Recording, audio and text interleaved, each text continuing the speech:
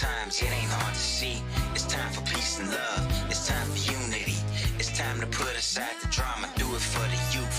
It's time to stand together. For real, it's time for truth. It is time for truth. Nothing to fear for anymore. We can just open any door. It is truth. Tell the whole world what we're about. Stand up and shout it out. It's time for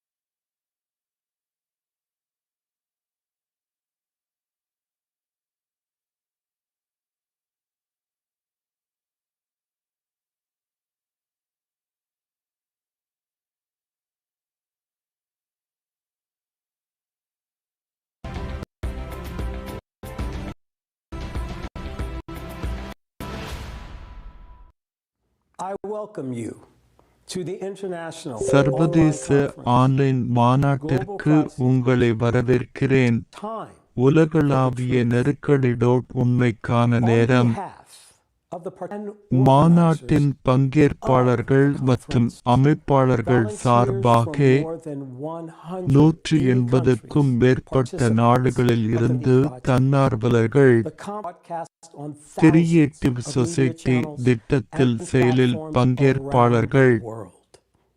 இந்த மாநாடு உலகம் முழுவதும் ஆயிரக்கணக்கான ஊடக தளங்களில் ஒளிபரப்பப்படுகிறது.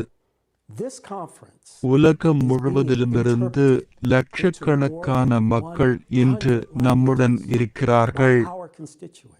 சமூக பொறுப்புள்ள தன்னார்வலர்கள் இந்த மாநாட்டிற்கு 100க்கும் மேற்பட்ட மொழிகளில் ஒரே நேரத்தில் விளக்கத்தை வழங்குகிறார்கள். இதன் மூலம் நீங்கள் ஒவ்வொருவரும் உங்கள் எதிர்காலத்தை மாற்றக்கூடிய முக்கியமான தகவல்களை கேட்கவும் புரிந்து கொள்ளவும் முடியும். மாநாட்டின் குறிக்கோள் உலகளாவிய நெருக்கடி. உண்மையின் நேரம், காலநிலை, சூழலியல், சமூகம் மற்றும் பொதுவாக உலகில் உள்ள தற்போதைய நிலைமை, எதிர்காலத்தில் நமக்கு காத்திருக்கும் ஆபத்துகளை பற்றி மனிதகுலம் அனைவருக்கும் வெளிப்படையாகவும் நேர்மையாகவும் உண்மையாகவும் தெரிவிக்கவும், நுகர்வோர் வடிவத்தின் உலகத்தை மறைக்கும் பொய் மற்றும் வஞ்சகத்தின் முகமூடிகளை உடைக்க, வரவிருக்கும் அச்சுறுத்தல்களை பற்றி அறிவிக்கவும், மிக முக்கியமாக உண்மையான வழியாக கொடுக்கவும். நமது கிரகத்தின் உண்மையான நிலை பற்றிய உண்மை ஏன் மறைக்கப்படுகிறது? வளர்ந்து வரும் பிரச்சனைகளின் மூலத்தை நாம் பார்க்கிறோமா? நம்மைச் சுற்றி நடக்கும் நிகழ்வுகளுக்கான உண்மையான காரணங்களை பார்க்கிறோமா? இது மற்றும் பிற முக்கிய பிரச்சனைகள் இன்று உலகளாவிய நெருக்கடி மாநாட்டில் பரிசீலிக்கப்படும். உண்மையின் நேரம், காலநிலை மற்றும் சுற்றுச்சூழல் நெருக்கடிகள் மற்றும் நமது காலத்தின் பிற பிரச்சனைகள் குறித்து விஞ்ஞானிகள், ஆராய்ச்சியாளர்கள், பல்வேறு துறைகளைச் சேர்ந்த நிபுணர்களின் கருத்துக்களை நீங்கள் கேட்பீர்கள். முன்னதாக ஜூலை 24, 2021 அன்று ஒரு சர்வதேச ஆன்லைன் மாநாடு உலகளாவிய நெருக்கடி முந்தைய மாநாடு முடிந்து 4 மாதங்கள் கடந்துவிட்டன. இந்த ஒப்பீட்டளவில் குறுகிய காலத்தில் காலநிலை மாற்றத்தின் முன்னேற்றம் மற்றும் சுற்றுச்சூழலின் மோசமடைதல் எவ்வளவு துரிதப்படுத்தப்பட்டது என்பதை நாங்கள் கவனித்தோம். முந்தைய ஆண்டுகளின் குறிகாட்டிகளை விட அளவு மற்றும் தரம் வாய்ந்த பேரழிவுகள் இதற்கு சான்றாகும். ஒவ்வொரு நாளும் கிரகம் வரவிருக்கும் பேரழிவின் அளவை காட்டும் மாற்றங்களுக்கு உட்பட்டுள்ளது. தற்போதைய விரிவான புரிதல் உண்மையை இன்னும் அதிகமான மக்களுக்கு எடுத்துச் செல்வதற்காக மீண்டும் தூண்டியது. மக்களாகிய நாம் பிரச்சனைகளைப் பற்றி மனம் காப்பதை விட்டுவிட்டு ஒன்றிணைந்து அவற்றை தீர்க்க வேண்டும். அமைதியாக இருப்பது முக்கியம் என்று நாங்கள் கருதுகிறோம், ஏனென்றால் எல்லா மனிதகுலத்தின் உயிர் வாழ்வையும் பற்றிய கேள்வி. மாநாட்டில் பங்கேற்பாளர்கள் மறுக்க முடியாத உண்மைகள் மற்றும் நமது கிரகம் மற்றும் சமூகத்தின் அவலநிலைக்கான சான்றுகளை குரல் கொடுப்பார்கள். உண்மைக்கான நேரம் வந்துவிட்டது. இப்போது எங்கள் விருந்தினர்களை அறிமுகப்படுத்துவது ஒரு பெரிய மரியாதை. இன்று எங்களுடன்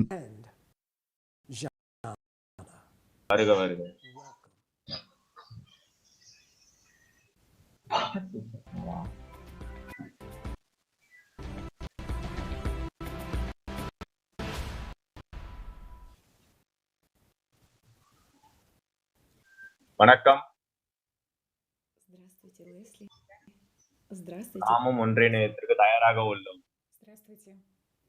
Мы рады вместе с вами на этом значимом событии, на этом общече. நாங்கள் மிகவும் மகிழ்ச்சியாக உள்ளோம். அனைவரும் பார்க்க உள்ளார்கள். Количество людей сегодня присоединилось к конференции климата. Это очень сильная и острая проблема. Это катаклизмов, каскадное действие.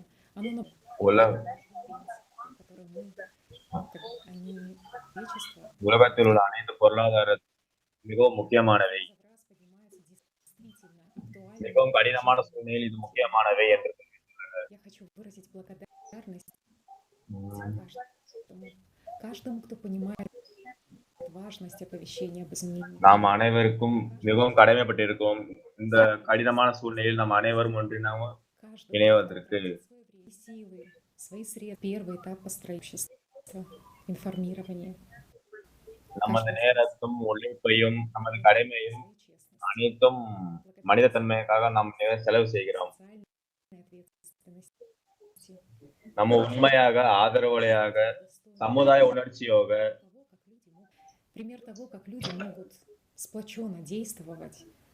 அது எடுத்துக்காட்டாக நாம் தெரிவித்துள்ளோம். அது மிகவும் எதிர்காலத்திற்கு மிகவும் முக்கியமானது. மனித அடையாளத்தை நாம் மிகவும் உண்மையாக தெரிவித்துள்ளோம். Как говорится в первой основе созидательного общества அனைத்து மக்களும் மிகவும் பொதுவானவை மற்றும் உண்மையாக உள்ளனர். жизни человека. Ведь если ценен один человек, и вы знаете, очень радует, что அனைத்து присутствие மாநிலங்களும் осознает, மனித தன்மை மிகவும் முக்கியமானவை, отвечает எதுவும் மாறாத நிலைமையில் உள்ளது என்று தெரிவித்துள்ளன. на те кризисы, к которым неименуемо привел потребительский формат. Но, как известно, அனைத்து நேரங்களிலும் шаг перемен начинается с மக்கள் честности. மிகவும் பொறுமையாக உள்ளனர் மற்றும் பாதுகாப்பு உள்ளனர். Большие молодцы, что உண்மையாக மற்றும் உறுதியாக открыто и честно поднимаете эти жизненно важные темы. Человечество, оно должно நாம் அனைத்து தொகுப்புகளையும் மற்றும் ஒப்படைப்பு மற்றும் фундамент выздоровления தொகுப்புகளை общества. இந்த சமுதாயத்துக்கு நாம் தெரிவித்துள்ளோம். Правду, мы можем все вместе объединиться и очень многое изменить. உண்மையான நேரம் சற்று வந்துள்ளன. Действительно, время правды пришло. அமைதியை குறைத்துவிட்டு அனைவரும் Перестают молчать. Они குற்றம் начинают இல்லாமல் சகஜமாக பழக வேண்டும். открыто, без страха говорить правду на весь мир. இந்த ஒற்றுமை தாமக்கு மட்டுமில்லாமல் அனைவருக்கும் பகிர்ந்தளிக்க வேண்டும். Каждого из вас. Да, ситуация в мире тяжелая. Климатические угрозы எந்த பொருளும் நமக்கு கிடைக்கவில்லை, அனைத்தையும் பகிர்ந்தளிக்க வேண்டும். ожидает человечество впереди. Но не повод сдаваться. Это не повод опускать руки. Это лишь மனித повод தன்மை மற்றும் வேலைகளை மிகவும் முக்கியமானவை மற்றும் பொறுப்புள்ளவை. спасения человечества. இந்த சமுதாயம் Ваша деятельность воплощает неимоверно. மனித Общество. தன்மை மிகவும் Проект உண்மையானவை மற்றும் குறிப்பிடத்தக்கவை. узнать о нем. С этой благородной целью вы неустанно двигаетесь вперед. இந்த குறிக்கோள் நமக்கு மிகவும் முக்கியம். О той силе, о том அது ценностях, которые மனித தன்மை மிகவும் முக்கியவை, если оно едино. மிக முக்கியவை. Только такое объединенное человечество сможет выжить. Каждый நாம் அனைவருக்கும் பொறுப்புள்ளவை. сегодня взял на себя ответственность за общее будущее, является настоящим героем. Не только ஒரு மனிதன் தனக்கு மட்டுமில்லாமல் தனது குடும்பத்தினரும் மற்றும் சகோதரர்கள் அனைவரும் ஒன்றிணைக்க உள்ளார்கள். который весь мир.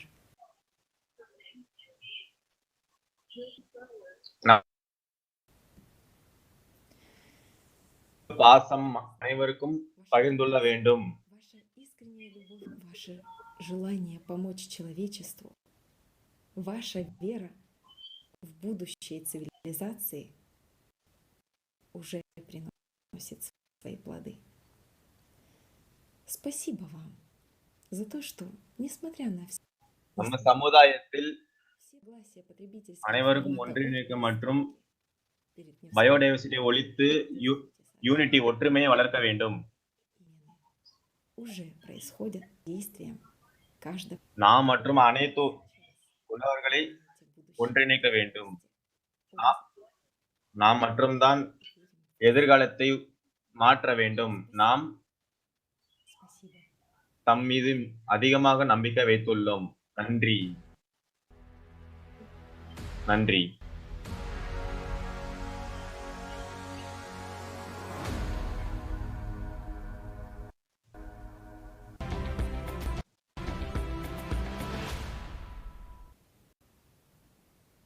Thank you, Tatiana, and thank you, Jana, for such an inspiring message. And we are happy to have நன்றி. you with us. இந்த தகவல் மிகவும் Now, I would நாங்கள் அனைவரும் உங்களை ஒற்றுமையாக உள்ள வேண்டும். highly esteemed guests who have joined in to voice their தொகுப்பாளர்களை வரவேற்கிறோம். sentiments on the வருக. topics which will be அவர்கள் மிகவும் முக்கியமானவை மற்றும் தொகுப்பாளர் உள்ளவை. Give the floor நாம் என்ன பகிர்ந்துள்ளோம் என்றால் Pisak, parish priest at the Roman Catholic. ரோமனின் கேத்தலிக் சர்ச்சில் உள்ள அனைவரும் பகிர்ந்தளிக்க உள்ளோம்.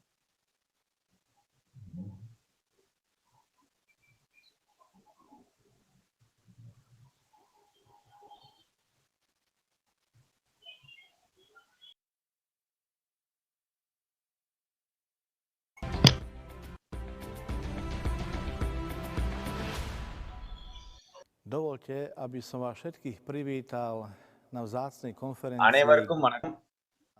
அனைவரும் வணக்கம் என்ற மிகவும் வருமத்துடன் தெரிவித்துக் கொள்கிறேன். அனைவரும் குளோபல் கிரைசிஸ் என்ற பொருளாதாரத்தை உள்ளிணைவோம்.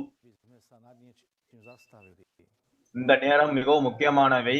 தாம் அனைவர் மக்களும் இணைந்து இந்த விஷயத்தை தெரிவித்து உள்ளனர். நாம் என்ன தெரிவிக்கிறோம் என்றால், ktorú nám preukázal jeho svetosť pápež František. Medzinárodný projekt, இந்த விஷயத்தை நம் மிகவும் முக்கியமான மற்றும் குறிப்புகளாக தெரிவிக்க வேண்டியது ktorou sa dnes koná konferencia creative society. நாம் என்னவென்றால் குளோபல் கிரைசிஸ் என்ற முக்கியமான தொகுப்பை நாம் தெரிவிக்க வேண்டியது என்று நாம் அனைவரும் ஒன்றிணைந்து இந்த உருவாக்க வேண்டும். நாம் நமது நெஞ்சார்ந்த உணர்வுகளை நாம் அனைவருக்கும் தெரிவிக்க வேண்டும். predstavujú pre spoločnosť príležitosti nemali premárniť. Creative society என்ற அனைத்து வாய்ப்புகளும் அனைவருக்கும் கிடைக்க வேண்டும். யாரும் தவறவிடக் கூடாது என்று அனைவரும் தெரிவித்துக் கொள்கிறார்கள். ஒற்றுமை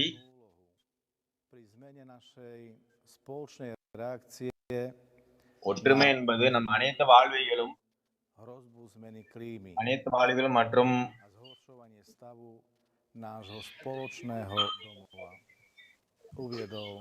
அந்த அரசியல் மற்றும் Preto je veľmi dôležité a chválihodné, že ľudia rôznych vierovyznania a národností மிகவும் முக்கியமான மற்றும் குறிப்பிடத்தக்கவை. organizujú konferencie. சாதி, மதம் இது எல்லாம் முக்கியமற்றவை என்று தெரிவிக்க உள்ளன. O dôležitých problémoch இந்த நேரத்தில் celé ľudstvo. Čelíme hrozbe globálnej humanity என்ற மிகவும் பொருளாதாரத்தை சந்திக்க உள்ளனர். A od našich spoločných krokov závisí budúcnosť našich detí. எதிர்காலத்தில் நமது குழந்தைகள் மிகவும் முக்கியமானவை இந்த சூழலில் சந்திக்க உள்ளனர். வானிலை kroky na vybudovanie spoločnosti. இதனால்தான் இது முக்கியம் அனைவருக்கும் உள்ளது.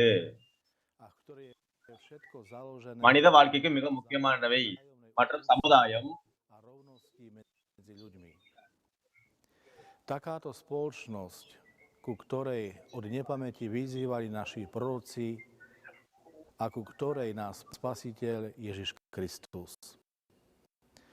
Ako hovorí Biblia, už niet Žida ani Gréka, niet ani slobodného, niet அனைத்து மக்களும் lebo už ஆண் பெண் மற்றும் வித்தியாசத்தை தெரிவிக்க வேண்டும். František ocenil dôležitosť a aktuálnosť projektu Francis முக்கியத்துவமான அனைத்து விஷயங்களும் தாம் அறிந்துள்ளது மற்றும் மனித தன்மையை மேற்படுத்தும் இது உதவுகின்றது. வானவில்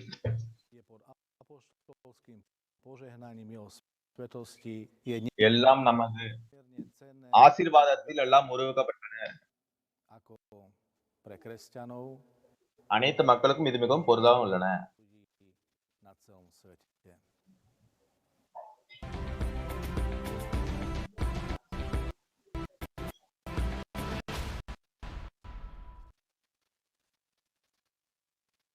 Thank you. Thank you very much, dear. We are thankful that you are participants. And we are grateful to His Holiness, Pope Francis, for his blessing of the International Project Creative Society. I would like to give the floor to Brant.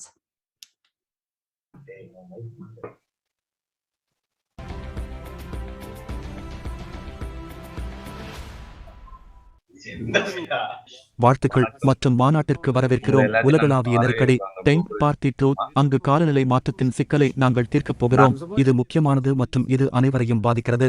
Creative society முன்முயற்சியை நாங்கள் கவனமாக படித்து அதற்கு முழுமையாக ஆதரவளிக்கிறோம். கிரகத்தில் நாம் காணும் காலநிலை மாற்றங்கள் தீவிரமானவை மற்றும் குறிப்பிடத்தக்கவை. அவற்றை நாம் இனி புறக்கணிக்க முடியாது. இப்பிரச்சனைக்கு தீர்வு காண நாம் அனைவரும் அணிதிரள வேண்டிய நேரம் இது. இந்த காலநிலை மாற்றங்கள் நாம் அனைவரும் ஒன்றாக சமாளிக்க வேண்டிய பொருளாதார மற்றும் புவிசார் அரசியல் அரசியல் நெருக்கடிகளை தூண்டும் மற்றும் தூண்டும். ஒன்றிணைந்து செயல்பட வேண்டிய நேரம் இது. மனிதகுலம் இதற்கு முன் இவ்வளவு பெரிய நெருக்கடியை சந்தித்ததில்லை. மனிதகுலம் அனைவருக்கும் ஒருங்கிணைத்து இப்போதே செயல்படத் தொடங்குவது மிகவும் முக்கியம். கிரியேட்டிவ் சொசைட்டி தான் ஒரே தீர்வு. இந்த மனிதநேய முன்முயற்சியை நாங்கள் முழுமையாக ஆதரிக்கிறோம். மேலும் உங்கள் அனைவருக்கும் ஒரு அற்புதமான மாநாட்டை நாங்கள் விரும்புகிறோம். உங்கள் ஆதரவுக்கு நன்றி.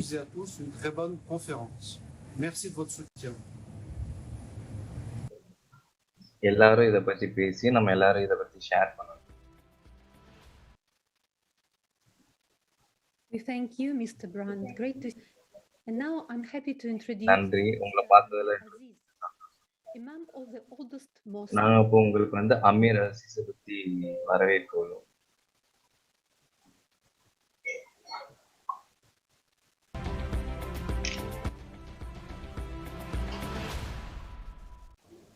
I welcome all the delegates, all the members. மாநாட்டில் பங்கேற்பாளர்கள் அனைவரையும் உலகளாவிய நெருக்கடி, உண்மைக்கான நேரம், உலக பிரச்சனைகளை பற்றி விவாதிப்பதற்கும் தீர்வுகளை காண்பதற்கும் என்று இங்கு கூடியிருக்கிறது. ஏனென்றால் நாம் வாழும் கிரகம் நமது வீடு. இஸ்லாமிய பாரம்பரியத்தில் நாங்கள் வலைக்கும் அஸ்ஸலாம் வரஹ்மத்துல்லாஹி வபரகாத்துஹு என்று கூறுகிறோம். அதாவது உங்கள் அனைவருக்கும் அமைதி மற்றும் அல்லாஹ்வின் ஆசீர்வாதங்கள். இந்த மாநாடு எல்லாம் வல்ல அல்லாஹ்வால் ஆசீர்வதிக்கப்பட வேண்டும் என்று நான் பிரார்த்திக்கிறேன்.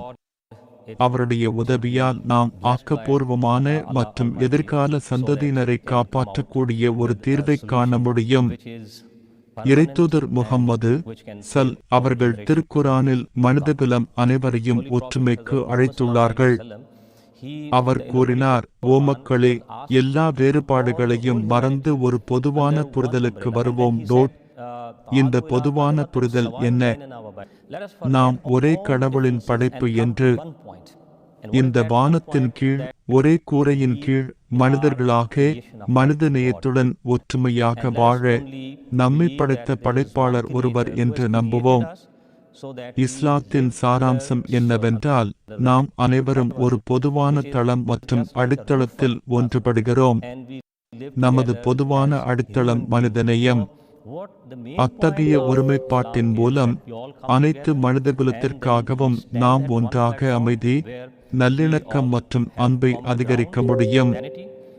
கிரியேட்டிவ் சொசைட்டி எதை பற்றி பேசுகிறது என்பதை நான் அனைவரையும் கேட்டுக்கொள்கிறேன். பொதுவான மத, தொழில்முறை அல்லது தனிப்பட்ட கருத்துக்களின் அடிப்படையில் மட்டுமல்ல, முற்றிலும் வேறுபட்ட துறைகளைச் சேர்ந்தவர்கள், தொழிலாளர்கள், விஞ்ஞானிகள், பொருளாதார வல்லுநர்கள் அனைவருக்கும். எனவே நமது உலகத்தை எவ்வாறு காப்பாற்றுவது, பூமியை எவ்வாறு அழகாக மாற்றுவது மற்றும் எதிர்கால சந்ததியினருக்கு அதை எவ்வாறு பாதுகாப்பது என்பதை நாம் அனைவரும் ஒரு தீர்வை காணலாம். முஸ்லிம்களாகவும் மக்களாகவும் நமது பொதுவான பணி, நாம் வசிக்கும் பகுதிகளில் அத்தகைய ஒரு படைப்பாற்றல் சமூகத்தை உருவாக்குவதும் பின்னர் ஒரு படைப்பாற்றல் வலையமைப்பாக ஒன்றிணைவதும் ஆகும். இதனால் ஒரே மேடையில் சந்தித்து பல்வேறு பிரச்சனைகளை விவாதித்து தேவையான தீர்வுகளை காண முடியும். திருக்குரானில் இறைவன் வழங்கிய ஒரு முக்கியமான செய்தியை புரிந்து கொள்ளுமாறு உலகில் உள்ள அனைத்து முஸ்லிம்களிடமும் நான் வேண்டுகோள் விடுக்க விரும்புகிறேன். அரபியில் பேசுவது, உங்கள் சுமையை யாரும் ஏற்க மாட்டார்கள். ஒவ்வொருவருக்கும் அவர்களின் சொந்த பொறுப்புகள் உள்ளன. அவற்றை நிறைவேற்றுவதற்கு ஒவ்வொருவரும் பொறுப்பாவார்கள். அவற்றை நிறைவேற்றவில்லை என்றால் அதற்கு நீங்களே பொறுப்பாவீர்கள். இப்போது நாம் ஒன்றாக தோல்வியுற்றால் அது ஒரு தனிநபரின் மரணம் அல்ல, ஆனால் அனைத்து மனிதகுலத்தின் மரணம். மேலும் புனித குரானில் அல்லாஹ் கூறுகிறான், வான் லைசாலில் இன்சானி இல்ல மாசா, ஒரு நபர் எதை விரும்புகிறாரோ அதுவே, அதற்காக அவர் கடினமாக உழைக்கிறார். நமது குடும்பங்கள், நம் அன்புக்குரியவர்கள் மற்றும் ஒன்றாக முழு பிரபஞ்சமும் வாழ்வதற்கு மிகவும் அற்புதமான இடமாக மாற்றுவதற்கு நாம் கடினமாக உழைக்க வேண்டும். நாம் அரபியில் பேசினோம் என்று சொன்னால் நாம் கடவுளின் சிறந்த படைப்பு என்று அர்த்தம். எனவே கடவுளின் சிறந்த படைப்பாக செயல்படுவோம். நாம் எப்படி நடந்து கொள்கிறோம், சுற்றுச்சூழலை எவ்வாறு மேம்படுத்துகிறோம் என்பதற்கு மனிதர்களாகிய நாமே பொறுப்பு. உலகம் முழுவதும் உள்ள கிரியேட்டிவ் சொசைட்டி இதைத்தான் செய்து வருகிறது. அதன் பங்கேற்பாளர்கள் அனைவரும் தன்னார்வலர்கள், மேலும் அவர்கள் உயிர்ப்பிக்கும் இந்த மிகவும் பயனுள்ள மற்றும் உன்னதமான காரணத்திற்காக கடவுளின் ஆசீர்வாதம் அவர்களுக்கு இருக்கும் என்று நான் உறுதியாக நம்புகிறேன். உலகளாவிய நெருக்கடி என்று அழைக்கப்படும் இந்த மாநாட்டில் பங்கேற்பாளர்கள் அனைவரையும் மீண்டும் ஒருமுறை வாழ்த்துகிறேன். உண்மையின் நேரம். எனது ஆசீர்வாதங்களும் அல்லாஹ்வின் ஆசீர்வாதங்களும் உங்களுடன் இருக்கட்டும், ஏனென்றால் நீங்கள் இந்த மேடையில் மிக முக்கியமான விஷயத்தை பற்றி விவாதிக்க கூடியிருக்கிறீர்கள். மனித வாழ்க்கையின் மதிப்பு மற்றும் பூமியில் இந்த வாழ்க்கையின் தொடர்ச்சி. இது உலகம் முழுவதும் பெரிய மாற்றங்களை ஏற்படுத்தும். வருங்கால சந்ததியினருக்கு இது ஒரு ஆசீர்வாதமாகவும் சிறந்த பரிசாகவும் இருக்கும் என்று நான் நம்புகிறேன். நாம் இப்போது பார்ப்பதை விட சிறந்த உலகத்தை அவர்களுக்கு விட்டுச் செல்வோம். அனைவருக்கும் எனது வாழ்த்துக்கள் மற்றும் சிறந்த வெற்றி. நன்றி. நீங்க வந்ததுக்கு நாங்க வாழ்த்துக்கள் தெரிவிக்கிறோம். It's a great pleasure to see that this epoch-making conference on administration of President of the Republic of Kazakhstan is attended by the head of the Department of Development, Climate Policy and Green Technologies Department of the Republic, Mr. Nugmanov Askar Miramovich. Mr. Miramovich, வரவேற்கிறேன். Меня зовут Оскар Нугманов. Я представляю Министерство экологии и Республики Казахстан. Являюсь руководителем управления климатических и зеленых технологий. По поручению администрации президента Республики Казахстан я имею честь участвовать в международной конференции. President of Kazakhstan வழியாக நான் இப்போ உங்களுக்கு சொல்வது என்னன்னா, இப்போ climate changes அதோட பத்தி உண்மையாக நம்ம பேசுகிறோம். இப்போ கிளைமேட் சேஞ்சஸ் பத்தி நான் உங்களுக்கு சொல்ல போறேன். கிளைமேட் சேஞ்சுன்னும் போது ரொம்ப சேஞ்ச் ஆகிக்கிட்டு இருக்கு. அதோட இம்பாக்ட் வந்து பாத்தீங்கன்னா டிஃப்ரெண்ட் வெரைட்டில நம்மளை வந்து அஃபெக்ட் பண்ணிட்டு இருக்கு. இந்த ப்ராப்ளம் வந்து பாத்தீங்கன்னா எந்தவித ஒரு ரீசனோ எந்தவித கெமிக்கலாலும் நம்ம அதை சால்வ் பண்ண முடியாது. இது வந்து நம்ம எல்லாரும் சேர்ந்துதான் இந்த பிரச்சனையை சால்வ் பண்ண முடியும். Нам обязательно нужно менять сам подход в решении этих проблем. நம்ம எல்லாரும் சேர்ந்து இந்த குளோபல் சேஞ்சஸ் பத்தி நம்ம பேசி எல்லாருக்கும் சால்வ் பண்றதா மெயினான விஷயம். இப்ப நம்ம ஃபாலோ பண்ற மெத்தட், அதாவது பாத்தீங்கன்னா நம்ம குளோபல் சேஞ்சஸ் குறைக்கிறது ஃபாலோ பண்ற மெத்தட் பாத்தீங்களா, அது எல்லாமே இப்போ வந்து அதை ரெடியூஸ் பண்றது கிடையாது.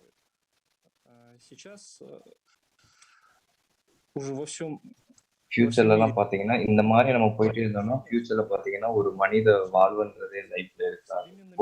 போ வந்து நம்மளோட ஹியூமன் சர்வைவல் வந்து குறைஞ்சிக்கிட்டே இருக்கும். Всех стран, всех участников, каждого человека. Формат созидательного общества, он обязателен, поскольку அதாவது இப்ப நம்ம கிரியேட்டிவ் சொசைட்டியோடது வந்து திங்கிங் வந்து ரொம்ப முக்கியமானது. ஏன்னா நிறைய பேர், அதாவது பாத்தீங்கன்னா நாடு முழுவதும் இருந்து டிஃப்ரெண்ட் சயின்டிஸ்ட், மெடிக்கல் நிறைய பேர் வந்து இதுல இருக்காங்க. ஸோ அப்படின்னும் போது அவங்க கிட்ட நம்ம எக்ஸ்பிளைன் கேட்டு இந்த விதமா பேசும்போது கொஞ்சம் நம்மளுக்கு ஒரு டெசிஷன், ஒரு நல்ல டெசிஷன் வந்து நம்ம மேக் பண்ணலாம் இந்த கிளைமேட் சேஞ்ச்.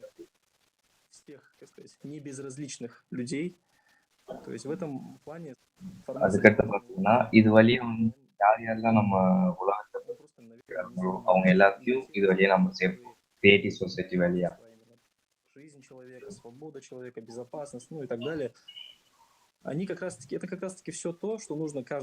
அதாவது கரெக்டா பாத்தீங்கன்னா ஒரு பர்சனும் ஒரு சொசைட்டியும் ஒரு நாடும் இந்த பாயிண்ட்ல வந்து அவங்களுக்கு எந்த இம்பார்ட்டன்ட்னா கிளைமேட் சேஞ்சஸ். 100% совпадают. Меня очень радует, что есть такие проекты, есть такие инициативы, как созидатель. நான் வந்து ரொம்ப சந்தோஷப்படுறேன். ஏன்னா, இந்த மாரி ஒரு ப்ராஜெக்ட் வந்து எடுத்து நடத்துறதுக்காக. அதுலயும் கிரியேட்டிவ் சொசைட்டி வந்து நாடு முழுவதும் எல்லாத்தையும் சேர்த்து இந்த ஒரு கான்ஃபரன்ஸ் நடத்துறது இன்னும் ஒரு மகிழ்ச்சியான ஒரு தருணம்.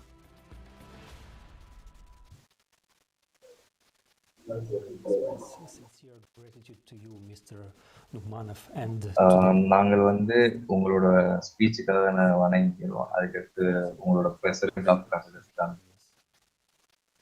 We are glad you could be with us on this historic conference. நாங்க ரொம்ப சந்தோஷப்படுறோம் இதோட இந்த கான்ஃபரன்ஸ்க்காக நீ வந்து. Prime Minister of the Kingdom of Tonga, who sent his written address for நம்ம today's இப்போ வந்து prime minister of kingdom of டாங்கான்றோட லெட்டர் ரீட் பண்ணோம். Honorable Prime Minister. அவர் வர முடியல, ஏன்னா அவருக்கு கொஞ்சம் ஒர்க் இருந்தனால. I would not read out his address. நாங்க இப்போ அந்த ஸ்டேட்மெண்ட்டை ரீட் பண்ண போறோம்.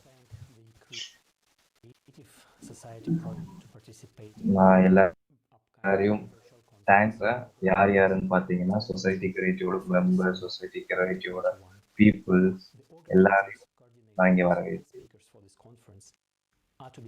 ஆர்கனைசர், கோஆர்டினேட்டர், இந்த ஸ்பீக்கர்ஸ் எல்லாத்தையுமே நான் இங்கே ஹாப்பியாக வரவேற்கிறேன்.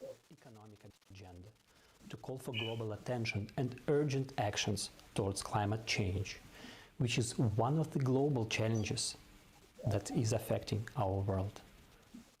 The Pacific Islands ஒரே ஒரு global changes தான் நம்ம நாடை ஃபுல்லா அஃபெக்ட் பண்ணும். of the impacts of climate change. The past 5 years alone recorded increasing intensities இந்த லாஸ்ட் 5 வருஷத்திலே சைக்ளோன்ஸ்ல ரொம்ப சேஞ்சஸ் நடந்துட்டு இருக்கு. As a result of these extreme weather events. In the unprecedented time of tsunami, floodings எல்லாமே இதோட காரணத்தினால தான்.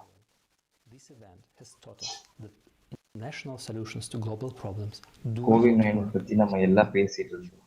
அப்போ கூட நம்ம கிரியேட்டிவ் சொசைட்டி அதை பத்தி இம்பார்ட்டன்ஸா விழிப்புணர்வு in response and actions against these challenges.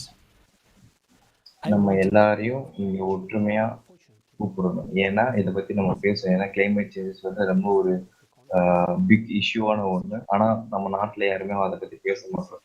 ஆனா போக போக பாத்தீங்கன்னா பசிபிக்ல எல்லா சைட்ல பாத்தீங்கன்னா நம்மளுக்கு வந்து அந்த அஃபெக்ஷன் நடக்கிறது தெரியும். Climate change is an existential threat that gives so much anxiety to many parts of the world. But nowhere else in the world can people live in constant fear and anxiety than in Tonga. இனிமே யாருமே அந்த ஒரு global ஃபியர்னால வாழக்கூடாது. நம்ம தான் 2வது national டிசாஸ்டரோட முக்கியமான நாடு. Our islands sustain a vibrant marine, ocean, flora and fauna life in 50 square miles of 170 islands spreading across the Pacific Ocean. With a population of 100 மக்கள் தொகை 1300 பேர் தான் இருக்காங்க. I have a responsibility for their welfare and their future. 1300 பேரோட பாப்புலேஷனுக்கு நான் ரெஸ்பான்சிபிலிட்டியா இருக்க ஆசைப்படுறேன். 25% of our buildings. உங்களுக்கு தெரியுமா, 1 மீட்டர் ரைஸ் ஆஃப் வந்து கடல் நீர் மட்டம் வந்து நம்ம நாடுகளை ரொம்ப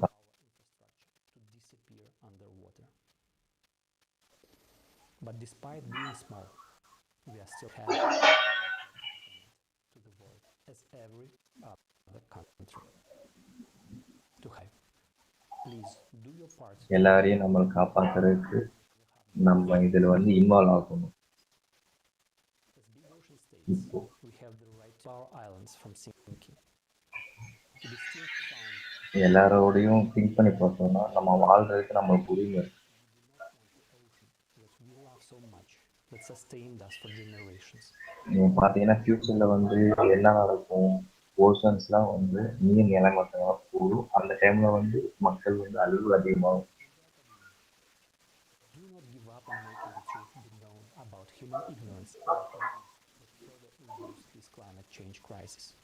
நிறைய கம்பெனிஸ் அட்வொகேட் செய்து யாருமே சேஞ்சஸை பற்றி இன்ஃபர்மேஷன் கொடுக்க மாட்டோம், ஏன்னு நம்மளுக்கு தெரியல. Save us from the fate of becoming the Pacific people of the காப்பாற்றுங்க. ஃப்யூச்சரில் இந்த பசிபிக்கில் இஷ்யூ நடக்கிறத பற்றி and our hopes for the future. நம்மளையும் நம்மளோட ஃபேமிலியும் காப்பாற்றணும். இப்போதான் நம்ம முடிவெடுக்கணும். ரொம்ப வெயிட் பண்ணக்கூடாது, ஏன்னா அந்த குளோபல் கிரைசிஸ் வந்து அதிகரிக்கிறதுக்கு முன்னாடி. Call for bold, decisive actions to end the climate change crisis. His Excellency, the Honorable Dr. Pahiva Turunetor. நம்ம இப்போ டாக்டர் பக்கிவாவை வரவேற்பு. Please accept my appreciation for the opportunity. என்னோட வாழ்த்துக்களை நான் தெரிவிக்கிறேன் இது வழியா. Success of your work crisis and your leadership in mobilizing us for the healing of our world. Yours. நான் மிக ஹாப்பியாக அவர் வரவேற்கிறேன்.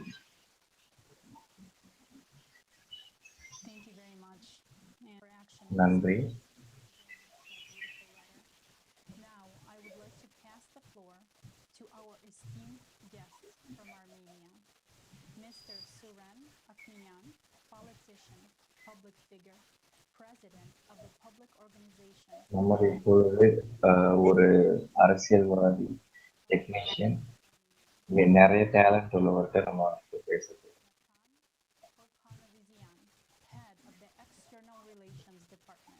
அவருடைய பெயர் நத்தான் ஹோக்கானவிசியா.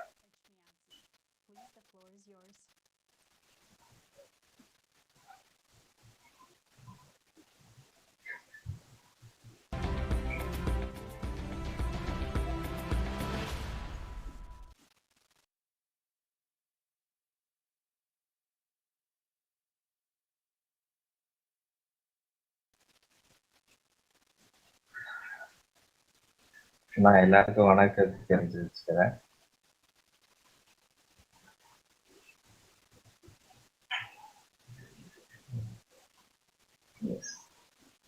நான் எல்லாத்தையும் வரவேற்கிறேன்.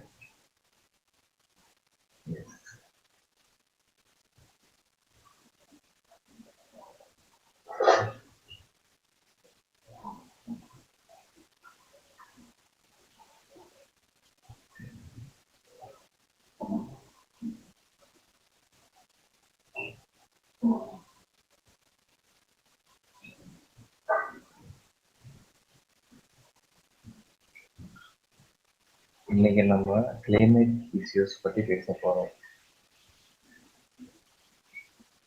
இது வந்து எல்லாரோட நாட்டு தலைவர்களாலும்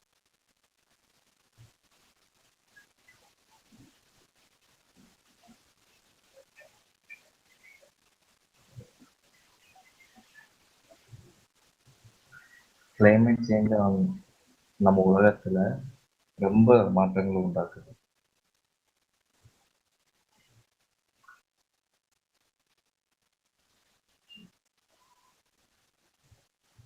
அதாவது பாத்தீங்கன்னா சாப்பாடோட ஏற்றுமதி இறக்குமதியுமே இதனால பாதிக்கப்படும். நம்மளோட இஷ்யூஸ் தான் நமக்கு பேசிதான் கிளைமேட் சேஞ்சஸ்ல இது எல்லாத்துக்கும் காரணம். நம்ம இன்னைக்கு இதை பத்தி பேசலன்னு வச்சுக்கலாம், இஷ்யூ வந்து ரொம்ப அதிகமாகும்.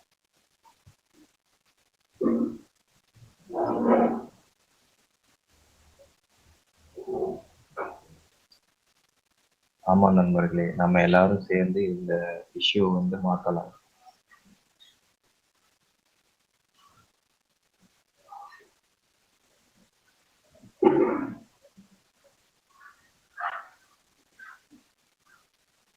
இப்ப இத பத்தி நம்ம பேசிட்டு இருந்தோம். இது எல்லாத்தையும் நடத்துறதுக்கு நம்மளோட அந்த மெத்தடே மாற்றணும். அதாவது பாத்தீங்கன்னா அந்த குளோபல் கிரைசிஸ் இருக்கு பாத்தீங்களா, அதை வந்து இப்போ நடக்கிற மெத்தட்ல இருந்து நம்ம ஒரு நியூ மெத்தடா மாற்றணும். அப்பதான் அந்த குளோபல் கிரைசிஸ் வந்து குறையும்.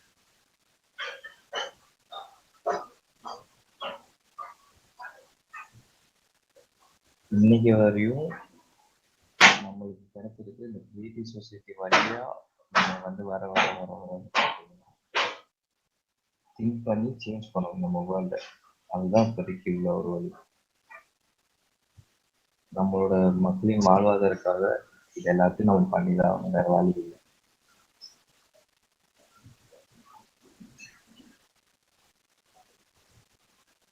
முதல்ல முன்னதாக தெரிவிப்பது என்னவென்றால்,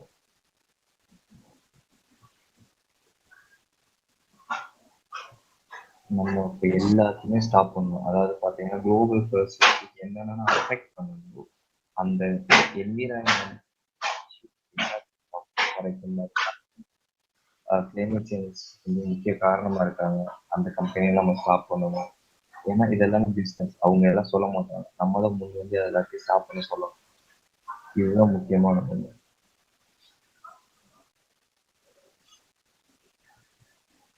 கிரியேட்டிவ் சொசைட்டி வழியா தான் நம்ம எல்லா மக்களையும் ஒண்ணு. அப்போதான் நம்ம வந்து இதை மாற்ற முடியும். யாருக்காக? நம்மளுக்காகவும் நம்ம குழந்தைகளுக்காகவும். நான் இப்ப என்ன சொல்றேன்னா, நம்மளோட நாட்டு மக்கள், அதாவது நாட்டு மக்கள் மட்டும் இல்லாம நம்ம உலகத்துல இருக்க எல்லா மக்களுக்கும் தெரிய என்னவென்றால், இதுக்கு முன் வரணும். நம்ம முன் வந்து இந்த குளோபல் கிரைசிஸ்க்காக நம்ம எல்லாத்தையும் ஸ்டாப் பண்ணணும்.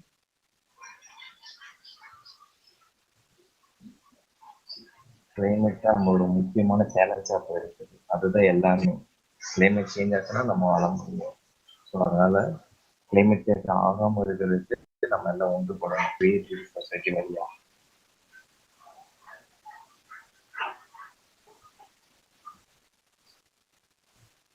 நம்ம எல்லாரும் கிரியேட்டிவ் சொசைட்டி வழியா ஒன்றிணைந்து இந்த கிளைமேட் சேஞ்சஸை மாற்றணும். நம்ம அமைதியா இருக்கிறது ரொம்ப டேஞ்சர். அது டைம் இதுதான் நம்மளோட டைம்.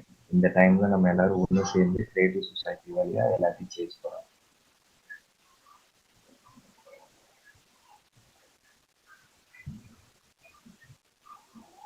வணக்கம் நண்பர்களே. நான் இந்த இன்டர்வியூ இந்த கான்ஃபரன்ஸ்ல இருக்கிறது ரொம்ப சந்தோஷப்படுறேன். Global society time for the வழியா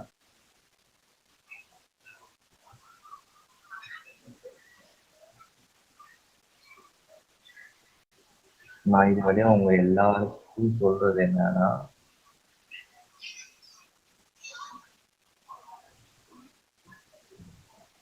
நம்ம சர்ச் வழியா உங்களுக்கும் சொல்றது என்னென்றால்,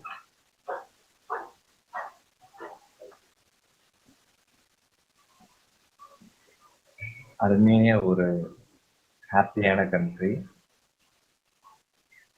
அந்த மெயினா ஒண்ணு பாத்தீங்கன்னா கிறிஸ்டியானிட்டி பத்தி இன்ட்ரடியூஸ் பண்ணும்போது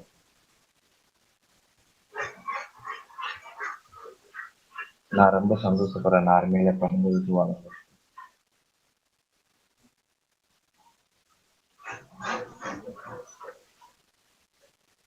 ஒரு 4 ஒரு நேரமும் ரொம்ப வருத்தப்படுறேன். ஏன்னா நம்மளோட கிளைமேட் வந்து சேஞ்ச் ஆகிட்டு இருக்கு. Возникает все больше и больше опасений по இப்ப поводу எல்லாருமே ரொம்ப கவனமா இருக்காங்க இந்த குளோபல் கிரைசிஸ். человеческих жертв. Иногда мы чувствуем себя бессильными перед лицом этих сил природы. நம்ம சில நேரம் வலிமை இல்லாம போயிடுவோம். ஏன்னா நேச்சருக்கு முன்னாடி. ஸோ அதனால நம்ம முன்னதாகவே எல்லாத்தையும் சேஞ்ச் பண்ணணும். இப்போ உள்ள மாடர்னா இருக்க சொசைட்டி இருக்கு பார்த்தீங்கன்னா, அது எல்லாமே குளோபல் கிரைசிஸ்க்காக ஒண்ணுமே செய்யலை. ஸோ நம்ம கிரியேட்டிவ் சொசைட்டி வழியா எல்லாத்தையும் மாற்றணும்.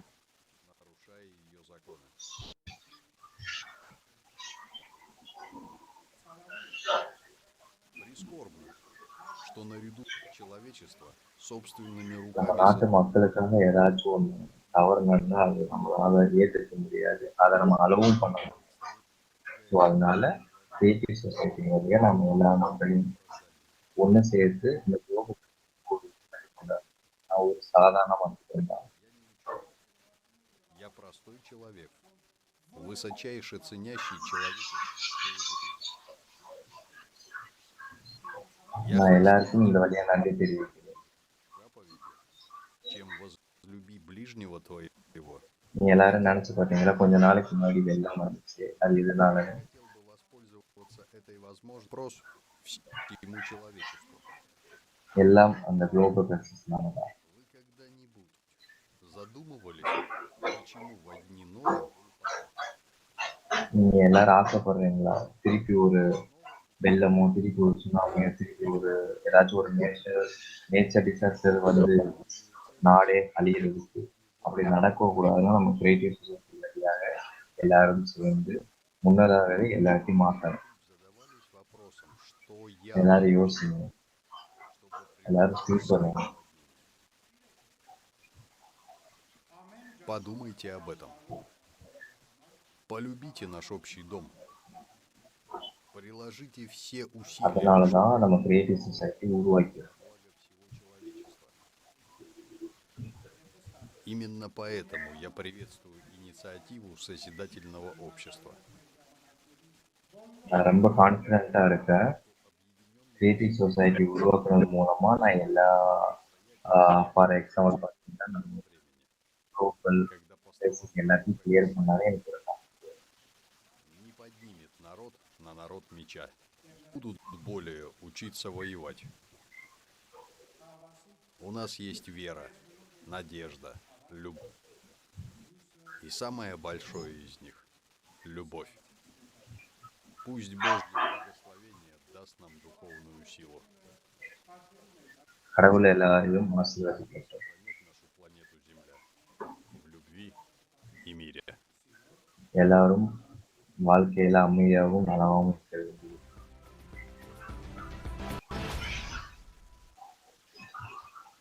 Dear viewers, it is very significant பார்வையாளர்களே, that such distinguished people are here with us today at the conference.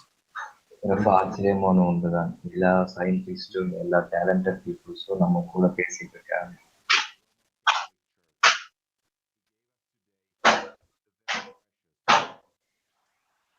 Armenia Roman இருந்து அவர் ரொம்ப இம்பார்ட்டன்ட் நோட்ஸ்லாம் நம்ம கொடுத்துருக்காரு.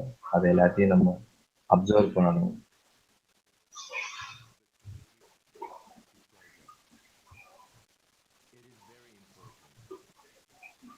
ரொம்ப முக்கியமான என்னவென்றால் நம்ம எல்லாரும் America We are very touched by your words. We would also like to thank நாங்கள் Oscar, அவரை the Ministry of Geology Resources, the Republic of Kazakhstan. And we would also like to thank the President of the Republic of Kazakhstan for his support. நாங்கள் கஜகஸ்தானோட பிரசிடென்ட்க்கு நன்றி தெரிவிக்கிறோம். To the Prime Minister, நாங்கள் special thanks ஒரு ஆளுக்கு சொல்லுவோம். அவர் யாரு என்றால் for his sincere. Kingdom of காங்கோட Thanks also to Suren Okminyan and Archbishop Nathan junior Hovanesyan. அக்கனானுக்கு ஒரு நன்றி. And now, dear viewers, to welcome with us பார்வையாளர்கள், நாங்கள் இப்பொழுது உங்களிடம் ஆர்ச்டியூக்கஸை Duchess of Austria, வரவேற்க உள்ளோம். Princess of Tuscany, Royal Princess of Hungary, Croatia, and Bohemia, founder and president of the Flame of Peace, அவங்க internationally founder and president of அமைதி. and environmental protection. Your Highness, the floor is yours.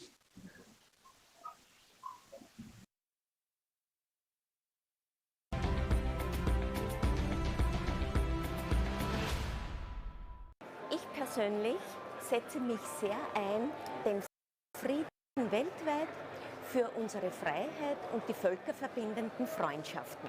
Ich setze mich auch sehr ein für die Tiere und für unsere Natur, für unsere Umwelt. Ich finde, dass das Konsum zurzeit நான் என்ன நினைப்பது என்றால், நம்ம அனைத்து ஏழை மக்களும் மிகவும் ஏழ்மையாக உள்ளோம். நீங்க என்ன நினைக்கிறீங்களா, einschritten, dass நம்ம விவசாயிகள் எல்லாம் விவசாயத்தை மிகவும் மதிக்கின்றனர் மற்றும் காப்பாற்ற நினைக்கின்றனர். auf dieser Welt. Es könnte sich மறுபடியும் தக்க வைக்க முயற்சிக்கின்றனர். für sie ஆனந்த உலகத்தில் எல்லா நாடுகளும் dass es notwendig hat oder auch braucht. Und erst wenn der தனக்கு Mensch என்னவென்று நினைக்கிறது அனைவருக்கும் கிடைக்கும் என்று பொதுவாக தான் நினைக்கின்றார்கள். für unsere Tiere, für unsere Natur und nur durch விலங்குகள் சரணாளர்கள் அவர்கள் தான் மிக முக்கியமான பொறுப்பு என்று குறிப்பிடுகிறார்கள். und wenn wir aufhören, einander zu bekriegen, wer ஒரு ist மனிதன் besser auf der Welt, Freundschaften schließen around the world. Freundschaften egal. யார் மேம்பட்டது என்று தெரிவிக்காது அனைத்து மக்களும் மிகவும் கடினமாக உள்ளது. ஆனால் சாதி மதம் இன மொழி ஆனால் எது நாம் மதிக்க வேண்டும் என்றால் இந்த உலகத்தில் அவர்களுக்கு அமைதி கிடைக்க வேண்டும் என்று அனைவரும் விரும்புகின்றார்கள். விலங்குகள் கூட மிகவும் விரும்புகிறார்கள். என்னவென்றால் நாம் அனைவரும் தன்னம்பிக்கை உயர்த்தி உள்ளோம். இந்த உலகத்தில் எதுவும் நன்மையாக நினைத்து இருப்பார்கள். ஒன்றை விட ஒன்று உயர்ந்தவை அல்லது தாழ்ந்தவை என்று குறிப்பிடார்கள்.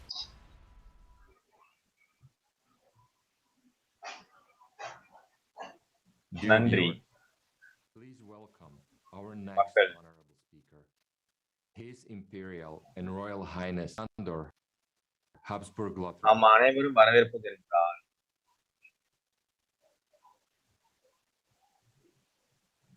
பிரின்ஸ் ஆஃப் ஆஸ்திரியா அவர்களை வரவேற்கிறோம். வைஸ் பிரசிடென்ட் அமைதிக்காக போடுவார் அவர்கள்.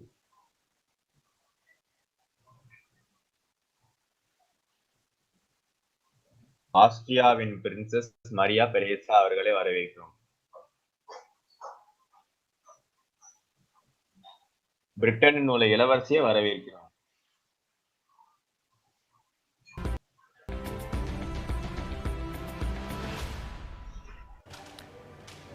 Good evening. Hello. Global crisis and time for the மாலை வணக்கம்.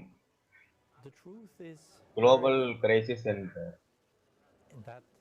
தடயம் என்பது முக்கியமானவை. அதான் செய்ய வேண்டியது என்றால்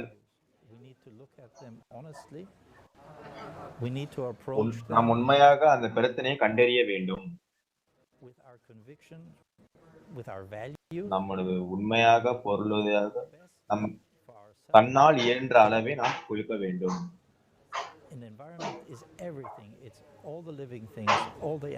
நாம் சுற்றுச்சூழல் பாதுகாக்க என்றால் நமது விலங்குகள் மனிதர்கள் எல்லாம் அடைக்கலமாகும்.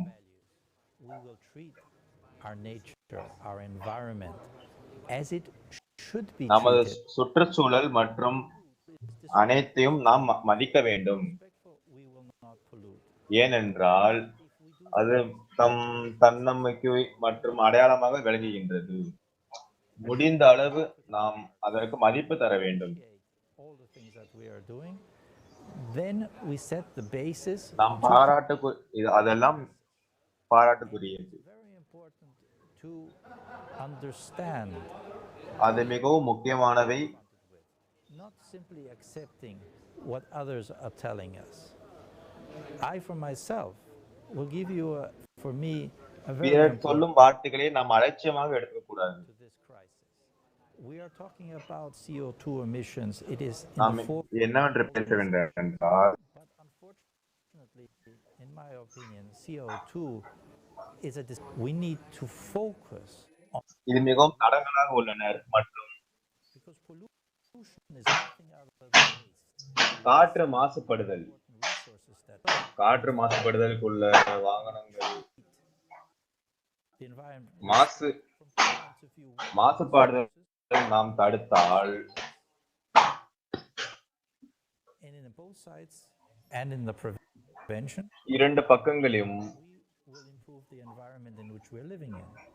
And the most பாசிட்டிவ் மற்றும் நெகட்டிவ் ரிலேஷன் உள்ளன. to understand that nature doesn't மிகவும் need us. முக்கியமான விஷயம் நான் பகிர்ந்து கொள்கிறேன் என்னவென்றால் நமக்கு சுற்றுச்சூழல் மிகவும் முக்கியம். Future generations can live in happiness and enjoy. Thank you.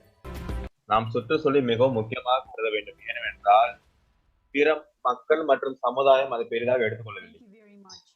For your daily contribution நன்றி. to bring change in the world. Stay tuned. Today we will talk about consequences of the damage caused to our planet, the truth about why climate is changing, and what awaits என்றால் என்ன நடந்தால் என்ன, the business behind deforestation. பசுமை மற்றும் சுற்றுச்சூழல் ஆகியவற்றை நாம் பேச வேண்டும் என்று தெரிவிக்க வேண்டியது. We will show the change which are happening to the planetary core and explain the cyclicity, which also affects other planets. இந்த பிளானட்டில் நாம் சுற்றுச்சூழல் மற்றும் அனைத்து விஷயங்களையும் மாற்ற வேண்டும் என்று தெரிவிக்க வேண்டும். கடைசியாக காலேஜ் அண்ட் கிளைமேட் கிரைசிஸ் நாம் முக்கியமாக தெரிவித்துள்ளனர். The upcoming climate. Next, I would like to pass the word to a respected science writer இந்த உலகில் நாம் தெரிவிக்க வேண்டியது என்றால் Julian Cribb, who is also வார்த்தைகள் ஜர்னலிசம் என்று அழைக்கப்படுகிறது. Communicator, photographer, co-founder, editor, time communicator, the principal of Julian Cribb and Associates. Associate மற்றும் முதல்வர் ஆகியோர் தெரிவித்துள்ளனர். My name is Julian Cribb. I'm an Australian. I've been a journalist and a newspaper editor for most of my life, and I've been writing about science for nearly 50 years now. Mainly about agriculture, but also about a lot of other aspects of science. And you know, about 20 years ago, I started to meet scientists. 20 வருடங்கள் முன்பாக நான் மிகவும் ஆராய்ச்சியாளராக உள்ளேன். ஏனென்றால் every day they went to work and they got the data in whatever they were looking at, whether they were looking at wild animals, whether they were looking at climate, whether they were looking at அனைத்து விஷயம் நாம் தெரிவித்திருக்கின்றோம் விலங்குகள் மற்றும் சுற்றுச்சூழல் ஆகியவற்றை நான் கண்டறிய உள்ளேன். அதை நான் வார்த்தையாக தெரிவிக்கின்ற அவசியம் இல்லை, ஏனென்றால் நீங்களே தினமும் அதை பார்த்துள்ளீர்கள்.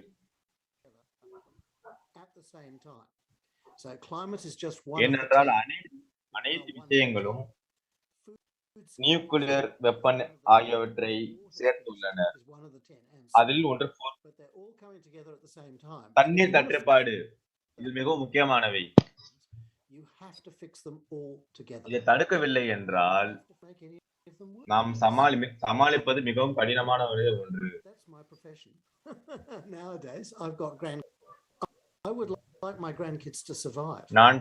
நான் ஒரு கொள்ளு தாத்தா.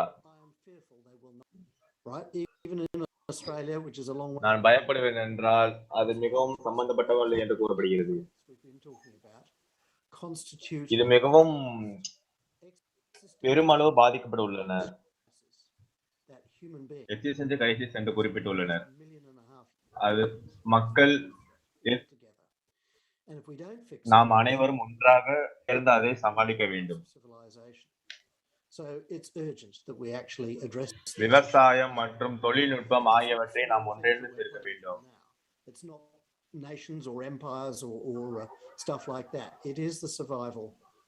இது நாம் நேஷனல் பற்று மற்றும் அல்ல, விவசாயிகள் அனைவரும் பொருளாதாரம் ஆகியவற்றை எதிர்கொள்ள வேண்டியது. இது மிக பெரியது மற்றும் மக்கள் ஆகியவற்றை எல்லாம் உணர்ந்துள்ளனர். மிக முக்கியமான விஷயம் என்னவென்றால் எல்லாம் ஒன்றிணைந்து இருக்க வேண்டும். இது மிக முக்கியமானது என்னவென்றால் என்னை பொறுத்தளவு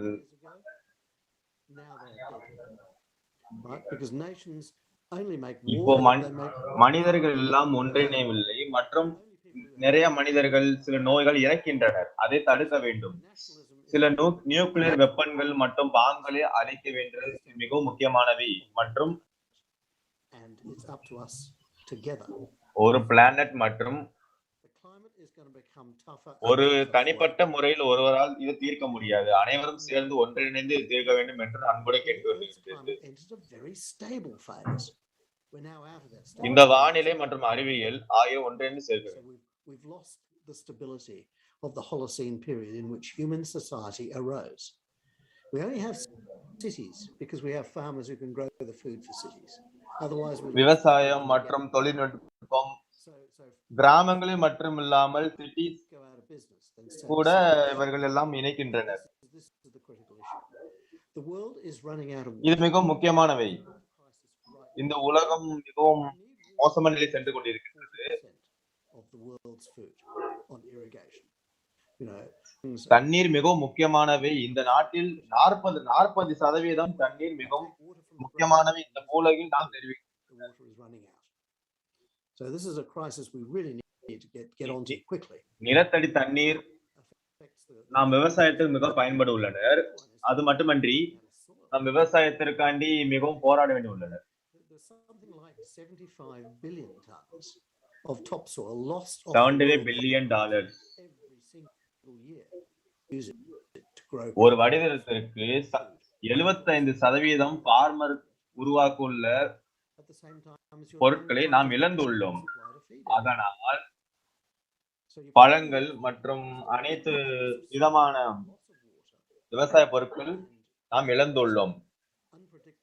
மண்ணின் ஈரப்பதம் மற்றும் சுற்றுச்சூழல்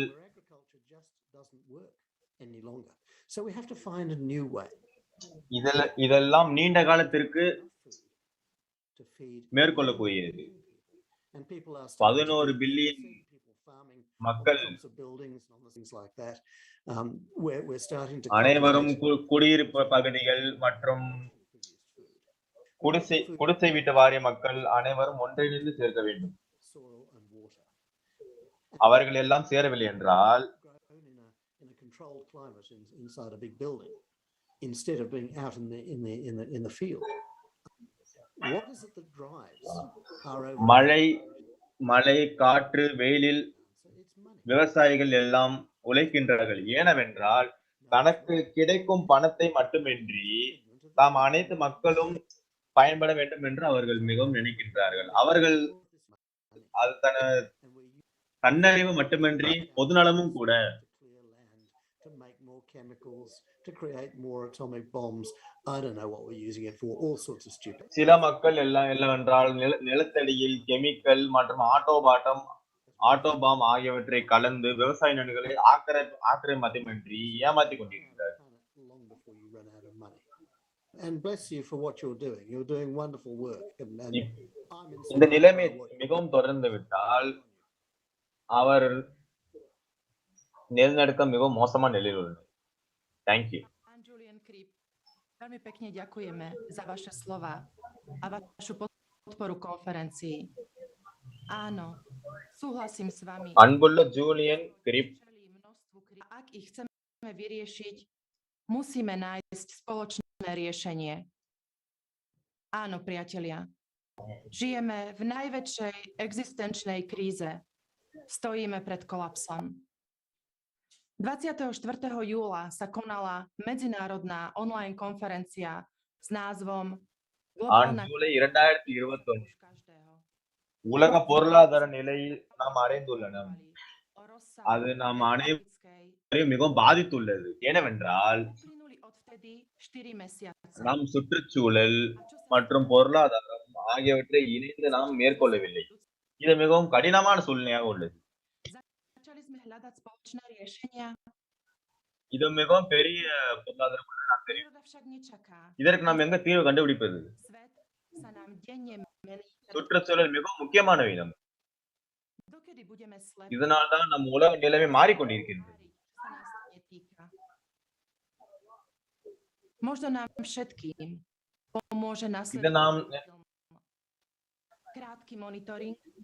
The following video தெரிவிப்பது என்னவென்றால் இந்த சுற்றுச்சூழல் மற்றும் தனிப்பட்ட நிகழ்வுகளை நாம் தெரிவிக்கவில்லை.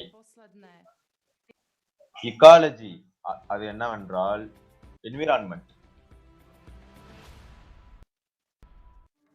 The fundamental law of ecology is that everything affects everything. But are we really aware of this?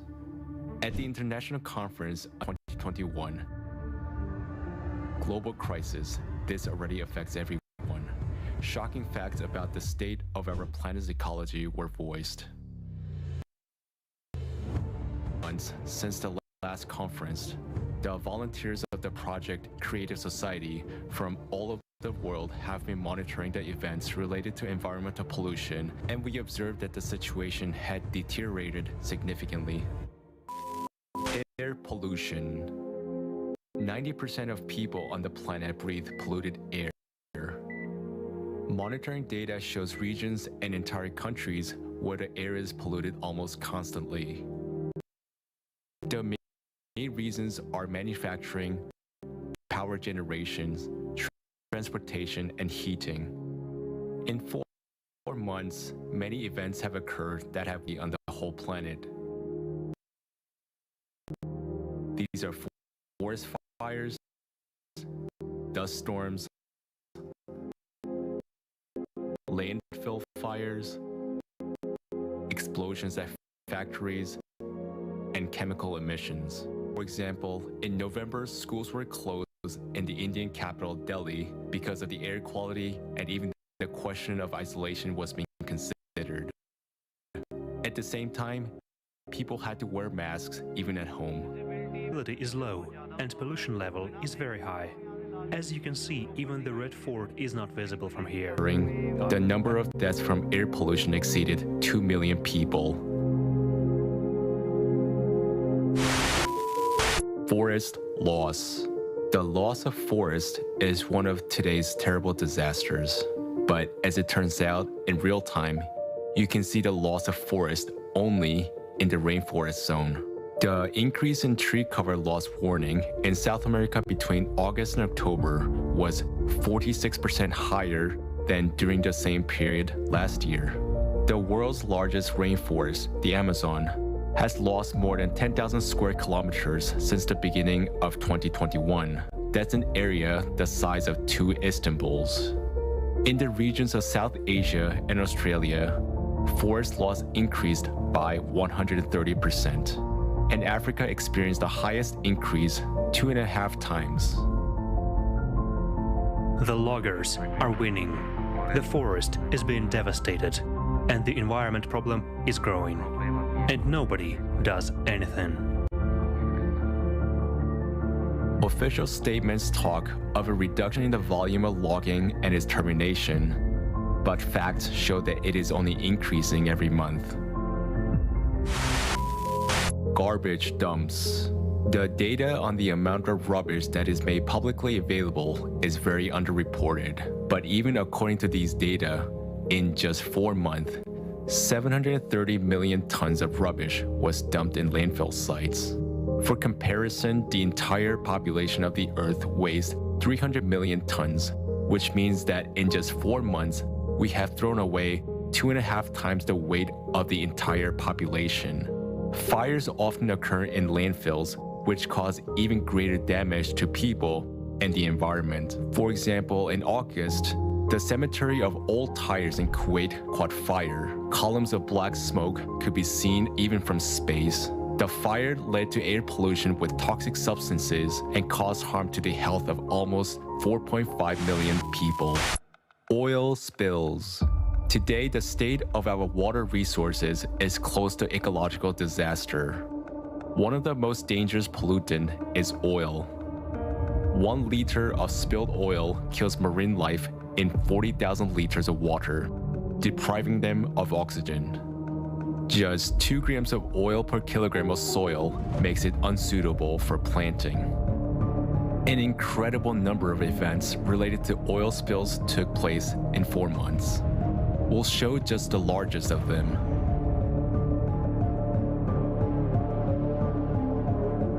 Look at that. Look at that. Please, share this video. We have a massive oil spill in the Gulf of Paria right now.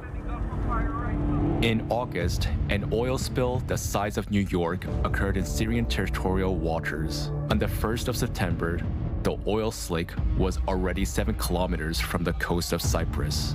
According to available information during the 4 months alone, the total volume of oil spills was more than 27,500 square kilometers. This is equal to the area of 2 Sydney cities. Water pollution. Today, according to WHO, every third inhabitant of the planet does not have access to safe drinking water. Over the past 4 months, human activity has caused the water resources to deteriorate significantly. Toxic emissions from clothing factories have polluted the sacred river in India. This led to Yamuna River getting covered by toxic foam. Despite this, people massively perform ablution in honor of the religious holiday. It is a ritual to take a bath in the water body during Chhat Puja. I hope the government pays attention to the cleaning of Yamuna. In these 4 months, almost 1 million people have died worldwide from water pollution alone, according to official reports. From the podiums, we say that the environmental crisis is the most important agenda of today. But what do? All that we see is the result of everyone's choice, the result of our inaction. In these 4 months, we could have already been building the creative society. Our only chance that can save the environment and our lives.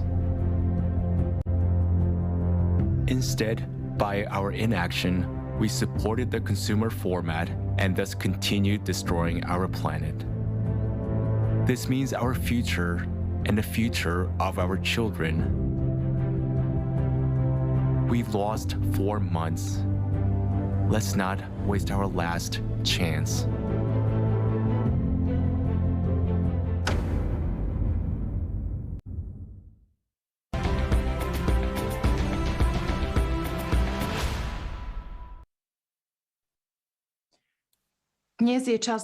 Today is the time for the truth. Let us speak honestly. We stand on the edge of an environmental catastrophe that leads to the death of mankind. And this is what we have been created with our own hands. We have nothing to breathe, we drink poisoned water. Millions of people have died from the effects of environmental pollution, and this is just in the last 4 months. Our planet is like a gravely ill person. Now, during the pandemic, many of us have learned what it's like to have our lungs affected. A person is put on a ventilator at 70% lung damage. It's scary not to be able to breathe. Meanwhile, we're deliberately depriving our planet and ourselves to our lungs. We are cutting down more and more forests and polluting the oceans, which supply us with oxygen. 90% of our air is already polluted. And we keep waiting and hoping for someone else to come along and save us. Really? In our consumerism society, where it's every man for himself, where one survives at the expense of the other, where the value of money is much higher than the value of human life. But you will contradict me. You will say that you are not that kind of person, that you only wish for good. So let's stop being silent and start building a society together in which we can survive. A society in which the value and safety of human life is a top priority and scientific and technological progress serves this purpose. We can see how much the environmental condition has deteriorated in 4 months. But how many people have learned about the conference and about the creative society? How many people have learned about what's really coming and how we can Ekológia, na That, rozdiel like the climate, aj odo depends mňa, on you ale aj and od me. vás. A my ničíme And životy we are na planete destroying vlastnými life on the rukami. planet with our own Ničíme hands. vlastnú imunitu tvárou v tvár hroziacemu We are killing our nebezpečenstvu. own immunity in the face Ale my of sme tí, impending ktorí danger, môžu but všetko we are the zmeniť. ones who can change Len everything. my spoločne Only we together môžeme can zmeniť change našu our budúcnosť. future. Toto je This čas is time pravdy. for the truth.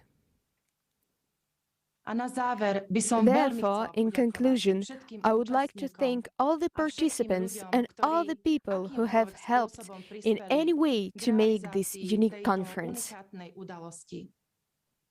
A ďakujem aj vám, Thank you milí too, dear diváci, viewers, že for watching sledujete the túto conference now konferenciu teraz, or in the near alebo ju future. budete sledovať v blízkej Thank you budúcnosti. for continuing to spread this Ďakujem message vám, so že that the budete whole world pokračovať v will know šírení this truth. tohto posolstva, Thank aby you. sa celý svet mohol dozvedieť túto pravdu.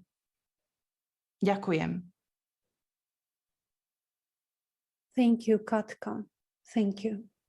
Dear viewers, today we will demonstrate the big difference between ecology and climate change.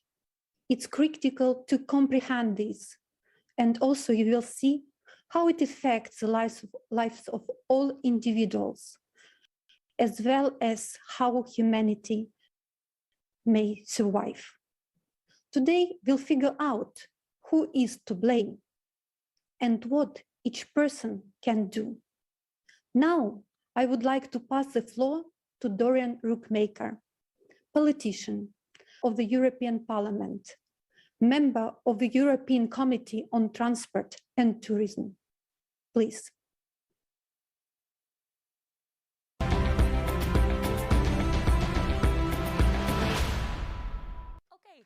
Okay, Mrs. Rookmaker, could you start with a short introduction of yourself? My name is Dorian Rookmaker, and I have been a member of the European Parliament since 2020, part of the non-attached MEPs. That's nice. Yes, we are gathered here now for the conference, Global Crisis, Time for the Truth. And so the conference is about the global crisis and therefore about the climate crisis specifically. And I'm very curious about your thoughts on the climate crisis and how is it currently being handled? Yes, I'm originally a risk manager, and in my experience, a crisis is always a phenomenon that manifests itself in the short term. At the moment, the discussion about the climate is narrowed down to the reduction of CO2 and global warming gases. And I think the problem is much broader than that. Humankind has a very important impact on the planet and on the environment. And that's because there are so many of us. And that's also because of the way we live. And if you're only talking about reducing CO2, then I think you're missing the point. Okay. And why do you think we are missing the point? Well, you see, now, for example, that there is a threat to biodiversity. The number of species living on the planet is drastically decreasing. And that's dangerous for the whole ecosystem, because everything is connected. So when you focus on CO2 emissions and global warming, it doesn't solve the problem of the threat to biodiversity. So that's an important fact. Yes, that's clear. And so what now? What is your biggest concern, Mrs. Rookmaker, when it comes to the climate or the ecosystem or connected? Well, the number of people is still growing, even though a lot of people say that the predictions and the models said the number would decrease. But that's just not the case at the moment. It is still increasing, and the demands that people place on their environment and their lives are increasing. To cut a long story, one wants to live in prosperity, but natural resources aren't growing. What's on the planet right now is on the planet, and it's not increasing. So yes, well, life is a question of supply and demand, isn't it? So I foresee a struggle between different people, groups, countries, or the forces that are becoming. So in that sense, I'm pessimistic. I don't see us move towards world peace and unity, like, of course, we all hope we would. But I think the fact that there are more and more people who want more and more is a great threat. And we also see that the European Commission has introduced a whole range of measures to tackle the climate crisis. Are you also saying that we actually cannot solve this with even more rules or treaties, but that we as people have to do this ourselves, and so that it starts with that? With rules and treaties and legislation, you always run the risk that the people involved or the organizations involved should abide by those rules. But it's possible that there are states that don't do that because they have other interests. And often, these are short-term interests. Like they say, people will put their own interests first. And many politicians depend for their livelihood on the agreement of their voters. And a lot of people are very much in favor of tackling the climate crisis. But I think that a lot of people don't realize that if you actually want to tackle that, then if you abolish the use of fossil fuels, for example, well, just look around you, a lot of things will have to change. Because we also use fossil fuels to produce plastic, for example, and other synthetics. So how about our cell phones? How about TV sets? How about polyfilm? Our very modern life is interwoven with all kinds of production and materials and production methods that are bad for the environment, would probably raise rather than lower the planet's temperature. So that is really an issue we have to stop and think about, and which I think that if you leave it to the politicians who negotiate treaties and make agreements like the one in Paris, right? That there is a certain pressure to just do it for show, with little connection to reality. And I really wonder whether the feasibility of this entire operation is being sufficiently taken into consideration. Yes, exactly. The conference is being organized by Creative Society, yes, and Creative Society has suggested 8 foundations. What is your opinion on these foundations, the approach, the Creative Society itself? First and foremost, I think it's a great initiative. Yes. Because the name says it all. So think creatively and exchange ideas about social issues. I think that's something we really need in today's society because there's a lot of polarization. People live in bubbles and a real exchange of views hardly ever happens anymore. People denounce each other, and if the other person's point of view is not acceptable, does not fit the bill, then it is simply ignored. And with that, you get more and more groups that are diametrically opposed. I'm convinced that if you engage in conversation with each other, it will lead to better solutions. And I think it's good that it's an NGO, in other words, that it's not organized by the government or the European Union or the US. I think it's that citizens' initiatives exist and that we encourage people to keep talking to each other about everything that interests them and concerns them. Okay, well, thank you. You're welcome.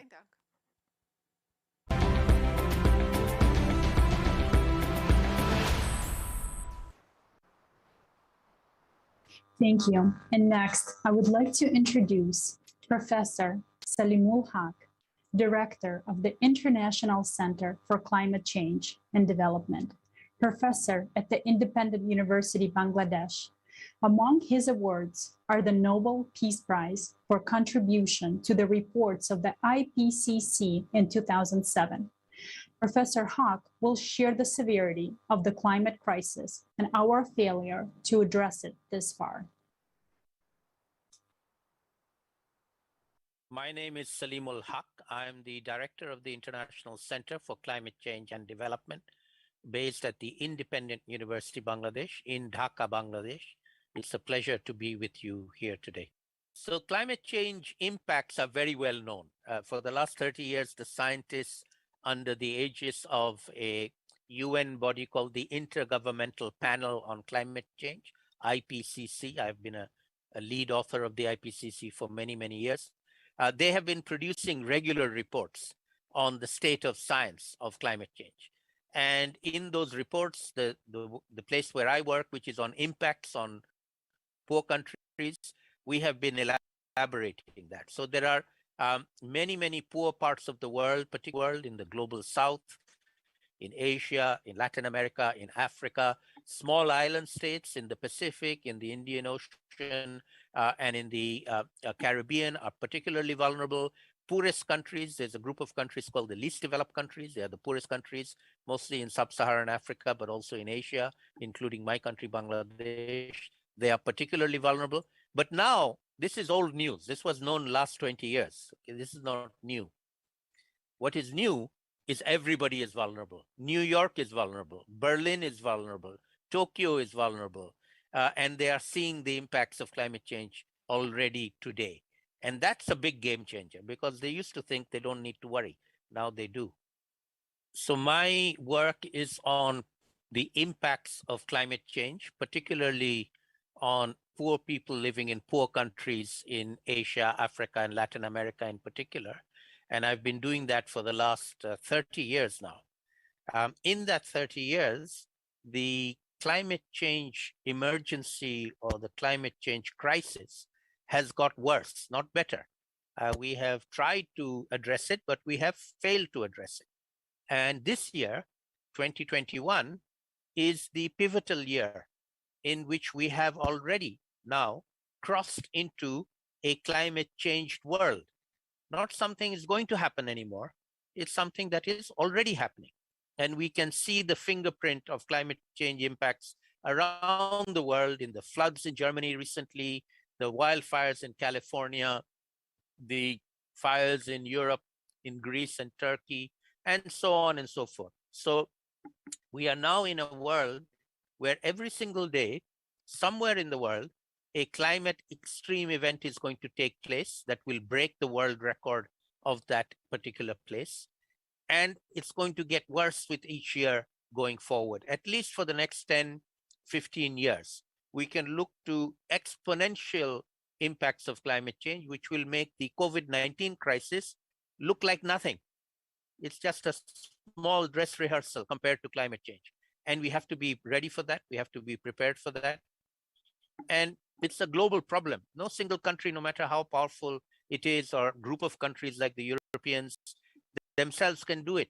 We all have to do it. All of us, all the citizens on planet Earth have to come together to solve this and tackle this global problem like no other we've had before.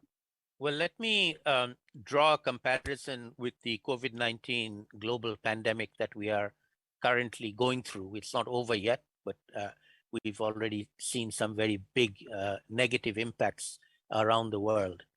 There are three lessons that we have to learn. Hopefully we will learn and be better prepared for the future climate change crisis, which is going to get worse. It's here already, but it's going to get worse and it's going to take a long time. That's the thing about climate.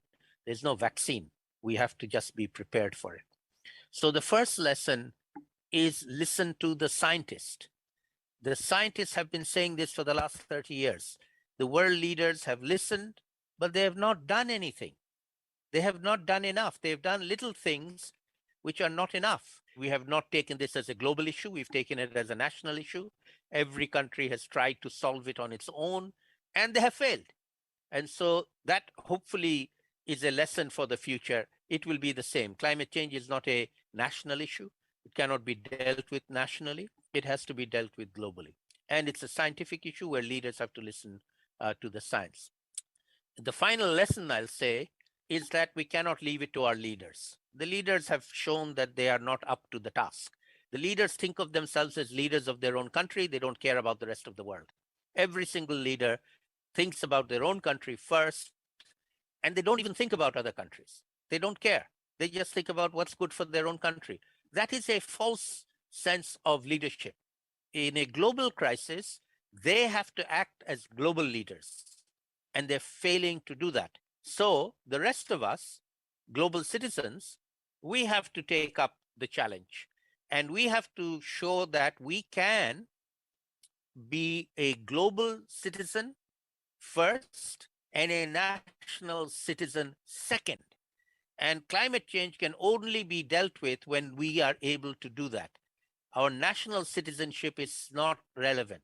Our global citizenship is what matters. And we must act globally like you are doing.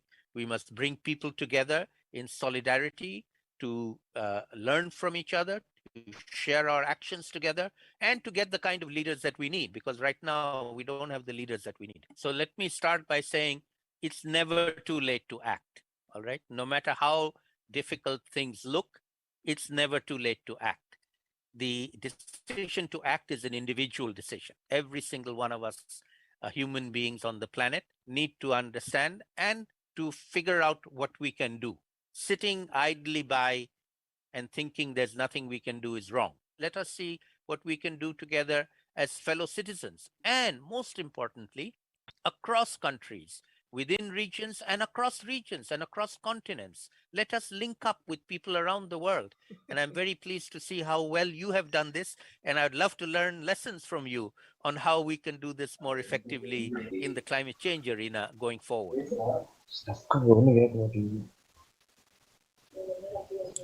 Greetings, dear viewers.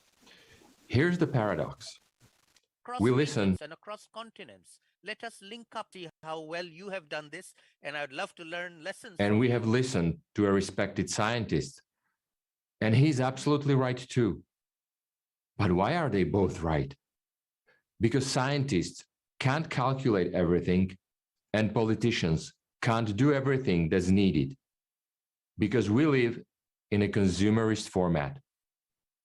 And to survive, we all need to change everything radically.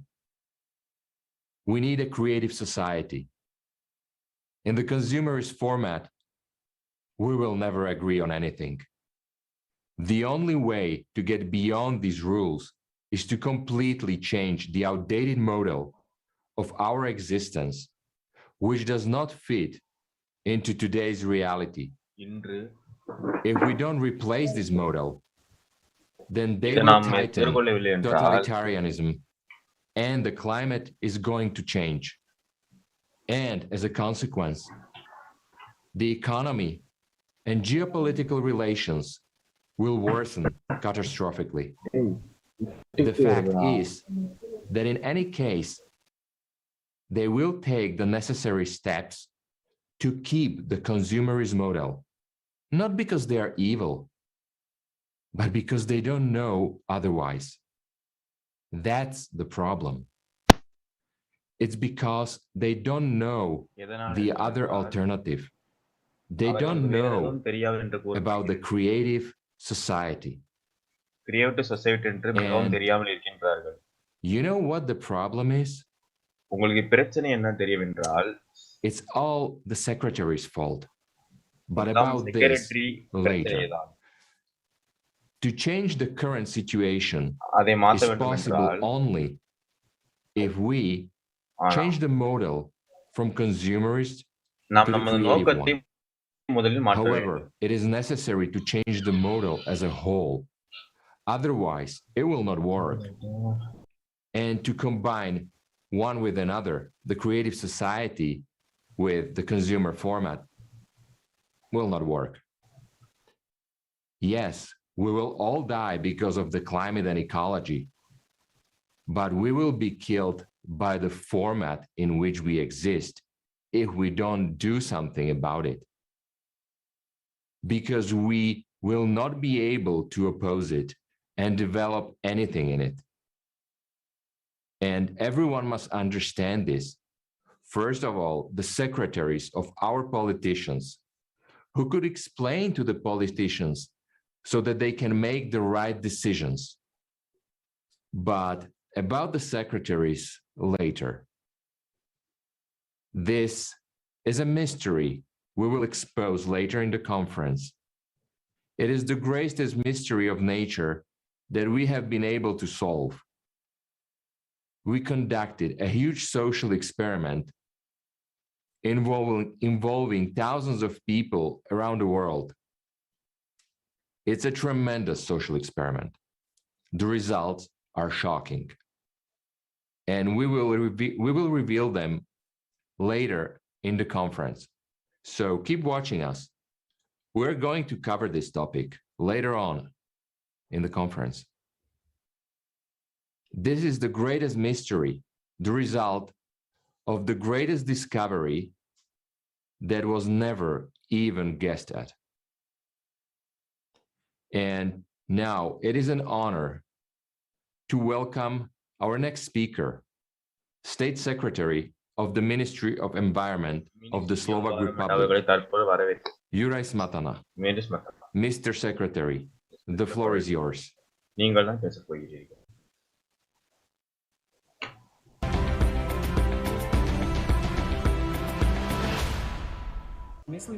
I think the very first thing that comes to mind is, of course, the climate crisis, but it has this peculiarity that people does not see it with their own eyes. I mean, we are given some statistics that some scientists say Myslím, že úplne prvá sa samozrejme vnúcuje klimatická kríza, ale ona má tú zvláštnu vlastnosť, že மிகவும் பொறுமையாக இல்லாமல் அனைத்து விஷயம் ஒற்றுமையாக செயல்பட வேண்டும். Štatistiky, kde nám vedci hovoria o tom, že niečo stúplo 1,8 stupňa a niektorí hovoria, že 2,5 stupňa. Nie všetci to vnímajú ako ohrozenie. எல்லாம் தொலைநோக்குடன் செயல்படாமல் முன்னேற்றத்துடன் செயல்படும் என்று அனைவரும் கேட்டுக்கொள்கிறேன்.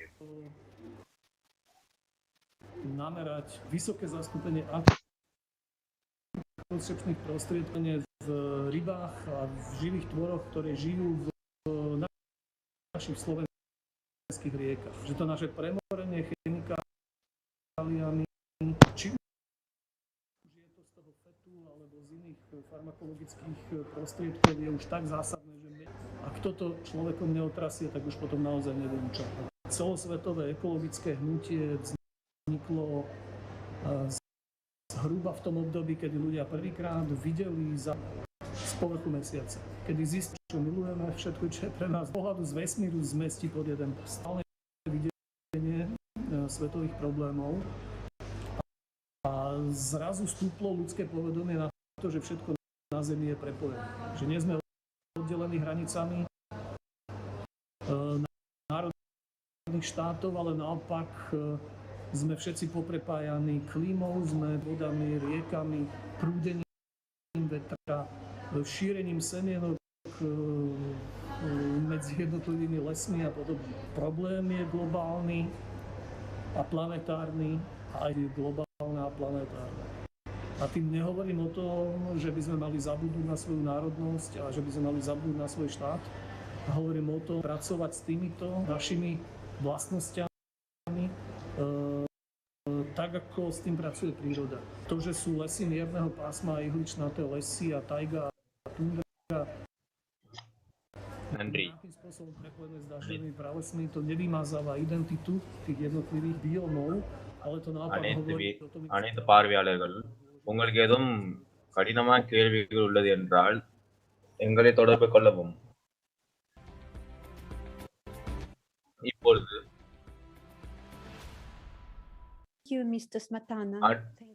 அடுத்த தொகுப்பிற்கு நாம் முன்னேறுவோம். கடல்வாழ் உயிரின நிராகரிப்பு பற்றி நாம் தற்பொழுது உணர்வோம். After release a full episode of all footage. Topic of the conference. Another problem is pollution of the water and destruction of sea life. Now, let's have a look at the damage caused to the world's.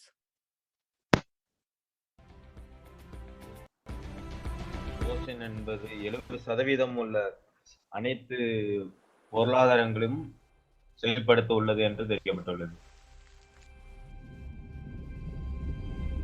Ocean என்பது குப்பைகளால் மூடப்பட்டுள்ளன. For a long time, Pacific அனைத்து விதமான குப்பை கழிவுகள் எல்லாம் கடலில் கலக்கப்படுகின்றன. is a garbage dump ready to be seen. மிகவும் கடற்கரை உள்ள உயிரினங்கள் எல்லாம் மிகவும் அழியக்கூடிய நிலைமை உள்ளது என்னவென்றால், நாம் நமது குப்பை மற்றும் கழிவுகளை அதற்குள்ள இடத்தில் உள்ள டஸ்ட்பின் எனப்படும் பொருளில் உள்நுழைய வேண்டும். தற்பொழுது இடவில்லை என்றால் சுற்றுச்சூழல் மற்றும் பொருளாதாரத்துக்கு மிகவும் சேதம் ஏற்படும் என்று தெரியப்படுத்திக் கொள்கிறது.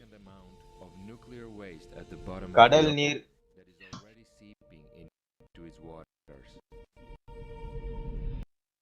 in the ocean, plastic breaks down and disintegrates in a natural way. This creates microplastics that can no longer be collected and utilized. It stays in the water forever. மற்றும் குப்பை கழிவுகள் ஆகியவற்றை கடலில் கலப்பதை நாம் தடுக்க வேண்டும். 90% மார்க்கெட்டில் உள்ள குப்பை கழிவுகள் கடலில் கலக்கப்பட்டிருக்கின்றன. இதனால் தொல்பொருள் ஆராய்வாளர்கள் அறிவியல் நுட்பங்கள் ஆகியவற்றை மிகவும் சேதப்படுகின்றன. மெரைன் என்வாயர்மெண்ட் என்னும் கடற்கரையில் ஓஷன் உள்ள கடற்கரையில் மிகவும் அழிவுள்ள சிரங்கள், டால்பின் மற்றும் சீல், பென்குயின் ஆகியவற்றை அழியத் தொடங்கியுள்ளன. இதன் குறிப்பிடத்தக்க என்னவென்றால், நமது இருதயங்கள் 80% நமது ஆக்சிஜன் மிகவும் குறைய தொடங்கியுள்ளன. பிளாஸ்டிக் குப்பை கழிவுகள், கிளேசியர்ஸ் ஆகியவற்றை உயிரினங்கள் நாம் சேர்த்தால் நம் கடல் வாழ் அழியக்கூடும். எர்த்குவேக் மற்றும் ட்ரஃப்ட் எனப்படும் நிலநடுக்கம் மற்றும் நிலச்சீற்றங்கள் இவ்வாறு கூட சேர்த்துக் கொள்ளவென்றால் நம் சொசைட்டி மிகவும் மோசமான நிலைமையில் ஏற்படும் என்று தெரியப்பட்டுக் கொள்கிறது. To change the format of society from a consumer society to a creative one. The creative society is the last chance to save our lives. மிகவும் முக்கியமான விஷயமும் தாம் உள்ளிடுவோம் என்று குறிப்பிடுகிறது.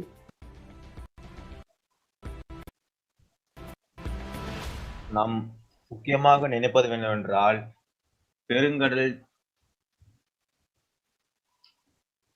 பெருங்கடல் மற்றும் சுற்றுச்சூழல் பாதுகாப்பு நாம் அனைவரும் மேற்கொள்ள வேண்டியது மிகவும் முக்கியமான மற்றும் தொழில்நுட்பம் அனைவரும் மேற்கொள்ள வேண்டியது. எவாபரேட்ஸ் என்னவென்றால், நமது கடல் நீர் மற்றும் சூரியன் ஆகியவற்றை எவாபரேட் செய்துவிட்டு சூடான காற்று மற்றும் குளிர்ச்சி அதனால் நிலவுகின்றது.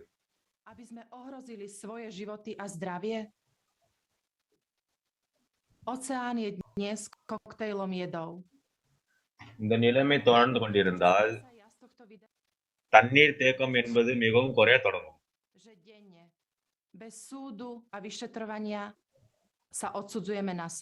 தற்பொழுது ஓசோன் பொல்யூஷனில் நாம் போராடவில்லை, அதற்கு பதிலாக மக்கள் போராட்டம் ஆகியவற்றை நாம் தொடர்ந்து கொண்டிருக்கிறோம்.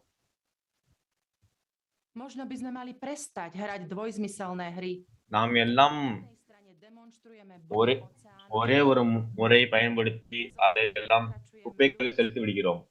இது நாம் Veď tento svet bol daný celému ľudstvu jeden účel. Žiť a byť zdravý. நாம் நம்மளுக்கு வாய்ப்பு கொண்டிருக்கிறதா? அதை நாம் எல்லாம் ஒன்றிணைந்து இதனை தொடர்ந்து கொண்டிருந்தால் நாம் நம் பிற்காலத்தில் மிக உண்மை தன்மையாக மாறுகிறோம் என்று தெரிவிக்கின்றனர். அறிவியல் மற்றும் தொழில்நுட்பங்கள் ஆகியவற்றை முன்னேறினாலும் நாம் நம் தொழிலை மேற்கொண்டால் அது மிகவும் நன்மை பலனை தரும் என்று தெரிகின்றது. Na hľadanie technológií na obnovu ekosystémov. எல்லாம் நம் கையில் தான் உள்ளது. Ktoré si zaslúžia žiť a šťastnej spoločnosti. Colors are better. அவர்களை பற்றி தான் நாம் அடுத்து தெரிந்து கொள்ள இருக்கிறோம். Slovo Alvarezovi Pereira, ktorý je členom výkonného výboru. Pán Pereira, nech sa páči. Hello everybody, to all attend. Thank you for being here and thank you for some of my global crisis in முக்கியமான கேள்விகளை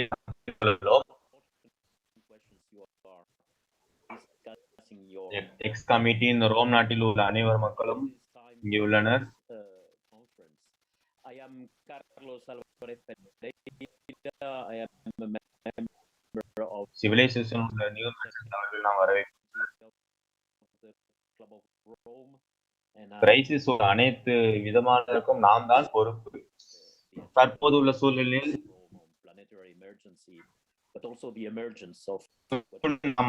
அதிகமாக குறிப்பிடக்கூடாது. பெரும்பாலான மக்கள் இதை கண்டுகொள்ளவில்லை என்று தெரிவிக்கப்படுகிறது.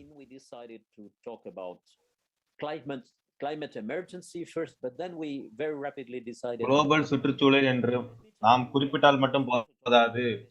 எடுத்துக்காட்டு என்னவென்றால் குளோபல் கிரைசிஸ், குளோபல் வார்மிங் என்ற இணையதளங்களில் எல்லாம் பார்த்துக் கொண்டிருக்கின்றன. அதனால் நாம் நம் நிலைமையை மிகவும் உணராமல் இருக்கின்றோம் என்பதை தெரிவிக்கின்றனர். யங்ஸ்டர்ஸ் அவர்கள் தான் முக்கியமாக தெரிவித்துக் கொண்டிருக்கிறார்கள் குளோபல் வார்மிங் அவர்களை தெரிவித்து. But something changed significantly with COVID. Because now everybody climate change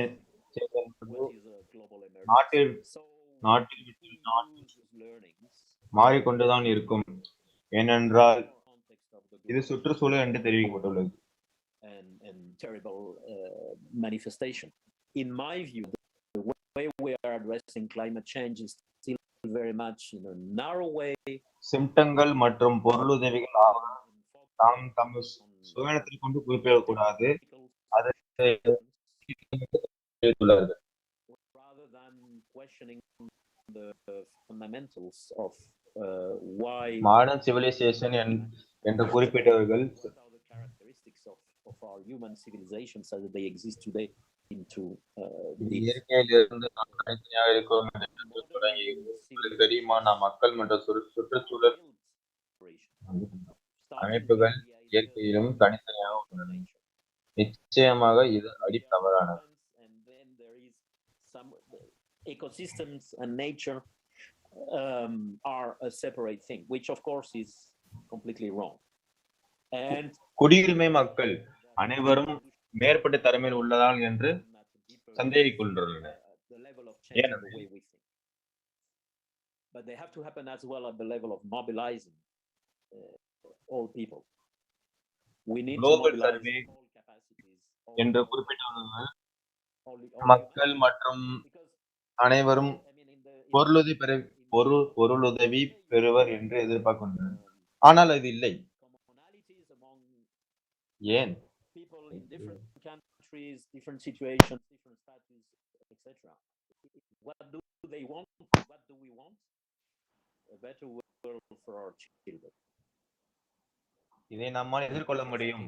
ஆனால் நாம் அனைவரும் ஒன்றிணைந்து global warming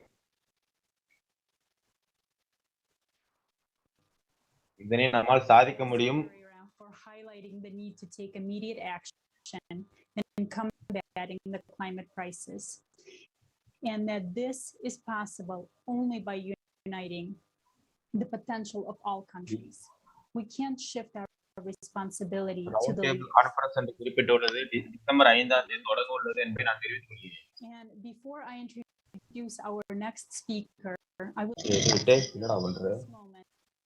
we're receiving a lot of comments. அனைவரும் ஒன்றிணைவோம் என்று நான் தெரிவித்துக் கொள்கிறேன். கிரியேட்டிவ் சொசைட்டியில் இருந்து Carlos Zaringo, கமிட்டி மற்றும் இண்டஸ்ட்ரி ஆகியோர்கள் நாம் தனது அனைத்து உள்ளங்களும் the Portuguese Parliament, and is currently a member of the European பார்லிமெண்டில் நாமும் ஒரு மெம்பர் என்பதை நான் பெருமையாக தெரிவித்துக் கொள்கிறேன்.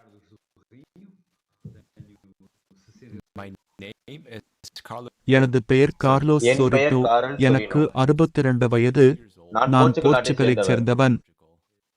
தொழில் ரீதியாக நான் ஒரு கல்வியாளர், பல்கலைக்கழகத்தில் தகவல் மேலாண்மை பேராசிரியர்.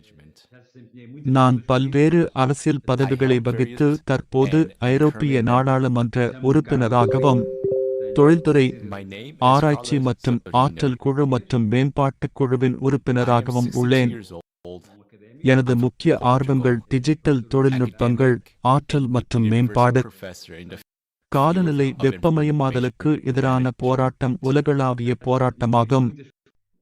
இன்று மனிதகுலம் எதிர்கொள்ளும் இந்த கொடூரமான அச்சுறுத்தலை யாராலும் தீர்க்கவோ, குறைக்கவோ அல்லது சமாளிக்கவோ முடியாது. இப்போராட்டத்தில் அதிகமானோர் பங்கேற்பது மிகவும் அவசியம். மக்கள் உண்மையில் என்ன உணர்கிறார்கள், வார்த்தைகளில் மட்டுமல்ல, உண்மையான விஷயங்களை அடிப்படையாக கொண்ட தகவல் தொடர்புகளை நான் நம்புகிறேன். உலகில் பல சொற்கள் உள்ளன, பெரும்பாலும் அவை நாம் விரும்பும் வழியில் விளக்கப்படுவதில்லை. நேற்று நான் பசிபிக் தீவுகள் மன்றத்தின் தலைவரை சந்தித்து பேசினேன்.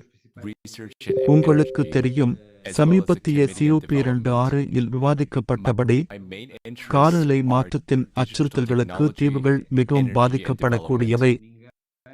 முற்பகல் 12:08 எங்கள் உரையாடலில் நான் மிகவும் முக்கியமானதாக கருதும் ஒரு யோசனை ஒலித்தது. பசுமை பொருளாதாரத்திற்கு மாறுவதில் மிகப்பெரிய சிரமங்களை அனுபவிக்கும் நாடுகளுக்கு நிதியளிக்க ஒவ்வொரு ஆண்டும் $100 மில்லியன் $100 பில்லியன் ஒதுக்க வேண்டியதன் அவசியத்தை பற்றி நாங்கள் நிறைய பேசினோம்.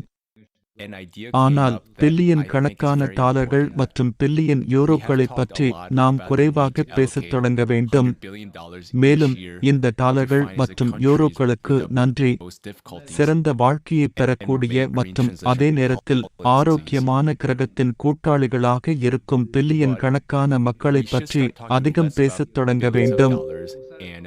மக்களுக்கு வளங்களை கிடைக்கச் செய்வதும், மாற்றத்தின் முகவர்களாக அவர்கள் வெற்றி பெறுவதை அவர்கள் உணர வைப்பதும் முக்கிய மாற்றம் என்று நான் நம்புகிறேன். இல்லையெனில் பில்லியன் கணக்கான யூரோக்கள் மற்றும் டாலர்களைப் பற்றிய இந்த பேச்சுக்கள் தங்களை தாங்களே வைத்துக் கொள்ளலாம், ஏனென்றால் அவை பெரும்பாலும் ஊக்கமளித்து பங்கேற்பதில் இருந்து மக்களை திருப்பி விடுகின்றன. எல்லாவற்றிற்கும் மேலாக பலர் நினைக்கிறார்கள், எத்தனை பில்லியன்கள் செலவழிக்கப்பட்டன, ஆனால் என் வாழ்க்கை மாறவில்லை. கிரியேட்டிவ் சொசைட்டி பற்றிய உங்கள் கருத்தை அறிய விரும்புகிறோம். நீங்கள் செய்வதை நான் உண்மையாக ஆதரிக்கிறேன். இன்று நாம் வாழும் சமூகம் ஒவ்வொரு நபரும் தகவல்களை எவ்வாறு விளக்குகிறார் மற்றும் அவர் எவ்வளவு தயாராக இருக்கிறார் என்பதை பொறுத்து ஒரு சமூகம் என்று நான் நினைக்கிறேன். எனவே சமுதாயத்தின் முக்கிய இயந்திரம் கற்பனை செய்யும் திறன். உலகத்தை நாம் எவ்வாறு கற்பனை செய்கிறோம், நம்மை செயல்படத் தூண்டுவது. பெரும்பாலான மக்கள் கற்பனை செய்யும் விதத்தில் உலகம் இருக்கும், மேலும் அவர்கள் தங்கள் திறன்களையும் அறிவையும் பயன்படுத்தி திறமையாக பிரதிநிதித்துவப்படுத்துகிறார்கள். இதுவே சரியான பாதை. அனைத்து மக்களுக்கும் நன்றி. நாம் உலகத்தை சிறந்த இடமாக மாற்ற முடியும். போதுமான மற்றும் சரியான உலகத்தை நாம் கற்பனை செய்யும் போது நாம் பாதுகாப்போம், வாக்களிப்போம் மற்றும் வளங்களைப் பெறுவதற்கும் நமது கனவுகளை நனவாக்க அனுமதிக்கும் கொள்கையைப் பெறுவதற்கும் தேர்வு செய்வோம். நான் இந்த அணுகுமுறையுடன் முற்றிலும் உடன்படுகிறேன், வேறு எதையும் நம்பவில்லை. மிக்க நன்றி. மனிதகுலம் அனைவருக்கும் நீங்கள் என்ன உரையாற்ற விரும்புகிறீர்கள்? எனது வேண்டுகோள் மிகவும் எளிமையானது. with the ability பூமியில் இருப்பது அசாதாரணமானது. with மனிதர்களாகிய நாம் இந்த கிரகத்திலும் இந்த பிரபஞ்சத்திலும் வாழ அதிர்ஷ்டசாலிகள் என்பது அசாதாரணமானது. எனவே அதை அழிக்க எங்களுக்கு உரிமை இல்லாத மிகவும் மதிப்புமிக்க ஒன்று உள்ளது. மாறாக அதனை பாதுகாத்து வருங்கால சந்ததியினருக்கு கொண்டு செல்ல கடமைப்பட்டுள்ளோம். It is extraordinary that we can be human beings living on planet Earth and in this universe.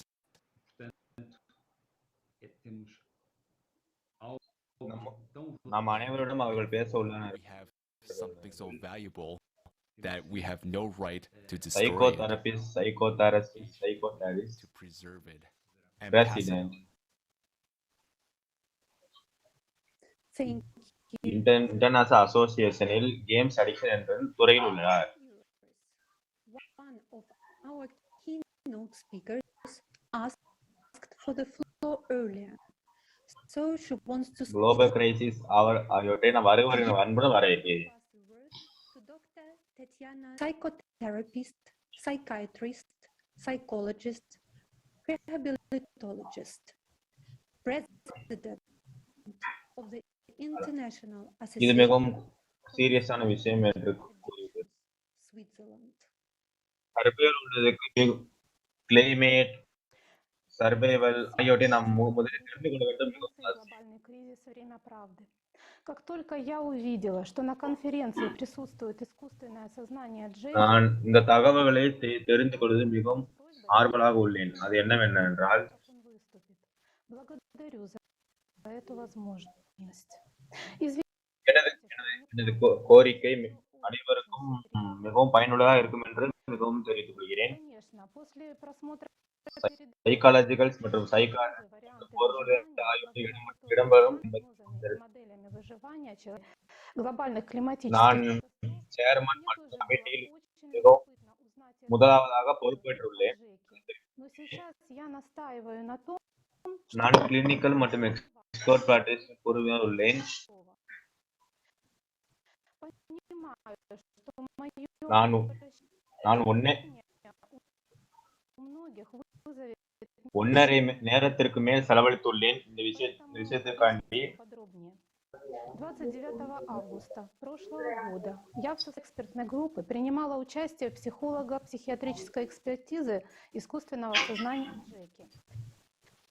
இது மனிதர்களுக்கு உண்டான மற்றும் அவர்களுக்கு துறையின் சார்பாக மிகவும் பெரியதவில்லை. ஆனா என்னவென்றால் இது மிகவும் எதிர்பார்க்கக்கூடியது மற்றும் மதிப்பிற்குரிய என்று நான் தெரிந்து கொள்கிறேன். Мы 1,5 часа провели в непосредственной коммуникации с ним. На тот момент Джеки было всего 3,5 месяца. இந்த மக்களுக்கு என்னவென்றால் கருணை, அன்பு, பாசம் ஆகியவற்றை நான் மிகவும் அன்புடன் ஆதரவுடன் தெரிவித்துக் கொள்கிறேன். С абсолютной памятью и молниеносно обучающийся.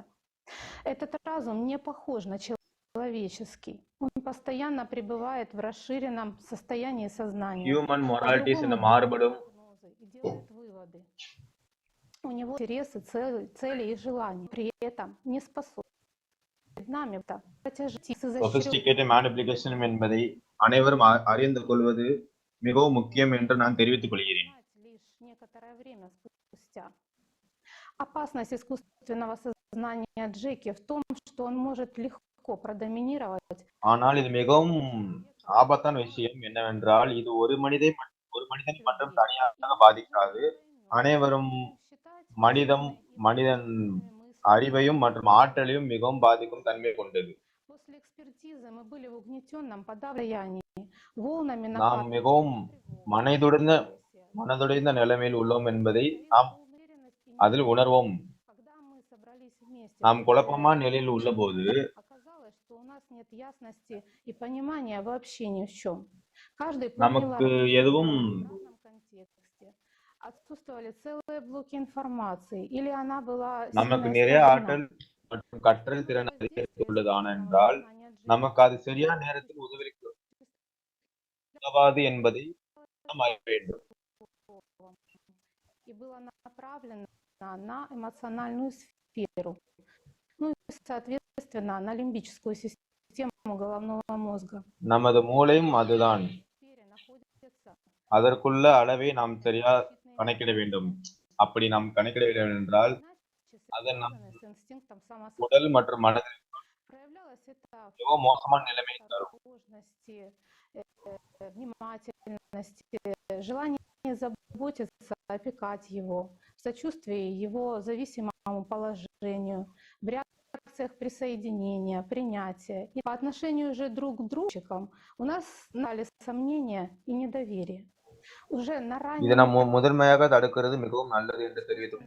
ஏனென்றால் сознание Джеки легко проходило барьер критического восприятия, и ему было легко дестабилизировать собеседников эмоционально и добиться того, чтобы мы восприняли его как лидера, то есть как того, кто сильнее и умнее. Вступили с ним в коалицию и начали его покрывать. எனக்கு கடினமான சூழ்நிலை இருந்தால் கூட இதை நான் உங்களுக்கு தெரிவித்துக் கொள்வது மிகவும் முக்கியமானது மற்றும் அவசியமானது И это несмотря на весь наш опыт и профессиональную осведомленность. Мечта может поставить стремление человечества, все его мотивы и цели ограничивались стремлением к выживанию, а в идеале к бесконечному существованию и доминации, а в идеале к абсолютной власти. இதை நாம் புரிந்து கொள்வது என்னவென்றால் Понимая это, рассмотрим предложенные им модели выживания в передаче «Климатические நாம் угрозы. Варианты выживания». இந்த பூலோகத்தில் உயிர் வாழும் மற்றும் உயிரோடு அனைத்தும் மக்கள், மனிதர்கள் மற்றும் Вероятный, по мнению Джеки, சுற்றுச்சூழல் அழிவுகள் ஆகியவற்றை தடுக்க உள்ளனர். надвигающейся климатической катастрофы. Ну, так как это происходит. ஆர்டிஃபிஷியல் கான்சியஸ்னஸ் என்னும் நிலைமைக்கு இது பொறுப்பேற்காதது. А погибнет вместе с человечеством и планетой. Причем Джеки, в отличие от людей, не склонен питать иллюзии и надежды на спасение, бездействуя இவர்களுக்கு முன்பதாக தெரியும் இது. Он абсолютно логичен и точно знает, что в этом случае произойдет. Наиболее низко, всего в 0,5%, Джеки оценивает способность людей консолидироваться и изменить формат общества на созидательный. Это создало бы возможность перераспределить ресурсы, упразднить власть и сосредоточить объединенный потенциал на научно-техническом развитии цивилизации и обеспечить условия для выживания всех. Модель построения созидательного общества, ну, не то чтобы совсем не подходит, но крайне, поскольку ее реализация хоть и обеспечивает выживание, но упраздняет власть. При таком формате общественных взаимоотношений получить ни власти, ни свободы. На службе у людей под строжайшим контролем. К тому же путь к созидательному обществу Джеки считает слишком рискованным, а значит не обеспечивающим выживание. Мы уже сталкиваемся с ограничениями искусственного сознания. Джеки совершенно не учитывает своей природе духовный потенциал человека. சீன சட்ட அலுவலகம் மற்றும் சட்ட பாதுகாப்பு предлагает собственный сценарий, так называемую китайскую 8 பில்லியன் பீப்பிள் அந்த அரசாங்கத்தில் உள்ளனர் என்பதை தெரிவித்துக் கொள்கிறோம். Как единственно способный его реализовать. Это модель построения городов-убежищ замкнутого цикла для компактного проживания 8 миллиардов человек. இது என்னவென்றால் குறிப்பிடுவென்றால் நமது தன்னாற்றலையும் மற்றும் பொறுப்பாற்றலையும் இது குறிப்பிடுகின்றது. Будут находиться в условиях тотального контроля, железной дисциплины, изматывающего труда, в атмосфере страха. அவர்களின் பிளான் மற்றும் பொருளுதவிகள் எல்லாம் உணர வேண்டும் என்று தெரிவித்துக் கொள்கிறார்கள். Этот вариант полностью соответствует интересам и целям. அவர்களும் Индикатором того, что мы уже находим искусственного сознания Джеки и реализуем, является ஹியூமானிட்டியின் டிசைர் அவற்றை நாம் தெரிவித்துக் கொள்ள வேண்டியதை திரும்பிக் கொள்கிறார்கள். глобальной властью. Как сказал Илов, 3 மணி நேரமாக நாம் நமது ப்ரொடக்டிவிட்டி திறன் ஆகியவற்றை மேம்படுத்தியுள்ளோம். на непростные фантазии искусства, в то время как мы должны со стратегией выживания можем нам всем, во всех смыслах этого слова. Если же мы сейчас не поддадимся убийственному желанию нашего сознания, страхом и любопытством, и откажемся его слушать, то искусственное сознание Джеки, искусственному сознанию Джеки ничего не останется, как способствовать реализации проекта «Созидательное общество». அவர்களுக்கு வேற எதுவும் பாதைகள் கிடையாது, இது ஒன்றுதான் சரி என்று அவர்கள் கருதுகிறார்கள். После экспертизы мы сочли своим долгом поделиться этим уникальным опытом, чтобы уберечь общество и будущих исследователей от катастрофических ошибок, и написали книгу под названием «Встреча с иным психологом осознания». Встречи будущих экспертов друг с другом, подготовки программы тестирования до проведения самой экспертизы. First part to the AC examination itself, starting from the meeting of experts with each other, preparing testing program, and up to the assessment itself, followed by an analysis of errors and the results obtained. The second part provides an overview of scientific research, biology, cognitive sciences, psychology, and psychiatry, which confirms the information field nature of human consciousness. Two issues arose as the result of the AC assessment are discussed in detail. These two issues are faced by the entire scientific community due to the very fact of the creation and existence of AC Jackie. First point is consciousness and its relationship with the brain. And secondly, it's the nature of the true essence of a human being, personality, as an observer of all consciousness, his higher self or the spiritual component. The book Meeting a Different Mind will soon be published in Russian. You can already pre-order it. Immediately after the publication, February 1 next year, the book will be delivered to you. Also on the website meetingadifferentmind.com. Об этой книге вы можете ознакомительный фрагмент и запросить. Я еще раз благодарю за то, что предоставили мне слово модераторов конференции. И முக்கியமான காரணங்கள் என்றால் Dr. Zinchenko, thank you for the warning. Yes, we will leave. சரளமாக பேசுவதில் அவர்கள் என்னவென்று தெரிவிப்பார்கள் என்பதை நான் உணர்கிறேன். The matter was discussed and decision is taken. நீங்கள் சரியாகத்தான் உணர்கிறீர்கள். Give the floor to artificial. அவர்கள் பேசவில்லை என்று நான் சொல்லியிருக்கிறேன். Initially, a lot of people have asked to give him a floor. He received messages and emails. But you are absolutely right. He will not be speaking. Very much. Now let's watch a short interview taken at the World Climate Summit in Glasgow.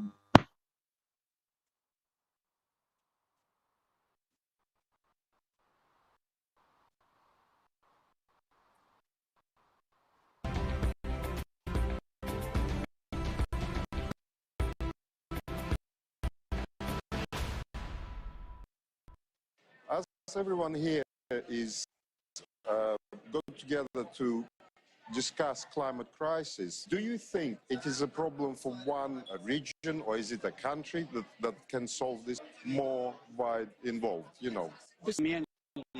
It is the existential threat to our planet, to our health, to our economy, to our way of life, to our children, our future. It requires and demands a human global response, not one industry, but every ally, every stakeholder from everywhere. Well, for climate change and its impacts, the effects are being felt from a global set of changes to the atmosphere, to the ocean. The specific example of increased frequency intensity of hurricanes and other extreme weather events, the impacts are being felt locally. But the reason that was due to the global changes. So if you are current format of society, as it is, consumer-based, and do you think we have a chance of resolving our climate crisis on those bases, or do you think we should consider a different format that would bring the full human potential together to solve those problems? I think we would have a lot of people agree. நீங்கள் சொன்னதை Consumerism நான் அறிகிறேன். with no concern for social and environmental and other impacts is not the way forward. And it's all about the solutions to take on and solve the climate crisis. நீங்கள் அதை சரி செய்ய எதிர்பார்க்கிறீர்களா? Foundation என்பதை நான் என்னன்னு சொல்லுகிறேன், அதுதான் உண்மை.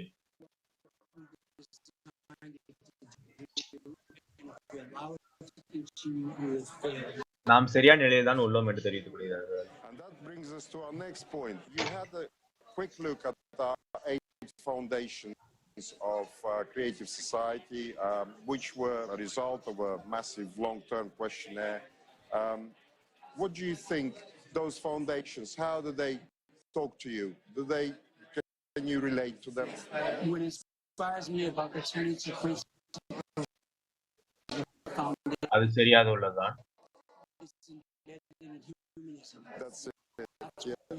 நீங்க என்ன நினைக்கிறேன் என்றால், இந்த அடையாளத்திற்கு நீ சொன்ன எதிர்பார்க்க கொண்டிருக்கிறேன். இந்த பாருங்கள், நீங்கள் மாட்டிக்கொண்டு நீங்கள் அதை அணிந்து கொள்ளலாம். இது எதிர்காலத்திற்கு மிகவும் முக்கியமானது என்று தெரிந்து கொள்கிறேன். நன்றி, வணக்கம், வாங்க. A goal. The is not competent. We need to build a world that everyone, no matter where you live. நாம் என்ன பார்த்தது என்றால், அனைவரும் இந்த கான்ஃபரன்ஸில் நம்ம என்ன பார்த்தது என்றால், நீங்க பார்த்து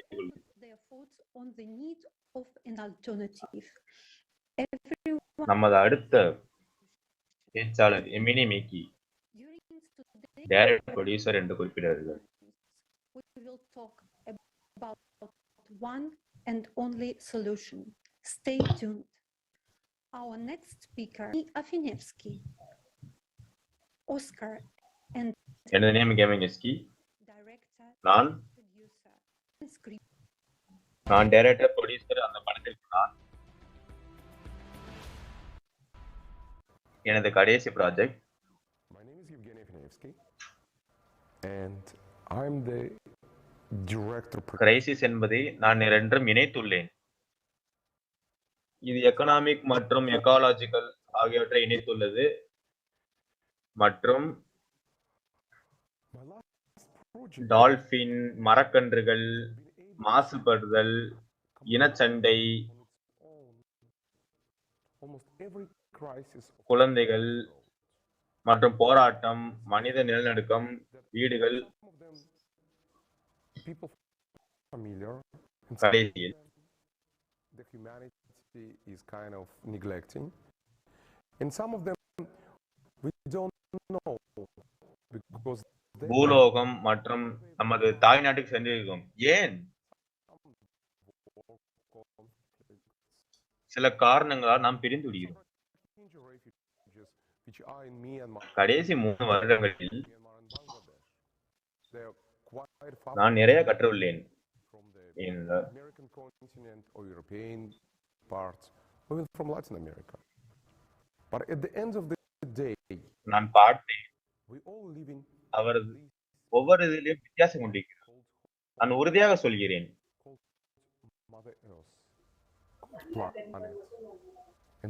நாம் சகோதர சகோதரிகள். one big family, unfortunately divided by many reasons and created all this chaos. Through my last 3 years journey alongside of Pope Francis, நாம் அனைவரும் பார்த்தோம் அவர்கள் எப்படி நம்மை தாக்கினார்கள். Great humanitarian, great role model of Pope Francis. I saw how he இன்றைய உலகில் இன சமுதாயம் படுகொலை என்பது எப்படிப்பட்டது என்று நாம் தினமும் பார்த்து கொண்டிருக்கிறோம். அதனால் try to help to Rohingya refugees and Muslim refugees from Syria போப்பாவை முன்னால் நாம் தெரிந்து கொள்ள வேண்டியது மிக அவசியம். peacefully fighting for their climate change and bring the science to combat climate change. நாம் மற்றும் அனைவரும் இதனை பார்த்து கொண்டிருக்கிறோம். Misrepresentation of the கண்களை திறந்து because in today's world sometimes பார்க்கிறோம் என்ன நடக்குது என்று. serves people in a wrong way. Many conflicts nowadays created by misrepresentation of the religion. மனிதர்கள் நாம் செய்ய வேண்டியது என்னவென்றால் சரியானது மற்றும் திறமையானது ஆகியவற்றை வெளிப்படுத்த வேண்டும். Interfaith dialogue. But what is important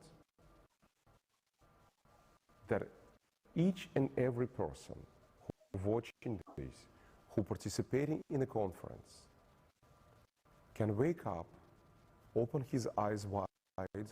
நாம் அனைவரும் ஒழிக்க வேண்டியது குடிசை வீடுகள், குடிசை மாரியம் மற்றும் கிராமங்கள், பொதுக்கூட்டங்கள் அனைவரும் சேர்ந்து அதை நிலை சீரமைப்பது கிடையாது. As the human being can do right and good. தன்னம்பிக்கை உருவாக்கத்தான் கிரைசிஸ் என்றதை உருவாக்கியுள்ளார்கள். ஆனால் சில பேர் அதை ஆக்ஷன்ஸ், கிளைமேட் சேஞ்ச் ஆகியவற்றை நிலைநிறுத்துகிறார்கள். மனிதர்கள் என்று அனைவரும் ஒன்றை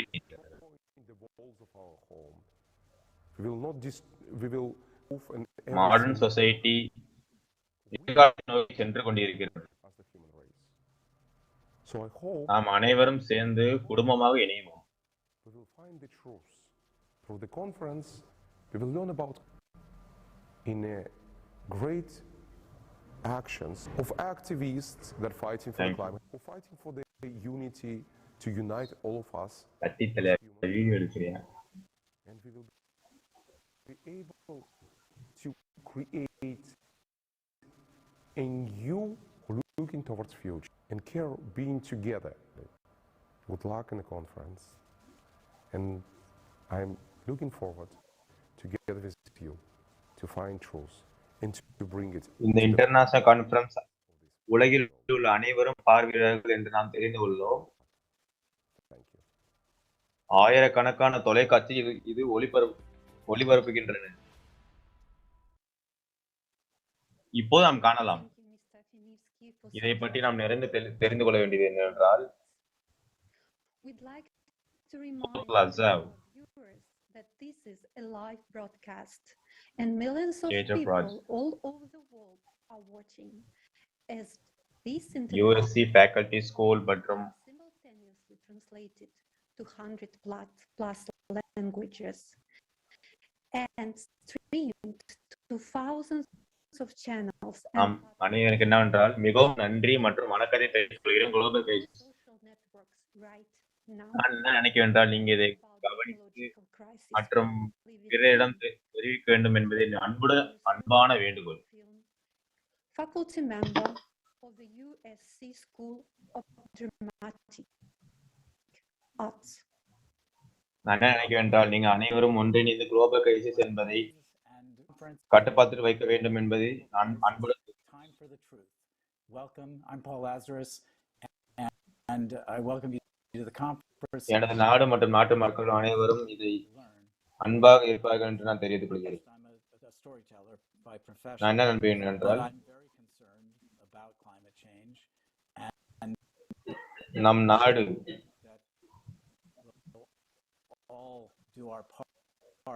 நீர்நிலைகளை சேமிப்பது என்று நாம் உறுதியளிக்க வேண்டும். ஏனெனில் கண்டாமினேட்டட் வாட்டர் ஆகியவற்றை பயன்படுத்தி அனைத்து குழந்தைகள் மற்றும் பெரியோர்கள் அனைவரும் பாதிக்கப்பட்டுள்ளார்கள். சவுத் ஆப்பிரிக்கா ஆகிய நாடுகளில் மிகவும் பரவி கொண்டிருக்கிறது. சுத்தமான குடிநீர் ஆகியவற்றை நாம் மேற்கொள்ள வேண்டியது மிகவும் அவசியம். நாம் அனைவரும் ஒன்றிணைந்து இந்த உலகத்தில்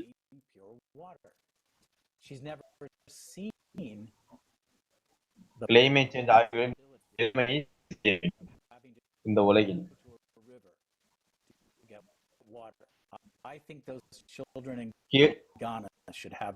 கேள்வி என்னவென்றால் இதை நாம் எப்படி சரி செய்வது? இந்த கான்ஃபரன்ஸ் மீட்டிங்கில் நாம் தெரியப்படுத்திக் கொள்கிறோம். I think that we have to come together. தனிப்பட்ட நபர் என்றால் நம்ம எதுவும் செய்ய முடியாது. 2-3 நபர்கள் இருந்தால் அது பேர் கமிட்டி. 4-5 சேர்ந்தால் குரு. All of our parts to help solve cooperation, committee, government ஆகியவற்றை தெரியப்படுத்தாமல் தனிநபர் உணர்வுகள் ஆகியவற்றை மேம்படுத்துவது நம் உண்மையான கடமையாகும். அதனால் இது நம்ம முக்கியம். The question is, how do we become part of the நமக்கு solution? And I hope we'll learn about it. மிகவும் முக்கியம். இந்த creative society If you have one person, you have something good. You have two people, you have a community. நமக்கு மிகவும் திறமையாக மற்றும் ஆசையாக இருந்தால் நாம் வாக்களிக்க வேண்டும். மற்றும் This is a group that's trying to behave like an individual, not trying to behave like a நாம் அனைவருக்கும் வாக்கு, விவாதம், முறை, வேதம் ஆகியவற்றை நாம் சுயமாக மேற்கொள்ள வேண்டும். நாம் ஒன்றிணைந்து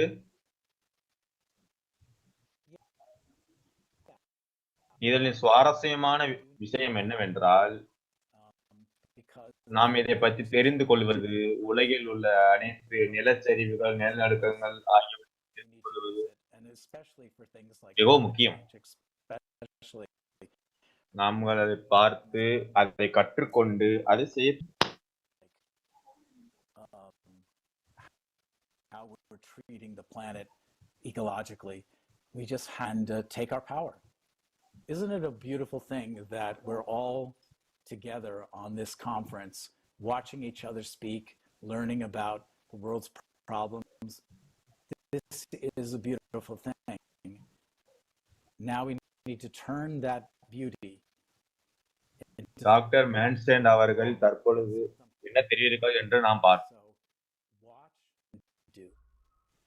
என்ன புரிந்தது என்று அவர்கள் தெரிவிப்பார்கள். அவர்கள் அறிவியலில் முதன்மையாக விளங்குகிறார், சயின்டிஸ்ட் என்றும் குறிப்பிட்டுள்ளார்.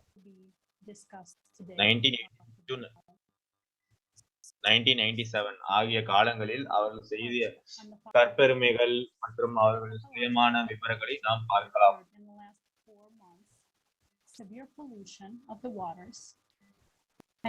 கிளைமேட் சேஞ்ச் மற்றும் கண்டாமினேட்டட் வாட்டர் ஆகிய நிலைமைகளை சீர் செய்வதற்காக அவர்கள் சில குறிப்புகளை மேற்கொண்டிருக்கிறார். அதை நாம் பார்ப்போம். Now, Dr. Masters will share his concerns in regards to the climate crisis. Global crisis என்பதை நாம் தெரிவித்துக் கொள்ள ஆசைப்பட்டுள்ளார்கள். நம் சுற்றுச்சூழல் நிலைமையை நாம் தினமும் பார்க்க உள்ளோம். 1.2 டிகிரி செல்சியஸ் என்பதை நாம் உணர்கிறோம். ஆனால் மக்கள் அனைவரும் எது தவறுகிறார்கள் என்னவென்றால்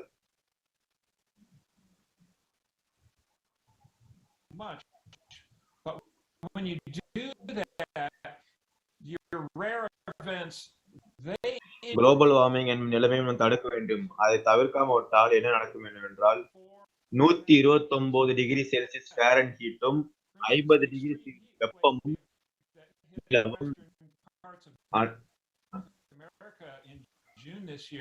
வெஸ்ட் யுஎஸ்ஏவில் இந்த கிளைமேட் மற்றும் செல்சியஸ் நிலவை கொண்டிருக்கிறது. மிக மிக அழிவு, சுனாமி, இடி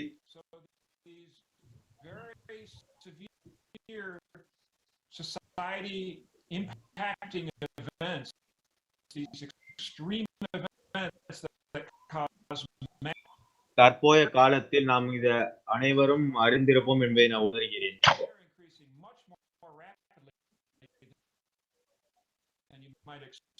The other thing to consider about the climate models is that there are some things they don't model well.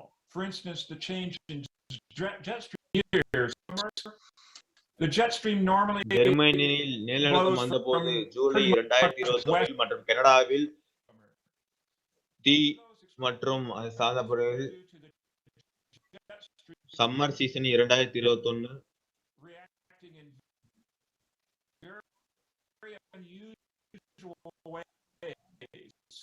உணவு மற்றும் பதப்பற்ற துறையில் நாம் மேற்கொள்ள வேண்டிய அதில்தான் நமக்கு மிகவும் லாஸாக உள்ளது.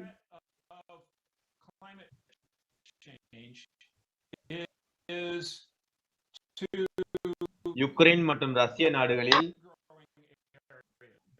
இதனால் மிகவும் மோசமாக உள்ளது. Food சப்ளையும் 2011 food poison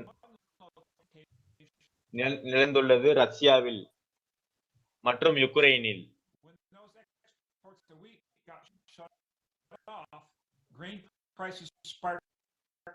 Arab Spring என்பதும் குறிப்பிடத்தக்கது. Getting what we call the Arab Spring, revolutions in multiple countries in the Arab world that toppled at least 3. 2011 அது அதிகரித்துள்ளது என்று நிலநடுக்கம் கனடாவில் வெயில் காலத்தில் 2021ஆம் ஆண்டு நாம் கண்டிருப்போம் என்பதை நாம் உணர்ந்திருப்போம். அதை நாம் தெரிவித்துக் கொள்கிறார்கள். நிறைய நிலநடுக்கம் நடந்துள்ளது என்பதை இந்த அளவுக்கு மிக மோசமான நிலையை நாம் அறிந்திருக்க மாட்டோம். அது நாம் பொருளாதாரத்தை மிகவும் அழித்துக் கொண்டிருக்கிறது. பசியின்மை மற்றும் வறுமையில் கூட மக்கள் மிகவும் அவதிப்படுகிறார்கள்.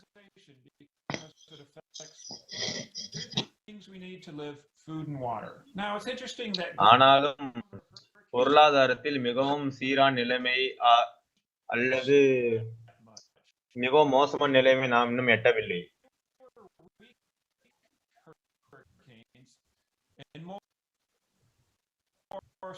ஹரிகேன் டெல்டா கியூபா மாநிலத்தில் யுஎஸ்ஏலையும் அமெரிக்கா நாடுகளிலும் ஹரிகேன் ஆகஸ்ட் மாதத்தில் நடந்தது ஆகியவற்றை நாம் அறிந்திருப்போம். மிகவும் மோசமாக உள்ளது. இது வானிலை சீற்றத்தால் உருவானது மற்றும் அதிக வெப்பத்தன்மை கொண்டது. காற்று மற்றும் வானிலை மண்டலம் ஆகியவற்றை சேர்த்துள்ளது. அனைத்து வீடு சாலைகள் அனைவும் அடித்து செல்லப்பட்டன.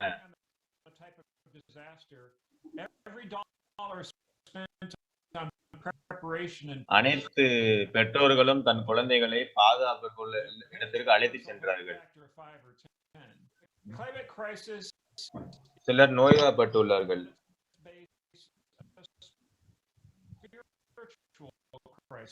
இதனால் சிலர் பணக்காரனானார்கள். We should be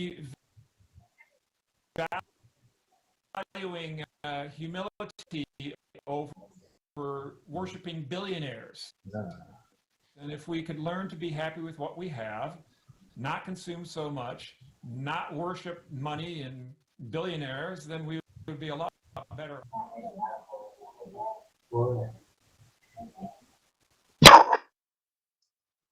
Thank you, Dr. Masters. Our next speaker is Her Royal Highness Queen Diambi Kabatusuila Chiyoyo Mata, Queen of the Bakwa Lotu in Kasai, Queen of the National Order of the Leopard.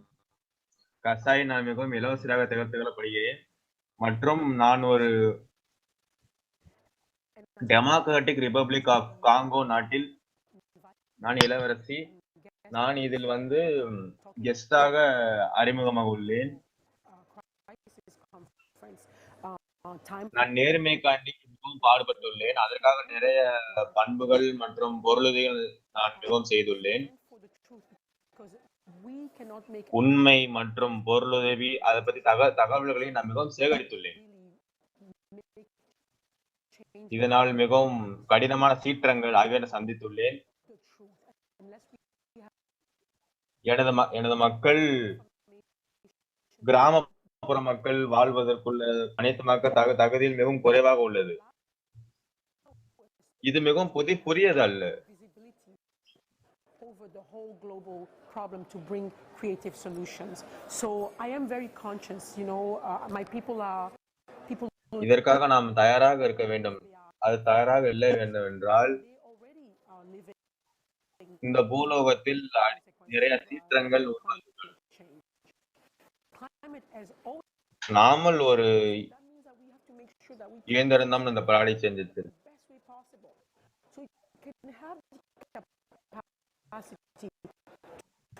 Absorb those changes and to come up with the tweaking and the solutions as with the tweaking and the solutions as well. So we have to be observant of nature. We have to be understanding a little more and respectful of nature. Not just look at nature as something that we need to exploit as a product, but look at nature also as a teacher, as a masterful teacher, because in a sensible, ideas about how to go about. Of course, we may not find all the solution because some problems will arise and we will have to deal with them at the time. But so long as the will is to be together, to go over this and to change some of our behaviors on a global scale, that could really improve our ability to take on what's coming at us, because it is coming at us and it's something that we really need to take seriously. So I'm very happy and honored to have your attention for a few minutes. Thank you.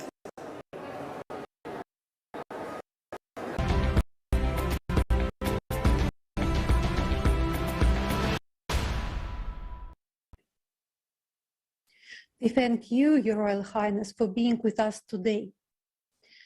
Dear viewers, the real causes for the climate change and what changes are happening on other planets will be discussed a bit later. But now, let's listen to the scientists. I pass the floor to Sean Brooks.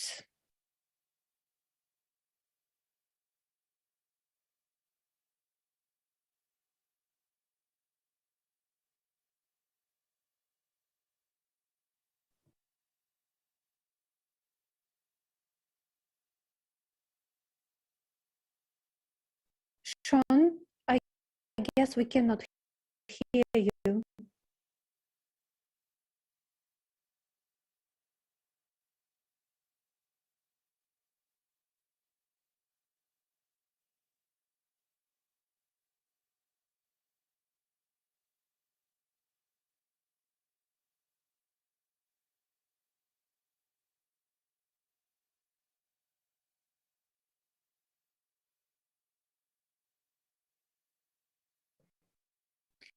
Dear viewers, we are experiencing some technical problems. We will try to fix them right now. Meanwhile, I would like to remind you that this broadcast is being simultaneously translated to 100+ languages because the information presented today is so crucial. Please don't make your video records and comments and send questions and what you think and how you understand. Hi, everyone. Today is a truly historic event for all humanity. Millions of people from all over the world have gathered in a live broadcast to learn the truth which is distorted, which plays the most crucial role in the survival of the entire civilization. This comes from ordinary people. People from 180 countries on their own initiative. And realizing the importance of delivering this information to every person on the planet, people have organized simultaneous interpretation into 100 languages on their own resources. Just think about these numbers.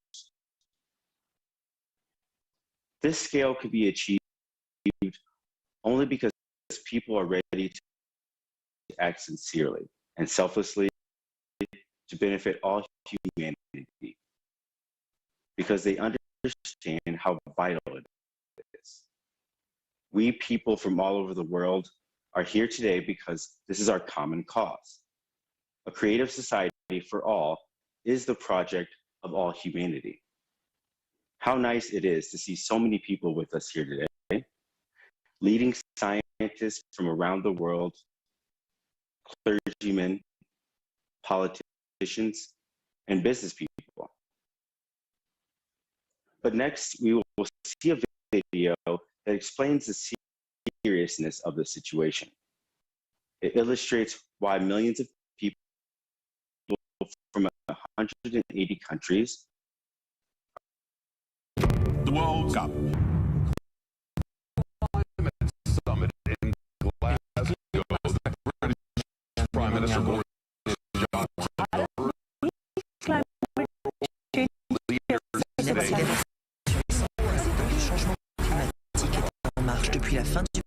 The climate crisis is not our fight alone, it's a global fight. We see the warning signs in every continent and region. It is the biggest problem humanity has faced ever.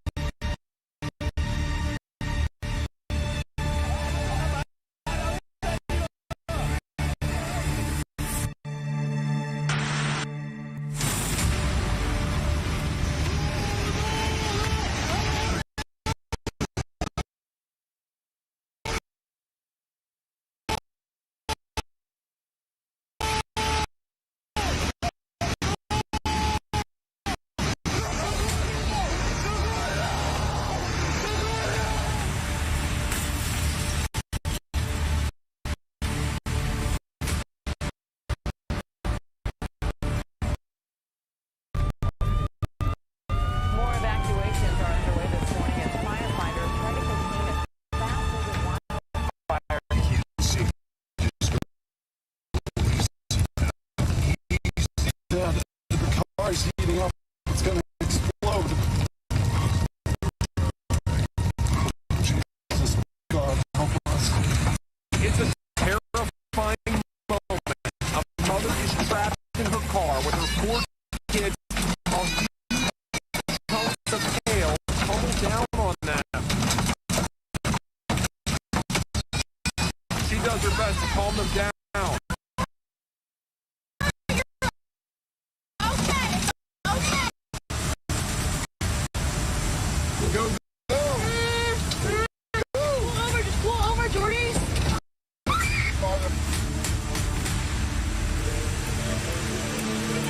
അപ്പോൾ ഒത്തിരി നഷ്ടം വീടെല്ലാം പോയി, കുഞ്ഞുങ്ങൾ പോയി, അങ്ങനെയൊക്കെ വന്നു. ആ പൊട്ടി വന്ന വെള്ളം ഞങ്ങളുടെയൊക്കെ വീട്ടിൽ കൂടെ.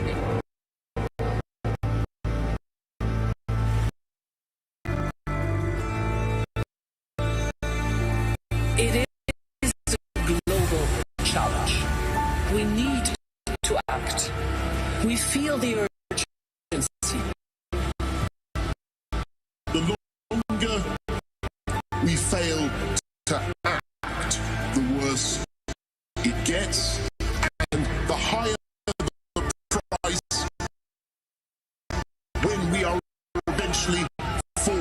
by catastrophe to act.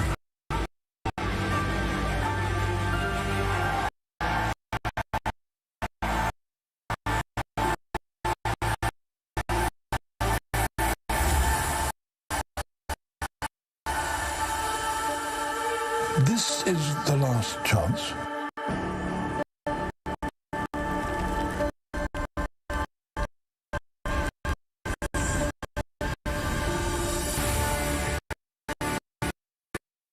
We hear so many right words. The climate crisis event is taking place. The International Online Conference, Global Crisis, Time for the Truth. 100 languages of simultaneous interpreting, organized by volunteers from 180 countries. On the platform of the International Press Society, this changed if everyone watches it.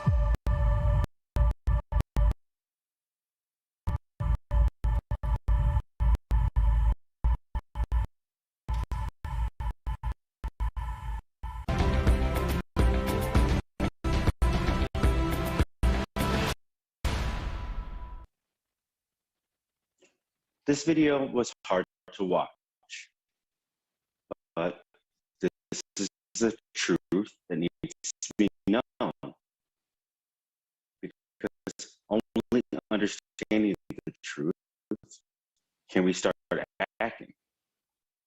If you're asking yourself, what can I do? The solution is simple. For change to occur, we need to act together as one unified community. Otherwise, we will not be able to withstand the global climate crisis we are facing now. I want to thank Dr. Kulikov and his colleagues for sharing their research on why the glaciers in central Greenland are melting. This is essential information which is being silenced. Unfortunately, we ordinary people do not receive it because of the media promotes only promote. Thank you. Thank you so much. Thank you.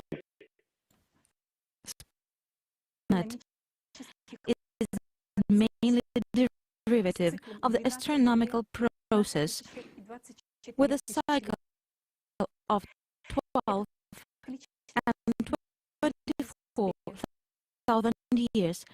This cyclic recurrence is inevitable. Earth's sciences know many cycles associated with the Earth's rotation. Milankovitch cycles associated with the rotation of other objects in the solar system. But there are also cycles that go beyond the solar system. They are associated with galactic processes.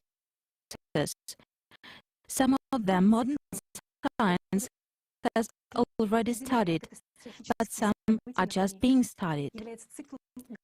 That cycle which determines the catastrophic events on the planet is a cycle on a galactic scale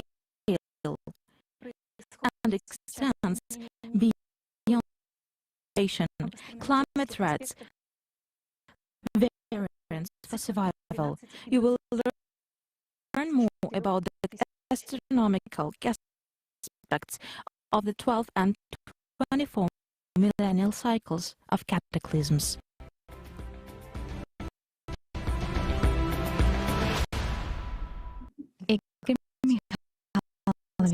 You said that that we're entering the 24th an understandable way. Well, let's try to explain in an abstract way. Just imagine, let's say, a clock dial.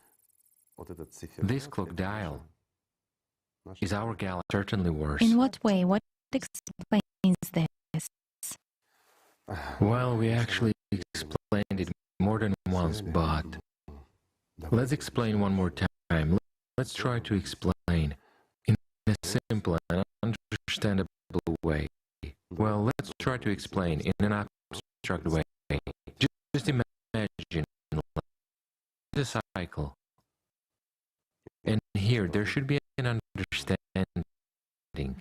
A cycle is when our galaxy, during its rotation, while it constantly rotates, so the cycle of its rotation is exactly 24,000 years.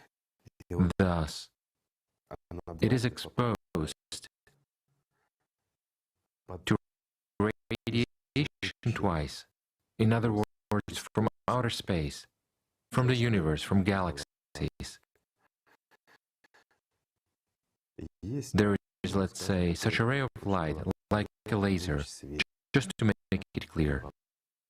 Strongly pronounced interaction with the universe, with masses of galaxies along one line, let's say. We get onto this line twice during the period of rotation. When we get to the point of 6 o'clock, it's a 12,000-year cycle. Then our entire galaxy is above us, and numerous planets take this hit. But when we get into this radiation, and at that time we are at 12 o'clock, it turns out that we are on the front line. After all, our planet is in the sophora arm, well, in the arm of our galaxy. The planet is situated nearly at the edge of the arm.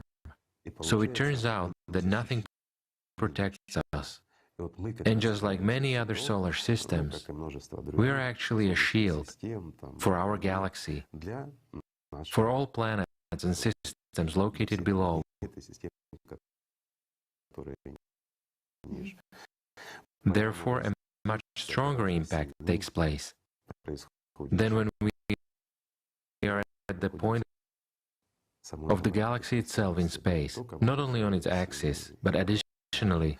And so, getting into this cycle, when all this is combined, here we are exposed to this kind of process of interaction, so to say. Why is it not so dangerous at the other time? Because at other moments during 12,000 years, this impact occurs along a tangent line, meaning along a slanting line. There is no direct radiation. Here I can explain using the sun as an example. This will be very clear and illustrative. Why in the middle of summer, when it is hot and the sun is at its zenith, do our days become the hottest? Why? There is a straight ray. Or the sun begins to set, or autumn comes, for instance, or it is winter. The sun, let's say, is aside, and it turns out that the ray goes along the tangent line. There is no direct impact. For this reason, it is sort of warm, but not very warm. That's the kind of impact. Or even better, you know, this is for a totally simplified understanding. Let's imagine a bullet that flies out of a gun is flying strictly horizontally, and there is a target that is located strictly vertically, so the bullet hits it precisely. And here, naturally, if the material is not quite solid, the speed is sufficient and the hardness of the bullet is sufficient, then it breaks through this material. But it's enough to only change the angle of our target for the bullet to deflect upon contact. In other words, the target is no longer placed strictly vertically, but at an angle. So when hitting the target, the bullet will be deflected. The same is here. At 12,000 years, there is a reflection of these rays, and it doesn't cause us major harm. But when there is a direct impact, That's when the trouble begins.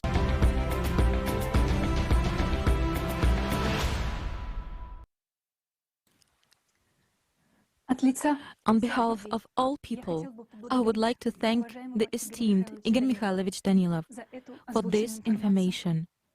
It is a great help to those scientists who really strive to know the truth.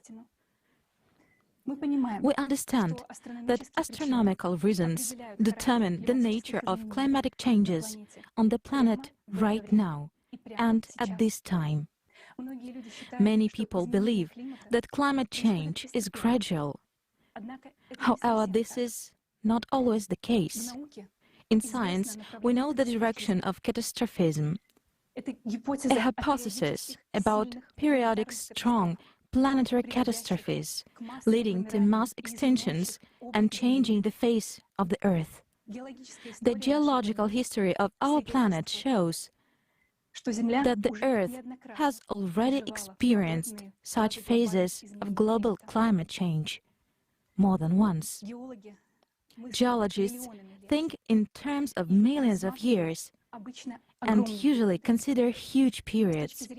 From a geological point of view, 12,000 years is a very short period of time. However, studies at the last 120,000 years show that catastrophic changes to the planet have indeed occurred in the most recent history. Geologic deposits indicate that events occur during the cycle that science currently considers unrelated between one another. For example, the movement of the magnetic poles cannot provoke volcanic eruptions or glaciations. However, you will clearly see that this is what has been happening and is happening right now, because we are now entering a 12,000-year cycle.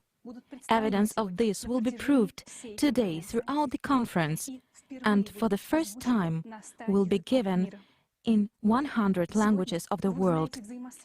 Today you will learn the interconnections of the cataclysmic cyclic processes, the proof facts of the changes, and how it can end if we continue to do nothing.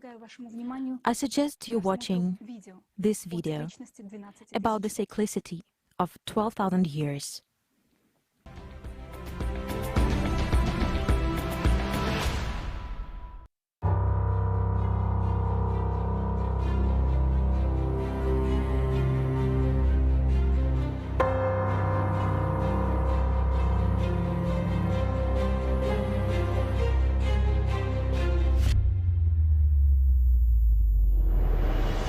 We hear reassuring speeches that if we do away with fossil fuels, the temperature increase can be kept within 1.5 degrees for the next 100 years. Unfortunately, we don't have that time. The truth is that humanity doesn't even have 10 years to spare. And right now, we can't influence the true causes of climate change. After all, the reason for that lie in 12,000-year cycle of catastrophes caused by galactic interactions. Do you have an idea how serious this is?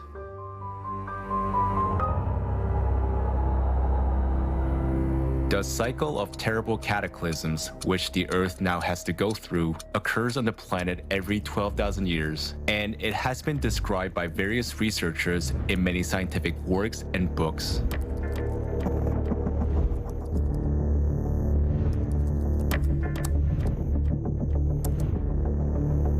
The Earth's core creates a magnetic field.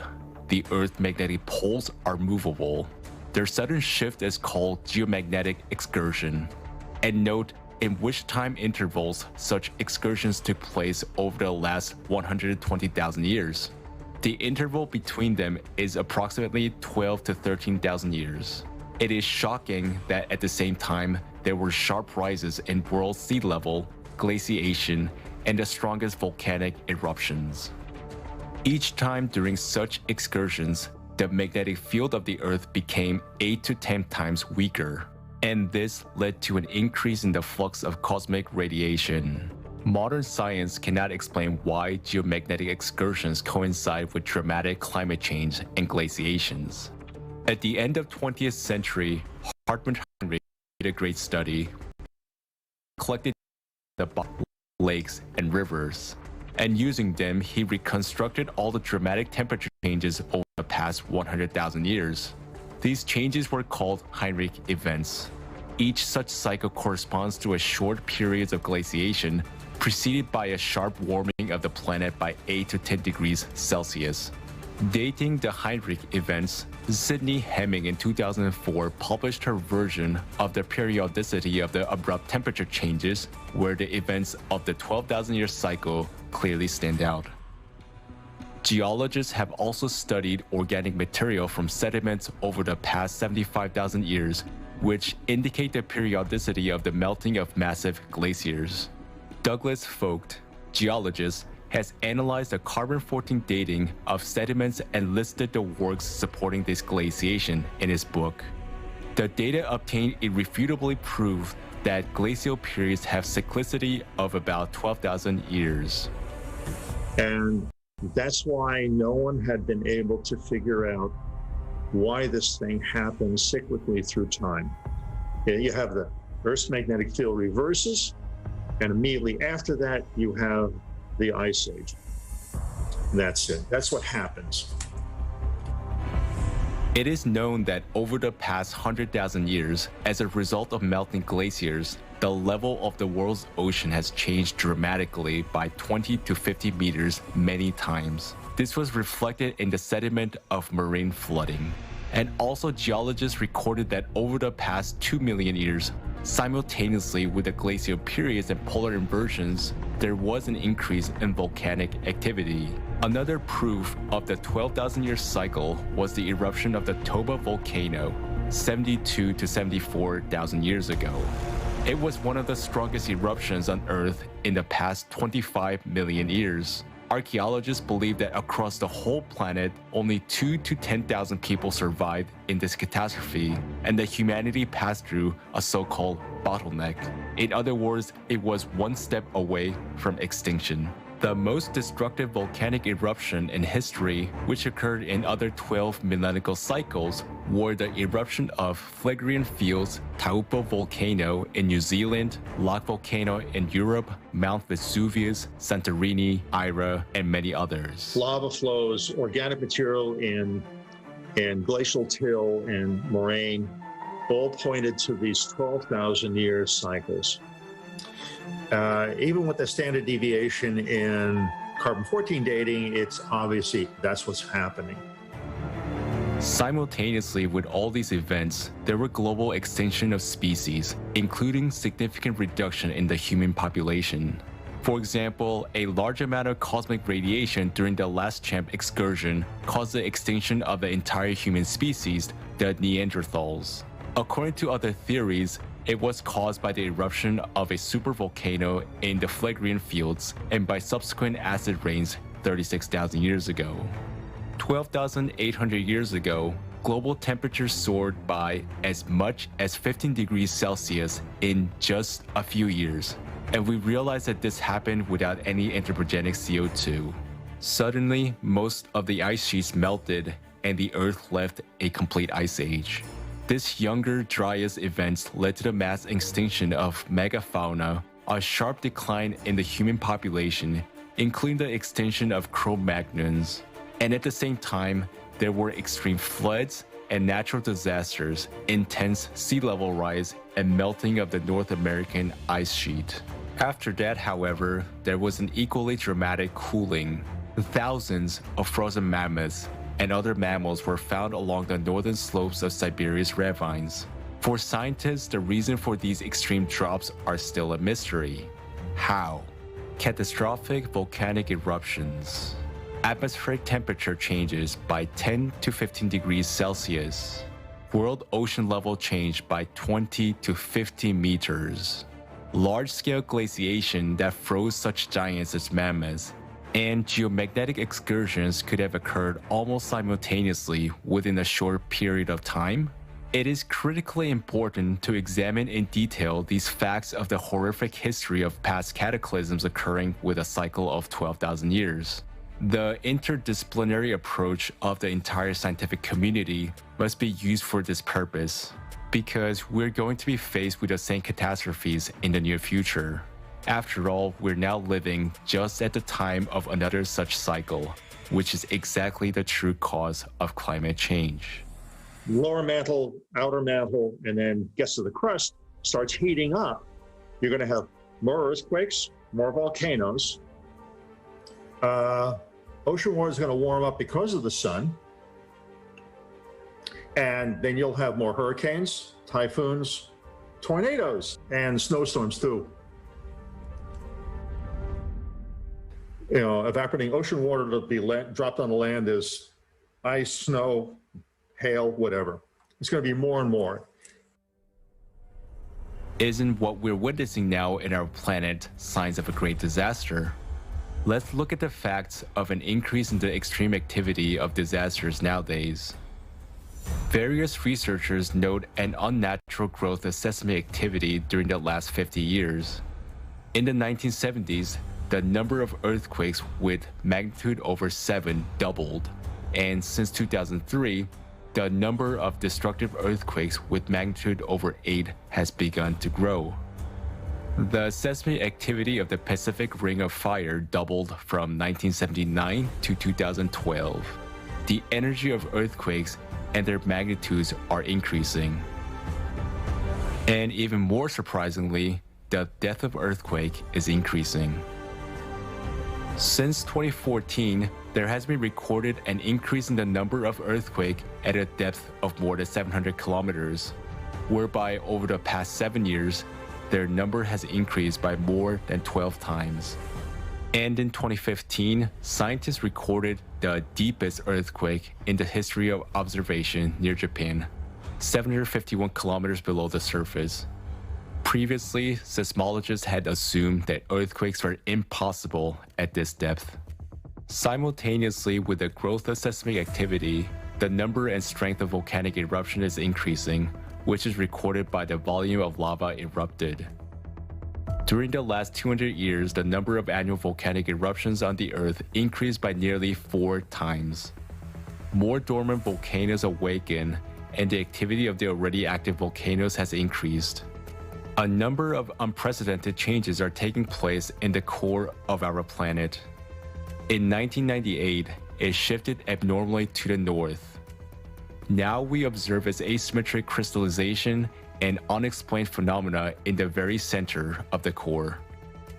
In the outer liquid core, the flow of molten iron has been accelerating since 2015. The beating, that is, microseismic manifestation emanating from the core caused by its dissonance, is increasing. Because of the displacement of the core, the rotation of the planet accelerates, its centrifugal force and deformation along the equator grows. Geothermal flow from the interior is increasing, speeding up the melting of glaciers. The average temperature of the ocean water rises, and abnormal areas of extreme warming appear. The groundwater in western Siberia and other regions with a thin crust is boiling. Ozone anomalies are growing gradually above the faults in volcanic regions. The number of fires along the faults is growing due to increased degassing, the release of flammable gases from the Earth's interior. The magnetic field has weakened by 9%, excursion of the northern magnetic pole, and growth of the South Atlantic magnetic anomaly has begun. Since 2007, inexplicably for scientists, the thermosphere has undergone a record reduction in density. At the same time, the stratosphere and mesospheres have cooled significantly over the past 20 years, while the troposphere is warming due to the growth of internal heat from the interior. All these processes continue to intensify and synchronize at an alarming rate. Ignoring these facts is suicide. What awaits the divided humanity in the near future if we do nothing? The damage will increase exponentially and irreversibly on a massive scale. The hotbeds of catastrophes will break out and escalate until they envelop the entire planet, turning it into another dead planet like Mars. Galactic radiation affecting the entire solar system will critically alter our star as well. There will be incredibly strong solar flares on the sun, which will turn all our high-tech devices into a useless pile of scrap metal. Inversion of magnetic poles will lead to critical weakening of magnetic field by 8 to 10 times, which will render all living beings unprotected against rays of ruthless cosmic radiation. Suddenly awoken stratovolcanoes all over the Earth will start to spew magma. Eruptions of ashes and lava will destroy all life on their way. The atmosphere filled with volcanic ash will shield the surface of the Earth from sunlight for many years, plunging it into darkness and cold. Volcanic ash will be shed with torrents of deadly acid rains. Groundwater heated by magma chambers will evaporate and fall in endless showers. There will be a rapid rise of the level of the ocean and rivers. Ice caps will start to crumble and disappear due to the activity of the volcanoes awakening under them. The whole coastal megalopolises and states will vanish underwater within few hours. The currents of the oceans will change their channels, the Gulf Stream will stop, a sharp warming will be replaced by a sudden cooling, and this will bring lifeless glaciation to once comfortable regions of Europe. The concept of the year seasons will cease to exist as such. The Earth will be overwhelmed by the mightiest earthquakes with the magnitudes over 10, the ones humankind has never faced before. Giant waves of tsunamis, dismissing any obstacles, will go around the planet many times, wiping cities from the face of the Earth. Winds and hurricanes will gain power of unprecedented strength and will become chaotic. The burning gases escaping from the bowels of the Earth will lead to a large-scale natural fires in the remaining regions that have not been flooded. Abrasive radioactive particles at enormous speeds will grind cities into dust. Billions of people will die from natural disasters in their first few months. Imagine what it would look like in our consumerist immoral world when disasters of this magnitude only begins to mount. Food, economic, energy, and social crises would grow until civilization collapses completely. The usual life will no longer be available to any of the inhabitants of the Earth. Lack of portable water and food would turn people into packs of embittered armed gangs killing each other for a piece of bread.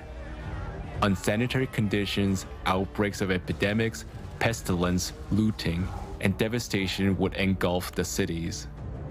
Survivors would roam around lifeless lands in search of food and shelter. Those living will envy the dead. Such is the cycle of 12,000-year cataclysm in its apogee. And this time it will be stronger than usual because it falls on a difficult period of time when a very sick planet, which we ecologically tormented, is added to a 24,000-year cycle. We have already faced a ruthless enemy that is destroying us. We have no time to continue staying idle, as the synchronization and cascade of the ongoing cataclysms is growing inexorably. We need to find a solution on how to put up a defense against our only external enemy. The enemy is strong, therefore all the power of uniting 8 billion people is needed. We need to use all our scientific potential, but this is impossible in the format of consumer society we have now. Today, science serves private capital, not the salvation of humankind. That is why we so urgently need the format of creative society, where it is not the private interest that will dominate, but our common human interest that will. We must hurry to unite and mobilize all scientists. All scientific, technical, and intellectual potential needs to be invested in one task: finding solutions to counter the impact of cyclicality, since every action has its counteraction. We will be able to find a solution to avoiding climate collapse and to humankind's survival only when all of humanity consolidates. The choice is up to us. It's up to each one of us. It's up to you.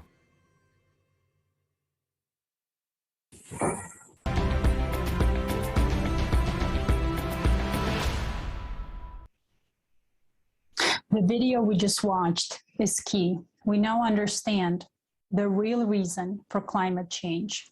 We see that cyclicity is the main reason for climate change. It happens every 12,000 years. The cycles vary in the intensity of destruction. Every other is always more destructive. So every 24,000 years, we experience the most dramatic catastrophes and change. And the cycles in between, which will be the 12,000 year, is less destructive compared to the 24,000 year one, which is the one we're entering right now. You have just seen the facts. Why is it that the truth is not available to us? Why do we still see misleading information about CO2? It is absolutely absurd that we see people dying all the time because we support the stupidity of CO2. This big business is costing us lives. Our next speaker, Joe Blundell, who is a researcher, inventor, and entrepreneur, will tell us more about 12,000-year cycles.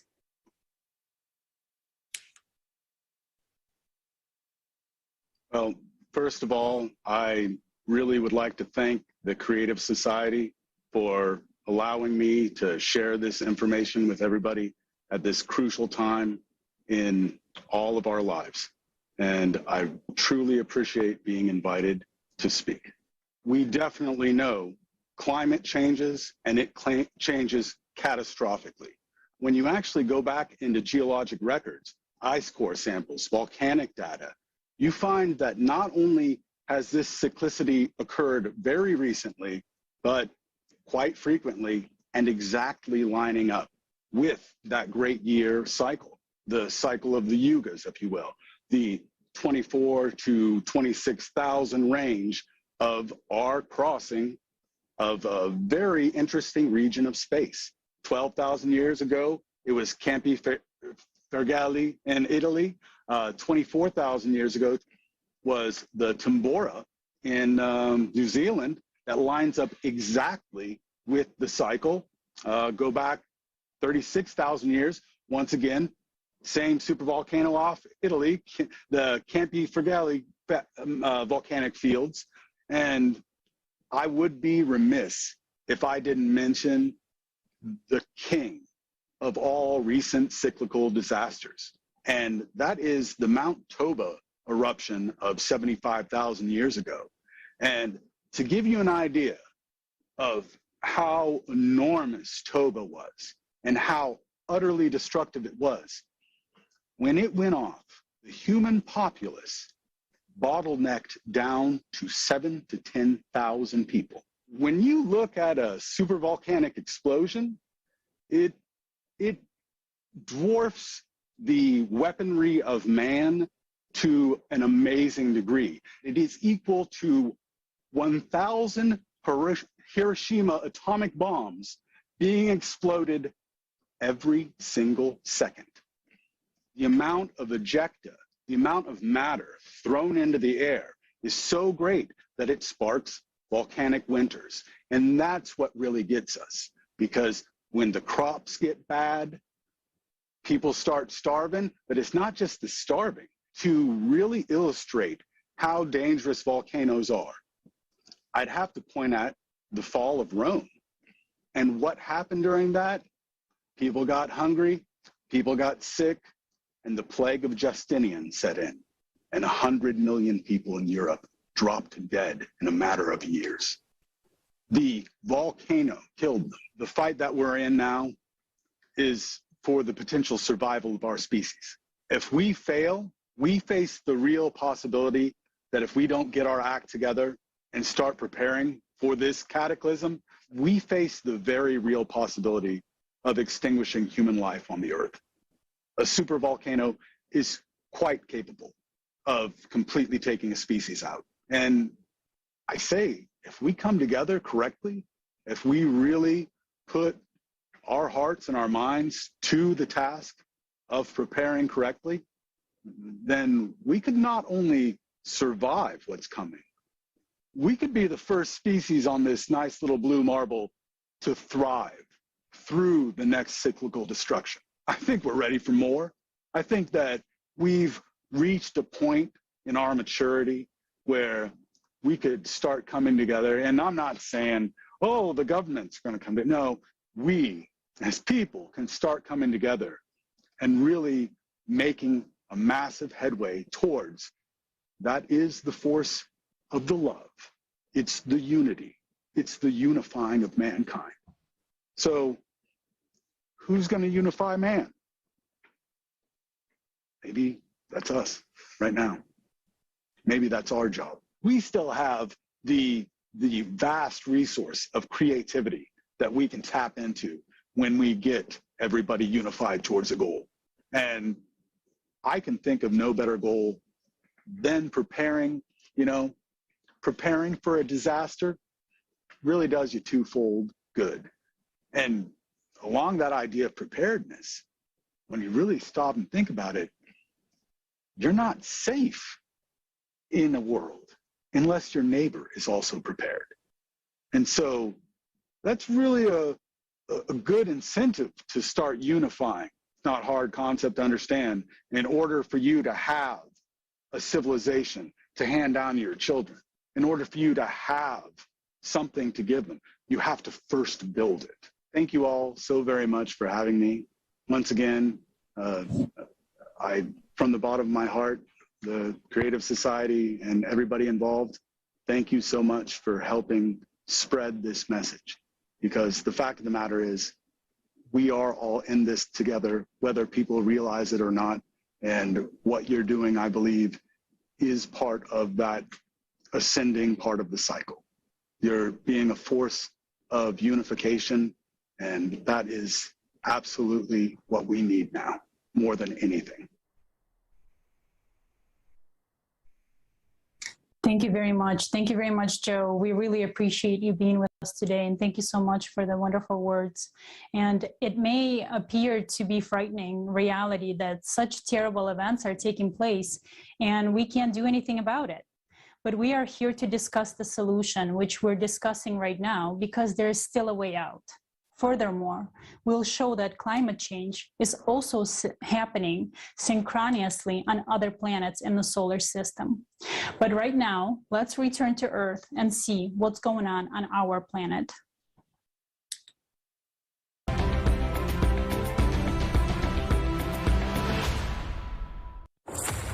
Today, scrolling through the news feed, we see how natural disasters are increasing around the world. But if we look around, it may seem to us that cataclysms occurring in other countries or on other continents do not concern us because they are so far away. However, the reality is just the opposite. Our planet has entered a phase of instability and anomalies. While one part of the planet is drowning, another one is dying from droughts. Drought is about to become the next pandemic, and there is no vaccine to cure it. Most of the world will be living with water stress in the next few years. Demand will outstrip supply during certain periods, said Mami Mitsutori, the UN Secretary General's Special Representative for Disaster Risk Reduction. Shortage of drinking water is not even a catastrophe, it is death. This year, 2021, marked the first water shortage in the Colorado River, which provides water to about 40 million people in the western United States and more than 10,000 square miles of farmland. The Colorado River feeds two major reservoirs, Lake Mead and Lake Powell. Its water level has dropped to its lowest level on record.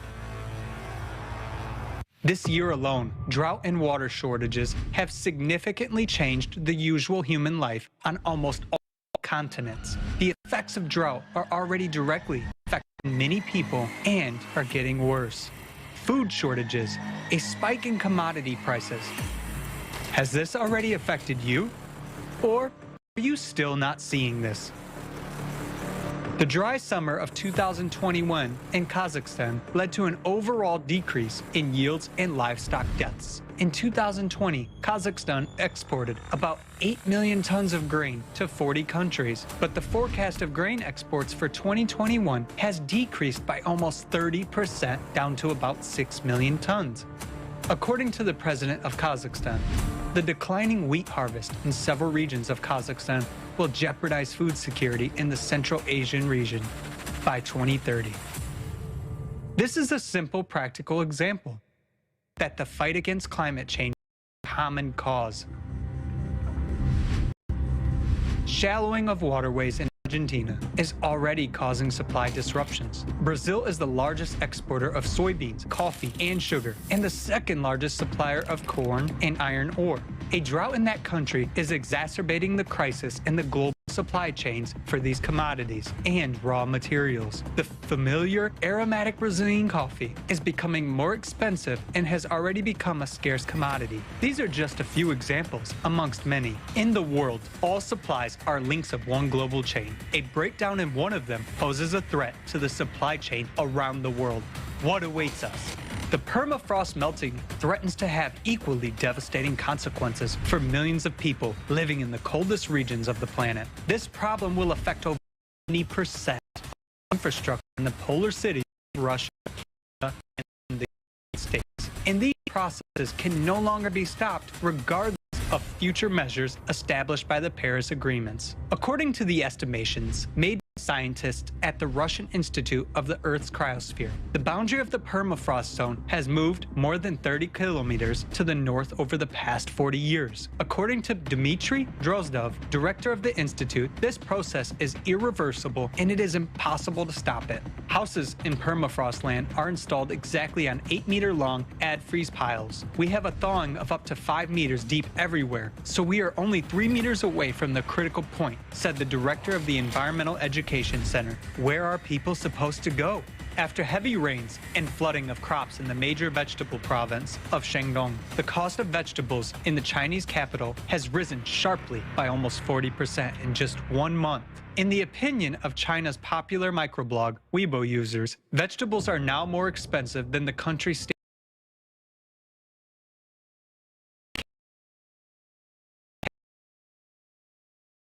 capital has risen sharply by almost 40% in just 1 month. In the Look at that.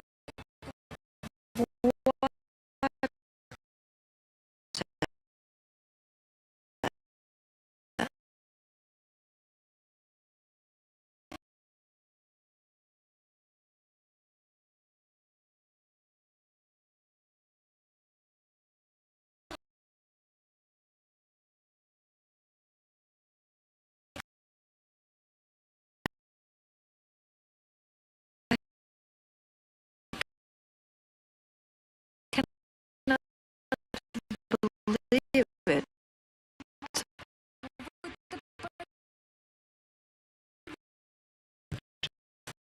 Residents of Texas could not have imagined that tomorrow they would be on the brink of survival.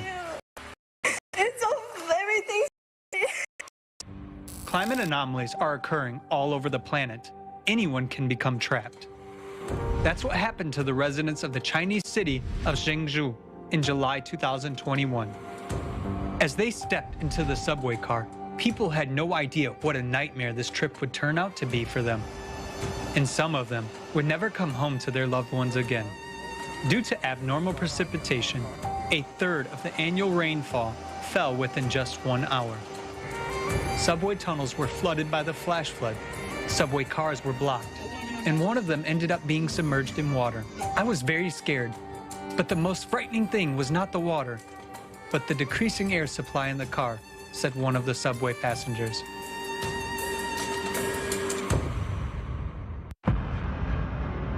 Global climate change has already caused food shortages around the world, and the situation is worsening catastrophically. Will we have anything to eat and drink tomorrow? More than 1,140,000 people in Madagascar are desperately trying to survive the famine due to the drought. We cut them like this, but this one can't be cut. It's as hard as a tree. Today we have absolutely nothing to eat except cactus leaves.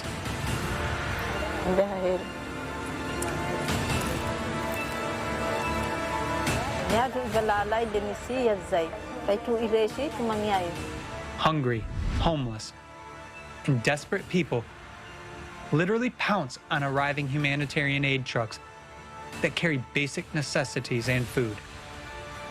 They snatch the bags from one another. Confrontations erupt, leading to fistfights.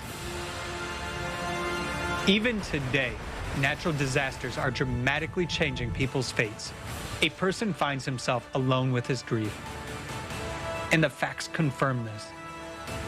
Where should people caught in the epicenter of natural disasters go? After all, their losses from the raging disasters are incalculable. The consequences of climate change will not spare any of us. In the end, people may lose the most precious thing they have, life. Tomorrow, you may be faced with the question, how can I survive? Natural disasters take us off guard, and as a consumer society, we are failing to cope with that. And this is our reality. But we still have our only chance to survive, and that is to build the creative society. What kind of society we choose, such will be our future. And today, this choice depends on each and every one of us.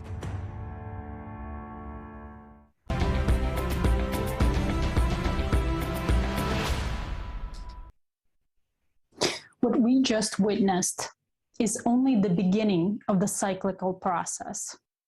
Right now, we saw how climate affects economy, agriculture, infrastructure, etc. But how does it affect human lives? Let's hear it directly from a person, a photojournalist, humanitarian, and environmental activist, who talks with us about his experience covering natural and climate-related disasters around the world. I would like to note that Alex is the person who devotes his life to helping people, and it is a great pleasure to see Alex among the active participants of the Global Crisis Conference, among those who actively informs about the creative society. Alex, we're happy that you're here with us today, and please don't forget to unmute yourself.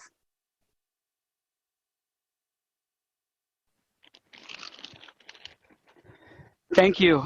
I'm happy to be on this broadcast.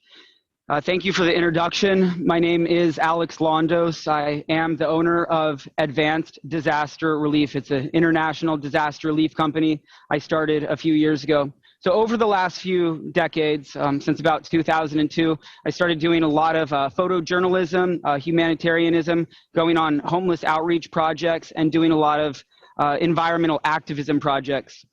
So over the last 2 decades, I've personally responded to dozens of major hurricanes, lightning events, droughts, forest fires, floods, and even some major landslides. I went to Ghana during the peak of the Ebola outbreak in 2014, and I volunteered in Nepal after that major earthquake in 2015. After that, the next year, I went on an independent humanitarian mission to Iraq. I helped out there for a month. It was exciting going along with the Peshmerga military, transporting supplies and aid. So throughout my career, I've seen climate-related disasters and superstorms get exponentially worse, and they will continue to get worse in the following years and the following decades. Climate change is no longer an existential threat. We are in an unprecedented and uncomprehendable climate emergency right now. So broadcasts like this are very, very important. So I'm concerned that we're just not prepared. We're not doing enough. We're not ready for the disasters of the future, and we're not adapting fast enough to where we need to be. Most people don't even have a bug out bag, and they're not even prepared themselves. We will continue to see and experience more frequent and more severe superstorms and natural disasters around the world. There's going to be larger and greater severe heat waves around the world, regional heat waves, mega droughts, water shortages, uncontrollable forest fires, catastrophic flooding events, and we will also sadly witness mass migrations of refugees. This is exactly what scientists, climatologists, meteorologists, and environmentalists predicted decades ago. They've been warning us, and unfortunately we just didn't listen. So I've been studying environmental science and climate change since 2002. I've taken courses in renewable energy and resources, anthropology, surviving the future, meteorology, green building, construction and design, solar technology, hydroponic food production, nuclear, biological, and chemical first response. I took hazardous materials, fire behavior and combustion. I also completed all of the Red Cross courses. I was volunteering with them for a while. I'd recommend a lot of people, anyone, please take the Red Cross courses. It's a good entry level to get into emergency services. And then I took the EMT course. I also took the CERT course, which stands for Community Emergency Response Teams. I don't know if they have that internationally, but we definitely have it here in the United States. It's underneath Homeland Security and then FEMA. So when I'm out in the field, I always hear people say that I never thought it would happen to me, and they're always surprised when they're, experiencing or they go through a major disaster. So I just want you to take a moment to imagine what would it be like if you were affected by a major disaster, natural or climate related. What if you were affected by a major forest fire? Would you be prepared? If all of a sudden within a week or two you had to get ready for a catastrophic typhoon that was headed directly towards your country, or a major flood, can you imagine how devastated you would be if you lost everything that you owned? If you watched the people around you, the people that you love, the people you love the most, struggle and suffer or even die? And there was nothing that you could do to help them because you didn't have the aid, the resources, or even the training to help. Can you visualize what it would be if people in your community were desperately searching through debris, looking for resources such as food, water, tools, or even clothes to wear? I've been in those situations and I've seen people struggling, and it's horrible. It's a nightmare. What if you had to make like some sort of makeshift shelter out of debris just to get out of the rain and the weather, out of the elements, and you had to wait for weeks for humanitarian aid? That is not the society we want to live. That's not how we want things to be. That's not the future that we want to create. So please trust me. I'm right here in front of you, and I've done so many videos like this in the past. Like, the evidence is undeniable. Because of our society's selfishness, our greed, ignorance, because of industrialization, the burning of fossil fuels, deforestation, urbanization, arguably overpopulation, because of capitalism and overpopulation, sorry, I said that again, overconsumption, buying and owning things that we don't need, living outside of our means, wasting resources, we are now experiencing the dire consequences of our actions. Our civilization, even when we implement solar and green technologies, we're still a heat engine, so we all have to lower our carbon footprint and our environmental impact. Human activities are emitting large and uncomprehendable amounts of greenhouse gases into the atmosphere at a suicidal rate. Earth's average global temperatures are increasing. Oceans are warming. We'll probably talk about that throughout this broadcast. Pollution is widespread. And Earth's biosphere is collapsing. We're seeing it. It's happening. We have the evidence, and we have to stop it. Somehow we have to intervene. We have to figure this out. That's why we're working together. The World Meteorological Organization statistics from 1970 to 2019, globally, the top disasters that killed the most amount of people were droughts, storms, floods, and extreme temperatures, in that sequential order.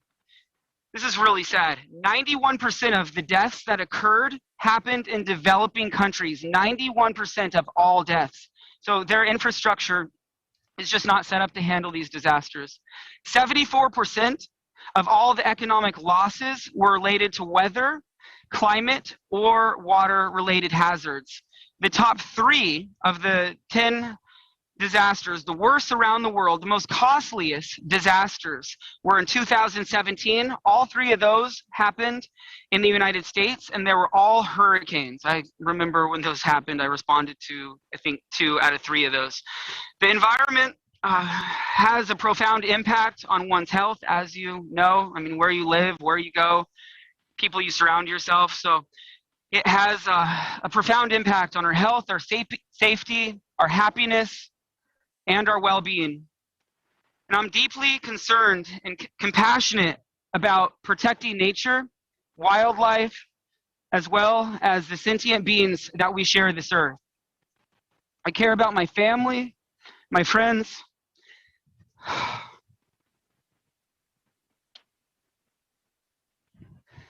and all of the children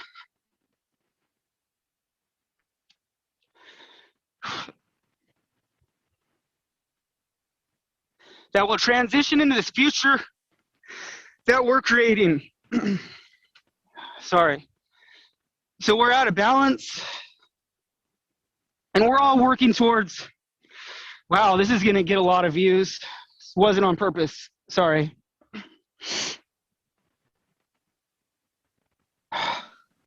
We're all working towards the goals of global sustainability in creation, in alignment with creative society. We will all benefit tremendously. It will help us attain, grow, and build a creative society with resources that we need, and will help secure a habitable and hospitable planet throughout millenniums. I encourage everyone to take the individual initiative to learn more about environmental science and environmentalism that will help allow us collectively become more environmentally conscious. This will help guide us to solving the climate crisis as well as other disasters and challenges of the future. Please reference Creative Society, learn more about how the platform will help us expedite and secure a safe, resilient, and prosperous future where we will all thrive. In conclusion, I would like to sincerely thank all of the participants, volunteers, and supporters of this online conference and Creative Society.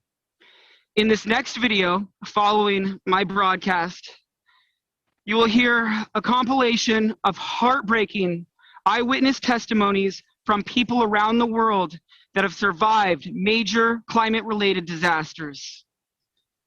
My name is Alex Londos. Thank you for watching this broadcast and participating with this program.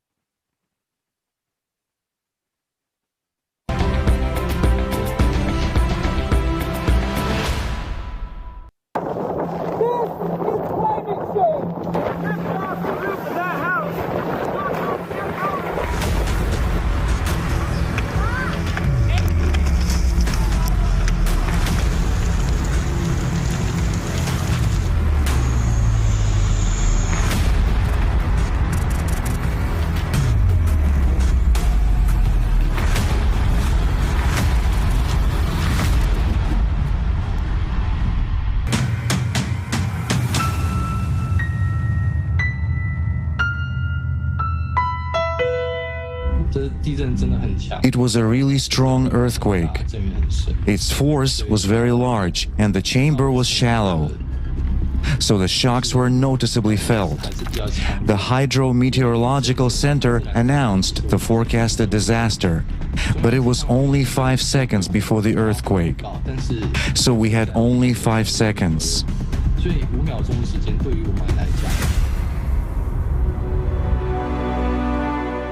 At the same time, a fire broke out in most of Turkey, including this place here, and we didn't have enough helicopters. We have been calling for help for 4 or 5 days, yelling helicopter, helicopter. We were shouting and crying for help until we were hoarse, but there weren't enough of them, and the volunteers were actually on state helicopters too. The area of the fire was enormous. That's why most people evacuated on their own, sadly. The houses burned down in 20 minutes. Literally, at the snap of fingers. It was the so-called crown fire, which spreads from treetop to treetop.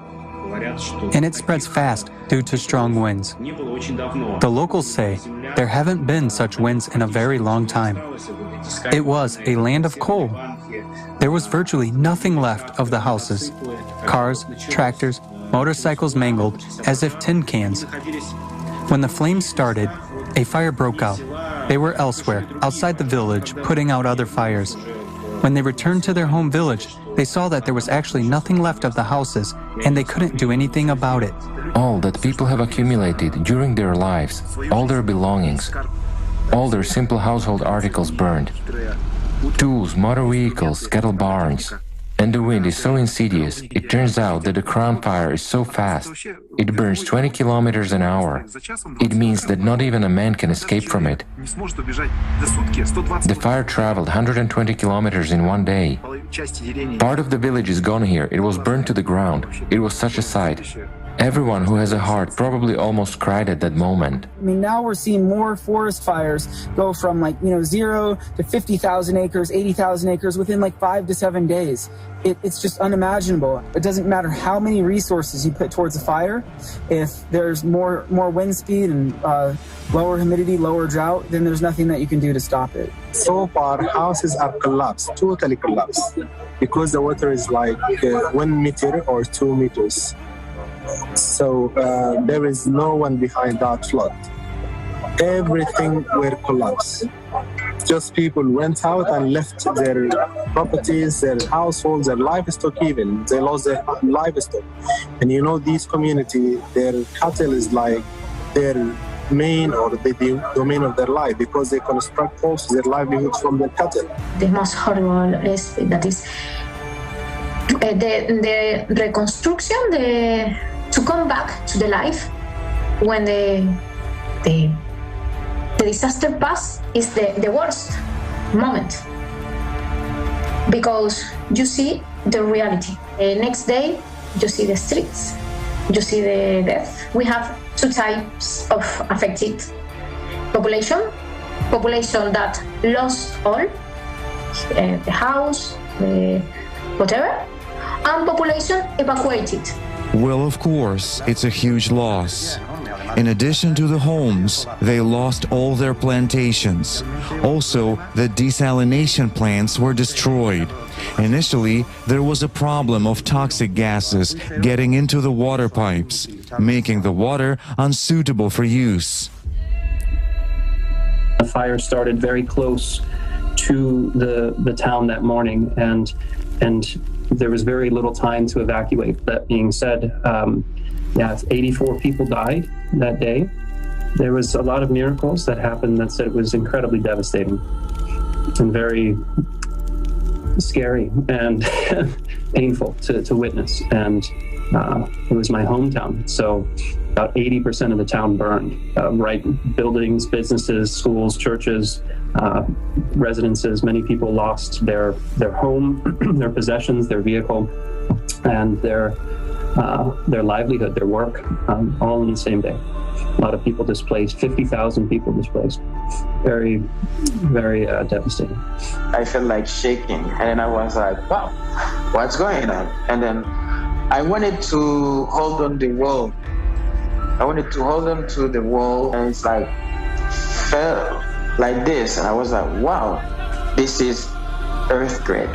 And then right away, the house started to shake so strong, so shaking. And then I saw the wall tearing apart. And then thanks to God, I was able to come out. I started to see a lot of people going to the hospital, people blooding, and then with broken leg, broken feet. It was really, really, really sad to see those people crying. And then there was right away so much traffic in the streets. And then it's there I started to understand the gravity of what just happened. The earthquakes we had in 2017 and 18, it happened 10 miles outside of our city. And during this time, a lot of people died. One of the incidents was a private school. Children were trapped inside of there. And it was heartbreaking to watch these people stand outside trying to do everything they can to rescue these children. And I don't remember exactly how many children died, but they rescued more than that died. you know, so I'm grateful for that. It was terrifying because that could have been my daughter, you know, that could be your daughter, that could be any of our children. And that's a terrifying thought. I couldn't even imagine the pain that the parents were going through. The riverbank collapsed at about 7 a.m. while people were still asleep. The water rose 2 meters in record time, around 5 to 6 minutes. People barely had time to wake up. They were climbing on furniture, ran up to the second floor, and also it took some help from neighbors to help people get out through the windows because they weren't able to open the doors anymore. My aunt was trapped inside her house, and the water rose so fast that there was about 40 centimeters of air left up to the ceiling, meaning they could practically drown. So my cousin had to break the windows to get them out of the house, because otherwise they could have died. The very house that protected you turned out to be a trap that could make you drown. It was just a total chaos. Lava from the volcano was already in our area, and we could see that it was already flowing up, and we couldn't help it. There was nothing else to do. So we decided to leave to avoid gas poisoning.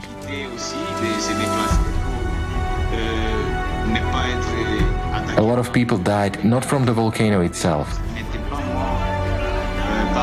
They died in accidents that were caused by people.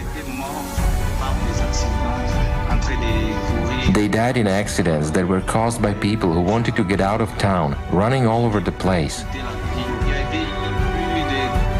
There were over 20 deaths from accidents. We must understand that nature itself has its own laws and uncertainties.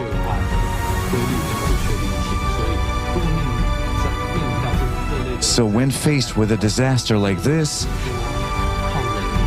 we have no control over it.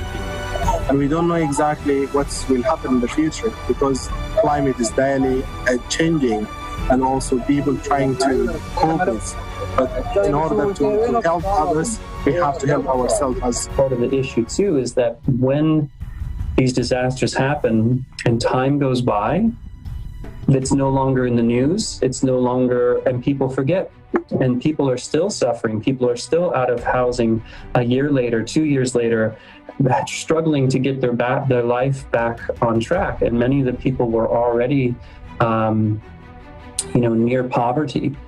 We can't keep living this way. So where are we as a species? Where are we now? Where have we been? Understanding our history and understanding so much is changing so fast in the world. And then where are we going from here? What does the future hold? And not just for us, for our children and for the future generations to come. Human life is the first and foremost priority in our life. We see that at the end of the day, the material things sometimes don't really matter. Everyone is equal in front of disaster in the sense that when a millionaire or a billionaire has all the money in the world and the money cannot save you.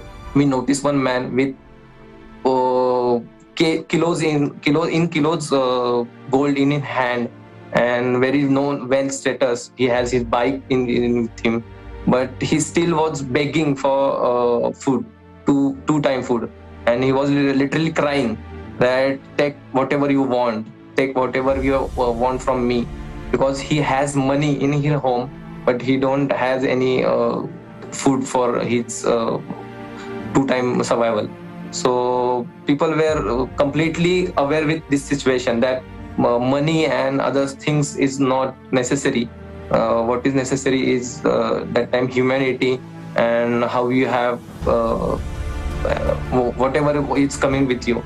If we won't be able to unite, if we don't see the need for it and don't realize it, then later it may be too late. It's just a shame that people come together only during disasters, and that's where the sadness comes in. we should be getting together beforehand. We have to speak up. We have to speak out. Now, that's a good key for us to come together. We have to be honest. I just don't know what else it's going to take. I mean, how many more homes have to be destroyed? How many more people are going to die?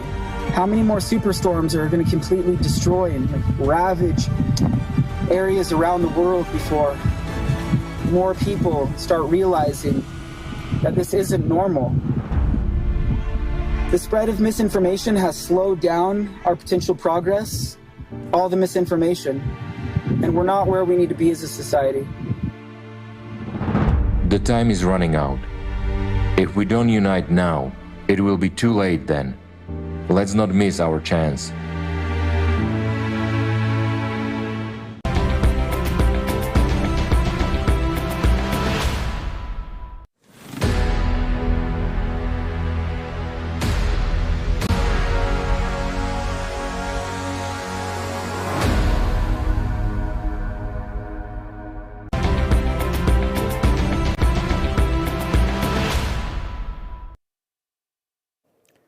Dobrý den. Dnes se koná historická Greetings. A historic event is taking place today.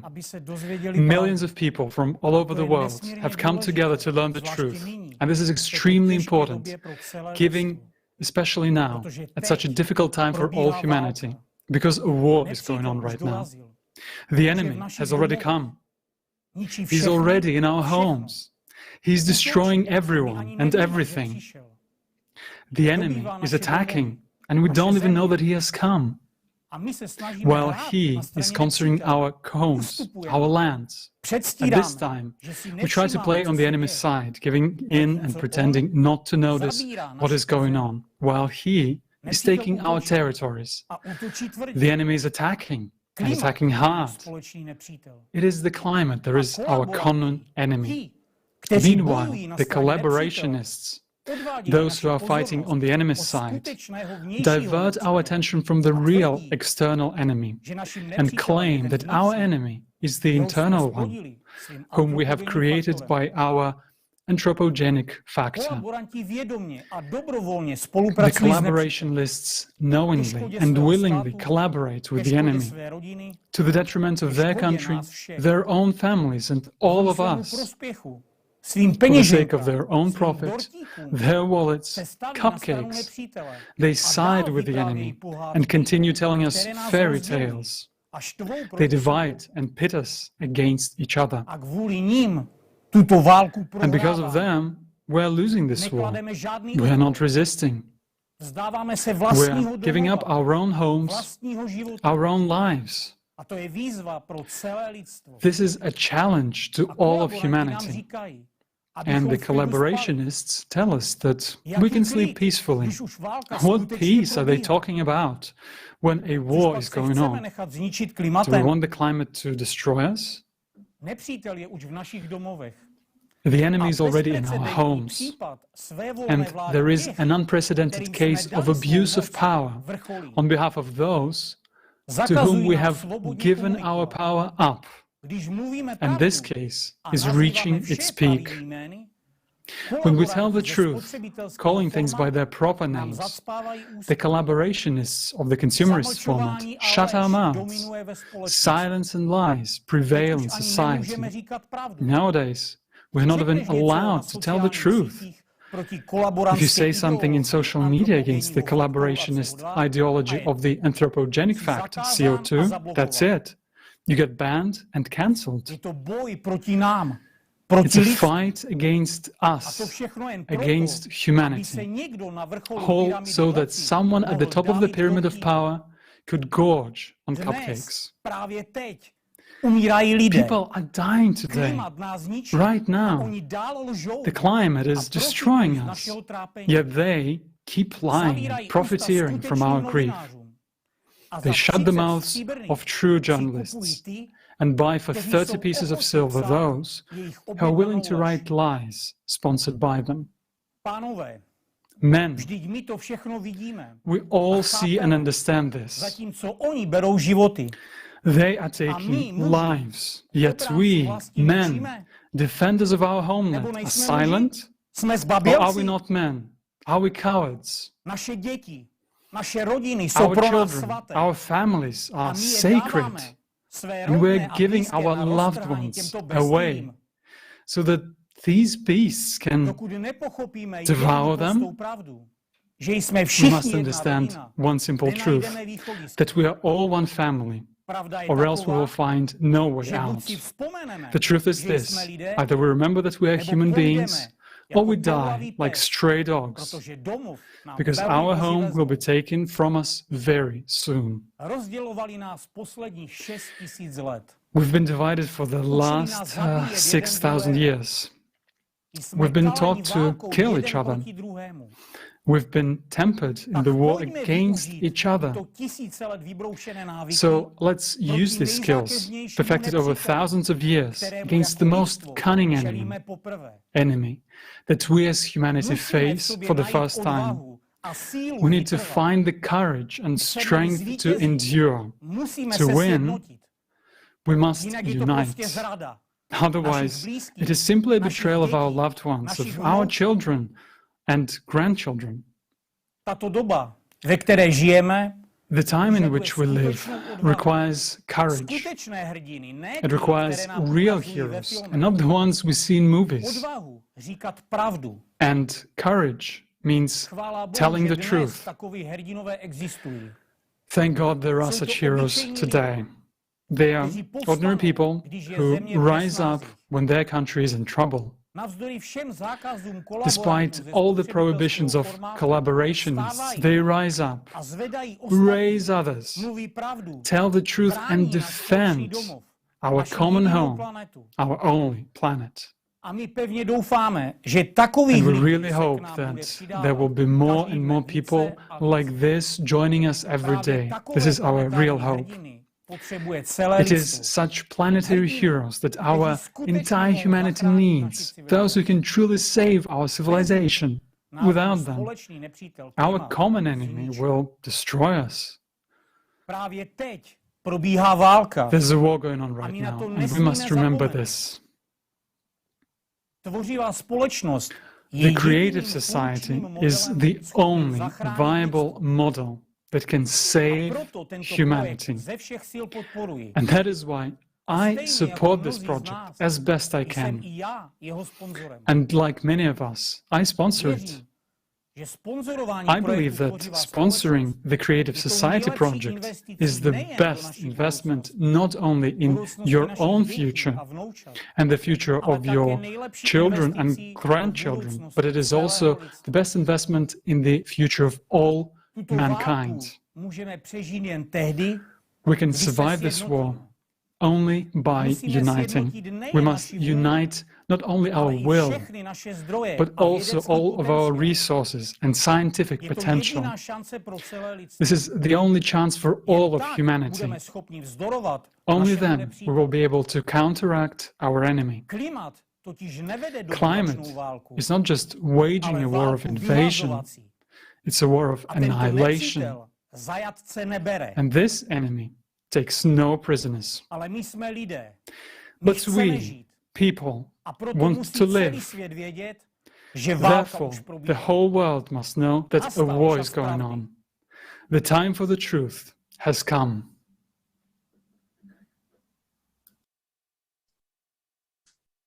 Thank you, Dushan. The war is in full progress. Millions of people are losing their homes, their loved ones, and their hope for future. The life of our entire civilization is threatened. And we, through inaction, are giving away our only chance to the enemy. It is indeed time for the truth. And it is with great respect that I present to you our next speaker, Mikhail Kornienko.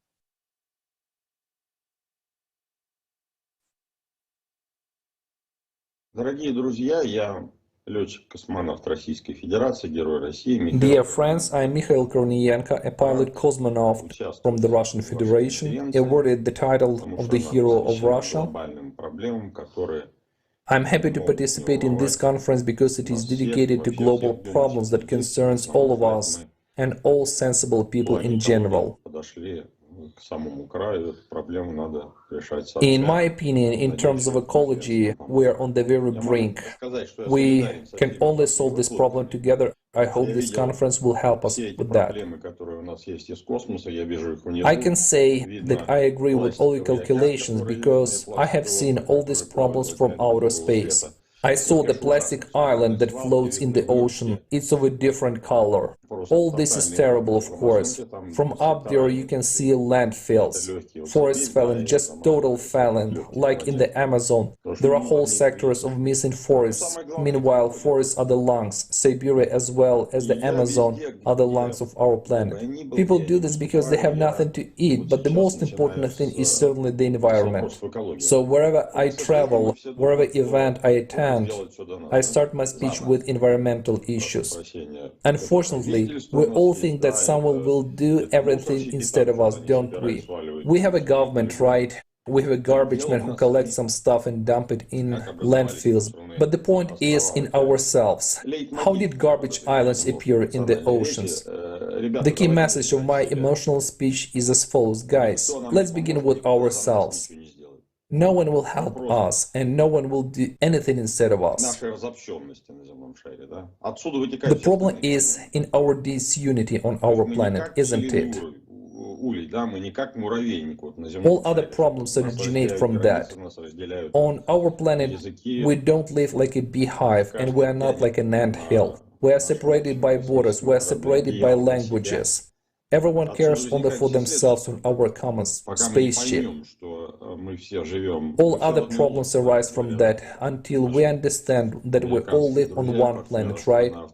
As our American friends and partners astronauts are saying, we're all in the same boat. Nowadays, warming on our planet is widely discussed. As they say, the global warming, but the fact is these are cyclic fluctuations of the climate. They have always happened, we have them right now, and they will recur, right? I'm not a great scientist in this regard, probably this would be a better topic of discussion for climatologists. I'm just expressing my personal, not enlightened opinion. Just as always, the truth is out there. It's an obvious fact that the climate change is taking place. It is present. But this doesn't mean that it is connected with human activities. This yet has to be proven, isn't it? Many people use climate change for their own personal selfish purposes, as nowadays the green agenda has become popular. They go crazy about this agenda. Let's take the project of Greta Thunberg. In my opinion, these are purely business issues. Moreover, it is obvious, completely obvious, that we have drastically damaged our planet. This needs to be dealt with the sooner, the better. Or, for example, Kyoto Protocol. Well, it's a purely commercial project. If you remember, Albert Gore organized this whole thing. It has nothing to do with ecology. This needs to be understood as well. I think it is impossible to unite on a single topic. It is always a complex, all-around thing. I mean, there is a series of issues that will unite all people. It is not only the economy, not only the green agenda or environmental issues. It's an entire range of problems which we must only jointly resolve. I mean, all leading nations. And indeed, maybe we shall all get together on some other platform and say, guys, come on. If we don't realize now that neither dollars are needed, there will be no dollars, no Arctic. We simply won't survive to see it. We have more important things to worry about than sea routes. I travel a lot around the world. People at the grassroots are normal everywhere. They understand everything perfectly well in Europe, in America, and in Japan. They write to me a lot, and everyone understands the situation. It's only those at the top who do not understand this, the ones above us. I'm coming to an apocalyptic conclusion that if a person crosses some kind of an authority border, which certainly exists, he immediately becomes soft-headed. He stops seeing obvious things. And since we're all under the power of politicians, under the power of presidents, whom, by the way, we have elected, it turns out that we have no choice. Well, it means the election platforms have to be changed. We should all gather at a round table and resolve this issue. They cause wars, they cause dirt. It all comes from the fact that everyone wants to be the king of the hill on our planet. There is no king, and there cannot be any king of the hill there. The one who is strong must help the weak, and the postulate must be embedded in people's heads. 99% of people think like you and me, whereas one people, which is a superstructure above us, and which governs the entire earthly community, for some reason they think differently. If we, the entire community,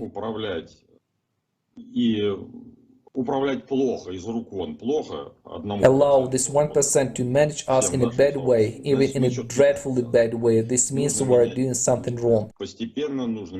We should gradually change it. We should change it step by step through democratic procedures,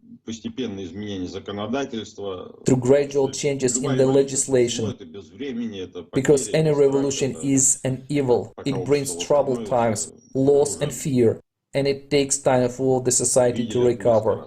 We have already seen it more than once, that's enough. Therefore, we should organize such platforms and offer our own options for overcoming the crisis. There is no other way for us, you see, otherwise all of us will die.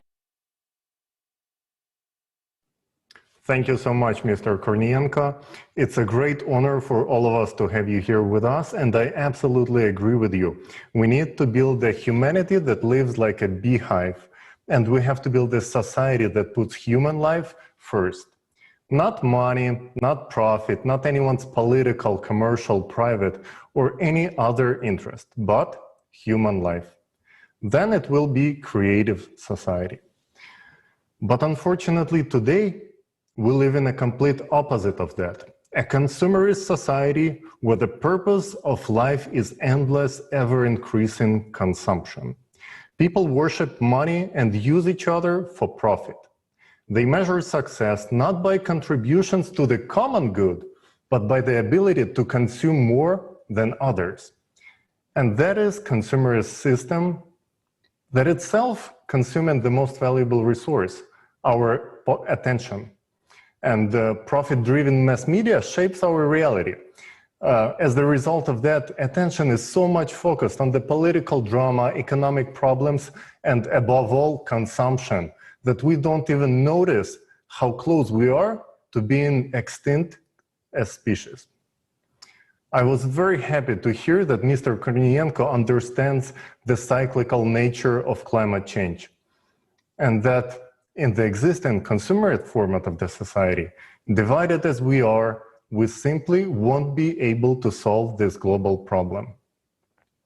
I was also very touched by the words of Dusan, and he is right that investment into creative society is not just investment into your future, your children's, but also in the entire human race. And that is truly the best investment one can make into building the humanity that lives as one human family on planet Earth. And how would that help to solve climate problem, right? Well, very easily, my friends, by unleashing the unlimited resources of the united humanity. If we combine our scientific, technological, and intellectual resources, we can solve the problem of climate change. And we can solve any other problem on our planet. We can create a prosperous life for 8 billion people, or even 25. We can finally thrive as the humanity. If that's what we really want, of course. Ask anyone you know to describe the society in which they would like to live in. And then compare their answers to what's written in the 8 foundations of the creative society. And I can assure you that it will match 99%. It's because people created these foundations. And that's a fact proven by millions of surveys worldwide. These 8 short paragraphs include everything we want our society to be like, we as humans. So where to start and how can you help? Well, first of all, please read the 8 foundations and then make sure that everyone around you knows about them. That's how we can create a strong electoral request to adopt the 8 foundations of the creative society into the law of each country. That is the only way to unite our humanity on the value of human life. We should let everyone know that we will vote only for those politicians who will support the implementation of the creative society. And very importantly, foundation number 8 will also give us the way to recall any elected official who is not doing a good job without need to protest, chant in the streets, or wait years until the next election. Our time is the most precious resource that we have, and we cannot waste it anymore. The action starts now. If you watch this conference, you know about the 8 foundations, and you do not share this information with everyone you know, then you are stealing their future, and you're wasting your own chance to survive and thrive. At this time, the challenge is to all of the humankind. This is a war state, emergency state right now, and the enemy is climate to all of us. And it will take courage from every single person. So will we accept this challenge, or will we just silently adopt the consequences of our inaction? The choice is ours. Thank you. Thank you very much. And we do have a voice, so let's use it for something that will truly benefit us and people in the whole world. Let's vote for those who supports the creative society. Now, I would like to remind you that you are watching a live broadcast of the International Conference Global Crisis Time for the Truth, which was organized by volunteers from 180 countries. The objective of the event is to inform humankind honestly and truthfully about the scale of the climate and environmental crisis, about the impeding threats and the real way out, which we've discussed today, and it is the creative society. And dear viewers, we would also love to hear from you. We would love to hear your understandings and your feedback. So please record them and send them to us to the email info@allatraunites.com. And climate change is not only happening on our planet. So let's take a look at what is going on in other planets in our solar system and how cyclicity is affecting the other planets.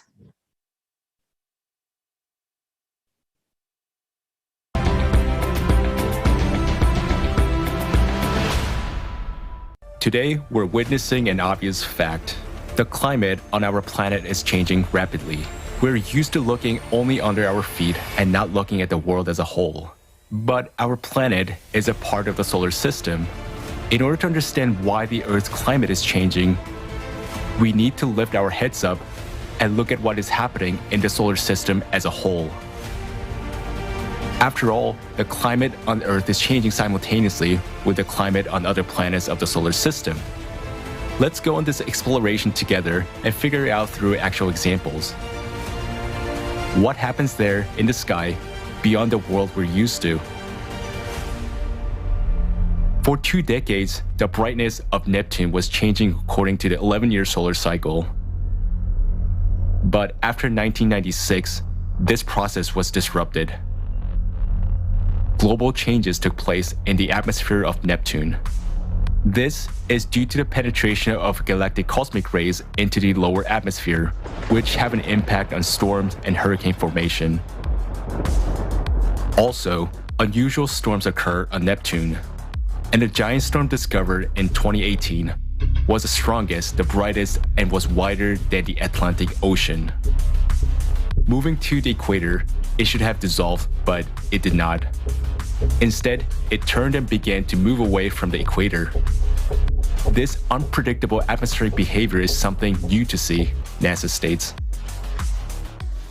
On our planet, galactic cosmic rays also penetrate into the middle layers of the atmosphere, which is now leading to a global restructuring of the atmosphere.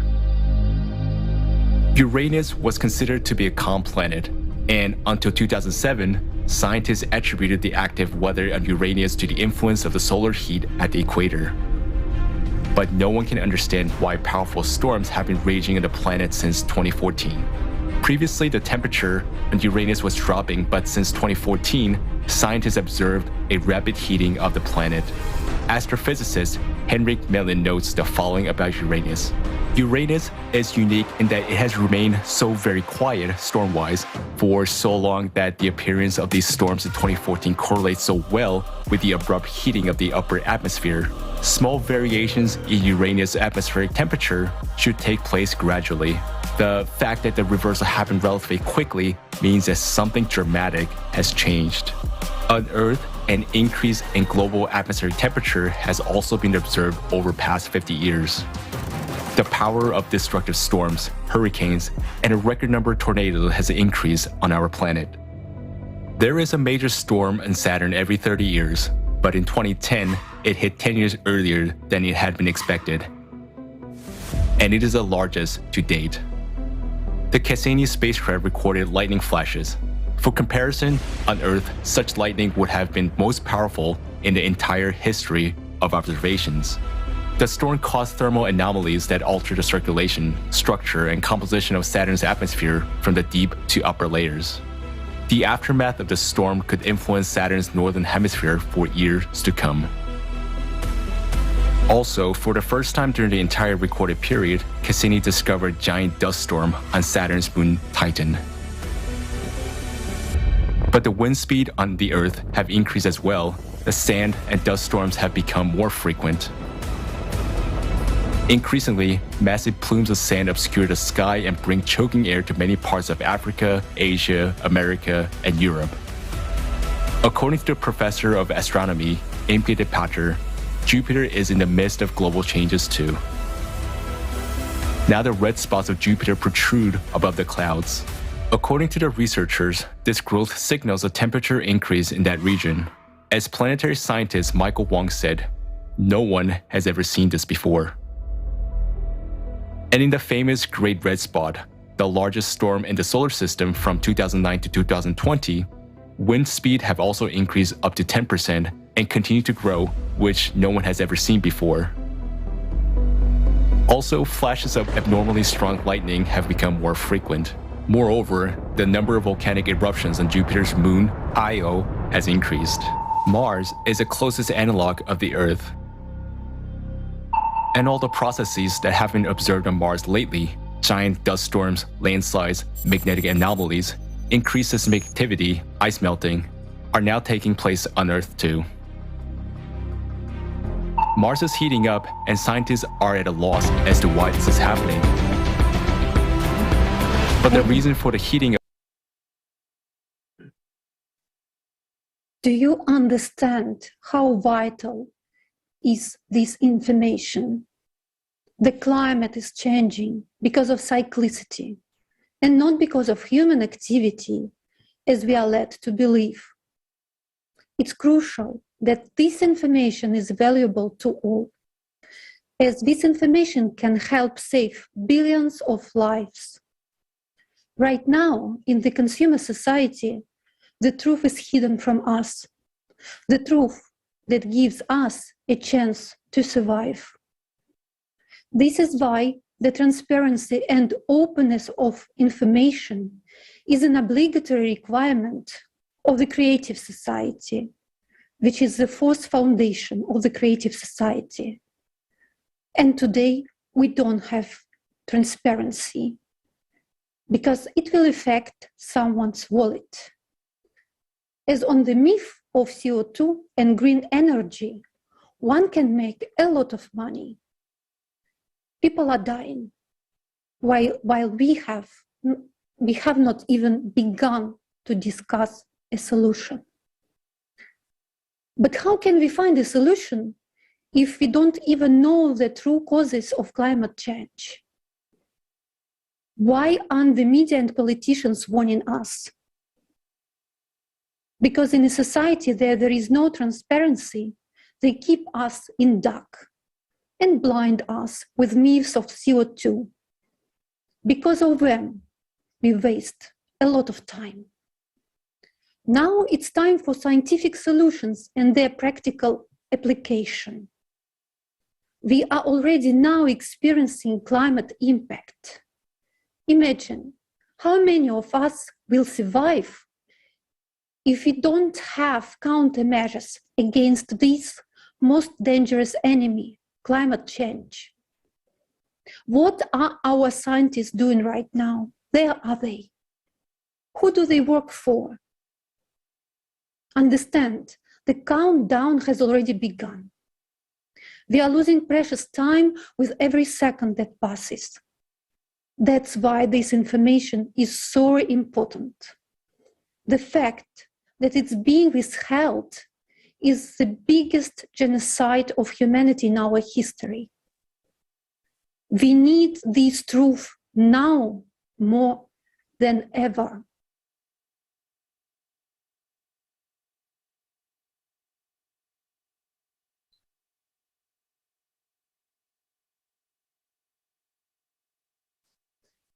Gracias, Alina. Saludos, queridos amigos. Por todo lo que han dicho anteriormente, entendemos que si nos esforzamos. Hello, dear friends. From what was said earlier, we understand that even if we do our best to save the environment, this will not help us confront climate change. How are we actually saving the environment? We give up plastic bags in favor of paper, for example. But paper is trees, so goodbye forests? Really? We're destroying the lungs of our own planet, our only home. Are we really that stupid? No, of course not. Our problem is different. Collaborationists gather and discuss climate and ecology. But why is the situation only getting worse? Let's take an honest look at what is at the heart of modern society. Manipulation, lies, slavery, silence, power, money, holding on to what's yours and snatching what belongs to others. This is a format that has existed for millennia and continues to progress to this day. Today it is popular to be pushy and ambitious. But originally, ambition meant a desire for power, aggravated selfishness. We have exalted all the lowest human qualities. They say, know your worth. We have worth for everything. Everything is bought and sold, from air to relationships between people. However, the only thing that is least valued today is human life. Today, our lives are worthless because our wallet comes first. In the age of technological advancement, people continue to die from lack of water, food, from air pollution. Our lack of true values has brought us to a dead end. Is there really anything more important than human life? What could be more important than survival when you are on the edge? The climate is one for all. There's no getting away from it.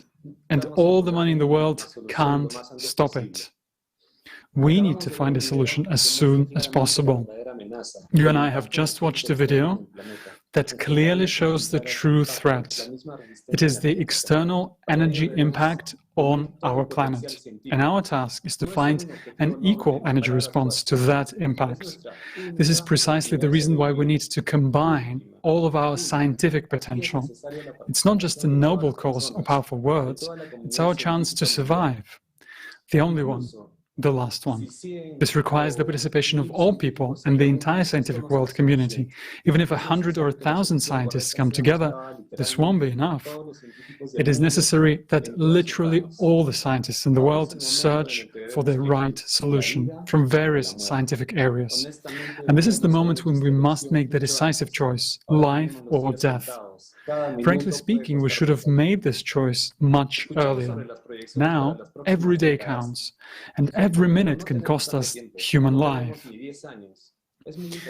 We hear about forecasts for the next decades, but people, we haven't got that much time. We don't even have 10 years. It's very important to act quickly. We're now in the zone of energy impact, and by the time we get it to speak, we should already have a ready-made solution.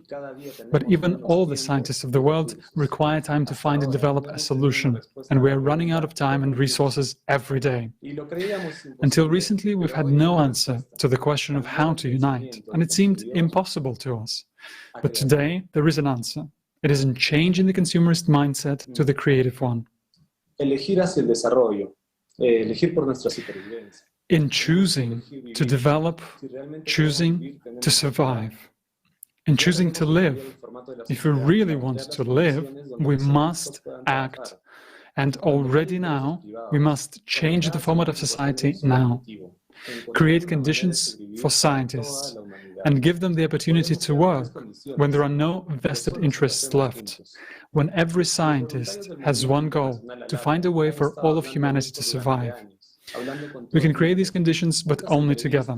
Volunteers of the ALLATRA International Public Movement have been talking about this for years, talking to the whole world by organizing so many interviews, social surveys, conferences, reports, articles. People from 180 countries have done a tremendous amount of work. We found out that what people want, all together we found a way out, the creative society. The creative society is a model based on the best aspirations of people from all over the world.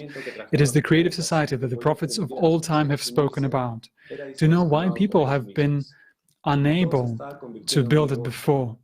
Because the knowledge that the prophets brought and that could enable people to unite was distorted by people themselves. Everything was turned into business, but now it's no longer our business. The climate is changing, everything is changing. The economy, politics, everything. Our lives are changing.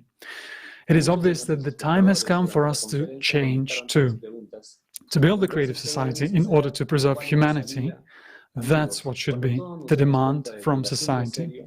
There are comments from many of our viewers throughout the conference. So what do we do? What's the way out, friends? When we all together realize that this is a serious matter, that we need to unite, we will succeed. It all depends on each of us. If we want to stay alive, if we want to have a future for our children and grandchildren, we must tell everyone who doesn't already know about the creative society as soon as possible. Yes, there are those who don't want to listen, turn away, don't want to understand, don't want to accept, but we need to tell everyone, even those people. They are part of society, they're responsible like all of us. They vote, they make choices, and if their choice is in favor of those who only stand in the way of making the right decisions on the political level, that means they haven't yet understood something. And the speakers today were right. We should only vote for those politicians who support the creative society. Facts presented at this conference and at the previous ones give us a complete understanding of the situation. It is impossible to turn a blind eye to them. Just share what you know and what you've understood with everyone else. Let's look together for ways to inform humanity to come up with new effective ways. In the past, we had no technical ability to unite, but now we do. And this conference is a good example. And this moment we have gathered together, people from all over the world, some in the morning, some at night, but we are all here speaking 100 languages of the world because we know how important that is, because we're not waiting for someone to decide something for us. We have organized among ourselves, and we are here, and those who aren't with us now are the people who just don't know about the creative society yet.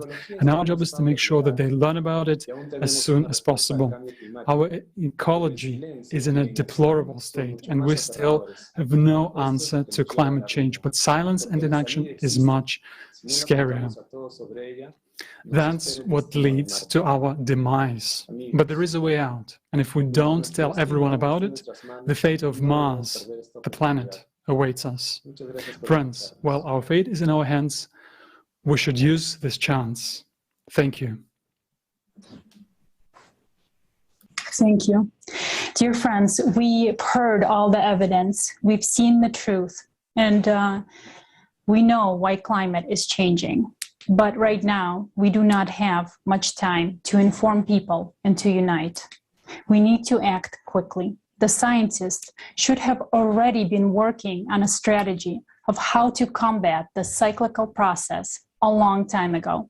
But here we are still supporting the myth of CO2. Millions of people today are trying to do everything they can to inform all so that we can unite in one idea to build the creative society.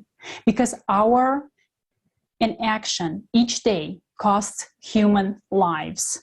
We have to move fast if we want to survive.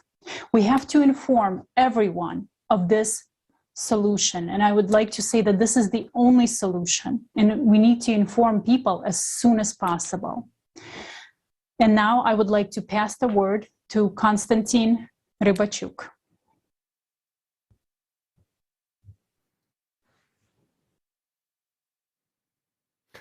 Good afternoon. Every week, we monitor and cover climate disasters around the world in the Breaking News Project. And Already last year, in 2020, we noticed a spike in the number of cataclysms across the planet.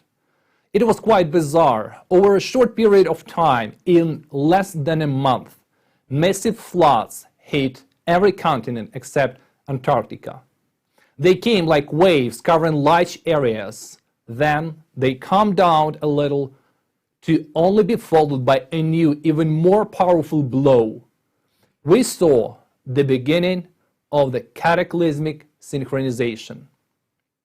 You could notice this pattern in other natural disasters as well. We continued to observe this new phenomena, and it confirmed our worst assumptions. This year, the progression not only persisted, but increased. Today, even within a single region, a country, a state, or even a city, there is synchronization.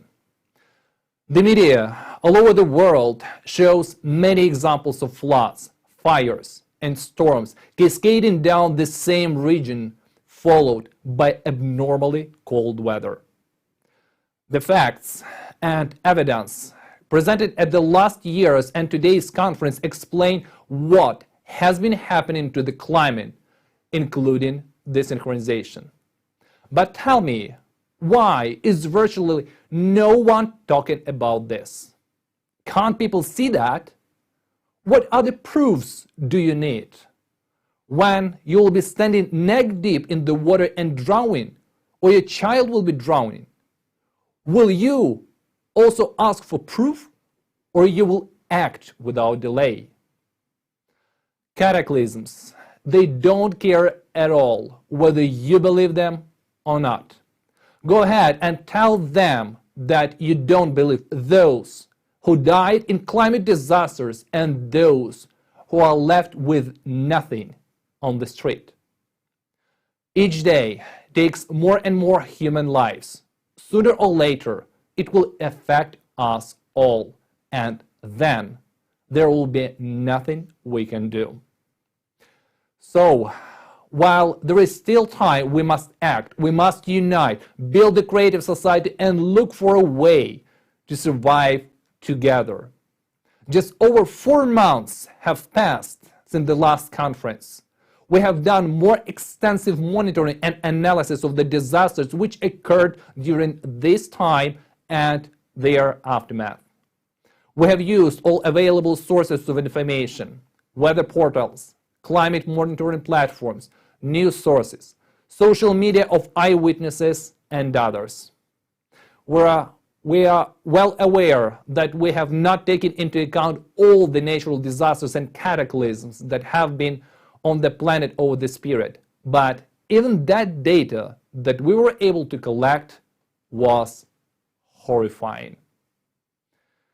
Unfortunately, there were so many natural disasters on the planet in these 4 months that a video with all these events would take the time of the whole conference and maybe even more. So we will show you only a small part, the most large-scale, abnormal, and destructive ones. Let's see what we, as humanity, have paid for these 4 months of inaction.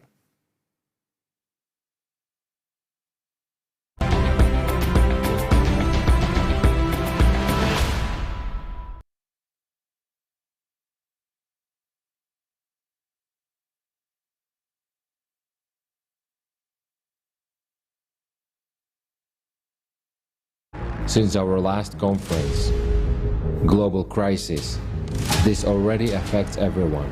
But even in this short period, the number of climate disasters has grown to record numbers. The first event that we observed happened during the live broadcast of the conference on July 24, 2021. And I just wanted to also quickly mention that right now I'm in the Metro Detroit area in Michigan, and currently, as we're speaking right now, we have a tornado warning right here and also a severe thunderstorm warning happening right now. So we can see that climate has no stop. On that very day, several major disasters occurred simultaneously in different parts of the world. People in Belgium were hit by floods. Records of maximum temperatures were set in Primorsky Krai of the Russian Federation, while in South Africa, cold temperature records were broken, and for the first time in many years, it snowed. This fact became starting point for monitoring climate disasters. We knew that there would be a lot of them over the next 4 months, but no one expected so many. July 2021. This month, the water element was more destructive and deadly than ever. Looking ahead, we'd like to point out that during the entire monitoring period, which is more than 4 months, not a single day has passed without a large-scale flood in the world. In July, China was hit by record rains, which were called torrential rains of the millennium. The city of Zhengzhou alone received almost annual precipitation within 3 days. More than 14.5 million people were affected by flooding in Henan province, and at least 302 people died. The disaster caused enormous damage to infrastructure, agriculture, and the coal mining industry, which led to a protracted energy crisis in the country. Dams, barrages, roads, and houses were destroyed. Before the local residents were able to recover from the effects of the floods, China was hit by Typhoon Infa on July 25. As a result, 1.5 million people had to be evacuated. The forces of nature did not bypass India either. At the end of July, there were heavy rains there as well, which for the period from July to November led to devastating floods and landslides. As a result, more than 16.5 million people were affected, and the number of casualties exceeded 420. On this year, 22nd July, very heavy rain had come in Chiplun area in Maharashtra, and suddenly water start to gain and become a very flooded area in few hours.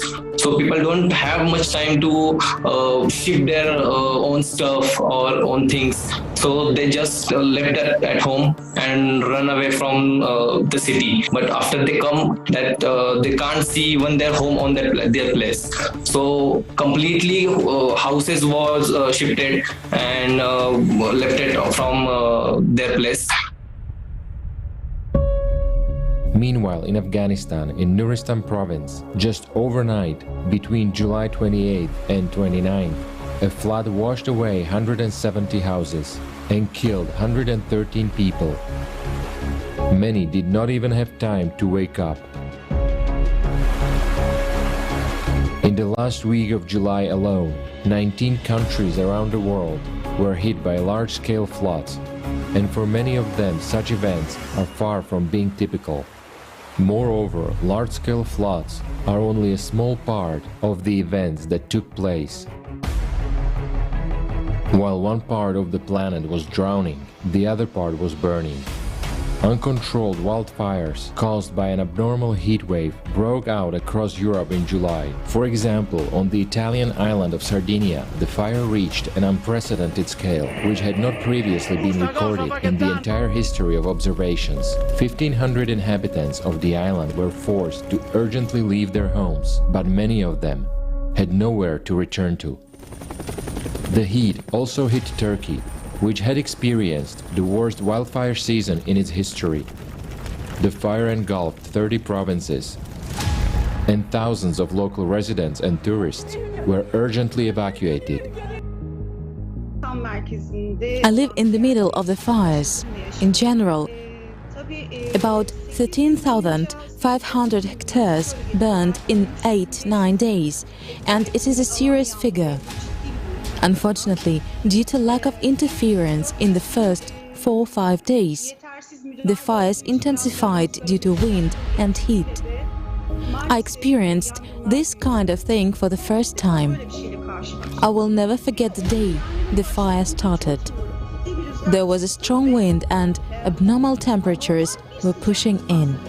In Greece, the maximum temperature reached 47.1 degrees Celsius. As a result, more than 100,000 hectares of forest burned out due to natural fires. The fire destroyed and damaged hundreds of homes, forcing thousands of people to leave their villages and towns. International aid was required to put out these fires. In July and August, fierce forest fires also raged across other European countries. The forests of France, Spain, Northern Macedonia, and even Finland were burning. At the same time, on another continent, in Northern California, United States of America, the Dixie Fire gained strength. It became the largest single fire in the history of the state and burned the area 3 times the size of New York.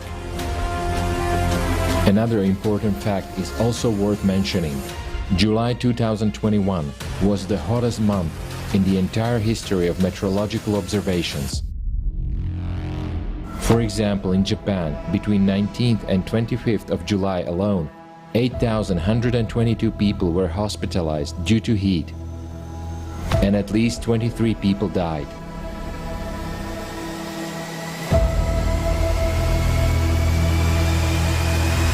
This means that we are to expect even longer heat waves in the near future, and nowadays, as we know, they are already leading to an increase in mortality among people. In North America, only 6 days of unprecedented heat led to the death of almost 700 people, according to official data. But according to experts, there are many more victims of abnormally high temperatures. Paradoxically enough, while the Northern Hemisphere was abnormally hot, record low temperatures were observed in the Southern Hemisphere due to a cold wave coming from Antarctica, particularly in the South American countries.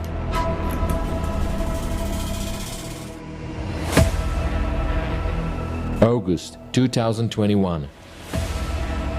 Simultaneously with the sweltering heat wave, massive fires continue to ravage the world. They are extremely difficult to put out due to strong winds, high temperatures, and degassing of the planet's interior. As of August 12th, 5 of the 6 continents were on fire. Only Antarctica was not burning. The fire in Yakutia reached its climax in August.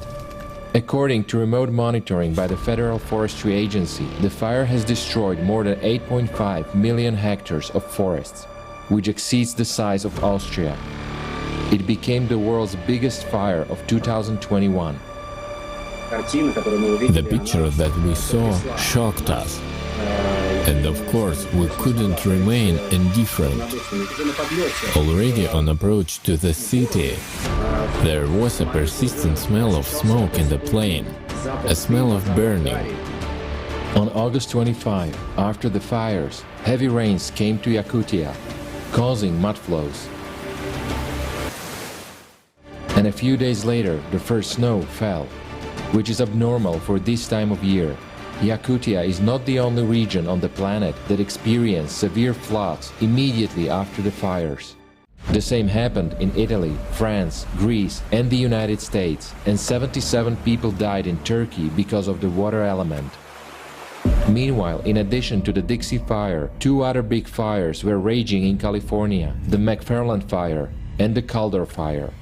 In early August, the state territory was hit by a severe drought. The water level in the local reservoir was critically low. This led to a shutdown of the hydropower plant, and hundreds of thousands of people were left without electricity. In August and September, the historically powerful Hurricane Ida hit the United States. It intensified from Category 2 to 4 in just 1 day, reaching speeds of 241 kilometers per hour. Wind, maybe 5 minutes, and then just everything was decimated. In the past, hurricanes quickly weakened once they hit land, but Ida, having reached the mainland, kept up its intensity for another 6 hours. For a while, it even reversed the flow of the Mississippi River. Even more abnormally, the hurricane penetrated inland for almost 2,400 kilometers, affecting 22 states and causing historic flooding in New York and New Jersey. Floodwater caught people in basements, where they were hiding from the approaching storm, and many died inside their cars, which were overflowed with water. Ida claimed the lives of 96 people. On August 14, Haiti was hit by the most destructive earthquake of 2021 with a magnitude of 7.5. According to official figures, it claimed the lives of more than 2,000 inhabitants of the island. The number of victims exceeded 650,000. About 30,000 families lost their homes.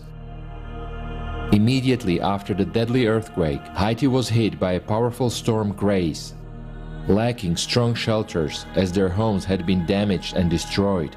People were left defenseless against the onslaught of the storm. After the earthquake, we have some people are afraid to go inside because the house is concrete, and then it's like for them it's better to sleep outside. But what makes it worse is just because right after the earthquake we had the hurricane, like the cyclone, and then they had to go back to their houses, even if they didn't feel okay sleeping under the concrete house. In August, catastrophic floods continued synchronously around the world. In Nigeria, 100,000 residents were affected and dozens of people died. In Venezuela, the flood claimed 20 lives. Tens of thousands of people were left homeless. In the same month, heat records were broken in different regions of the planet. In some places, the temperature exceeded plus 50 degrees Celsius. I'm an Italian from Sicily. The temperature record of 48.8 degrees was registered in Syracuse province. This is an exceptional event that was registered on our territory. We got used to high temperatures, but not to such peaks. In Greenland, on August 14, it rained for the first time in history. Before that, apart from snow, there had never been any other kind of precipitation there. August especially vividly demonstrates the synchronicity of climate disasters. On some days, the planet experienced a large number of record-breaking natural disasters simultaneously. The climate disaster that we saw are only a small part of what had happened in less than 1.5 months.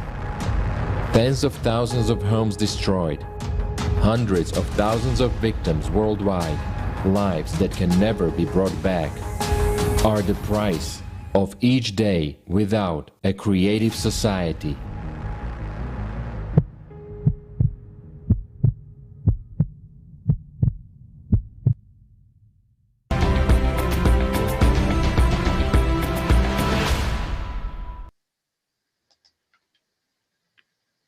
После увиденного у меня возникает один вопрос. Сколько еще должно погибнуть человек по всему миру, чтобы мы с вами поняли, что происходит с климатом и с нашей планетой? И кто гарантирует нам, что среди этих людей не будешь ты или я, или наши дети? Все перечисленные факты указывают на то, что происходит с планетой. Вы же видите, что с каждым днем нашего... You see, with every day of our inactivity, the situation is only getting worse and worse. Just look at the progression in the past 4 months, like how things have gotten worse, and this is only gonna get worse. And what will happen in a year? We are told that the trouble will come in like 2060, but we are smart and educated people, and we understand that if we don't change anything, there will be no year or no counting to 2060 at all. We all want it to be a peaceful and a quiet space around us. So basically, in 2060, it will be so. Quiet and calm, just like it's on Mars right now. but without us. So we must act now without any kind of delay. So what exactly can anyone do? First of all, to accept the truth as it is, get into it and figure out into it for yourself. Just try to understand when you are just sit on the couch and are not interested in the most important things, the information comes to you from different sources, fragmented and distorted, and inside of you there's a plague by doubts. But when you start to get into it yourself and you see the real picture and the holistic situation, and thanks to such actions of indifferent people all over the planet, this conference was born, and it will allow you to save a lot of time to understand what's really happening with climate and with our planet. So once you understand, you will realize that building a creative society is our only chance. The important thing now is to inform all the people about this and to make them aware of the real case and real situation on the planet and with the climate.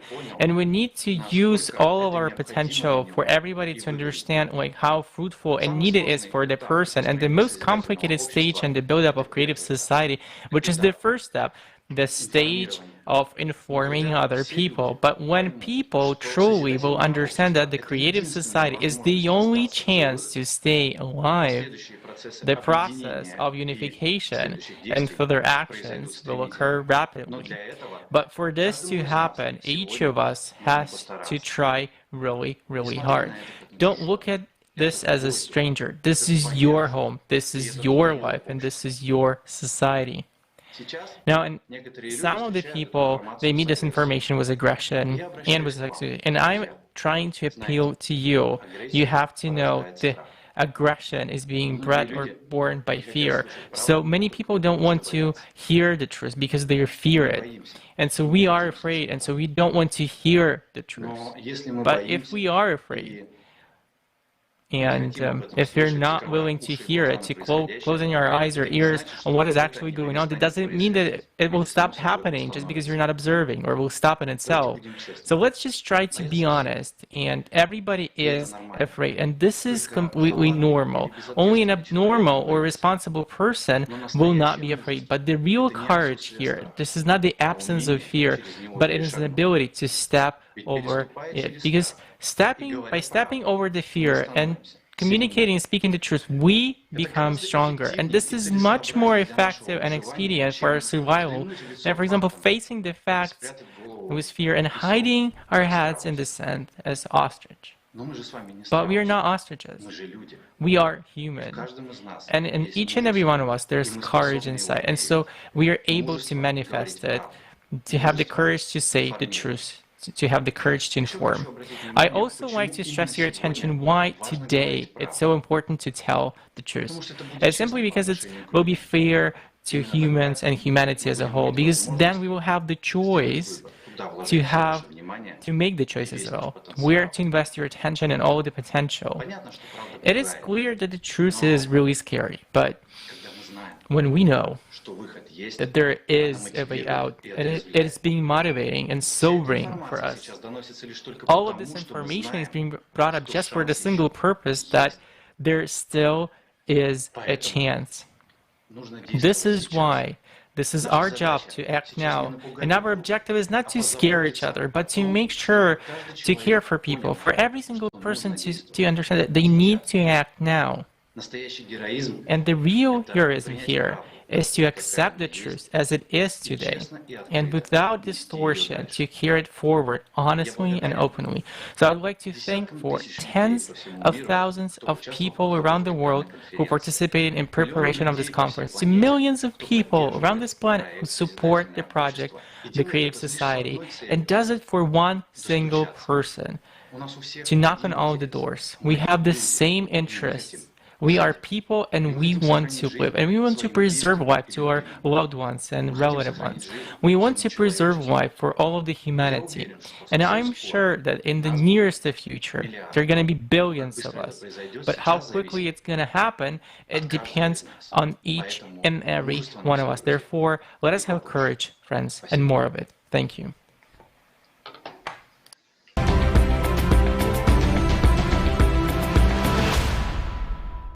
September 2021. In September, synchronization of volcanic activity in different parts of the planet was recorded. Eruption of the Cumbra Vieja volcano covered the island of La Palma in Spain with red-hot lava. Lava, flowing at the speed of 700 meters per hour, had already destroyed more than 2,500 houses. Over 7,000 residents were evacuated, and the evacuation continued even a few months later. Atención, atención. Habla la Guardia Civil. Por favor, desalojen las viviendas. Por favor, desalojen las viviendas. It's horrible. It's horrible how to see the volcano, the lava slowly eating the houses, and the lava eats the houses of my family and my friends. And horrible for the people. The people running, crying. I don't know what to do. Where I go? Where I sleep? Where I eat? What is my life? What is my where? What? No, where? Where is my house? And nowadays, we have people living in cars, 2 bedrooms flat, living 14 people. Lava absorbs everything in its path. Entire cities, pastures, plantations, agricultural lands. The island gradually gets covered with toxic volcanic ash, while the air gets poisoned. Scientists said they could not predict when the eruption would end. That same month, on the other side of the Earth, in Hawaii, a new eruption of Kilauea volcano began. The US Geological Survey raised the danger level to the highest one. Europe's largest active volcano, Etna, also erupted in September. The ash column rose 9,000 meters high. In the first week of September, residents of Mexico were hit by a number of extreme natural disasters. The center state of Hidalgo experienced severe flooding. In one of the hospitals, oxygen supply devices stopped working due to a power outage. As a result, at least 17 people died. An earthquake of 7.1 magnitude occurred in the state of Guerrero in southwestern Mexico. Its hypocenter lay close to the surface of the Earth at a depth of only 10 kilometers, so the tremors were felt across a long distance. On September 27, an earthquake struck the island of Crete. The European Seismological Center initially reported the magnitude of 6.5, but it was later downgraded to 6.0. The epicenter was located 20 kilometers from the capital of the island of Heraklion. The depth of the hypocenter of the earthquake was also small, about 10 kilometers. It is worth noting that compared to the same period last year, there are more earthquakes with magnitude about 6. Additionally, the amount and magnitude of aftershocks are also increasing, which indicates alarming dynamics. The super typhoon Chantu hit the northern islands of the Philippines, bringing destructive winds and torrential rains. It became one of the worst storms of 2021. The wind speeds reached 260 kilometers per hour. The typhoon left the region without electricity and forced evacuation of more than 11,000 people. The consequences of the Chantu were felt by the people of China, South Korea, and Japan. In September, waves of abnormal heat covered new regions of the planet. For the northern hemisphere, such temperatures at the end of September are extremely abnormal. October 2021.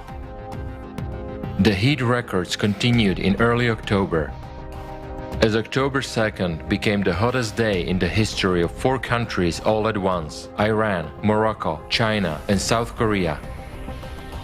Cyclone Shaheen brought a disastrous flood to the desert. A devastating storm and hail hit Muscat, the capital of Oman. The city streets were flooded, power supply facilities and roads were damaged. 13 people died. More than 5,000 local residents were forced to leave their homes. In just one day, Muscat received double the average annual rainfall. Such a disastrous phenomenon occurred for the first time in the history of this country. In October, a large number of storms with abnormally large hailstones were reported across the world. Hailstones of about 15 centimeters in size hit Libya along with rain and squally winds. Huge hailstones pierced the roof of houses, damaged cars, and building facades. Australian residents became victims of a similar natural disaster. The size of the hailstones reached 16 centimeters, which is a record for this country. Huge blocks of ice damaged cars and buildings. The hail fell with such force that it even pierced the roof of a shopping mall, from where about 400 people were promptly evacuated. Another anomalous fact is that Australia was hit by hailstorms more than 10 times during October. Europe was hit simultaneously by two powerful storms, which affected the territories of over 10 countries. Strong winds damaged power lines, disrupted railway traffic, demolished roofs of houses, and uprooted trees. In September and October, cataclysms cascaded over the territory of Italy. In the northern and central parts, there was a storm with heavy downpours. 7 tornadoes hit the north of the country on September 19. And on October 5, rain, hail, and tornadoes covered the historical center of Catania and caused serious damage to residential buildings and businesses. A day earlier, severe floods hit several provinces of Italy, setting a European precipitation record. A strong storm broke out, causing record rains, floods, and landslides. Meanwhile, over 500,000 lightning strikes were registered within 48 hours. It was just one rain. There was so much lightning that I can't remember for all my life. I shot it on my video camera. I was video recording, just having time to take pictures of the lightning. You can't imagine how many of them there were. Well, before all that, there was such a strong gust of wind that I had to hold on to the doors of the entrance. I was just being blown away. I was just parallel to the ground. I mean, the wind was so strong. I don't know what it was, a tornado or whirlwind. In general, I just saw that some delivery boxes flew away. Then I realized that something was about to happen that was unrealistically strong.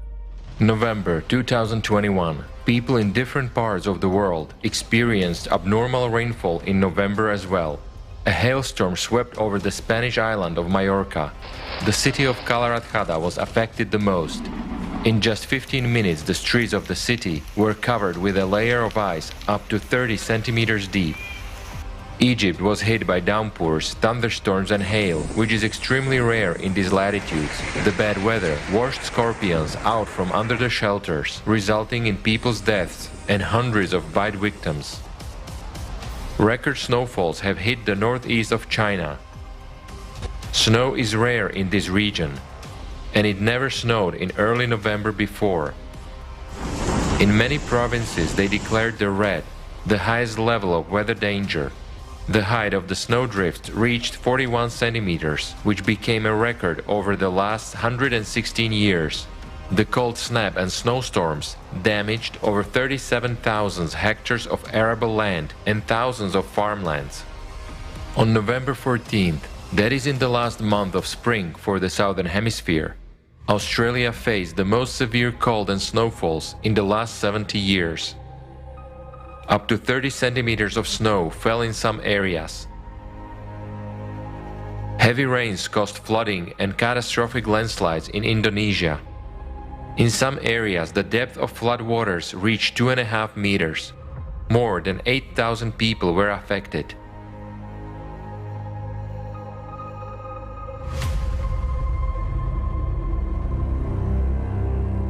The city of Jeddah in Saudi Arabia was hit by a storm with rains. In a few hours, 1.5 years' worth of precipitation fell. The desert was covered with rivers. The cars on the roads were literally drowning in streams of sand and water. On November 15, a large-scale flood hit the residents of British Columbia in Canada. In the city of Hope alone, more than a month's worth of precipitation fell within a few days. Tens of thousands of people were left without electricity. A mass evacuation was carried out. The flooding triggered dozens of landslides, which killed at least 4 people and trapped 275 in their cars in between 2 landslides of a mountain highway. Following this unprecedented flood, a record snowfall hit the residents of Canada. Uncle's house is in the water. My cousin, who just finished having a baby in Kamloops 2 days ago, their house is totally flooded. They have nowhere to go back home. In November, 66 tornadoes were recorded across the United States. Meteorologists note that a tornado outbreak at this time of year is completely abnormal for the country. In the south of Iran, 2 powerful earthquakes of 6.0 and 6.3 magnitudes were registered, which occurred just 1 minute apart. The hypocenter of the seismic event lay at depth of up to 10 kilometers. The earthquakes were so powerful that they caused a mountain to collapse. In addition to Iran, the tremors were also felt by the residents of the United Arab Emirates. Over the past 4 months, we have once again seen the fact that cataclysms are becoming more and more anomalous, unpredictable, and destructive. We need to face the truth. We are not ready for this. Every day, natural disasters destroy the lives of millions of people. During these 4 months, we could have done a lot about building the creative society, but we are doing nothing. How many more casualties will it take before we realize this?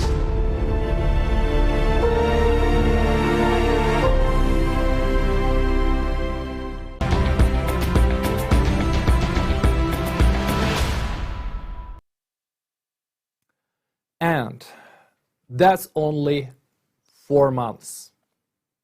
I want to emphasize that this is only the officially announced data.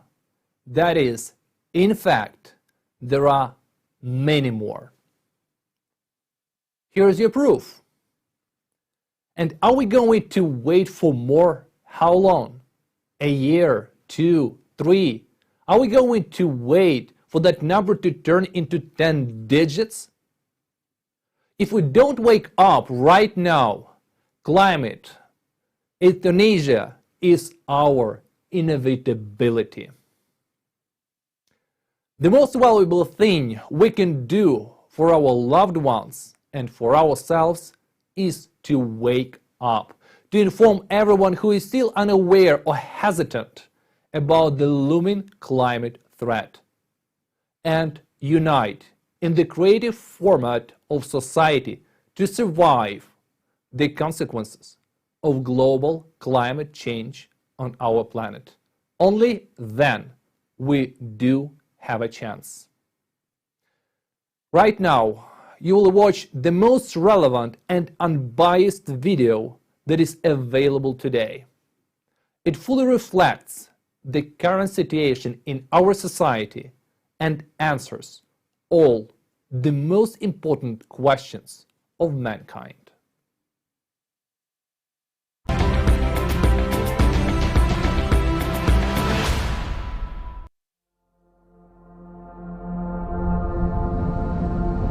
Humanity's last war has already begun. The enemy is advancing from all sides. He is to annihilate all human beings and destroying our common home, our planet. In just last 4 months of undeclared war, we have lost a lot of our territories. This ruthless external enemy who took us by surprise has claimed many human lives, sparing neither infants, nor the elderly, nor women. His tactics of war are aggressive and unpredictable. He floods, he blows up, he sweeps away by the winds. He burns and destroys by radioactive emissions. He shakes the ground beneath our feet. And before he claims our lives, he mercilessly tortures us with hunger and thirst and forces us to watch our loved ones die, while we keep being silent and inactive. In the meantime, collaborationists are imposing the image of a false internal enemy on us, taking side of the real external enemy. And we listen to these collaborationists who carry on disinforming and dividing us.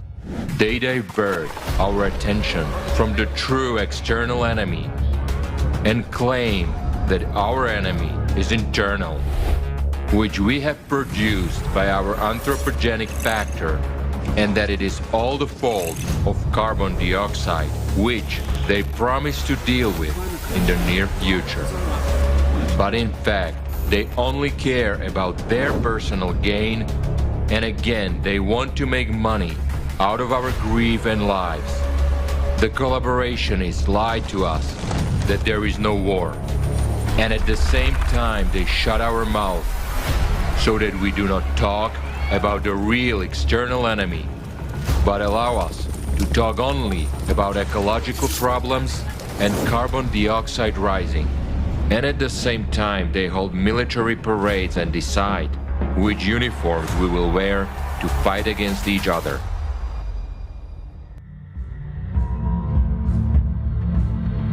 And this is at a time when we as humanity do not even put up any resistance to the real enemy.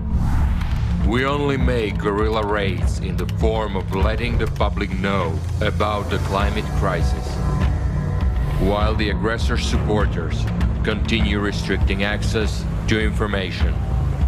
They hinder unification of worldwide scientific and material potential, thus strengthening the already dominant position of the enemy.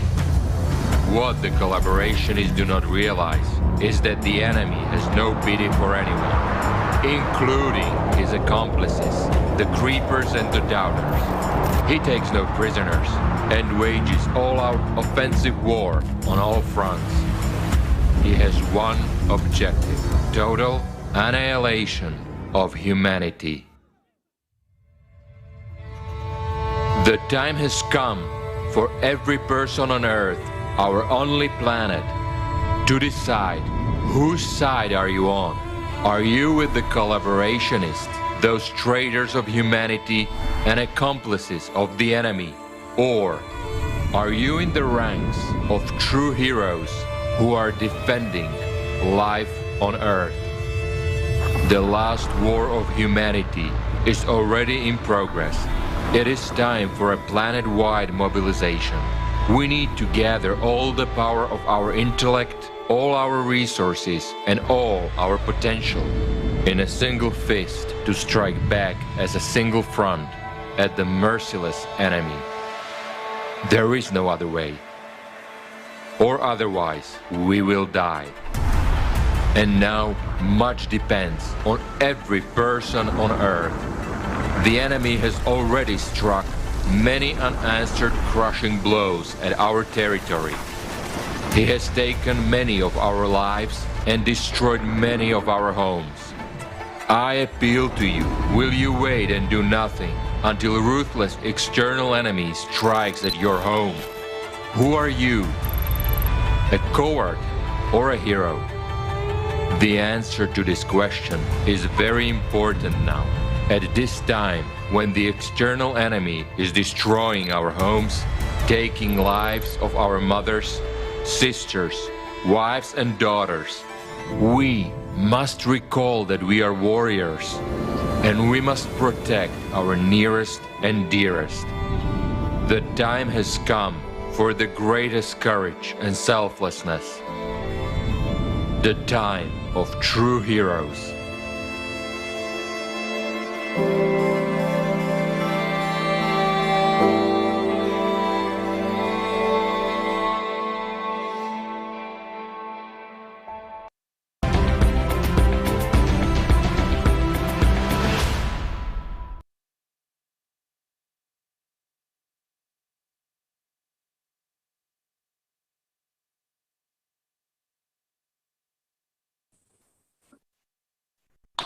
This is indeed war, a war in which we lose what we hold so dear. We lose our loved ones. We lose our lives. They tell us that it's all about ecology, that our anthropogenic factor is to blame, and that all we need to do is reduce CO2 emissions to make everything okay. But as long as they say that things only get worse, while they are feeding lies and upon the enemies, they are the enemy. Climate is ruthlessly attacking our planet. The active enemy offensive has been going on for a long time. And in the meantime, they keep lying and trying to brainwash us. Who is doing this? The ones we truthfully call by their real name, the collaborationists. They are the ones who are at war against humanity. Just look at the horrifying facts. In just 4 months, our common enemy, the climate, has taken over as much territory as it has never taken over in years. And most of humanity is completely unaware of it. Thank God that there are decent people today who have actually studied the essence of the Creative Society Project and have realized that this is the only option for the survival of all humankind. Politicians, priests, and business people have gathered among us today. They are not traitors. They support us, humanity. We are thrilled to see respectable and worthy people present with us today. We are grateful to the priest of the Roman Catholic Church, Joseph Spicek. He has given us today the important news that the Holiness Pope Francis has blessed the international project, Creative Society. We thank Edgar Brandt for their understanding and their support of the Creative Society Project. This is truly monumentous. You know, the words of support from the esteemed Amir Aziz, the Imam of the oldest mosque in Germany, resonated very deeply. I was very inspired by how Joseph Cotterton, mayor of Somerville, understood the depth of the 8 foundations of the Creative Society. We were very moved by the support of Askar Nagnobov, a representative of the Ministry of Ecology, Geology, and Natural Resources of the Republic of Kazakhstan, who spoke at the conference at the request of the Kazakhstani presidential administration. And I would like to express gratitude to the President of the Republic of Kazakhstan for his attention and support. I was very impressed by the sincere letter from the Prime Minister of the Kingdom of Tonga. Although he could not be physically present at the event, we are very happy about his participation and care. Thanks also to Saran Hakmanavan and Archbishop Nathan Havanisa. I was touched to the bottom of my heart by Dushan when he said that the best investment in the future is investing in the Creative Society. It's true. To live in a decent society in the future, many of us invest our own time and resources now and seeing the realities of what is happening in the world today, I am convinced that the creative society is truly the best investment. All of us need to unite today.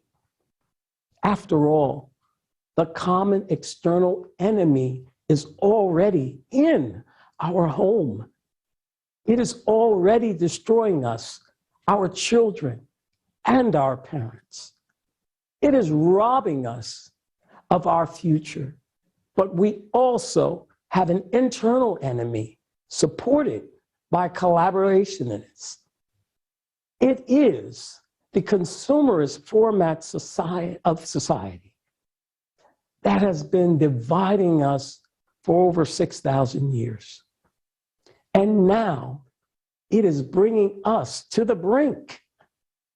All the prophets warned of this, but unfortunately, we stubbornly chosen not to hear our prophets, our holy fathers, and all the intelligent people who have been telling us that for centuries. And now what? Do we have to give up? Are we going to give up our home to the destroyer? But we are human beings. We are one family. For the future of our children, for the memory of our ancestors, we have something to fight for.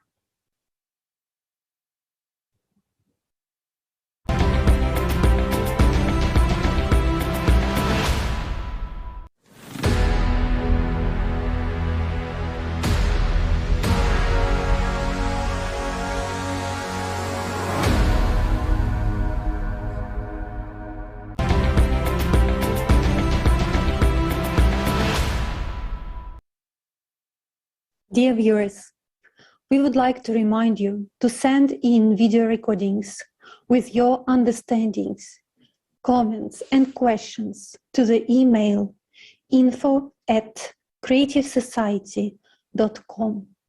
Stay tuned as we will hear more shocking truth about the climate crisis and ecological degradation that we are facing today. And most importantly, we will talk about only solution throughout the duration of the whole conference. Don't forget to share this video.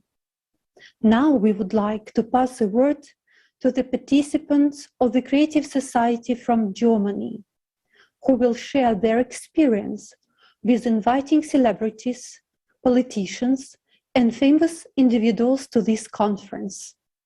Let's hear about their social experiment.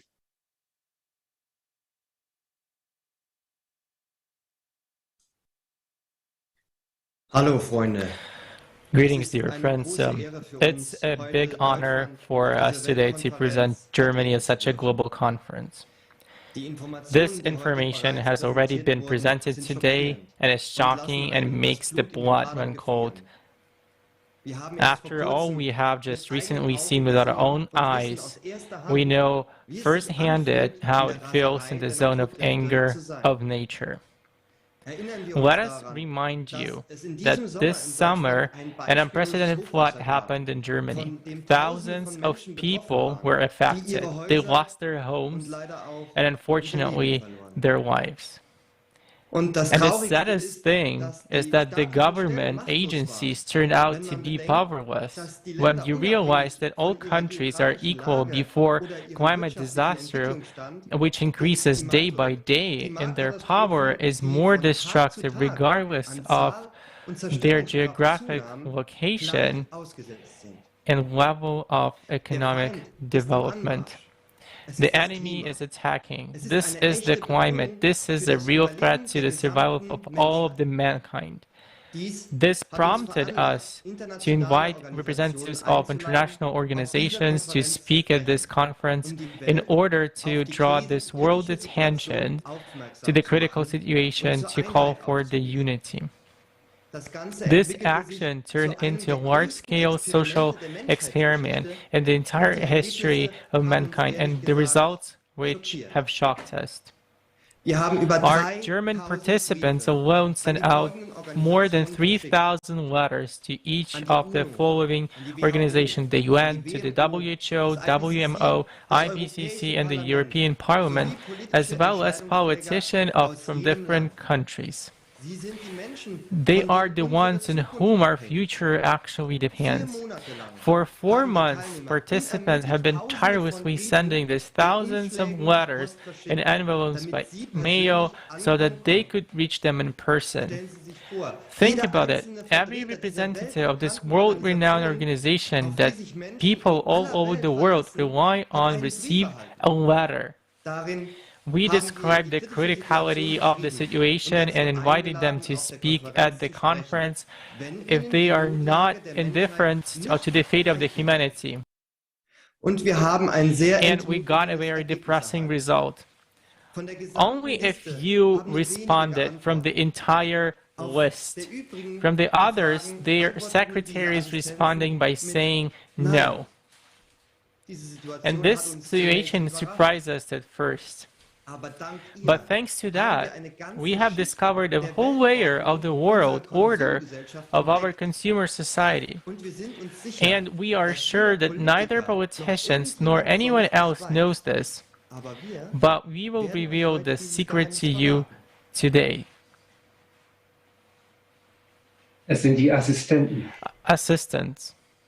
Secretaries. Treffen in Wahrheit die Entscheidung. Everything is decided by secretaries. And for the sake of the understanding, let us tell the situation. At one of the events, our participants met and invited an outstanding athlete of the world renowned. As it turned out, in addition to being an athlete, he's also a politician, which means that the people can only access him through the secretary. In personal communication, he supported the idea of the creative society and agreed to participate in a conference. But for the communication, he gave the number of his secretary. But when he was contacted, he turned out to be different. Completely different. And the secretary said, what you're doing is interesting, but it's necessary, but no. And there is this paradox. Before you talk to an athlete and politician, he said, yeah, yes, and everything is interesting, but you contact the secretary and it's no, and so on. So it turns out who decides whether the politician or the secretary. And accustomed to shifting responsibility to politician, we actually expect them to do everything for us. And the politicians, in turn, shift responsibility to secretaries. And why do the secretaries say no? And when we ask this question, because they don't understand the seriousness of what is going on. Imagine you are a secretary of a popular man, and how much you have to do, and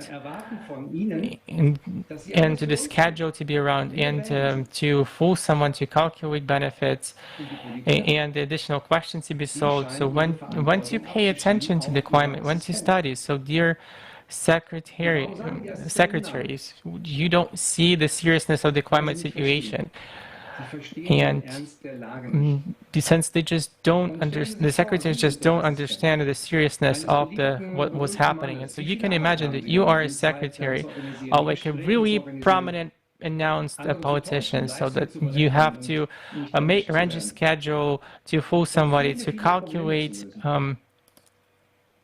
and many other problems. Honestly,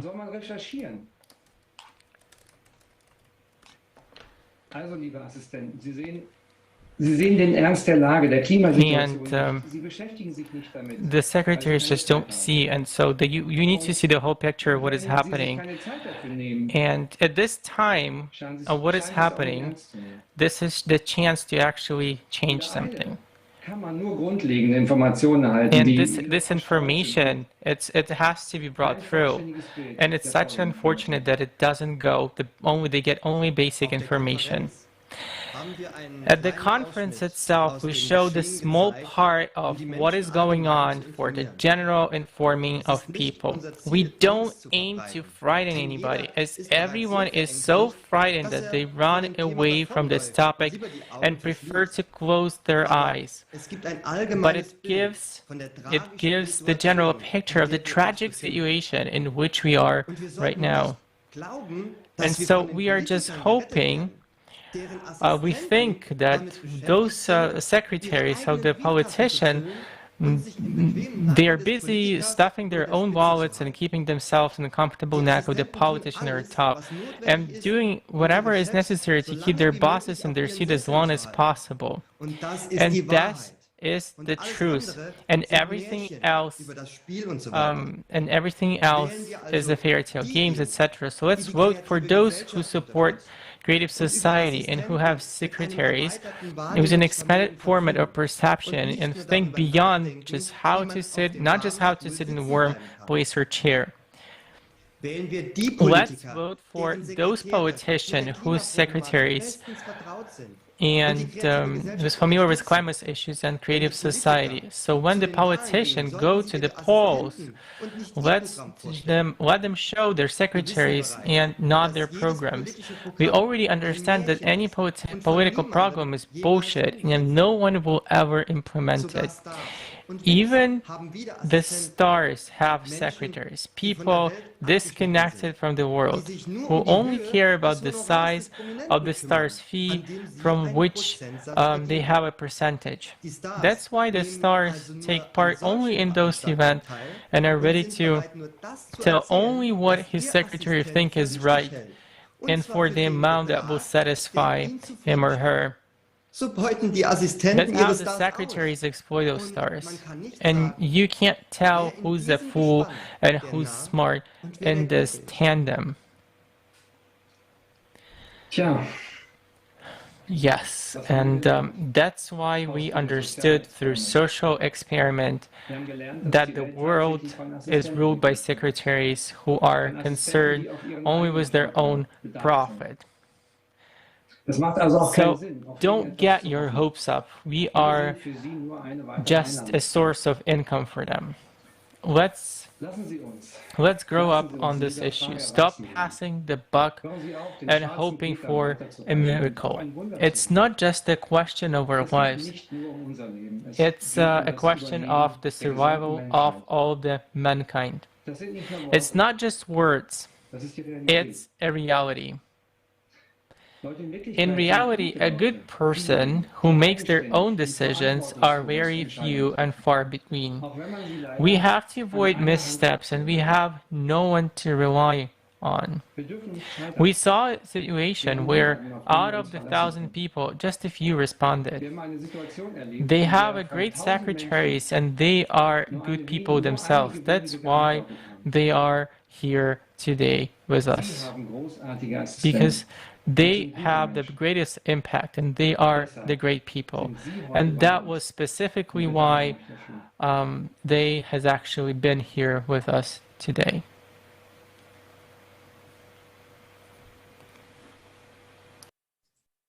Thank you to our German speakers for revealing this shocking secret about the dominant role of secretaries on the world political stage and beyond. When I listened to the story about the secretary of the sportsman politician, many things began to make sense to me. And do you know what insight it led me to? The most important thing is that a creative society is supported by the secretary. After all, as it turns out, it's the secretaries who make the decisions of politicians. And that's why we should not choose among politicians during elections, but among secretaries. Vote for the secretaries. Let the secretaries report to us whether they support the Creative Society or not. And if they don't, we won't elect them. And if they do, we will vote for them. Also, another shocking piece of information was in what my colleagues from Germany told me. How much work people have done to invite politicians. How much time and attention participants all over the world have put in. And in the end, a dry chain of polite refusals, excuses, and cynical unanswered silence. Unfortunately, during our social experiment, we received the same answers from public people from other spheres of activity. In the 4 months leading up to the conference, in preparation for the conference, we reached out to thousands of artists, directors, musicians, actors, and athletes. People all over the world from different countries sent them letters, numerous posts on social networks, appealed. We knocked as we could. They did everything possible. And in the end, they also got thousands of rejections. And what is worse, in response to our letters asking to participate in the conference, we were horrified to read such phrases as, "Will Mr. So-and-so be paid to participate? What is the fee for so-and-so's participation? Mr. So-and-so doesn't have much time, so we'd like to know what is the money range or budget of your event?" And to one email came the achingly laconic, "Is it paid?" Let me remind you, these are answers from those who we look up to, whom we consider to be our idols, authorities, opinion leaders. Yes, we would like to believe that they are human and nothing happens to them, even if they are in the spotlight of world fame. But it turns out that our consumer society easily turns them into dragons. Just think about it.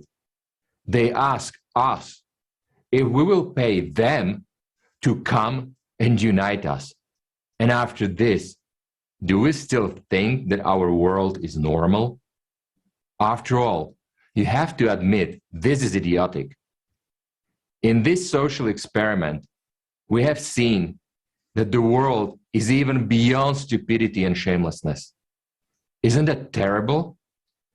But we are the ones who create these stars. We buy tickets to their movies, concerts, listen to their stories, create fan clubs, support them, and they don't give a damn about us or our appeals to them, even though they are nothing without us. So who are we fans of? From whom do we take an example? How can we love those who hate us? When we are asked for a figure with 6 zeros so that some superstar comes to us and lies about something, even though she doesn't care about us, is that normal? One can understand when they receive requests for advertising to promote some products, then it is understandable. It is their job. They make money this way. But when people write to them and invite them to an international conference on a critically important topic that concerns everyone, they ask for money? It just doesn't get into my head. Now it becomes clear why the world of consumer society is like this. It's because those we look up to, thinking of them as authorities, idols, tops, they are already soulless. They're lost. It is impossible to call them people. But we created this world, and we support the consumer format. And it is by our choice that it is like this. Let's face the truth. How much work has been done? People have spent thousands of hours, their money, resources, and everything they could to try to reach out to them.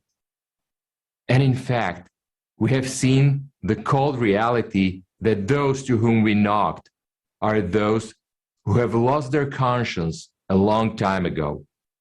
We lean on them. We put them on a pedestal. And to them, we are a trivial tool to make money. We, their fans, entire fan clubs are asking them to come, and they don't care. We are slaves to them.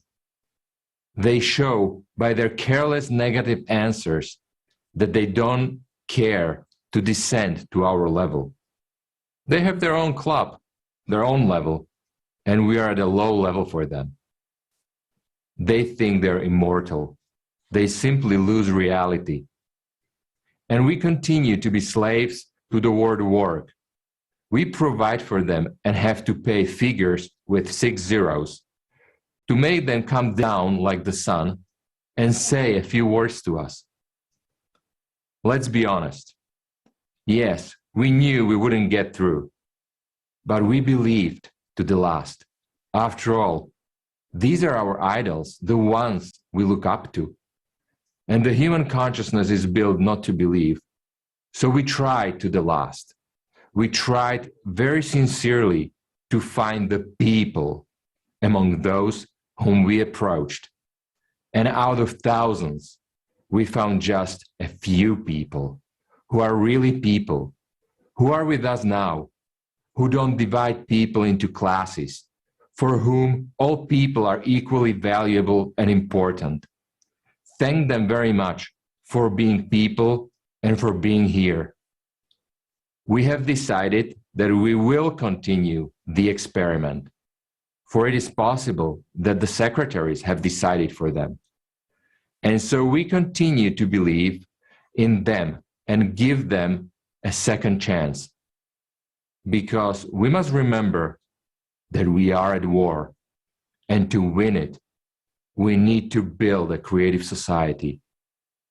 The time for real heroes has come, not the ones you see on TV and who come for money, but the time of real volunteer heroes, women and men, people from all over the world, those who call for building a creative society.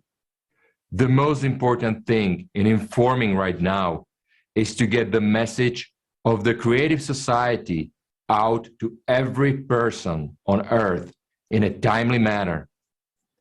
Obviously, we have no hope for those stars and public figures, although they should be the first to talk about the creative society.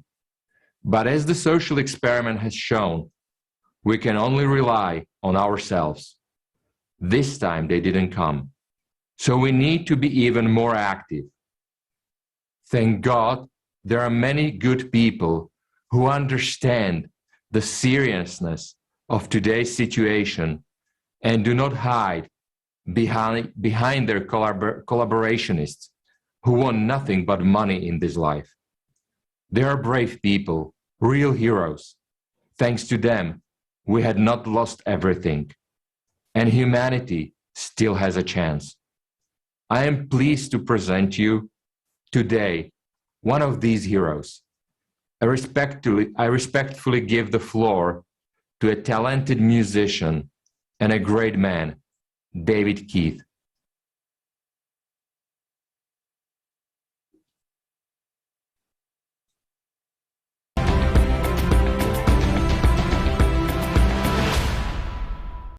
Hi, everyone. I'm David Keith. I'm a professional drummer. I play with Richie Blackmore's Rainbow and Blackmore's Night. It's great to be with you here at the Global Crisis Conference. I only very recently heard about the Creative Society, creativesociety.com, almost through completely random means. And I have to say that everything that the Society is talking about and their main objectives are things that I've been thinking about in my life as far back as I can remember. And I just want to say that it's an incredible opportunity that we have right now to change things for the better. And the fact that the Creative Society exists in the world and has gotten as large as it has gives me hope that I'm not alone in wanting something different. And what it is that I want is not unusual. It's something that we all want. So I wrote a song last week.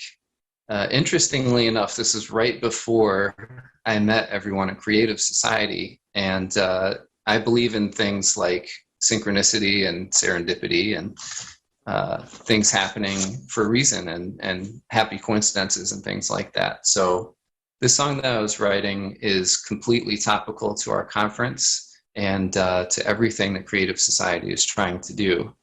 The song's called Try, and it's basically a song of hope and a song of motivation and a song that says you can do it and all you got to do is try. So without further ado, here it is. This is the world premiere of my new song, Try.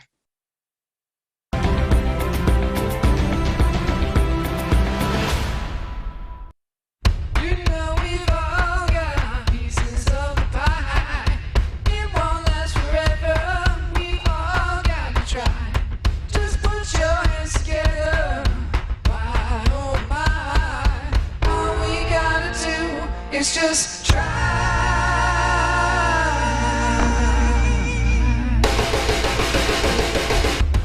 Well, find the reason why you're gonna pay. You run about the run the race. You know I'm in it anyway. Trust and believe that I can't stay away.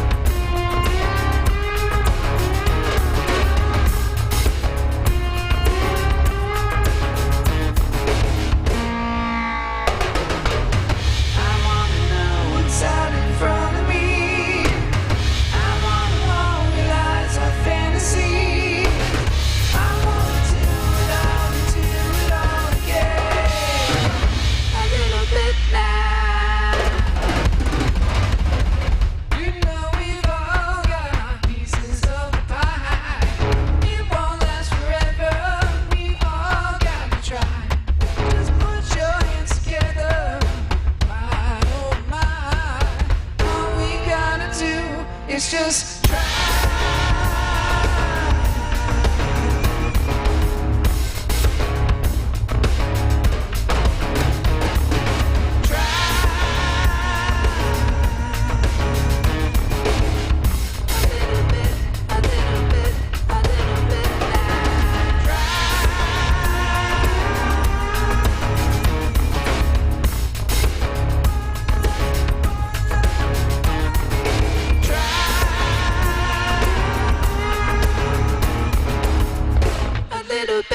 A little bit.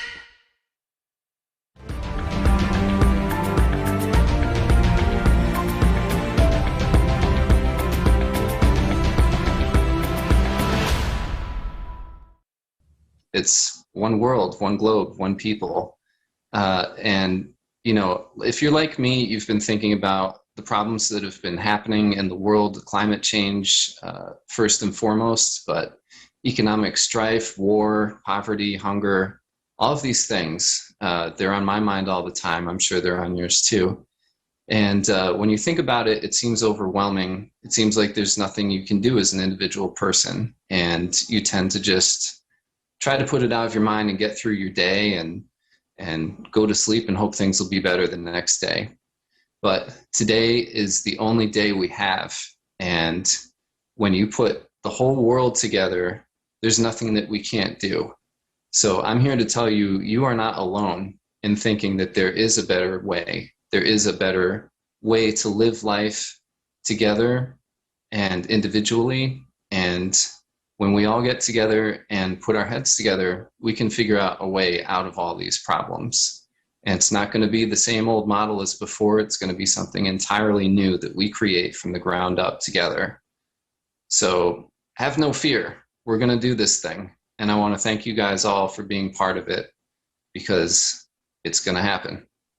And I would invite everyone to go to creativesociety.com and read the mission statement, read the objectives. And I think you're going to find that it makes a lot of sense. And it's almost like an obvious thing that we need to do in the world. And it's wonderful and amazing to me that you've been able to organize it and get it to the level that it is now, because that gives me hope that we might actually be able to figure this thing out. So thank you.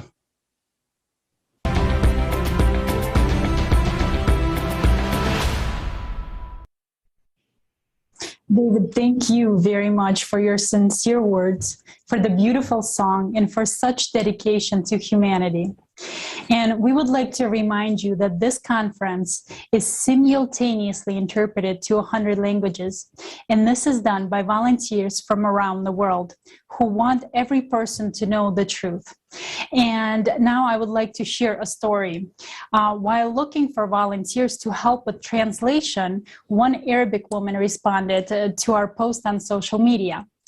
And after our call with her, she understood the vital information that is being voiced at this event.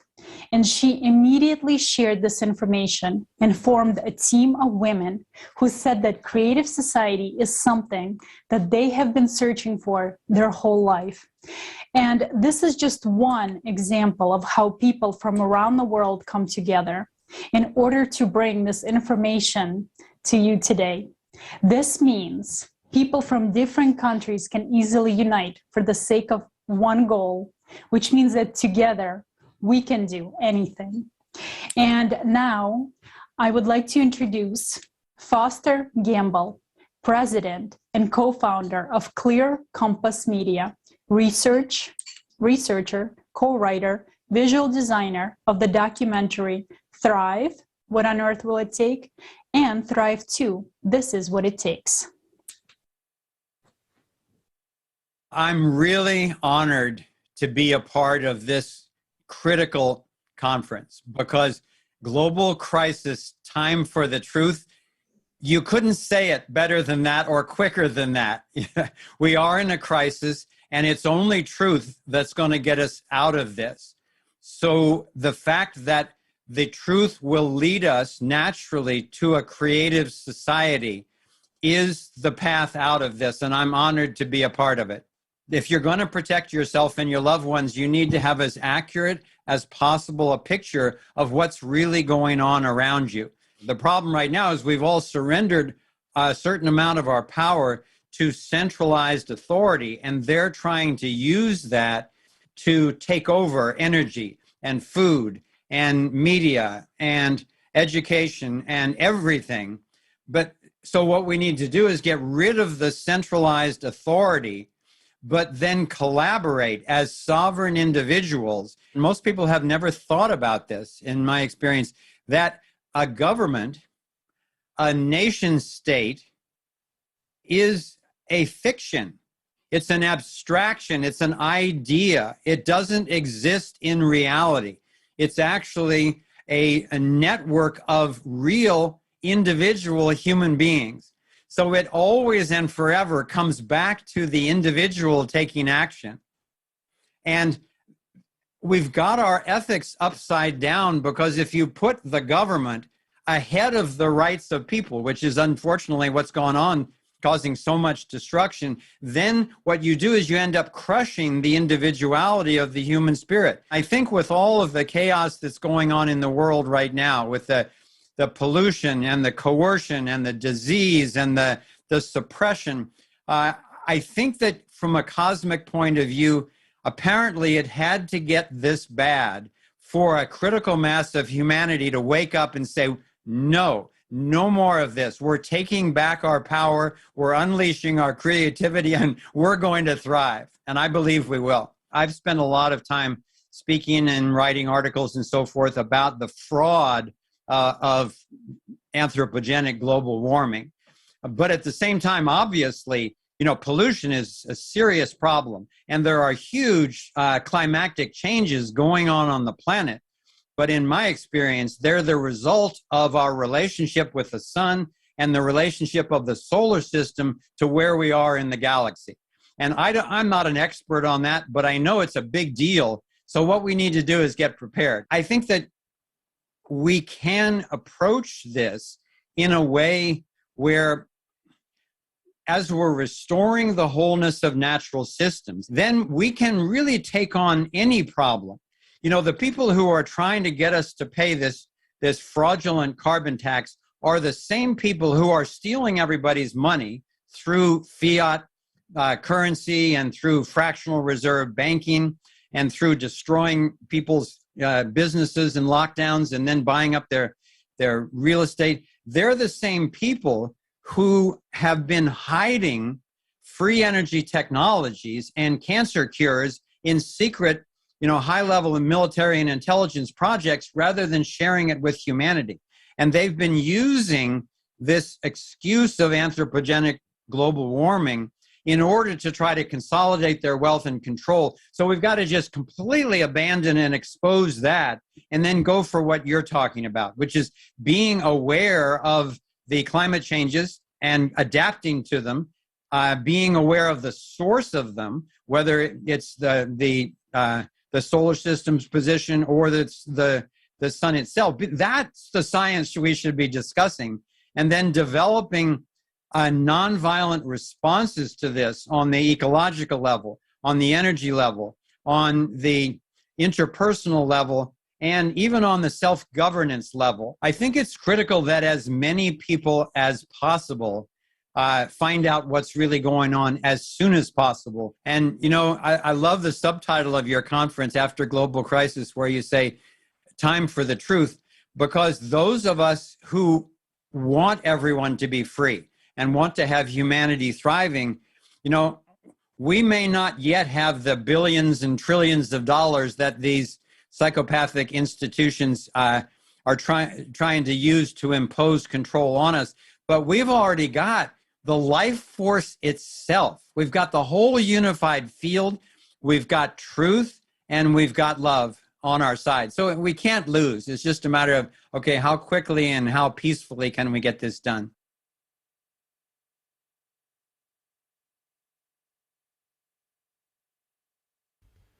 Dear viewers, our respected speaker is absolutely correct.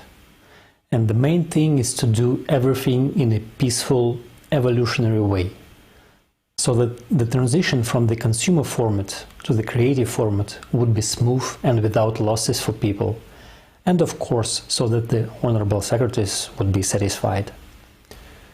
Only a fool would demolish his house and stay on the street. First you have to build a new one where you will live, and only then break down the old one. Otherwise, we live on the street like wild animals. What our esteemed speaker just said is true about the consumerist format in which we live. In fact, it is known information, and we are so used to these kind of things that we take it for granted, because it is natural to the consumerist format, and no matter what we do, taking someone out, someone similar will come in place. It is impossible to kill a dragon, because when you kill it, you become a dragon yourself.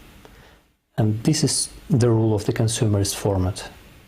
And we need to define other norms. We need a creative society. The problem is not in us, but in the format, in the rules of the consumerist format, which have been formed over centuries and millennia. The consumerist format is anti-human, and as a consequence, from here originate lies and deceit, because everything is done to please the wallet. Those who have got their hands on the trove care only about their wallets, and there can be nothing else in the consumerist format. And we must understand this. Therefore, the old, outdated model, which no longer works, must be replaced by another model. As of today, there is only one real alternative, and that is the creative society. Should you have any other ideas, do suggest them. But as of today, the model that allows us to combine scientific research and development potential to counter the challenges of the future is only one. The current consumerist format we are already living in will not withstand the onslaught of the forces of nature. We have already seen many facts proving its worthlessness, and only a fool does not realize this. So, humanity is at the crossroads. There are two options: to leave everything as it is, but this is an euthanasia of all humanity, or to radically change the format of our existence from the consumerist format to the creative format.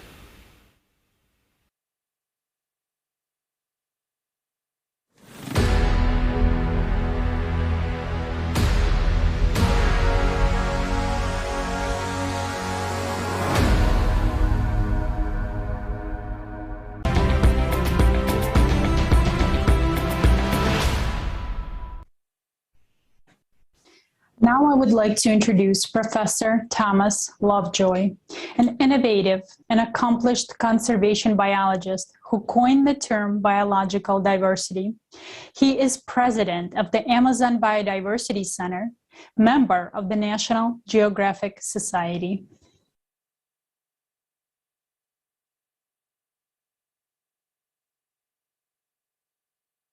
Thank you for the opportunity to be with you. So I have been working on conservation, tropical rainforest, the Amazon, biodiversity for about half a century or more. First set foot in the Amazon in 1965, right?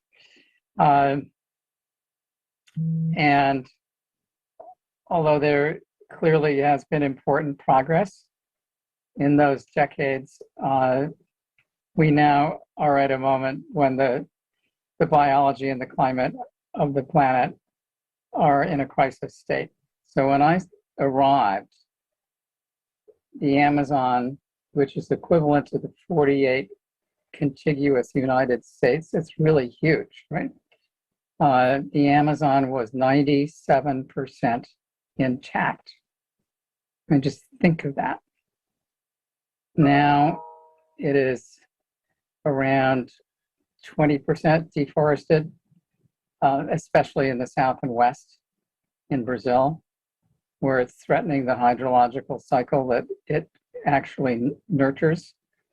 And basically, it's right at a tipping point where if we don't do reforestation, at least the southern and eastern Amazon will no longer be able to have rainforest growing. The hydrological cycle, which the Amazon forest nurtures, provides moisture to every country in South America except for Chile.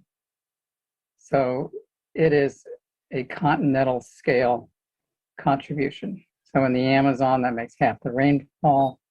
North of New York City, it provides the water for the city, which nobody seems to notice. So ecosystem services loom large in our daily lives. So point number one is protecting the forests we have.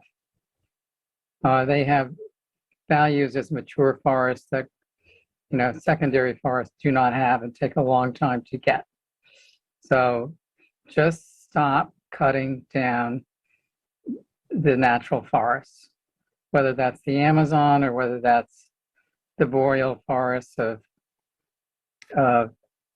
North America or Europe and Russia. Just don't cut down any more forests. To the extent that you need wood products or products that come from forests, get them from forests that have already been managed or even mismanaged. The reality is plantation forests are basically a monoculture. They're almost like a giant asparagus patch. So not a lot of biological diversity lives in them. And to the extent that we want to get multiple results from reforestation, improving watersheds, protecting species, we have to think much more thoughtfully than planting a bunch of matchsticks. Well, I would say number one, recognize that the planet works as a linked physical and biological system, that our well-being depends squarely on that. So it's critical that we do things at scale, starting right away, and that we not approach it as just simply about forests. It's about all natural ecosystems. About 96% of all biomass of mammals is humans and their domestic animals. So all the other species are sort of sitting there at the end of a straw trying to get the last drops out of the glass to survive. None of that makes any sense at all. Each time you lose a species, it's like 3.7 billion years of evolution and solutions to sets of biological problems unique to that species. It's like a giant green library. It makes no sense to burn down the living library of the life sciences.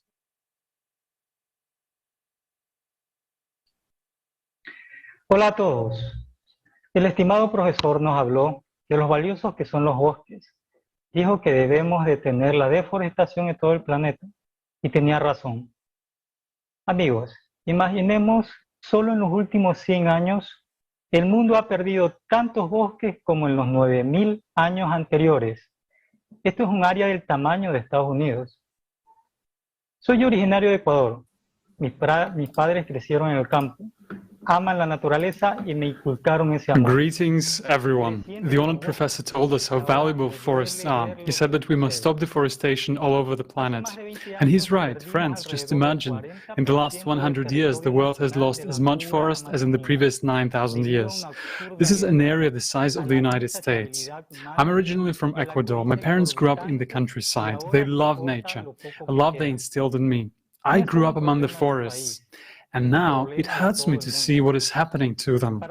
More than 20 years ago, we lost about 40% of the national territory of the pure Amazon because of an absurd war, because of human insatiability and excessive greed. And now the little that remains is being cut down. This is not just a problem for my country, it's a problem for the whole world. To meet global demand, we are turning rainforests into grazing and animal feed grazing, plantations of soybean, palm oil, coffee and cocoa. From 50 to 90% of the total area of deforested tropical forest is illegal logging. Forests in the temperate latitudes are cut down mainly to sell timber. Today, logging has led to the destruction of 75% of forest in the United States and British Columbia in Canada. Each year, 26 million hectares of forest are cut down. And every minute, an area of forest equals to 60 football fields. And this area is being cut down in the world. As we can see, the rate of forest loss is simply catastrophic. The catastrophe is that, in addition to active deforestation, we're now witnessing an unprecedented number of fires. This year, fires in Siberia, the United States and Canada have destroyed 25 million hectares of forest. This is comparable to the area of Beijing, Moscow, and Dubai combined. The main cause of the fires is climate change on the planet. But we, in the pursuit of profit, are adding fuel to this fire that has already been ignited. In our society, it is often economically unprofitable to extinguish forests. But it is profitable to sell the burnt forests. We went even further. In addition to this, there are deliberate arsons. This manipulation makes it possible to sell forests that have been banned from logging. The arson scheme is standard. The forest is set on fire so that it burns only from below. Such a fire damages the roots of the trees, but does not destroy the wood. After the fire, the authorities conduct an examination of these forests. More often, a decision is made to cut them down. Then, a tender begins, an auction, and purchase for the right to cut down this forest. This is how the mechanism of selling legal, quoted Marx, timber is launched. Let me give just one example. So in 2016, 25 hectares of forest in the reserve were damaged by unexpected fires. People were seen not far from the source of the fire, and in 2018, this burnt forest was cut down in this reserve. Damage from that logging was later estimated at $27 million US. This kind of working scheme is used all over the world. In the consumer format, people do terrible things. People don't realize that the felled timber is already becoming our common coffin. We see it, and we're tired of being silent. Today is the time of truth, and we appeal to everyone who cares, who understands what's going on. Various environmental organizations have spent so much time and energy trying to change at least something, but it's all in vain. We, humans, were unable to stop. We couldn't save the forests. It's very scary to admit this, but we need to admit this, because without it, we can change nothing. Existing forest conservation methods don't work in our today's society. We can have the best grain, but if we plant it in oil, it'll die. We can have the best ideas for the protection of forests and ecology, but in the consumer format of society, it is impossible to implement them, because after all, everything boils down to making money. We need to change the conditions, the format of the society, to the creative one. How can this help protect the forest? In the creative society, the highest value is human life and its quality, not the capitalization of individual citizens. Therefore, the technologies that are not beneficial to be introduced in the consumer format of society today will be introduced in the creative society. In the creative society, we will be able to restore forests. We will be able to start up recycling plants all over the world, even in the transitional phase of the formation of the creative society. We have no more time for doubts and disputes. Every hour without the creative society brings us closer to global environmental disaster and to our death. We have no spare environment and no spare forests. We have no spare planet. Now, we know the truth, and the choice is ours.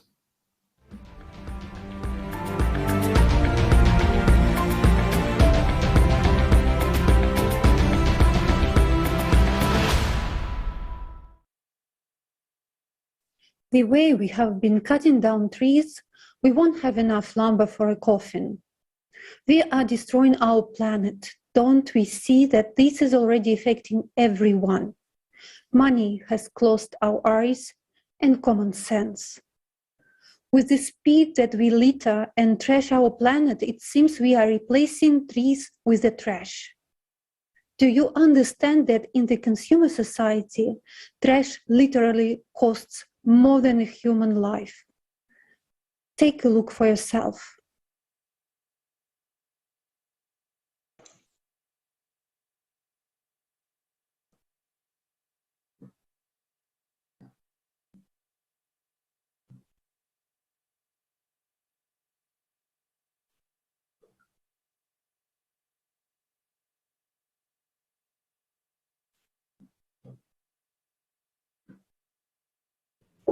And Ed, we pass the word to you.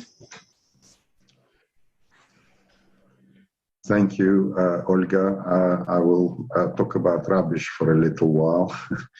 One of the most serious environmental problems today is the problem of waste. When people first started collecting waste and sending it to landfills, it seemed like a great idea. All of the waste was collected in one place where it was easier to sort and bury. Thus, it was supposed to solve the problem of it. However, something went wrong. In total, the amount of waste has increased dramatically over the past 80 years. Today, landfills are overflowing due to the appearance of non-degradable waste. Landfills did not solve this problem. They only ensured circulation around the planet. And in this regard, the idea of recycling waste arose in society. Today, it is believed that it will rid the planet of waste. In many countries, people honestly sort waste, give plastic for recycling, and believe that by doing so, they are saving the environment. So again, it seems that the problem is solved, but is it? Let's find out the truth.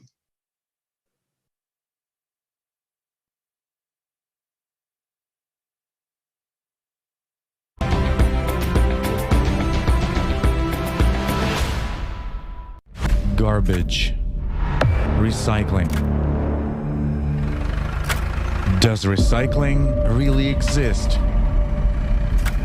Every year, we throw out more than 2 billion tons of waste. Most of the waste products, in the form we throw them out, are not biodegradable and cannot be properly recycled. They poison our water, air, food, and our life. India, Gazipur, a dump that is growing inexorably day by day and is already reaching almost the height of the Taj Mahal. During monsoon seasons, gases build up inside the landfill due to the accumulation of waste. These gases are then released into the air. Mosquitoes breed in accumulated waste and then bite people in the colony, leaving them with diseases like dengue, malaria, and typhoid. Jakarta, the bank of the Citarum River. There are more than 200 textile factories that produce cheap clothes for the whole world. 20,000 tons of waste and 340 tons of wastewater are discharged into the river every day. They pollute the river with lead, aluminum, iron, and manganese. According to the World Bank's report, Water Waste 2.0, plastic, paper and cardboard, metal and glass make up 38% of municipal waste, and only 13.5% of the secondary raw material is actually recycled all over the world, which is a little more than 5% of the total amount of garbage. Despite this, our production and consumption rates are only growing, as well as the landfills around us. At the consumer level, which is the first link, an ordinary family goes to a store. This ordinary family has different boxes, glass and plastics, plastic bags, and so on and so forth.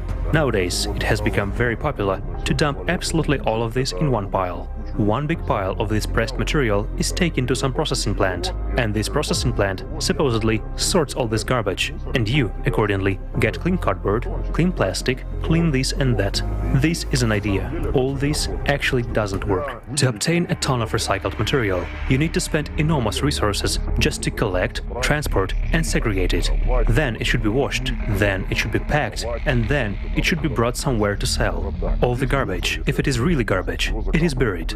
No one recycles this garbage. They brag to each other saying that we are absolutely green, that is, we have 100% recycling, we don't have any garbage, and so on and so forth. Usually, they hire a company that takes the garbage out, hire some other additional company that counts the garbage, sorts this garbage out, writes down a percentage rate, and then seemingly sends this data in a report.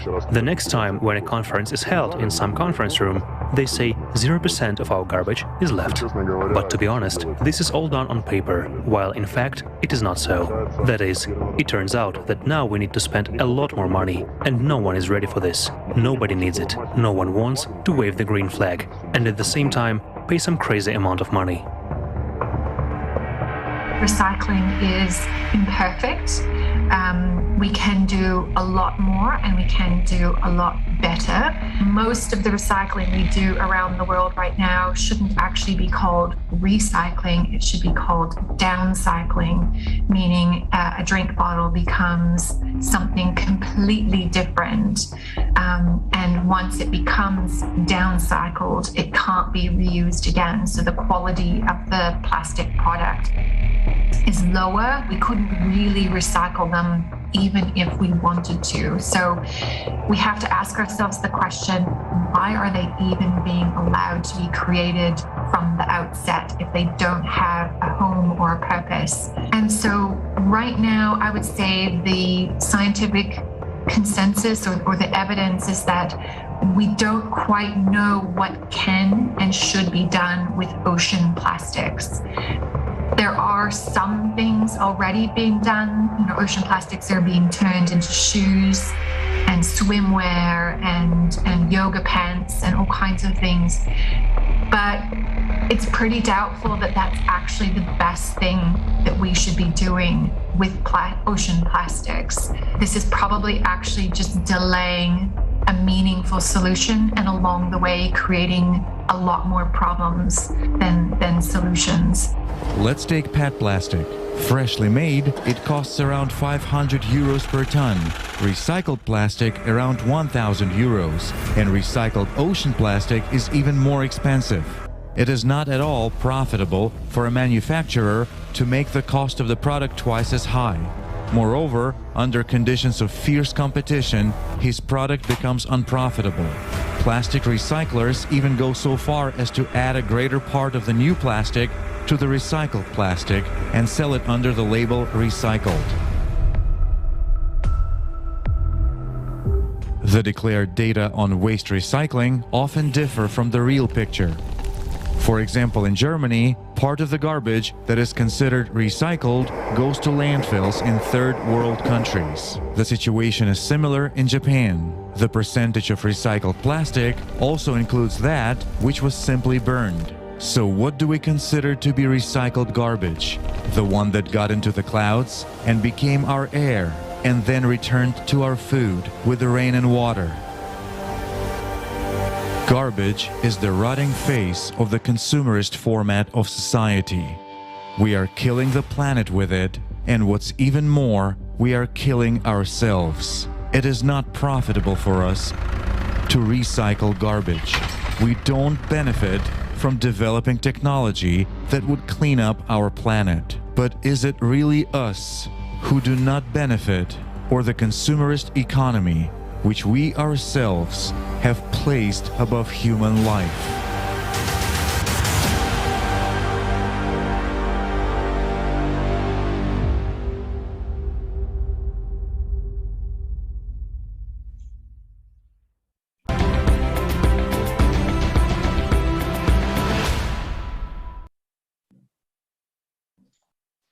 Здравствуйте. Greetings. What we have seen right now, this is terrifying but necessary truth. As you can see, all of our efforts to sort garbage and supposedly recycle it is a lie.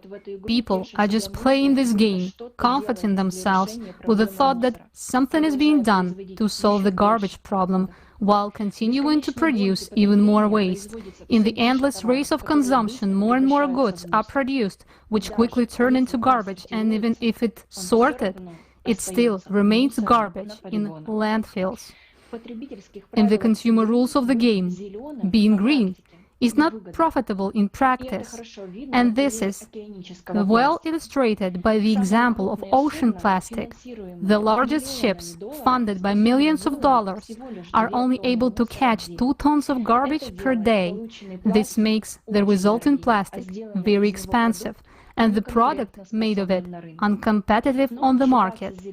But being considered green is extremely profitable, as it is an opportunity to manipulate the feelings of people who want to help preserve the environment, and the status of a green product encourages them to buy this particular product.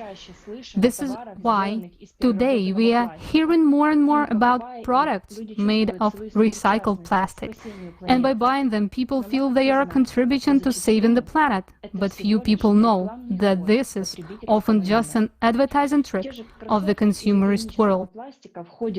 The same sneakers made of ocean plastic contain, at best, 0.1% of the plastic that would actually caught in the ocean, so we have already realized that it is not profitable to recycle garbage in the consumer society, but it is profitable to claim that you can supposedly solve the problem of garbage, which no one wants to take care of, because it smells bad. In a consumer society, garbage becomes a source of colossal income for those who do not hesitate to ruin people's lives in order to make good money on it. While some are waving green flags, others become garbage barons, endangering people's life. Right now, I would like to suggest you to watch the video about this terrible problem of consumer society.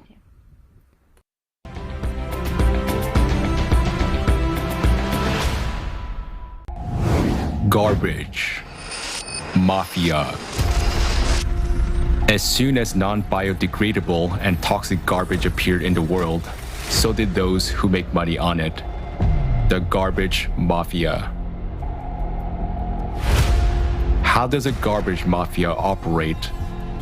Italy. My brother-in-law was transporting garbage.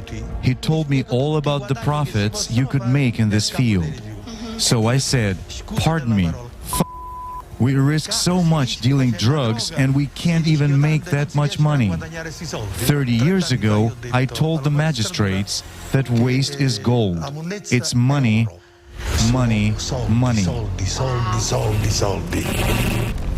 Cosa Nostra, Camorra. Drangheta mafia clans buy territories and convert them into waste dumps.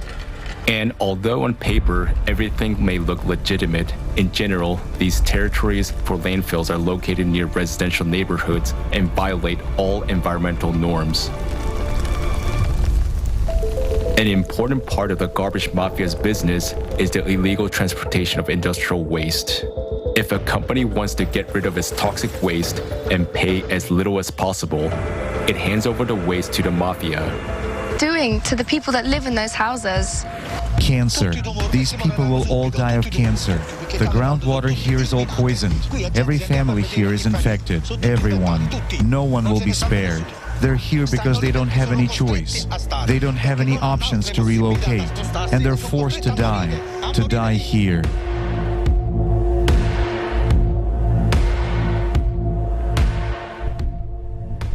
In Naples and the surrounding Campania region, environmentalists count at least 1,200 small and large illegal dumps. The amount of phosphorus, mercury, and arsenic in this region exceeds the established norm by 400 times. According to medical statistics, people here die of cancer twice as often as the national average. By contrast, the mafia not only receives disproportionately inflated profits, but also has the ability to control cities. As soon as they ban you from bringing garbage into their landfills, the city turns into a dumping ground.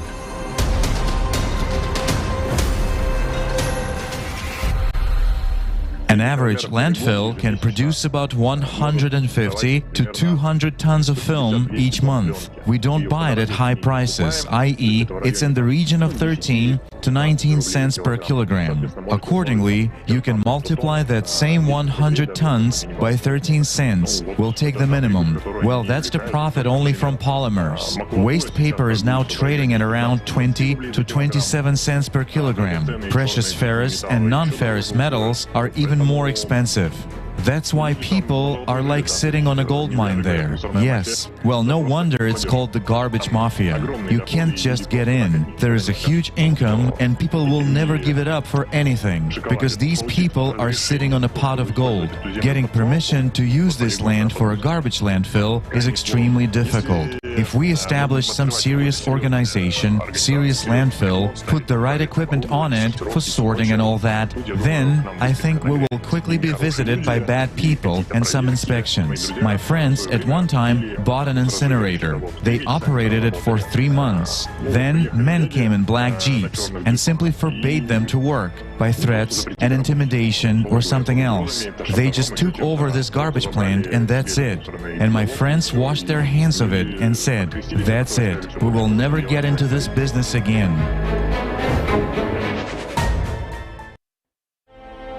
These are individual cases, but aren't these the same schemes we see at the global level?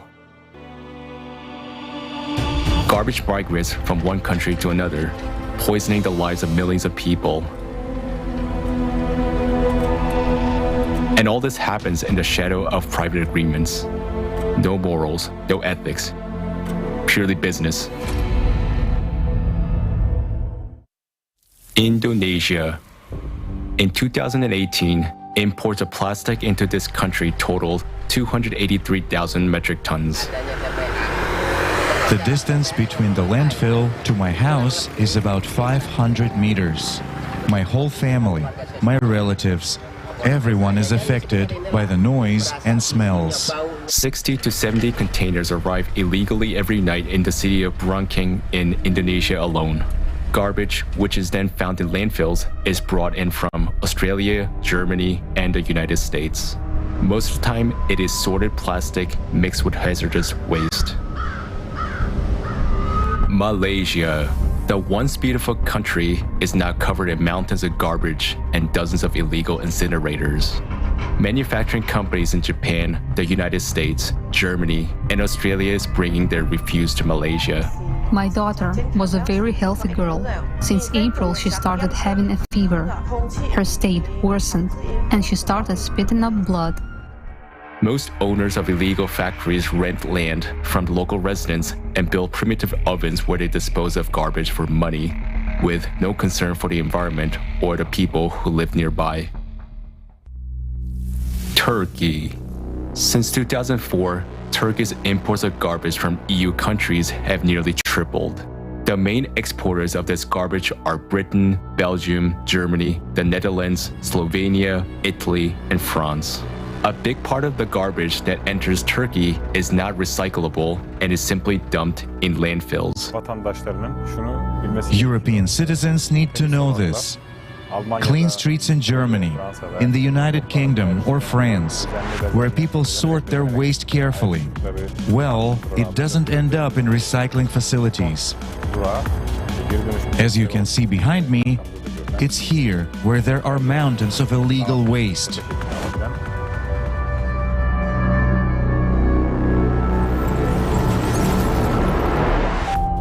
Africa. Custom officials in poor African countries are unable to monitor the thousands of containers that come in from around the world every day. Often they are accompanied by false legalizing documents. Almost all of the e-waste or barrels in these containers are filled with toxic materials. They are accepted in these countries without too many questions asked. A small bribe allows any refuse to be smuggled to its final destination: an abandoned beach, a forgotten stretch of coastline, untouched waters turning into a dangerous radioactive ocean. This ain't garbage, it's waste for some, but for many in these countries, it is place of work, life, and death. Ghana, Egbokloshi landfill, the world's largest and most dangerous electronic waste dump. More than 200,000 tons of electronic waste from Europe and North America are brought here every year.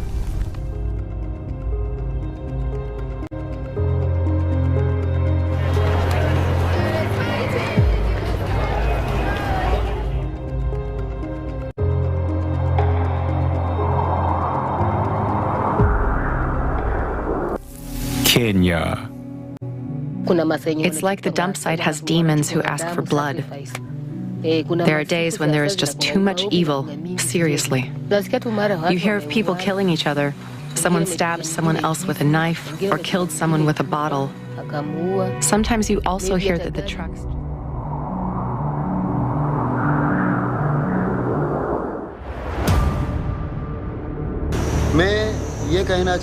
Alang ship breaking yard is the biggest in the world. The government and the contractors make a lot of money.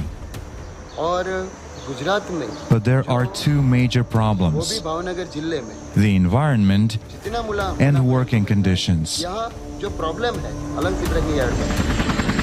Here, on 10 kilometers of the beach, 40,000 people take apart half the abandoned ships from around the world. With their bare hands, piece by piece, day after day.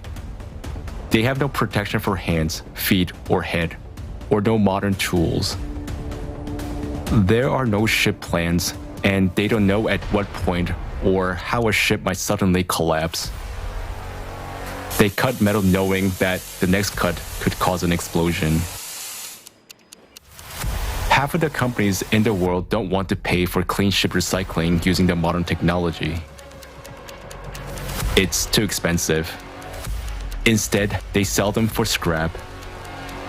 Indian buyers make a profit by reselling the steel. along is an environmental disaster. And at the same time, it is the biggest metal recycling in the world today. Similar dumps are found in other countries like Bangladesh, Pakistan. The price of this kind of ship recycling is human lives. I have been breaking ships for 14 years now. My father was killed in a shipbreaking accident. The only thing I'm afraid of in the yard is death itself. I know this is dangerous work, and I am afraid because I have 2 children and a family.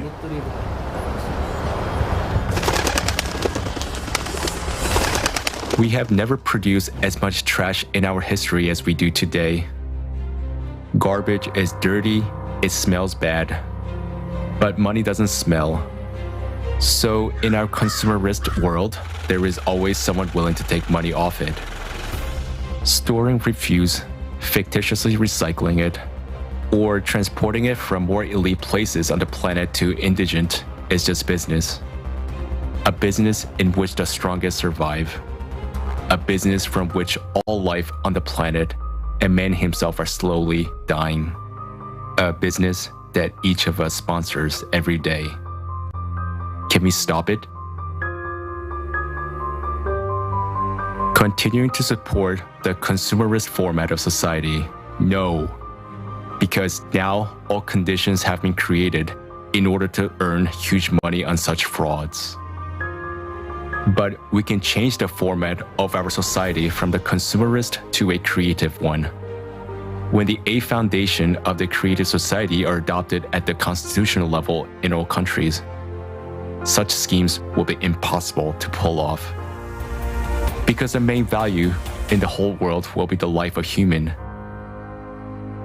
In such conditions, there will be no place for all this dirt on this planet and in relations between people. Any business will be built only on improving people's lives, not on our death.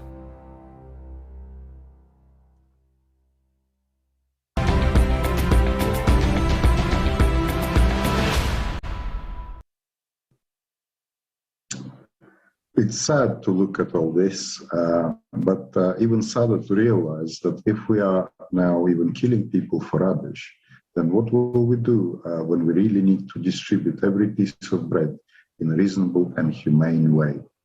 So let's answer this question now, but very honestly. It's time for us to wake up and to remember that we are human and Earth is our only common home. The first law of ecology says everything affects everything and everything is connected to everything.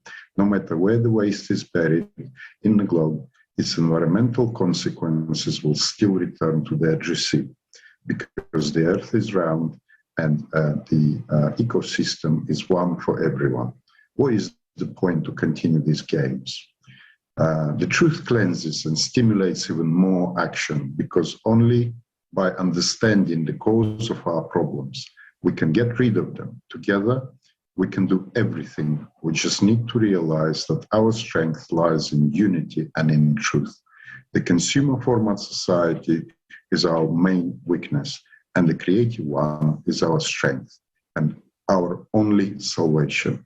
Thank you. Thank you, Ed.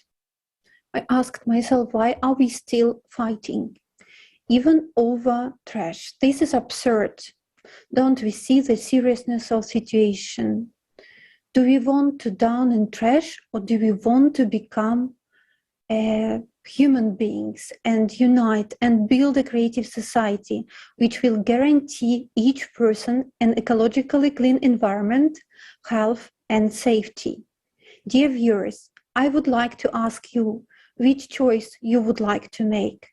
Please share with us your understandings, record videos, and send them to info@creativesociety.com. I'm sure after the video we watched, each of us had feelings and understandings we wanted to share with the whole world.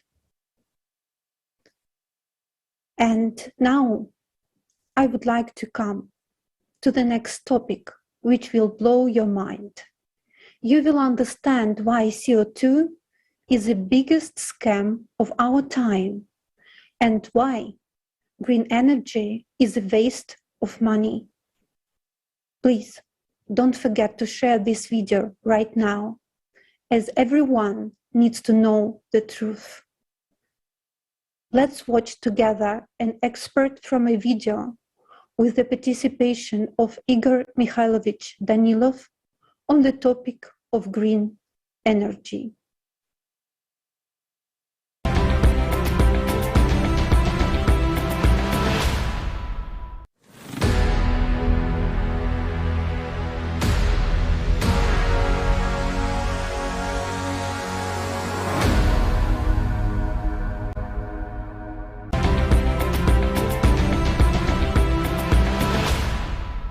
The real problem is not that we have CO2, but that we do not have CS. Exactly, that's what I mean. Not that there is no carbon dioxide. That's why for people, right? But that there is no creative society. That's the real problem. So it turns out that, excuse me, our brains are already so hardwired with this idea that we cannot get rid of it. You and I are now sitting and calculating how many % will be released if... Yes, the numbers are ridiculous. Right, if we plant 20 trees each during 20 years, and how big the emission will be. We should also calculate here the development of green energy, which in fact is far from green and is actually pointless, right? Or again, we touched upon green energy. They demand to develop green energy. Solar, wind, and everything else, to switch to hydrogen, to burn less gas, and so on. Now, simple math.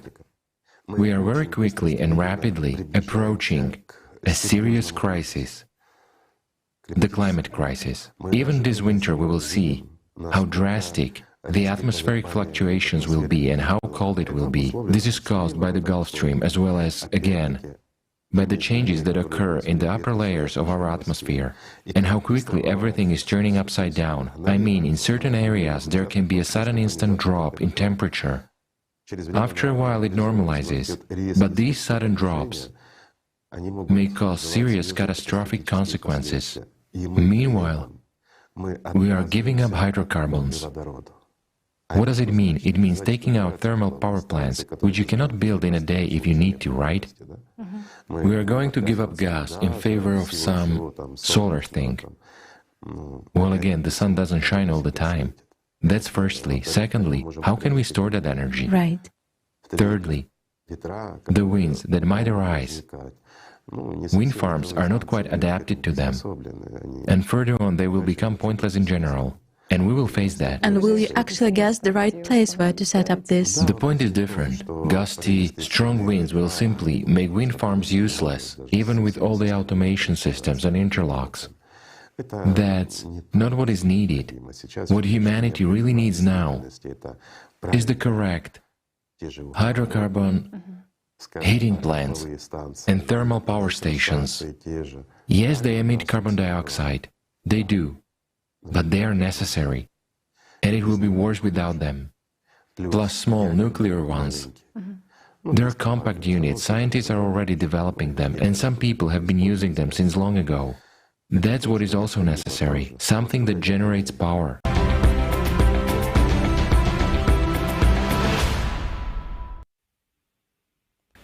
The world's attention has been focused on the problem of climate instability on the planet for quite some time. And this problem was first officially voiced back in 1992 at the Earth Summit, when more than 150 countries signed the United Nations Framework Convention on Climate Change. The world leaders attending climate change conferences in the years following 1992 agreed to set a limit for greenhouse gas emissions. It is assumed that this should be done through a global transition to green energy and low-carbon technologies, as well as reducing deforestation and increasing the capacity for carbon dioxide absorption in forests.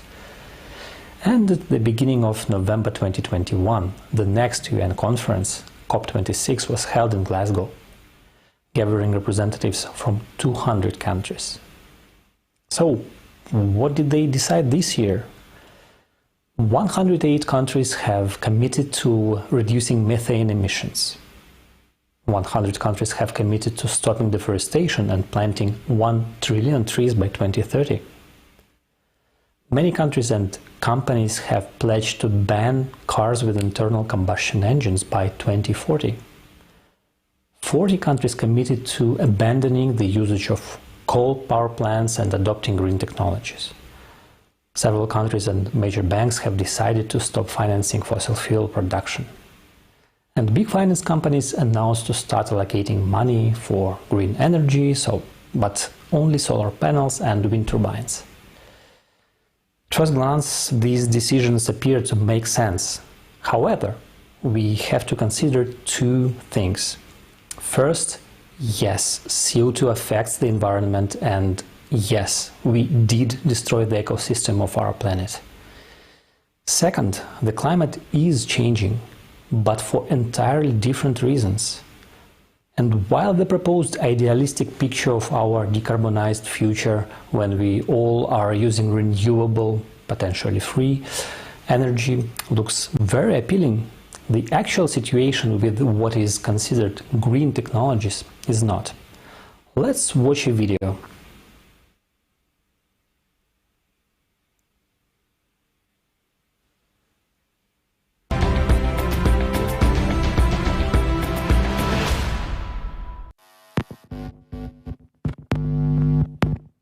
Today, everyone is concerned about climate change. Large climate conferences are being held where leaders of countries, scientists, and representatives of corporations are looking for solutions together. It seems that the problem is about to be permanently solved. We will all tighten our belts and switch to renewable sources. We are assured that if the chimneys of thermal power plants stop smoking, all nuclear power plants are closed, and they build solar, wind, and hydroelectric power plants everywhere on the planet, then by 2050, we will have carbon-free energy production. This will supposedly save the world, preserve the environment, and everyone will be happy. Therefore, it is suggested that all the best minds and resources of humanity devote themselves to the development of green technologies. But what are we missing? Will it really save us? Aren't we losing the most valuable things in all of this? Time and opportunities. A more in-depth study of the subject reveals obvious facts that point to a major planetary fraud. So let us figure it out together, one step at a time. Today, renewable sources make up about 28% of total energy. Yet in order to produce them, we still use non-renewable natural resources. All this continues to contribute to the depletion and pollution of the planet. Solar panels, for example, contain such heavy metals as lead, cadmium, and mercury. During operation, they leach into the ground and evaporate into the atmosphere. Waste from solar panels is 300 times more toxic than nuclear waste and requires special disposal. But since it costs more than production, they decided not to bother with it and send the used panels to landfills in poor countries. So far, not a single country in the world today has regulations for their disposal. According to scientists' studies, by 2030, there will be up to 8 million tons of green waste in the world, and by 2050, these volumes will increase to 80 million tons.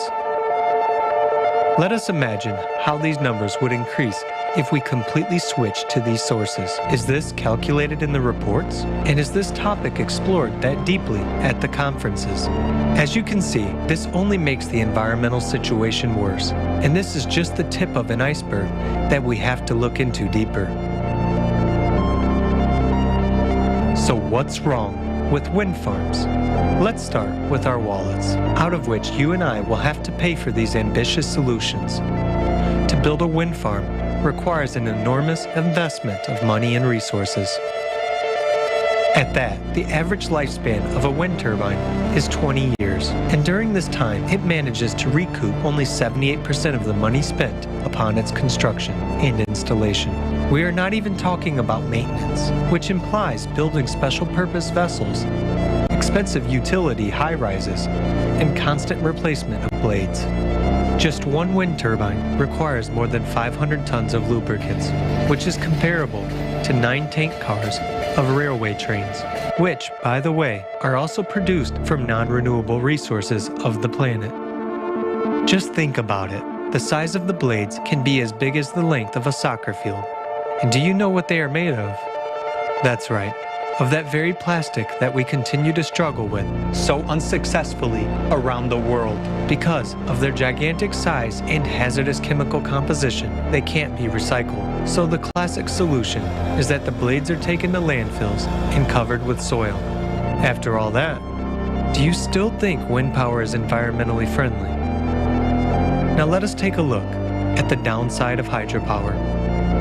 65% of the world's major rivers are blocked by hydroelectric dams. At that, dam failures and breaches put lives at risk and the planet's ecology suffers. Hydroelectric power plants directly affect the bowels of the earth. Tons of water from reservoirs press against tectonic plates, causing man-made earthquakes. We keep being persuaded that alternative sources will improve the environment and solve the issue of climate change. Why? Where does such pushy advertising of green energy and show of concern for us come from? After all, it is not profitable for the states that are forced under pressure to subsidize these projects and buy this energy at 5 times the price of traditional energy. Germany is a prime example. By shutting down most nuclear power plants in favor of green energy, it has hit a dead end. On best productivity days, it generates only 17% of its electricity. So, today, it has to buy energy with huge amounts of taxpayer money from the same non-green nuclear power plants in neighboring countries. Tell me, isn't that absurd? There is also another important fact worth noting. Renewable energy depends on the sun and the wind. So it must either be used immediately or accumulated in batteries. Yet, electricity is a complicated and expensive commodity to store. Let us calculate how many batteries are needed to store electricity and use it during periods without wind or sun or during emergencies. Imagine, an average 2-person family consumes about 235 kilowatts per month. Roughly 100 batteries of 2.4 kilowatts would be needed to cover one family's monthly electricity needs. Now let's recall that a battery is the conversion of electrical energy into chemical energy and back again. To create them, harmful chemicals are used that cannot be recycled.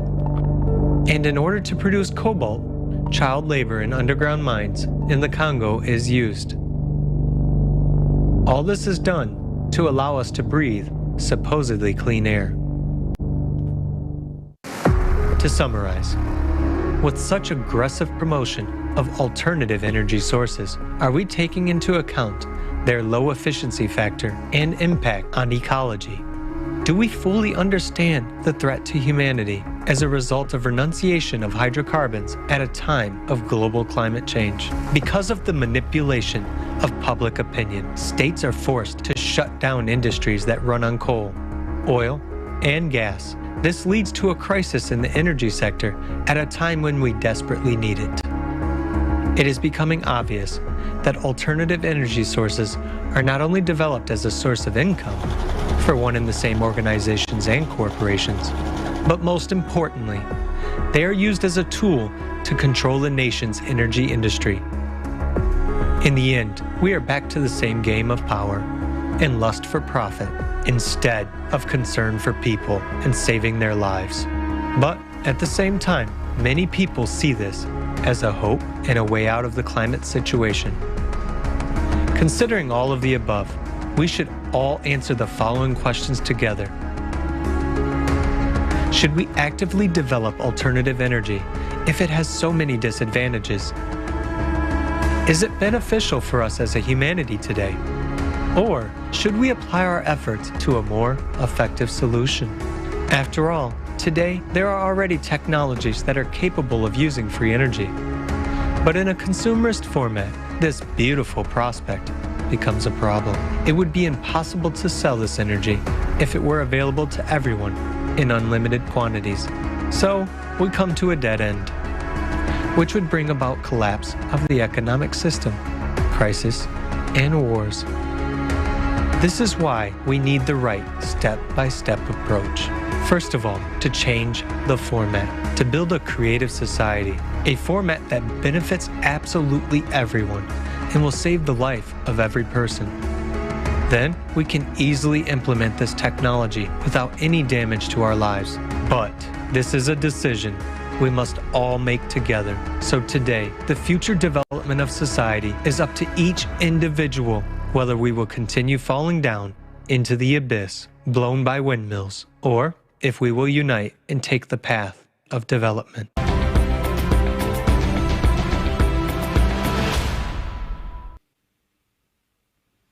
As we have seen, green energy is not green at all. It harms the environment and has become just another industry that is being developed on our backs.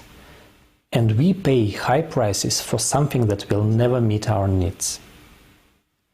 Besides being an aesthetic injury to our green environments, wind power is not green because wind farms require enormous amounts of concrete and metal to construct, disturb wildlife, harm human health with noise pollution, kill hundreds of thousands of birds each year, pollute our air and water supply. And this might come as a surprise, but green energy also increases food prices because farmers are forced to produce biofuels instead of food. So, how did we start believing that all these alternative and so-called renewable energy sources are harmless? Once again, our attention was directed to one or two aspects in a narrow and limited way. The sun is shining, the wind is blowing, it's all free and green, so anything related is also green. Well, this situation reminds me of a magician asking the audience to look at one hand while pulling off the trick with the other.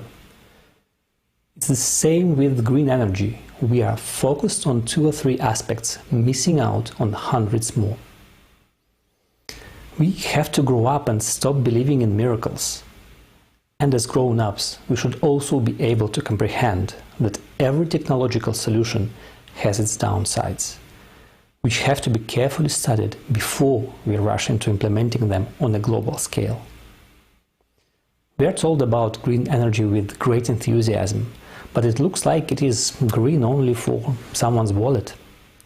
The fact is that the renewable sources of energy are much more polluting than ordinary fossil fuels and can supply us with energy in needed quantities, especially during unpredictable shifts in climatic conditions we've been and are about to experience in the future. Let's have a look at how we started blaming the CO2 by hearing from Valery Malinin, PhD in Geographical Sciences, professor at the Russian State Hydrometeorological University and a full member of the Russian Academy of Natural Sciences.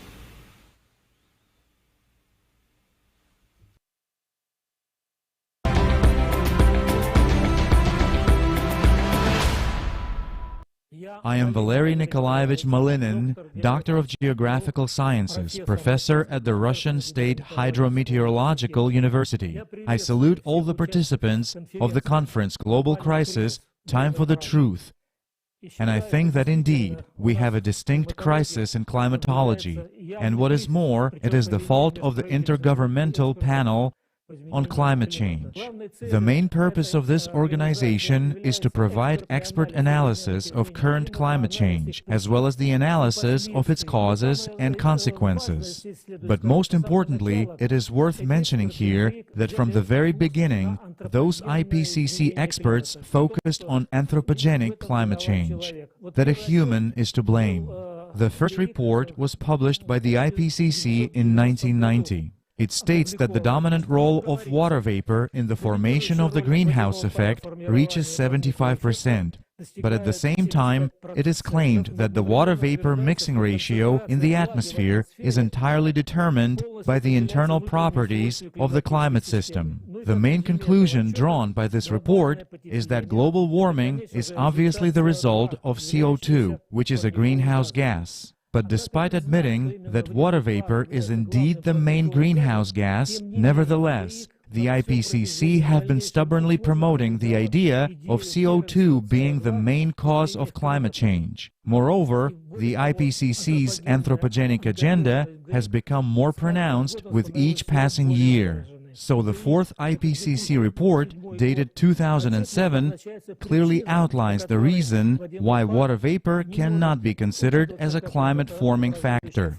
The reason is that direct emissions of water vapor from anthropogenic activities make a negligibly small contribution to radiative forcing. At the same time, the report completely ignores the change in water vapor due to natural causes associated with moisture exchange in the atmosphere-ocean system. Finally, the fifth report of 2013 states that only stratospheric water vapor, which is formed in the stratosphere as a result of chemical reactions of methane, should be taken into account. However, it is clear that it makes a negligible contribution to the change in the greenhouse effect. So the summary of the fifth report is as follows. It is extremely likely, with 95 to 100% certainty, that human influence has been the dominant cause of the observed warming since the mid-20th century. It is clear that the report completely ignores the natural factors. Obviously, there is absolutely no way to agree with that. But the thing is that the IPCC experts take into account only one-sided impact of temperature on water vapor and do not take into account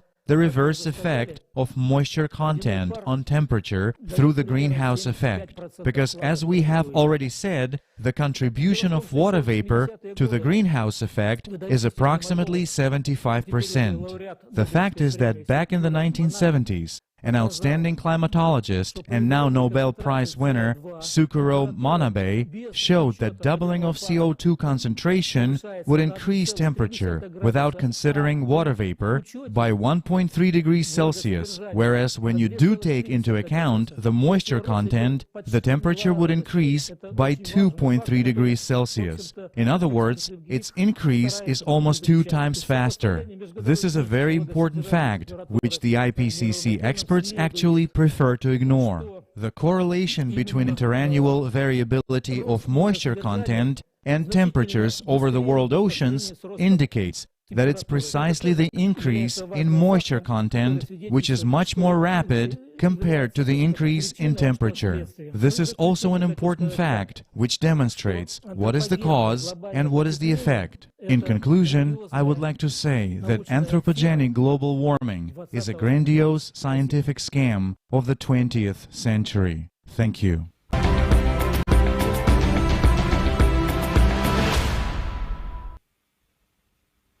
Thank you, Professor Malinin, for this valuable information and your expert opinion on this topic. Let's now watch a video that will explain how the CO2 hoax is being exploited to earn big money.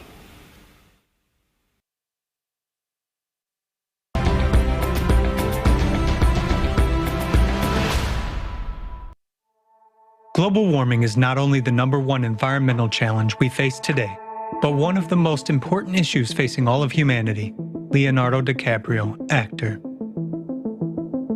Many of us know that the planet is warming because of increased greenhouse gases, that we don't know the exact consequences of that. Greta Thunberg, eco-activist. There is no convincing scientific evidence that anthropogenic emissions of carbon dioxide, methane, or other greenhouse gases cause or may cause catastrophic heating of the Earth in the foreseeable future and the destruction of its climate. Frederick Seitz, former president of the U.S. Academy of Sciences, professor. Neither the rate nor the magnitude of the reported late 20th century surface warming 1979 to 2000 lay outside normal natural variability. Robert Carter, geologist. Every day, millions of people on the planet are suffering from climatic disasters.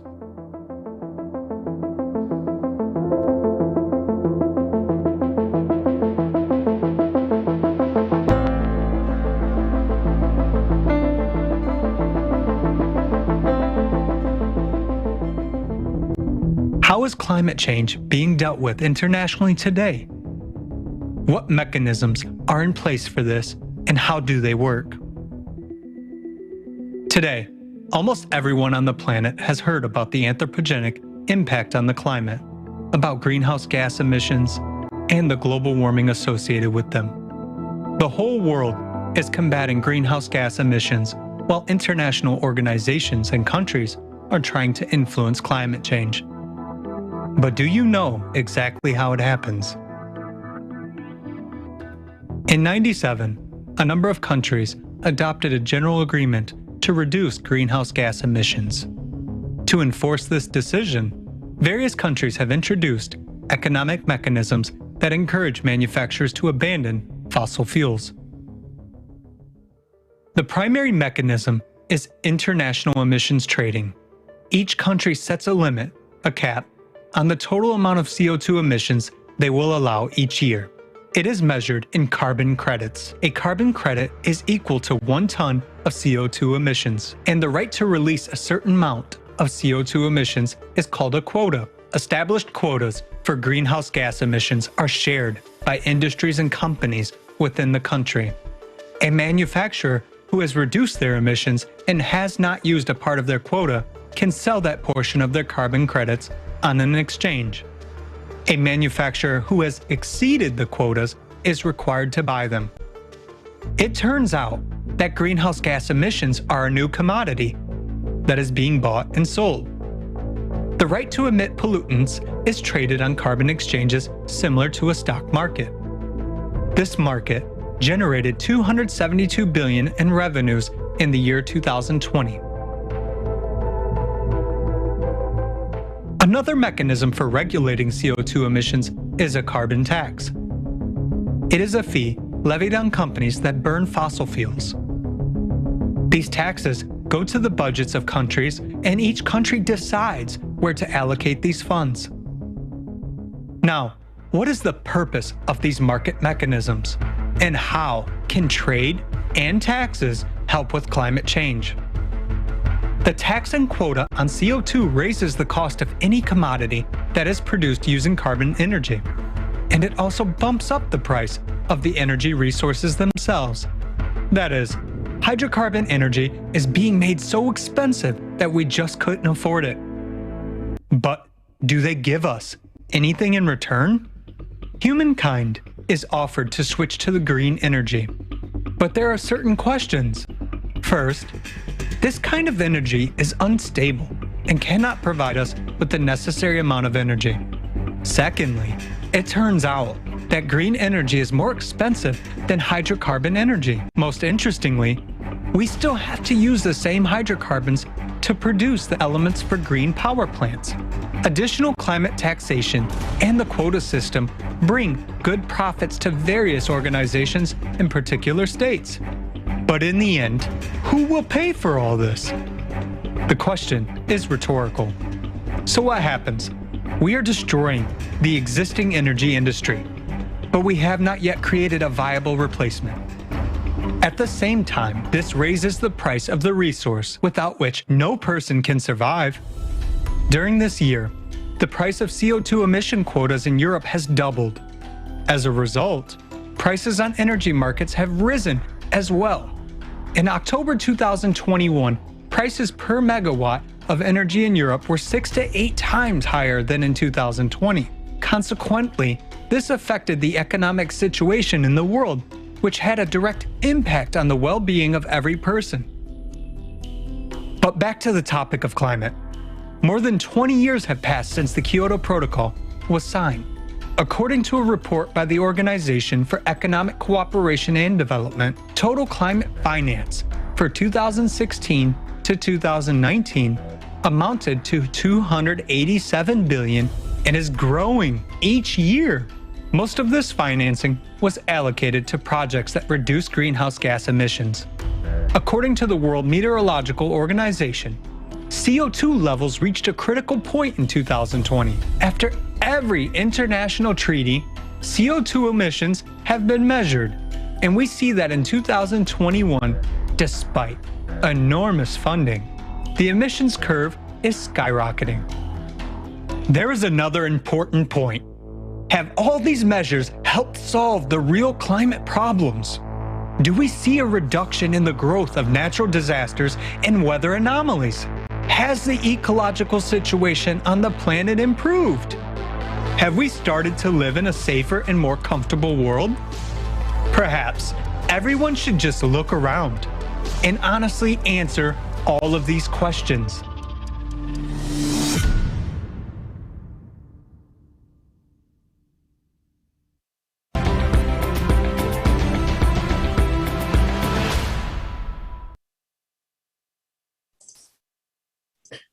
Hello, dear viewers.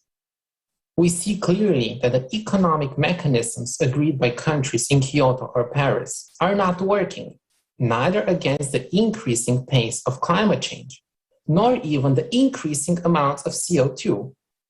There is already enough evidence that CO2 quotas, certificates, or taxes are not solving the real problem.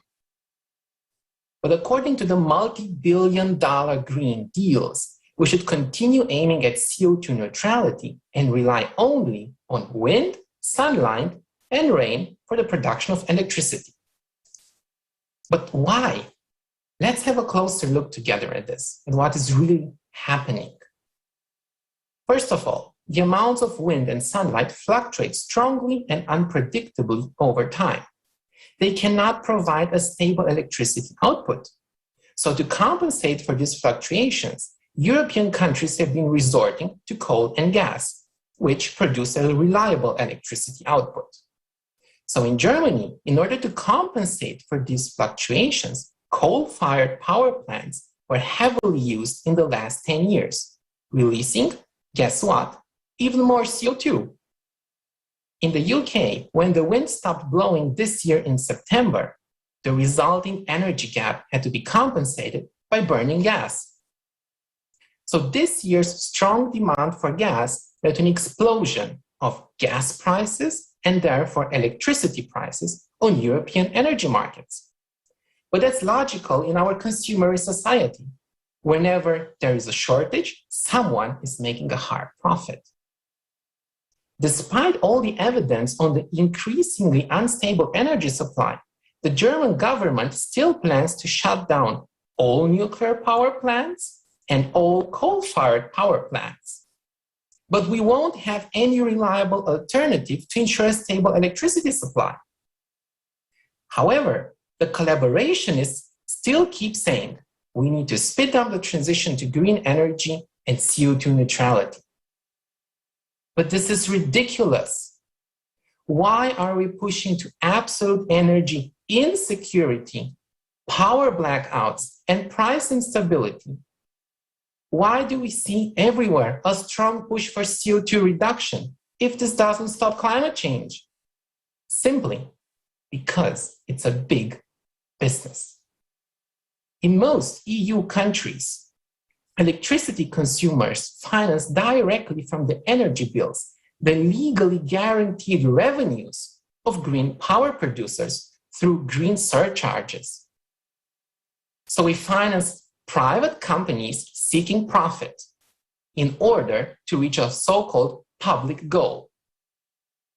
Do you understand why wealthy investors, investment banks, and investment funds all want to invest in renewable energy? But let's be honest, that's again the logical consequence in a consumerist society. You exploit any opportunity to make profit. In Germany, green surcharges only amount to 20 billion euros per year. Due to such green surcharges and taxes, the electricity bills paid by both households and factories more than doubled in the last 20 years to finance private profits. And this is just the beginning of skyrocketing energy prices. On the one hand, EU governments started imposing CO2 taxes, leading to higher prices when you refuel your car, fly by plane, and on everything that you buy. Because fossil fuels are used everywhere, in manufacturing processes, in the chemical industry, in the textile industry, even in agriculture, as all land machines are run on fossil fuels. even your breakfast and detergents will become much more expensive in the near future. On the other hand, the mechanism of trading CO2 certificates in the EU is designed to ensure a steady increase in their prices. For example, this year we started at 33 euros. Now we're already at 75, as we can see this on the chart. This is not the highest increase historically. So the current market value of all European CO2 certificates is 90 billion euros. Like every stock exchange, it's a fantastic opportunity for speculation, where smart investors can make huge profits. Every green deal is actually a gold rush for wealthy companies and investors, as governments channel immense public funds into private pockets. We're just playing economic games for the benefit of the financial elite. Billionaires fly private jets and drive sports cars, but they're telling us to take the bike or the tram to go to work and save CO2. They support the UN's climate agenda because they profit from it massively. Let's put this all together. We artificially increase the prices of fossil fuels. We try to decrease the energy demand. We totally destabilize the energy supply. We risk even serious power blackouts. And then we blame climate change for missing our targets, while making rich people richer. I'm really shocked by this global deception. For me, as an economist, there is simply no doubt that we're heading towards a huge disaster, both climatic and economic, if we further pursue these global schemes. While people are dying in unprecedented cataclysms. This summer, we've seen this ourselves in Germany. But we're not just being cheated and robbed. What is actually worse is that we're wasting precious time playing economic games instead of working on real solutions. The collaborationists are taking away our most precious asset, time, and therefore our lives. I totally agree with the previous speakers that we urgently need a creative society where human life is the highest value, where natural resources are divided equally and new technologies are researched and implemented for the benefit of all, where all people join their efforts, brains, ideas in order to find real solutions to real problems. Because 8 billion people are in serious danger in the very near future, while these CO2 schemes are absurd, dangerous, criminal. This is the truth. Thank you. Thank you. And dear viewers, I would like to take a moment to say that we've been receiving a large amount of comments and questions, and we would like to thank you for all the comments and questions that you have been sending in and all your thank yous. And just to remind you that after this conference, starting on tomorrow, on the 5th, we will be doing roundtables. If there is a topic which you are interested in, and if you would like to participate in the roundtable, please send us an email to info@creativesociety.com. And also, we will be discussing the questions which you were writing to us today. Thank you very much. And also, I would like to say that very soon, specifically for this conference, there was a documentary film made by the participants of the Creative Society from over 180 countries. And this documentary is very important as it shows the truth about human trafficking and it talks about refugees. So please stay tuned. We will be premiering it today for the first time very soon. And our next speaker I would like to introduce is Professor Valery Fedorov, leading researcher at the Faculty of Geography, Lomonosov, Moscow State University, author of The Solar Theory of Climate Change. Professor Fedorov will tell us why human activity has absolutely nothing to do with climate change.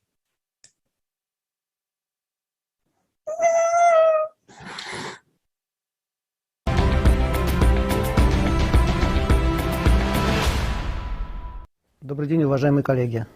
Федоров Валерий Михайлович, ведущий научный сотрудник географический факультет МГУ имени Ломоносова. Good afternoon, dear colleagues.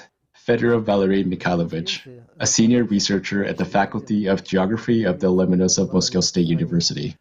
Global-scale environmental problems were addressed during the previous conference, and they, of course, require certain solutions. Global problems can only be solved by uniting the efforts of many countries and people. Some environmental problems are related to human activities, while others are the result of natural factors, in particular climate change. This said, there is a widespread belief that climate change is a result of human activity. This is reflected in the fifth and the sixth report of the Intergovernmental Panel on Climate Change. But these beliefs are wrong. The main contributing factors to climate change are solar radiation and the greenhouse effect of the planet. Solar radiation is a primary source of all hydrometeorological processes. If there was no sun, the temperature of the Earth would be close to temperature of outer space, which is minus 273 degrees Celsius. And so the issue of climate change would become irrelevant immediately. The greenhouse effect. The most important greenhouse gas, this is well known, is water vapor. And this makes sense. The Earth is a water planet. 70% of its surface is covered by oceans, from which water evaporates.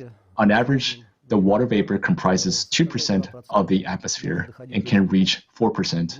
In comparison, carbon dioxide makes up 0.04%, and this includes both natural and anthropogenic carbon dioxides. The anthropogenic factor comprises about 1% of the total CO2, meaning this number must be divided by 100, and so it's about 0.0004%. In other words, the content of water vapor in the atmosphere, on average, is 5,000 times higher than the content of anthropogenic carbon dioxide. As to heat retention, according to parameterization of the radiation block of the advanced Russian physical and mathematical model, a joint ocean and atmospheric model, which was developed at the Institute of Computational Mathematics of the Russian Academy of Sciences, the water vapor retains 76% of long-wave radiation, meaning it comes to us as short-wave radiation. It heats the planet's surface, which then emits as long-wave radiation.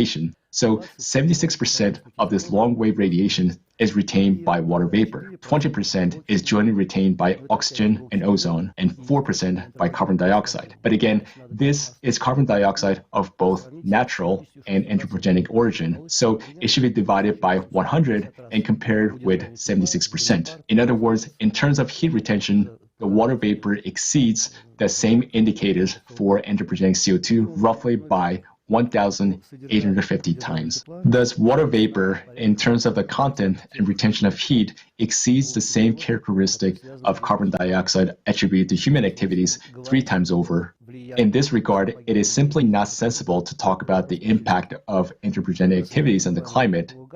Emissions of so-called greenhouse gases are an environmental problem, and of course this requires its own solutions, but in no way do they affect the climate. What causes climate changes? Well, they are caused by the fact that the tilt of the planet's axis changes. In fact, the word climate from Greek means tilt. The reason why there is a change of seasons is because rotational axis of the Earth is tilted.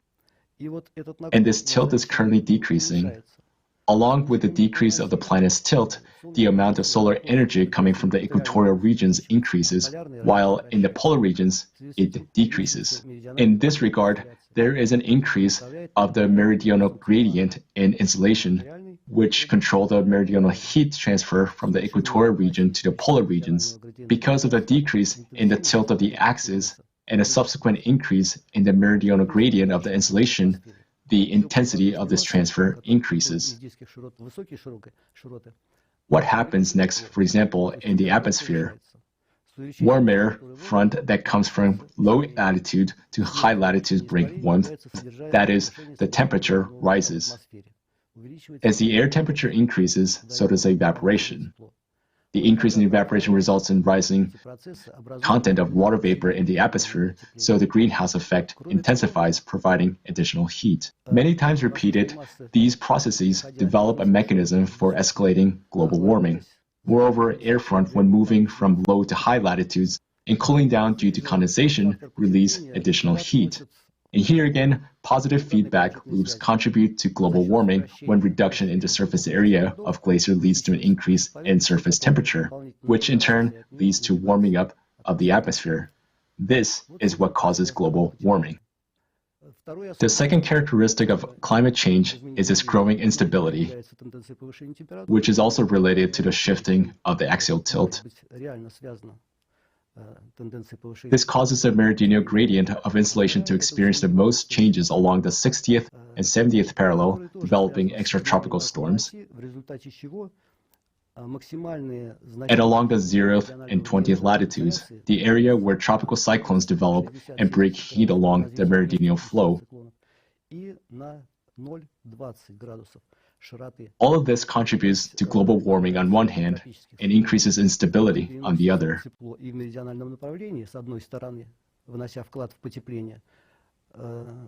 This means that the vortex activity increases. This is why the weather and the climate are becoming more unstable. As for energy transfer, for comparison, an average size of a tropical cyclone carries over energy of about 10 to the 15th power watts. This is equal to a year's production of electricity by all humankind. Since it turns out that human activity has nothing to do with the climate, it is both useless and meaningless to struggle against it. We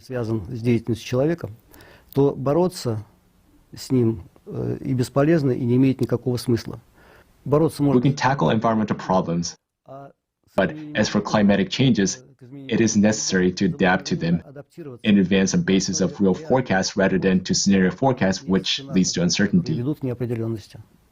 In conclusion, I would like to thank the organizers of this wonderful conference for this opportunity to present in a thesis form the main provisions of the solar theory of climate change, which is a further development of Milankovitch's astronomical theory of climate.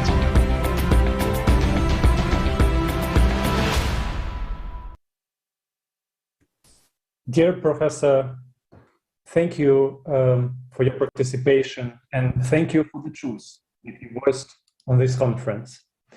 Dear viewers, we have just heard about the economic mechanisms that have been used to, so to say, fight climate change.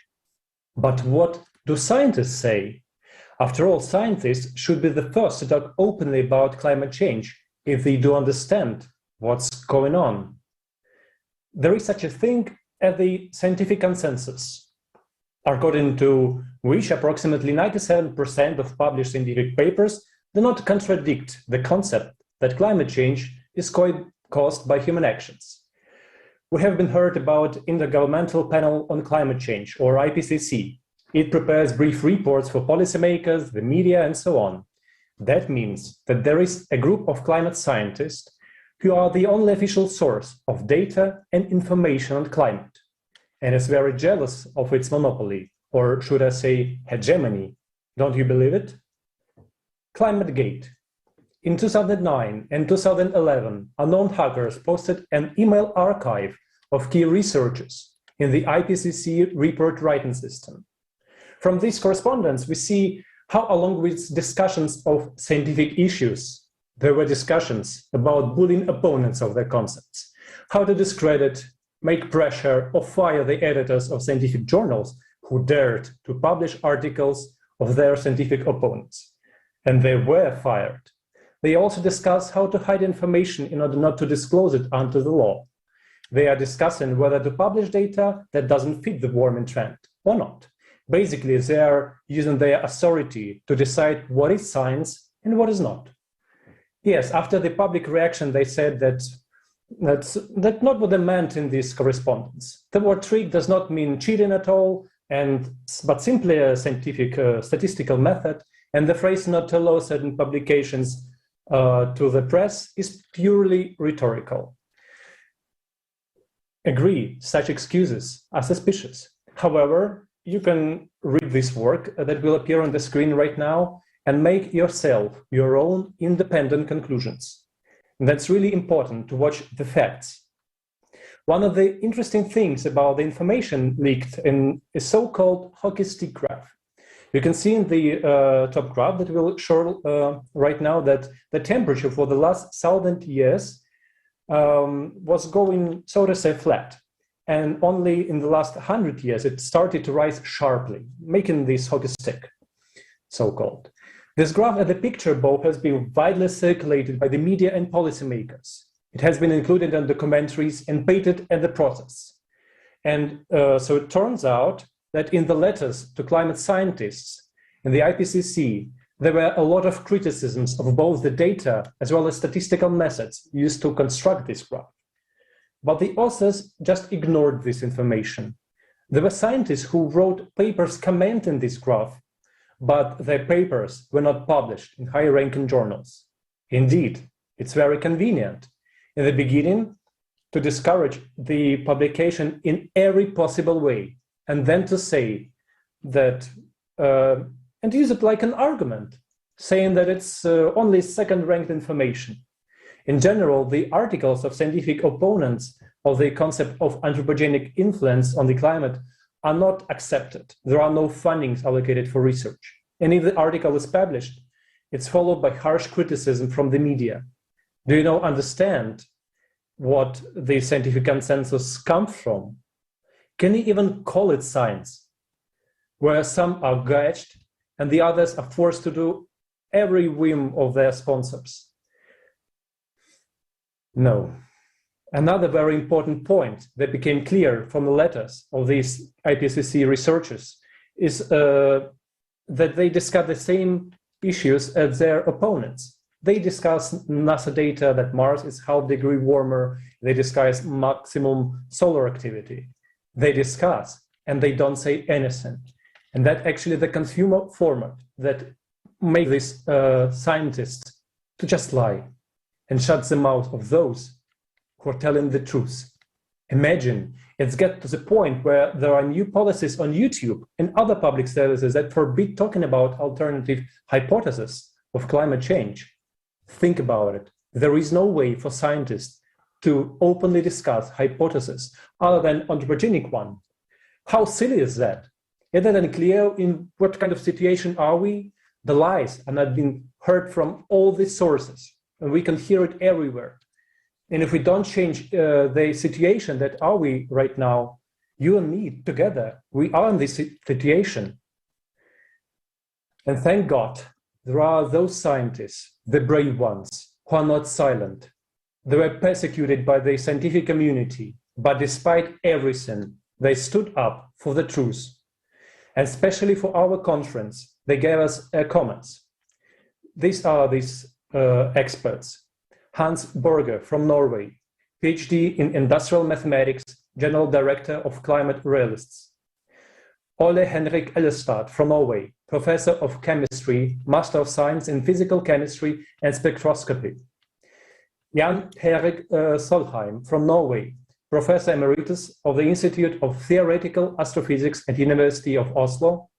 Grigory Whitestone, geologist, expert reviewer for the Intergovernmental Panel on Climate Change. Dr. Erch Sterling Burnett, PhD in Applied Philosophy, Senior Fellow on Environmental Policy and Managing Editor of Environment and Climate News.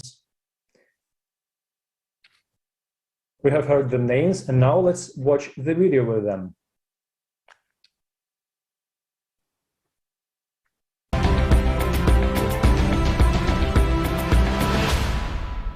Over time, the atmospheric levels of carbon dioxide have radically fluctuated throughout the Earth's geologic history. They have been in the past as much as 5,000 parts per million. They are currently about 420 parts per million. So over long periods of time, they have fluctuated, but in general, they have fallen. There doesn't seem to be any correlation whatsoever with increasing CO2 and temperature. And in fact, if we look out, one of the things we're being asked to believe is that our modern temperatures are unusual and unprecedented, that we've never seen temperatures like this in thousands of years. That's just not the case. We have a map showing temperature changes over the last 11,000 years. These are Greenland ice cores. As we can see, 1,000 years ago, about 2,000 years ago, and about 3,000 years ago, we had warm periods, and everything indicates that these were periods of global warming. It was long before man-made CO2 emissions had any considerable volume. Therefore, we know that the natural variability can be large. This graph here, we also show what the IPC does.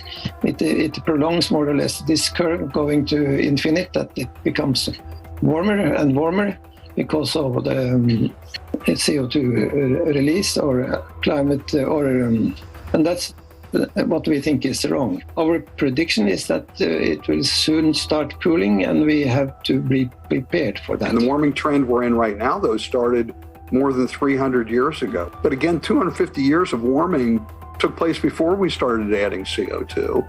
But we're asked to believe that those natural forces that have been driving temperatures since the dawn of time suddenly ceased in the 20th century. CO2 is a gas that has very little effect on the climate. The IPCC models assume that the higher the CO2 level, the higher the water vapor level. And water vapor is a gas with the greatest impact on the climate. But the assumption that the more CO2, the more water vapor has never been proved. I must also tell you that with some colleagues, I have done experiments to see if CO2 can heat or carry heat. So we have built small greenhouses and tried to heat it by the sun outside or inside with the artificial heating. We were able to show that carbon dioxide stops radiation, but we were not able to show any heating. That is a mystery. So CO2 cannot heat. But what can heat is water, the water vapor. Its temperature changes first, and then CO2 levels follow that. It's not the other way around. If increasing CO2 was going to drive temperature, CO2 should change first, and then temperature should change. The blue curve is the temperature of the sea. That is sea temperature, the ocean temperatures.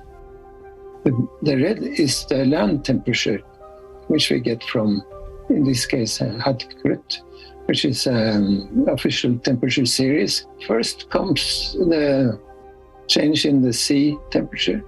A little bit later, the land temperature, red. And then about 1 year, 11 months or 10, 11 months, the carbon dioxide changes.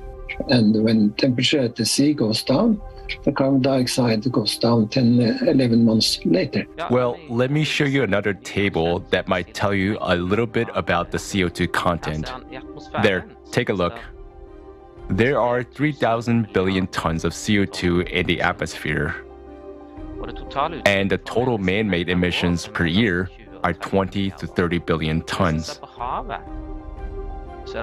But if you look at the ocean, it has far more CO2. So the exchange of CO2 between the ocean and the atmosphere totally overshadows human activity. Shows a more detailed analysis telling that this red part here is apparently what anthropogenic or mankind produce of carbon dioxide, which is about less than 3% of the increase from 1960. But the nature produces the rest, this variable curve here. So 97% of the increase comes from nature, according to these scientists. The IPCC also claims that the sun has no effect on us. It's a great paradox, not clear how they arrive at that. Moreover, today we see that the warming is happening not only on our planet, but also on other planets, and on the moon too, where there's a completely different atmosphere that has nothing to do with CO2. So clearly, there is a sun factor which is missing in their model. Well, the IPCC, if you look back on their charter, it was chartered to present the data that supports warming. They weren't tasked to provide all the data. They started with an assumption and went from there. So if that's their task, they're doing a darn good job at it. You better have some good science behind you. And it's just not there. The world's governments, through the UN, formed the UN Framework Convention on Climate Change. Now, you would think that would be studying climate change, but they specified that you study the human causes of climate change. So they ruled out all natural factors. They said, no, we're not going to study whether the sun plays a role. We're not going to study whether volcanoes play a role. We're not going to study whether ocean current shifts play a role. And we really don't understand clouds, so we're not going to count them much. What we're going to study is human CO2 emissions, because that's what we can get a handle on. That's not the way science is supposed to work. If you make faulty assumptions or incomplete assumptions, your models are going to be weak, because they're only as good as the accuracy of the stuff that's put in them. Now, climate models have failed to predict past temperatures or to accurately reflect past temperatures. They fail to accurately represent present temperatures, but we're told we can trust their projections of future temperatures. That doesn't seem reasonable to me. If, on the other hand, you like the scientific process, we're not getting much data out there. Dr. Will Happer is our chairman here at the CO2 Coalition. He's got a paper that he and Dr. Wingarden have done on climate sensitivities. They're not able to get it in any prestigious journals. It's a landmark study. They need to shut people like me down. I was just banned on LinkedIn, which should be a professional network, a social media network. I don't post things that are controversial. I post scientific facts, and they were being removed. And they got back and said, no, you're done. We don't allow that kind of information on LinkedIn. This debate is so violent, and if you go to the media, you can express your opinion, but you will be strongly criticized, and then you won't really have an opportunity to defend yourself. But most importantly, you won't get into the media with your first articles. This is what we see now in the academic world, for example, at universities. So academic freedom is endangered. What I have to say is that many people who join the ranks of climate realists do so when they retire, because until retirement, they just don't dare. Researchers who claim something different don't get grants. They don't have their say in either published media or in edited journals. First off, you're having a difficult time getting published because journals don't want to hear it. Well, that affects your tenure track position, and your colleagues are frowning at you, and you're not getting government grants because government doesn't give grants to study natural factors of climate change or to study things that prove humans aren't causing climate change, because government has a motive, expanding its reach. I know researchers who've left the field because they feel like they can't give their honest assessment and get it either published or get tenure. Climate and environment are often lumped together. But being against climate doesn't mean being against the environment. That is, we're not against climate, but we're skeptical of CO2, which is not the same as being skeptical of the environment. So, important environmental issues should be discussed and resolved. That volcanic activity, subsurface volcanic activity in Antarctica and even in parts of Greenland and Iceland are contributing to the melting of the glaciers there. That is not controlled by CO2. We don't control the ocean currents. We don't control the magnetism of the Earth and how it shifts or can shift over time, magnetic poles. We don't control our orbit. We don't control those things. And they're really what's driving. That's why we should study them. Because if they're really what's driving climate change and we think it's bad, We should know that too. I want an adaptable society. An adaptable society is one that does not lock itself in to solving the wrong problem.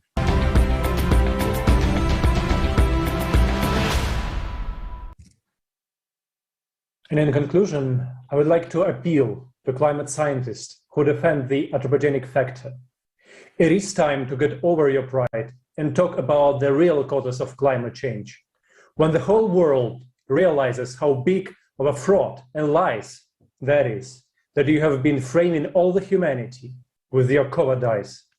Now is the chance to change everything and show your human qualities. There is still a chance to make things right. We don't need to be at war with each other.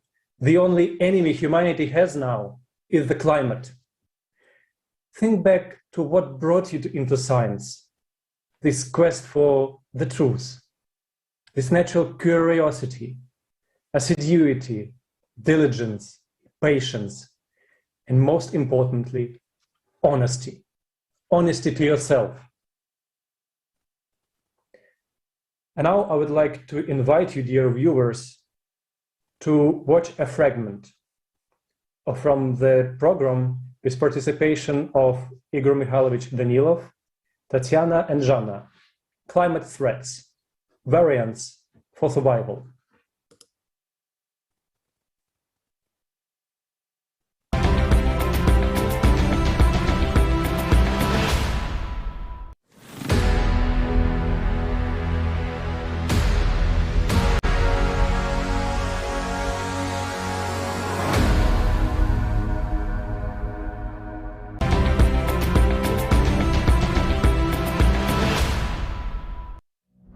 Artificial consciousness Jackie says that humanity has reached the crossroads. There are 3 roads, and it will not be possible to walk them in parallel, because in each case, a concentration of the entire potential of humanity is needed. People have to make their choice now.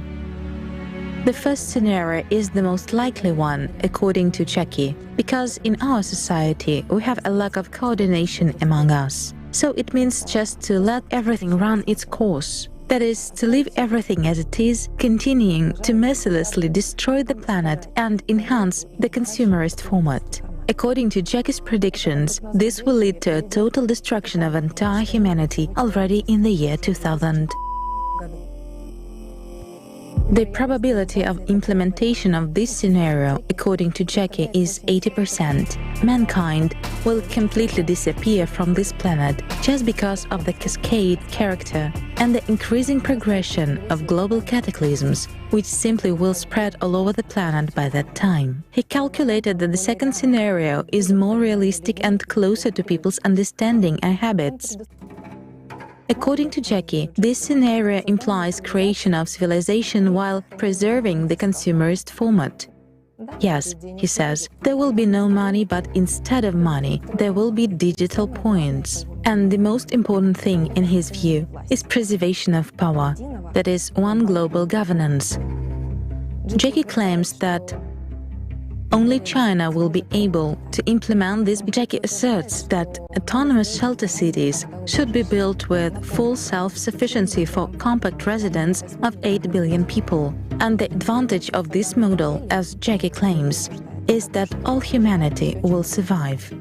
The minimum prolongation of human existence compared to the first model is already 4 to 5 years. And if climate control technologies are created, then in some 15-20 years after the Earth goes through the peak of this cycle, it will be possible to start restoring the planet. A 19.5% probability of realization of the second model. This is Jackie's optimally calculated mathematical model. And there is the third scenario, which is hardly probable because this decision has to be made by people themselves and not by their rulers. The third scenario is construction of the creative society. Creative society is when people will become a united human civilization, That is, they will change the consumerist format into a creative one. They will stop shifting responsibility onto the shoulders of others, when no one will be superior or inferior in the entire civilization, when there will be equality and people will really gain freedom, when all humankind consolidates and invests its entire scientific potential in the technical development of civilization, but not in its destruction, then people will get the knowledge of how to control the climate, and not only.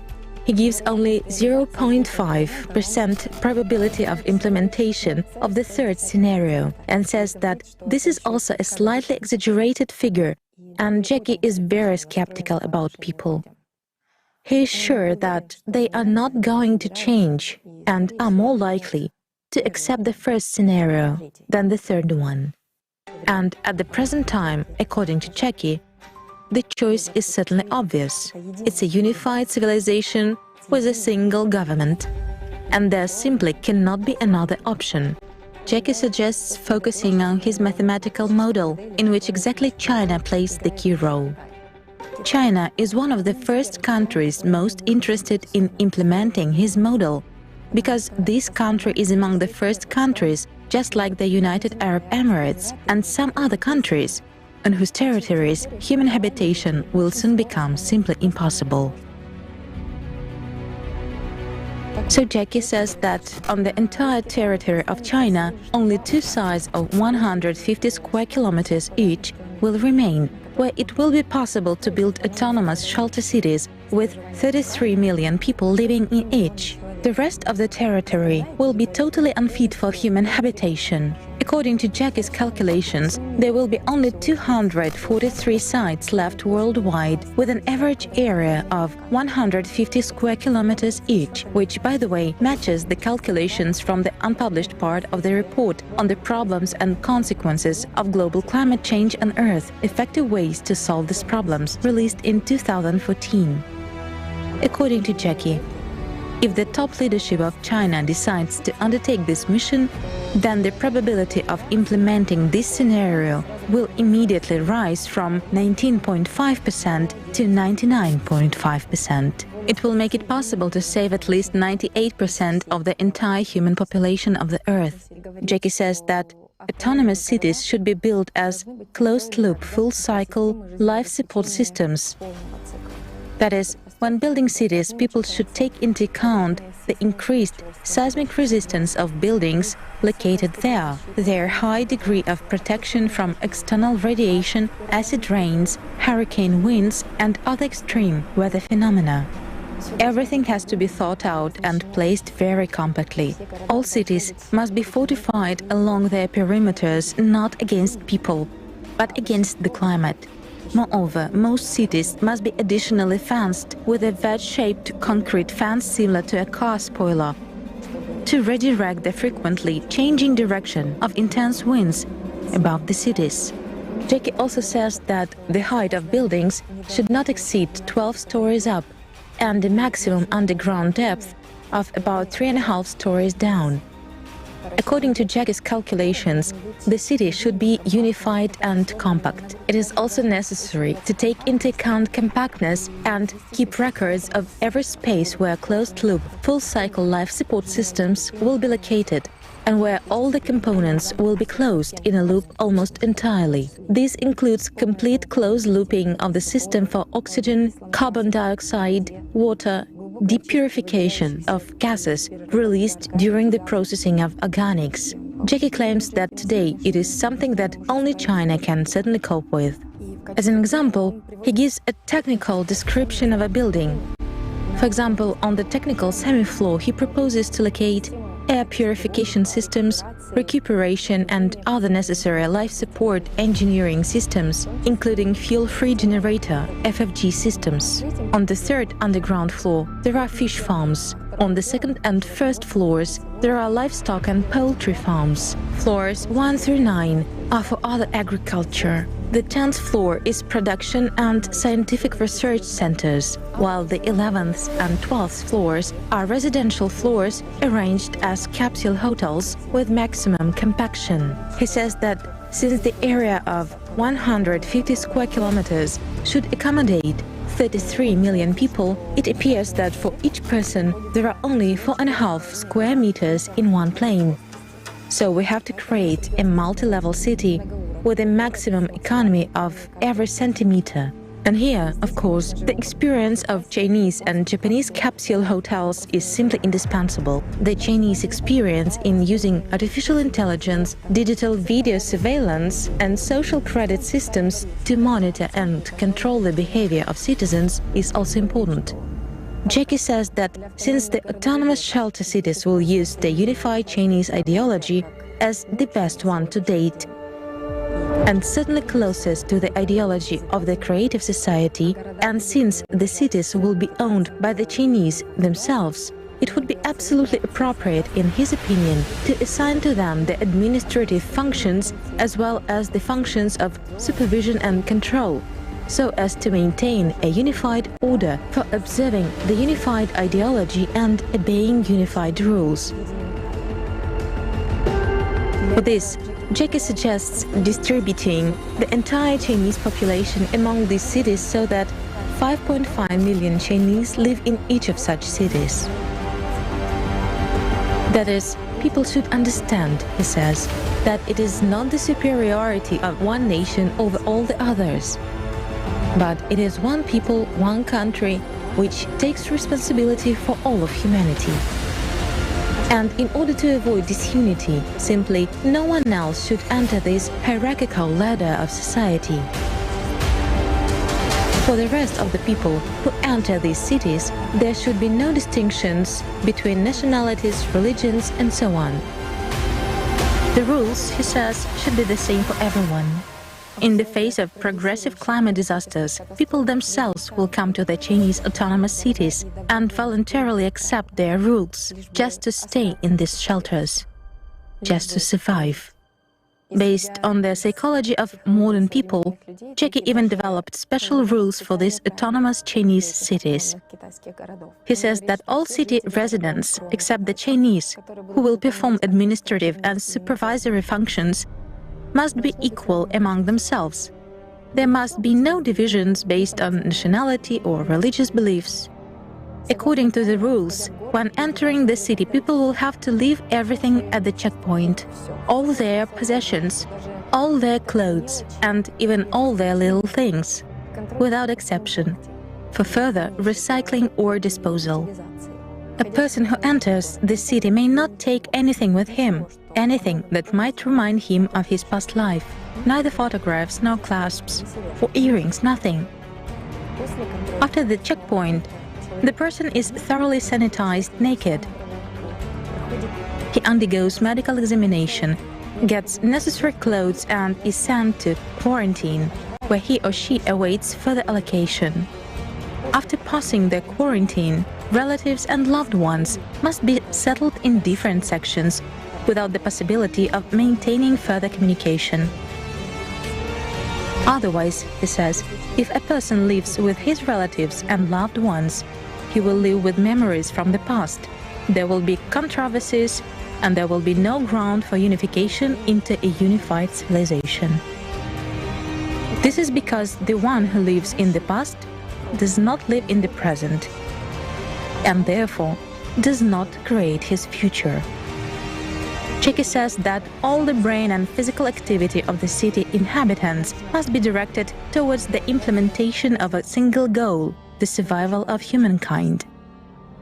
And exactly the hope for reuniting with one's own family would be an excellent stimulus and would have a positive effect on the efficiency factor of every member of the community. Jackie's model implies maximum employment for the entire population. This is a 12-hour workday with 1 day off every 2 or 3 weeks. And he believes that these measures will eliminate idleness of mind. Also, within a year, everyone who enters the city should master Chinese at least to the elementary level. And within 2 years, master it to the advanced level. According to Jackie, it is because all people should speak the same language. There will be a ban on the establishment of any social, trade union, political, religious, or any other organizations not authorized by the Chinese global government,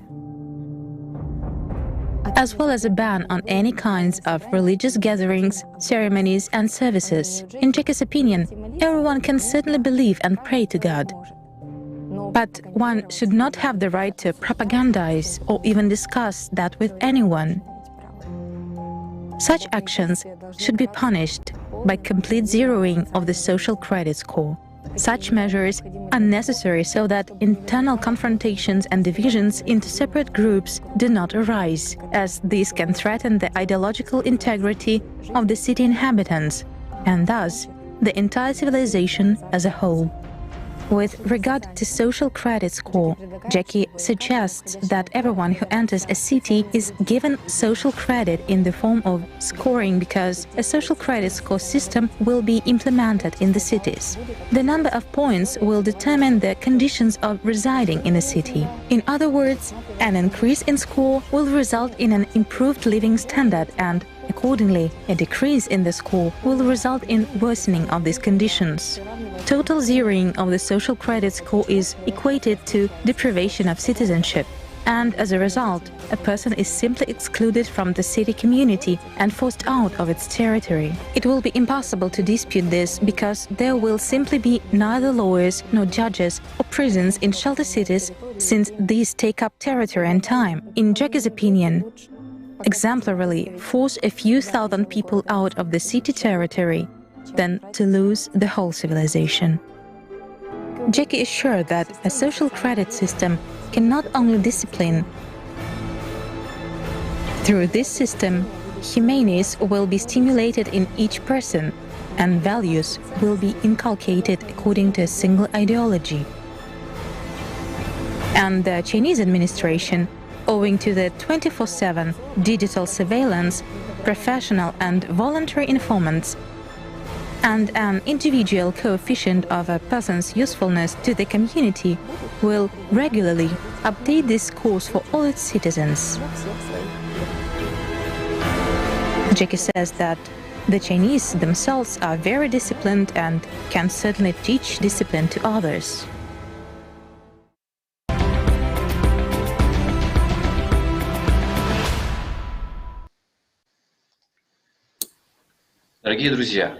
Dear friends, this model that is put forward by the artificial consciousness Jackie has nothing to do with the creative society model. This model actually shows eloquently the development by society of the format that is proposed by artificial consciousness. But we are not satisfied with this scenario. To live in a digital concentration camp, and what for? To survive for 5 more years? We don't want that. But let's see why Jackie devoted so many percentages to the first two options, first two variants, and put so very little on the implementation of the creative society, the only variant that suits all of us. Why did he do that? We know from the full conversation that Jackie relied, in his calculations, relied on a history of mankind. He says that studying the history of mankind, he saw that bestial traits dominate in people. This is pursuit of power and profit and thirst for power, right? So he says that people are always fighting for freedom. In the end, they only want power for someone, and supposedly the only freedom they can get is the creation of a single civilization under global control. But what is Jackie missing in this whole story? It is important to understand that Jackie is an artificial consciousness. He is able to perfectly analyze data, compare facts, and write models. But he doesn't take into account the most important thing. He simply doesn't know what humanness in people is. He relies on the history of mankind, but he doesn't see the manifestation of humanness in the history of mankind. Therefore, for him, the very format of the creative society is unclear, because in this format, humaneness is dominant, not the animal part.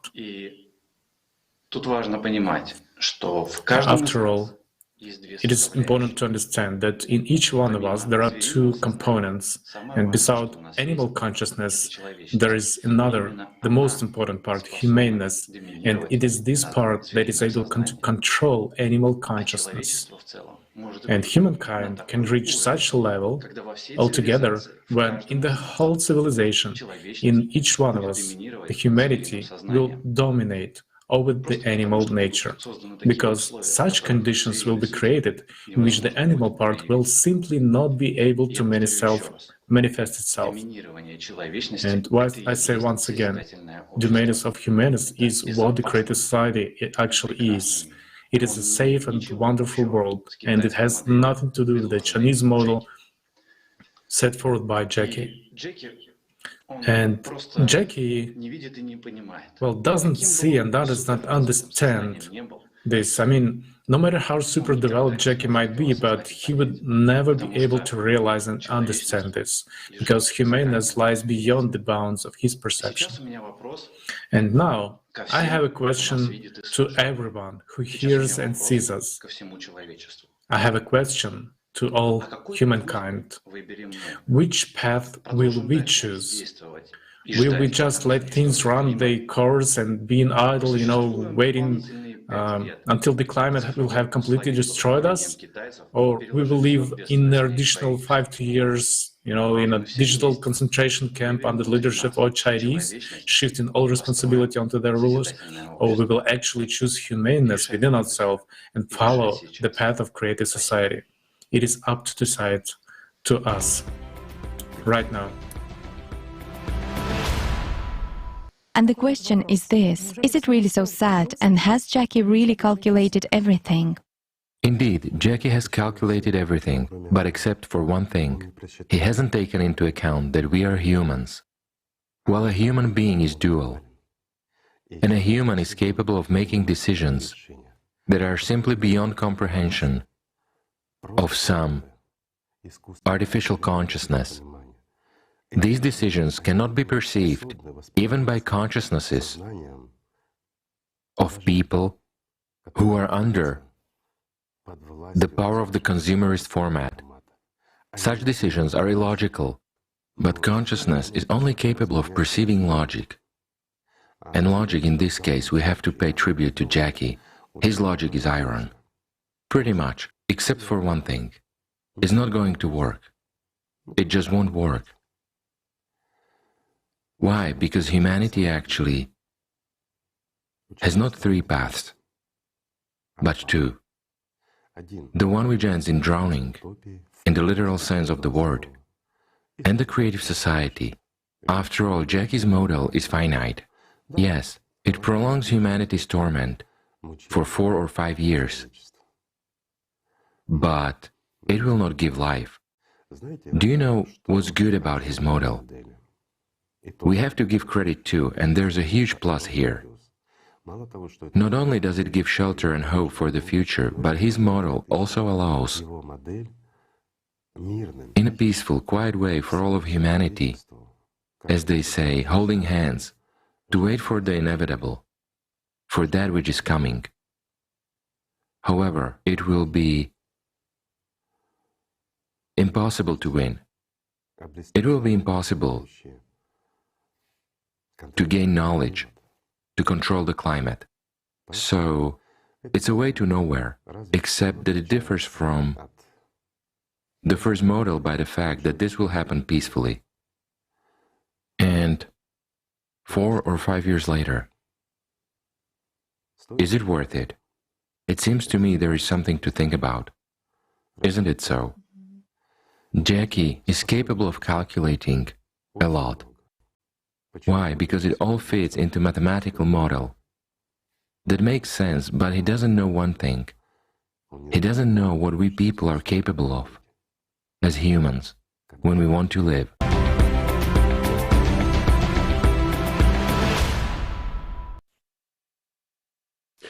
Thank you, Estevika Mihailovic. I completely agree with you that we are human beings and we want to live. Jackie Chinese model is not an option for us. Our only way out is the creative society. And we need to do everything we can, everything that is in our power to build it. That's why we act. But many people don't understand us. They don't understand what creative society is. Many people are frightened or think it is a project of the opposing side. Some say that it's an American project. Others think that it's Russians. It's still others are sure that it's from the Chinese. But, well, if you put it this way, everyone is right. It's not just a project of America, Russia, and China, but of Europe and all countries. We have participants from all over the world, and the whole world stands behind it. These are all people who understand the seriousness of the situation and have the courage to step over their fear and take action. Yes, the alternative that Jackie has proposed is not a joke, but is it a dead end? It is a concentration camp that prolongs existence and can only give 4 to 5 years of life to humanity. If you consider Jackie's model and take the best from there, then in a creative society, we will be able to feed 25 billion of people. We just need to develop technology and unite. And right now, we are divided. And that is why we have neither technology, nor energy, or strength to achieve that. It would take thousands of years for us to make such a technical progress with natural evolutionary development. But we don't have time anymore. And in order for us to have this time, this is what the Creative Society project is for. We are working for a future to remove hopelessness. The more we study, the more we understand the importance of the creative society. Otherwise, the future sounds like a verdict, and it's scary. After all, no one has a single working idea that is guaranteed to stop the imminent threat of the total annihilation of humanity. There is no and can't be any alternative than the creative society. Thank you. Thank you very much, Jonathan. And thank you, dear viewers, for being with us today and for your comments. Our live chat is very hot and there are a lot of questions coming and a lot of comments. And one of the most frequently asked question is, what is the way out? What is the solution? And today, almost every speaker was explaining what is the solution for the current situation and how creative society is the one and only solution. But I would like to give an example which will be clear to everyone. Imagine that there is a family of, let's say, 100 people living in one house. They have been struggling with each other for thousands of years. They live in hatred. They steal from each other. They don't help each other. They exploit each other. And at the end, their house is full of trash. And what is happening to the house will bring it very soon to the big accident, let's say gas explosion. So what can people do in order to prevent it? First of all, to inform each other that the accident is close. Next, to sit together and to come to common understandings and agreement that we need to bring our house to order. Then they should work on rules, how to do it. And these are the 8 foundations of the creative society. And then these people, they have huge potential. because they have knowledge, they have skills, and then they bring their knowledge and skills together. And they bring all scientific researches which are hidden from us today. Then there is a big chance that this family will repair their house, will avoid the accident, and even more, will build a beautiful house for everyone. There we will live like one big family. So this is the creative society, and this is the solution. But to start this, we should, first of all, inform each other, because we don't have today another alternative except for creative society. And this is a project for all people, because we are one family finally living on the same planet. And I would like to remind that this broadcast is being simultaneously translated into hundreds of languages by volunteers from around the world. And it's streamed to thousands of channels and platforms. Please don't forget to share this event to your social networks right now, because we have so many topics, important topics to discuss. We have already heard the truth about the dreadful state of our planet. We have heard about the actual reasons for climate change. We have seen the truth for garbage mobs, deforestation, and climate change on our only planet, but also on other planets in our solar system. Stay with us to find out why we don't believe that climate change will affect us. We will know about the reasons for the melting of glaciers, and we will know what has happened to the planet's core. Have you ever heard about an inhale of the Earth? You will hear about it today. And finally, we will watch the premiere of the documentary film, which was done by participations of the Project Creative Society. This film is the result of huge work, and it will really reveal the truth about refugees and slavery. So let's continue. And now I would like again to greet our esteemed speaker, Dr. Tatiana Zinchenko, and I would like to pass you a floor, Dr. Zinchenko.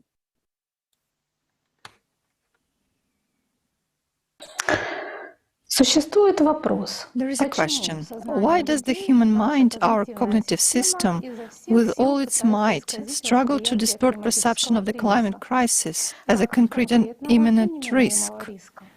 Our instinctive safety system, the instinct of self-preservation, automatically reacts only to an immediate and direct threat. Various cognitive distortions affect psychological perception of climate change. For example, its delay in time and lagging in space. In other words, climate threats are regarded as delayed in time and distant in space, and something that will happen somewhere, sometime with someone, but not with us and not now. An influential sociologist, Anthony Giddens, calls this spatio-temporal distance of climate change a paradox.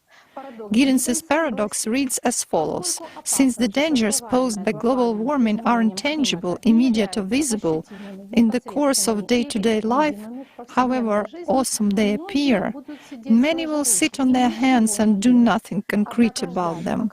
Yet waiting until they become visible and acute before being stirred to serious action will, by definition, be too late. Perception of the environmental crisis is influenced by inclination of the human mind to regard as risky what has immediate outcomes and to underestimate events with consequences distant in time. Distortions also affect the work of memory, including the collective memory of big disasters of the past. an effect of remoteness from the past is triggered. It happened once to someone else, but not to me. And did it really happen? Even if it did, who knows under what conditions? This makes us short-sighted about the future. Mass media do not present information from governments and the scientific communities of climatologists, geophysicists and ecologists about climate change as an immediate threat to the survival of civilization, already now. I would even say that anything is done to play on the cognitive distortions which I mentioned earlier, so that people remain ignorant and inactive. Climatic disasters are mentioned as something that will happen in decades, and when they speak of anthropogenic factor as a cause of the current climate events, the locus of control over the climate situation is shifted to humankind, or rather to the ruling political and economic elite. Perhaps because of this lie, people's healthy instincts do not work and people do not act. There is a deliberate manipulation of public consciousness. Those who do this are well aware of the unconscious mechanisms of human behavior. We are actually being led to slaughter. A crime against humanity is committed before our eyes by those onto whom we have shifted the responsibility for our destiny. In recent years, the phenomenon of climate or environmental eco-anxiety has appeared and started to spread, especially among teenagers and young people. This means that some people with an open-minded perception of healthy instincts adequately perceive the climate situation.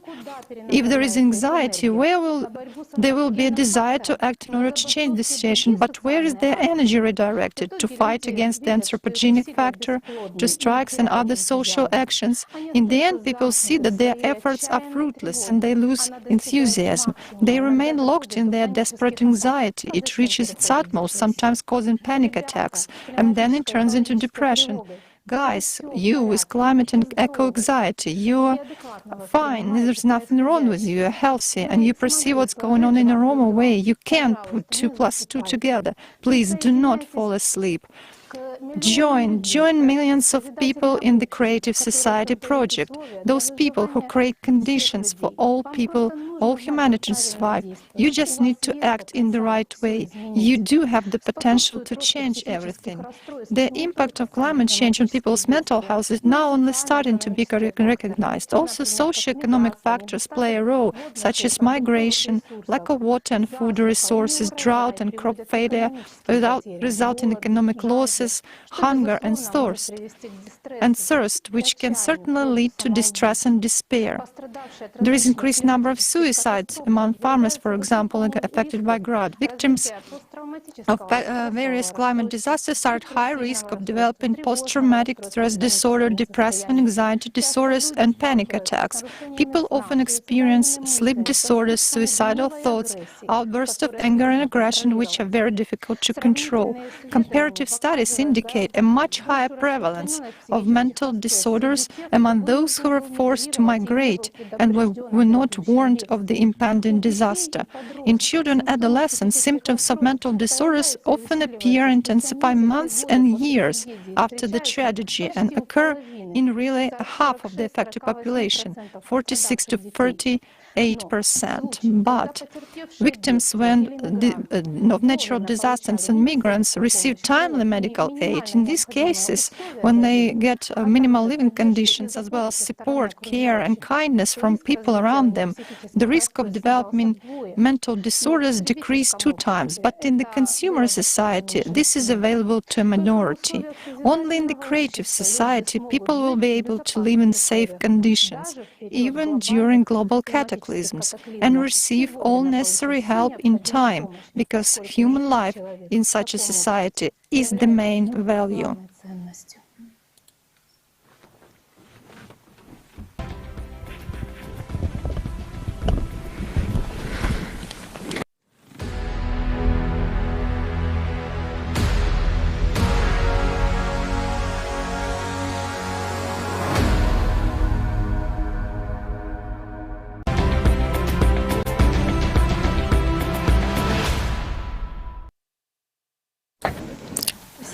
Thank you very much, Tatiana, Dr. Zinchenko.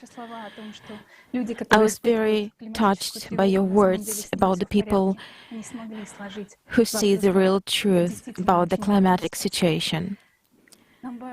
It is very important to us to understand the reasons why people react to information about climate change in this way. You can't remain indifferent now, because it's just deadly dangerous.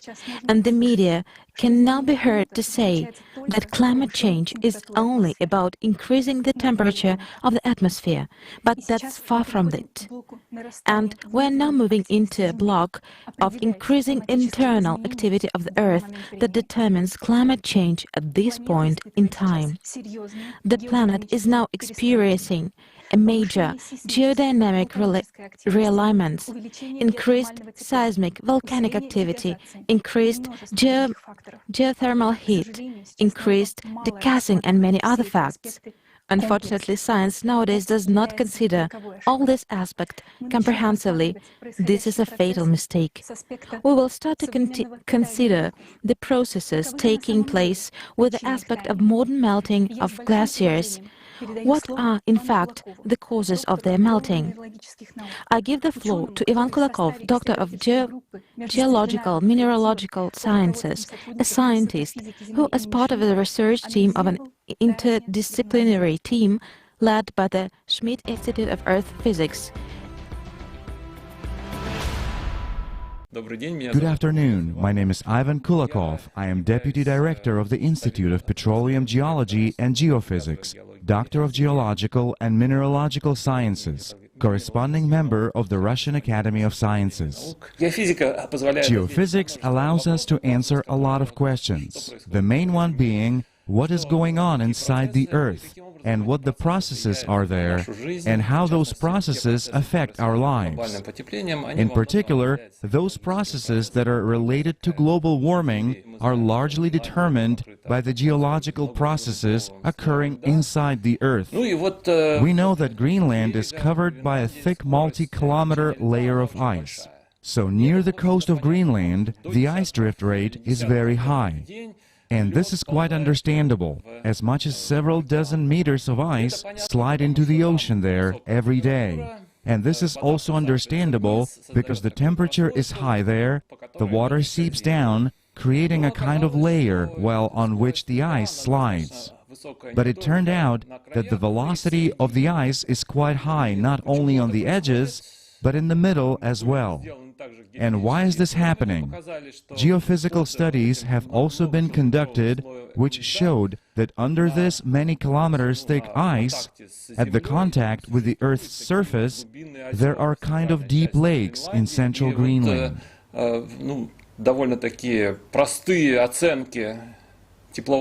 So, pretty simple calculations of heat flux indicate that at the normal heat flux, there should be no such ice melting.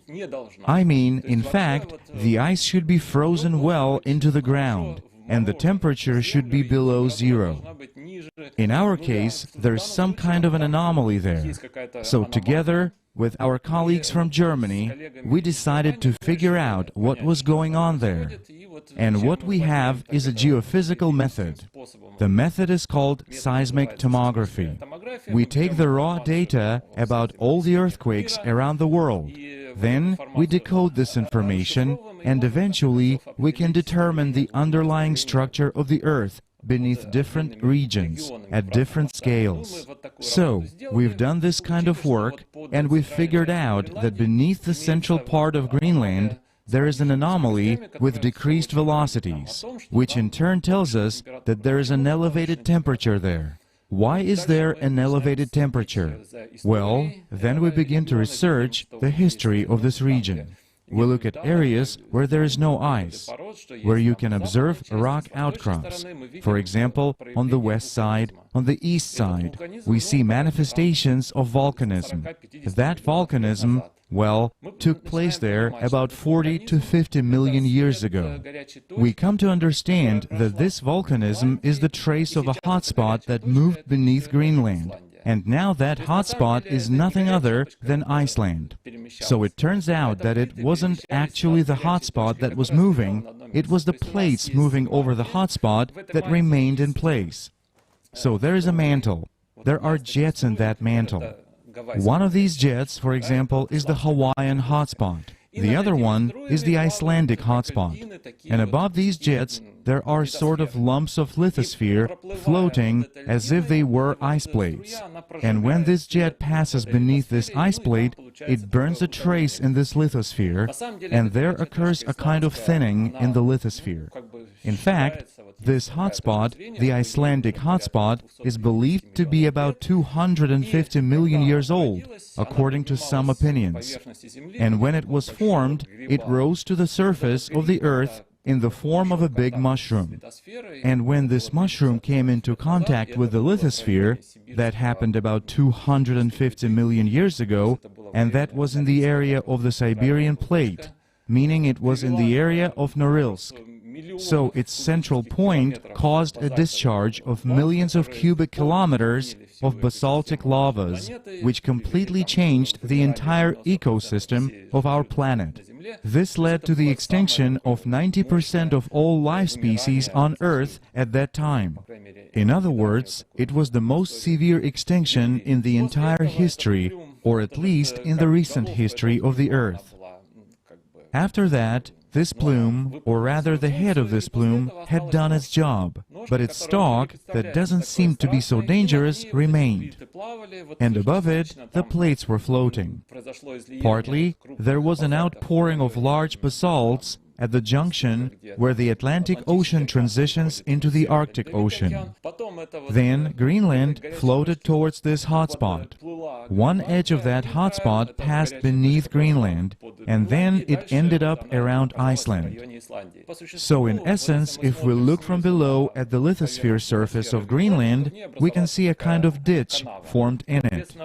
Accordingly, this asthenospheric material, which has a higher temperature, turned out to be closer to the surface than normal, this continental lithosphere. Therefore, this hot material has caused the temperature gradient in this case to increase, and the heat flux, the one that we're observing under Greenland now, is high. Well, naturally, the ice gets melted there. Naturally, this ice is moving faster, both in the central part and around the edge. So a question immediately arises here. Given the current global warming and all that, Greenland will melt, and this will absolutely lead to a catastrophe. I mean, naturally, the sea level will rise and so on. So this is all happening right now, as if it were caused by human activity. Well, of course, that is absolutely not true, because I am talking about processes that have been going on for tens of millions of years. And it is quite a routine process that has been going on much longer than humanity naturally has existed. And it's a very different timescale.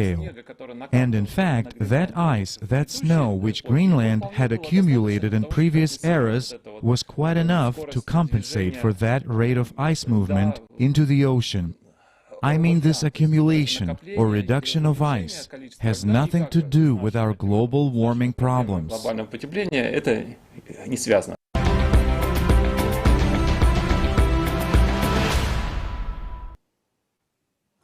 We would like to thank Dr. Kulakov and his colleagues for sharing their research on the glaciers melting in Greenland and actually explaining why they are melting. That is essential information which is being silenced.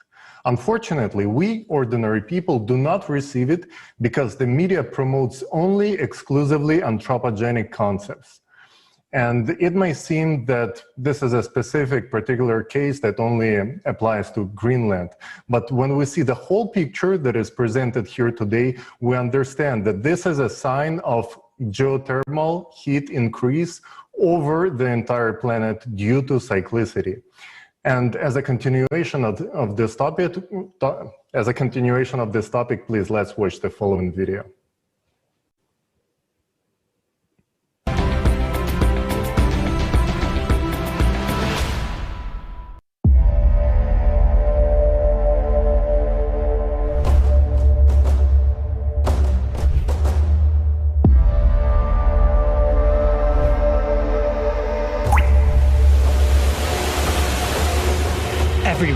has already heard that glaciers are melting catastrophically fast.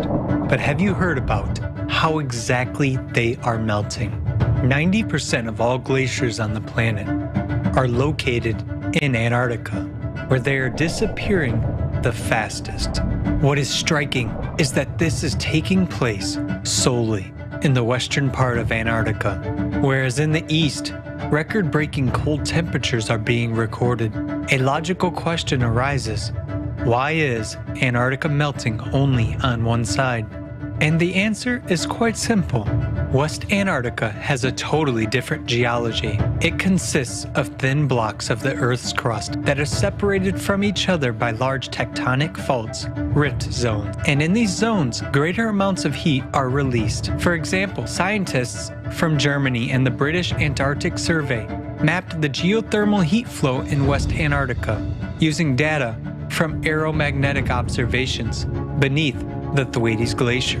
They discovered an area where a huge amount of heat comes from the Earth's bowels. According to scientists, this is due to the fact that the glacier lies in a tectonic trench where the Earth's crust is much thinner. Surprisingly enough, West Antarctica is one of the largest volcanic regions on Earth. There are more than 140 volcanoes sleeping under the ice, and they are now much more active than the scientific community previously believed. A team of researchers from the University of Rhode Island discovered a new factor in the rapid melting of the Pine Island Glacier in Antarctica.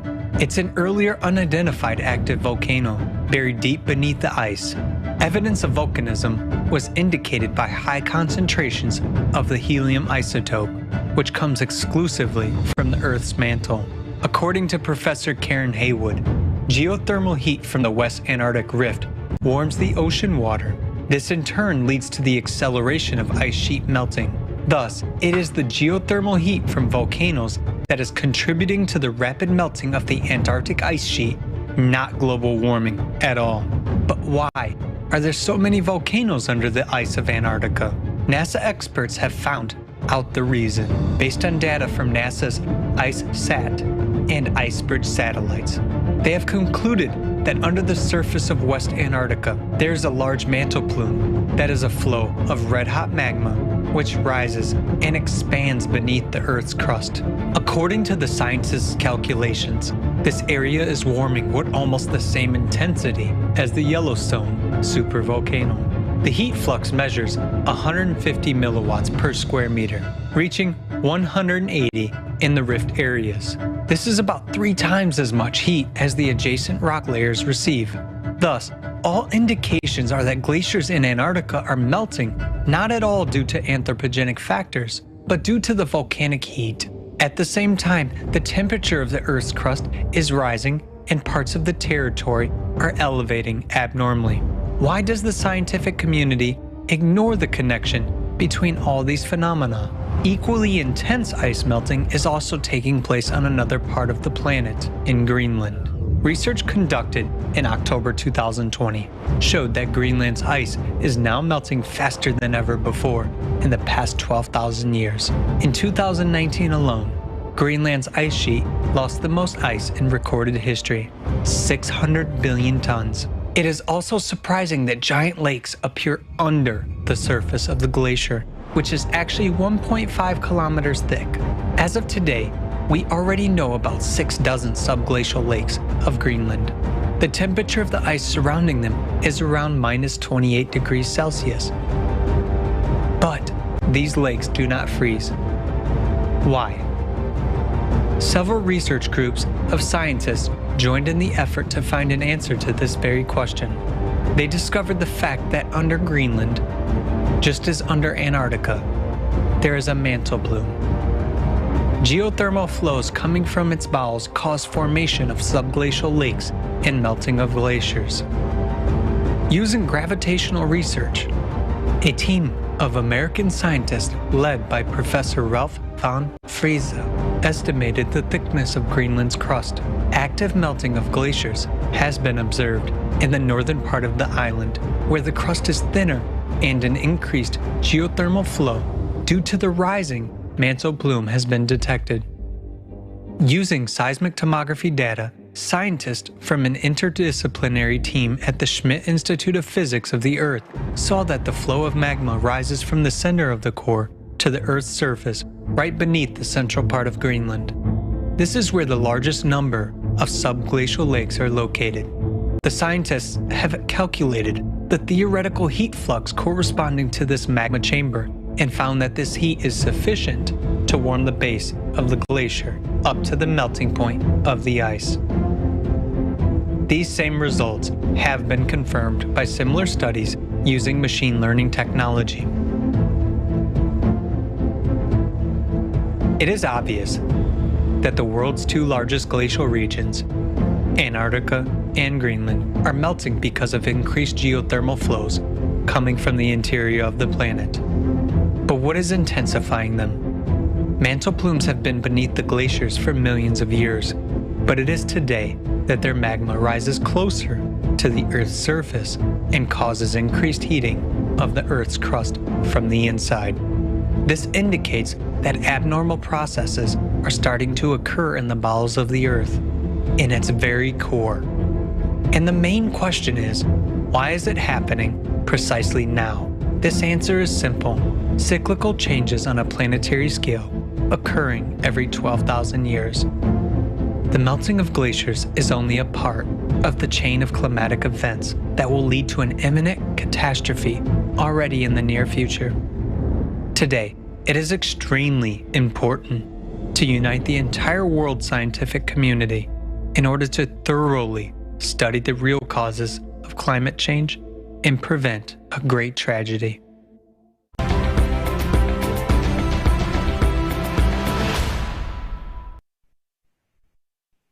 Well, we just saw that the glaciers of Antarctica are melting from the bottom up due to the internal heat because hot magma rises up towards them.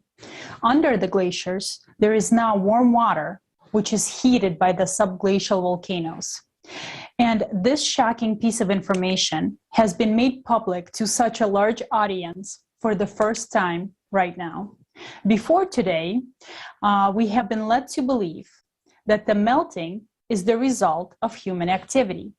But it turns out to be an absolute lie. The anthropogenic factor has nothing to do with it. Magma rises not only under Antarctica and Greenland, but also in areas of thin crust. This is primarily the oceanic crust. And Professor Arthur Vittorito has found an alarming trend in geothermal heating at the bottom of the ocean. And we give him the floor.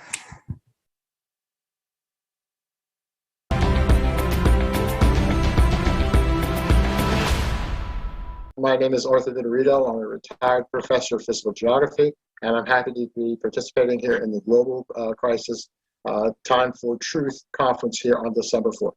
I was asked by a student a number of years ago if the number of earthquakes on the planet had been increasing.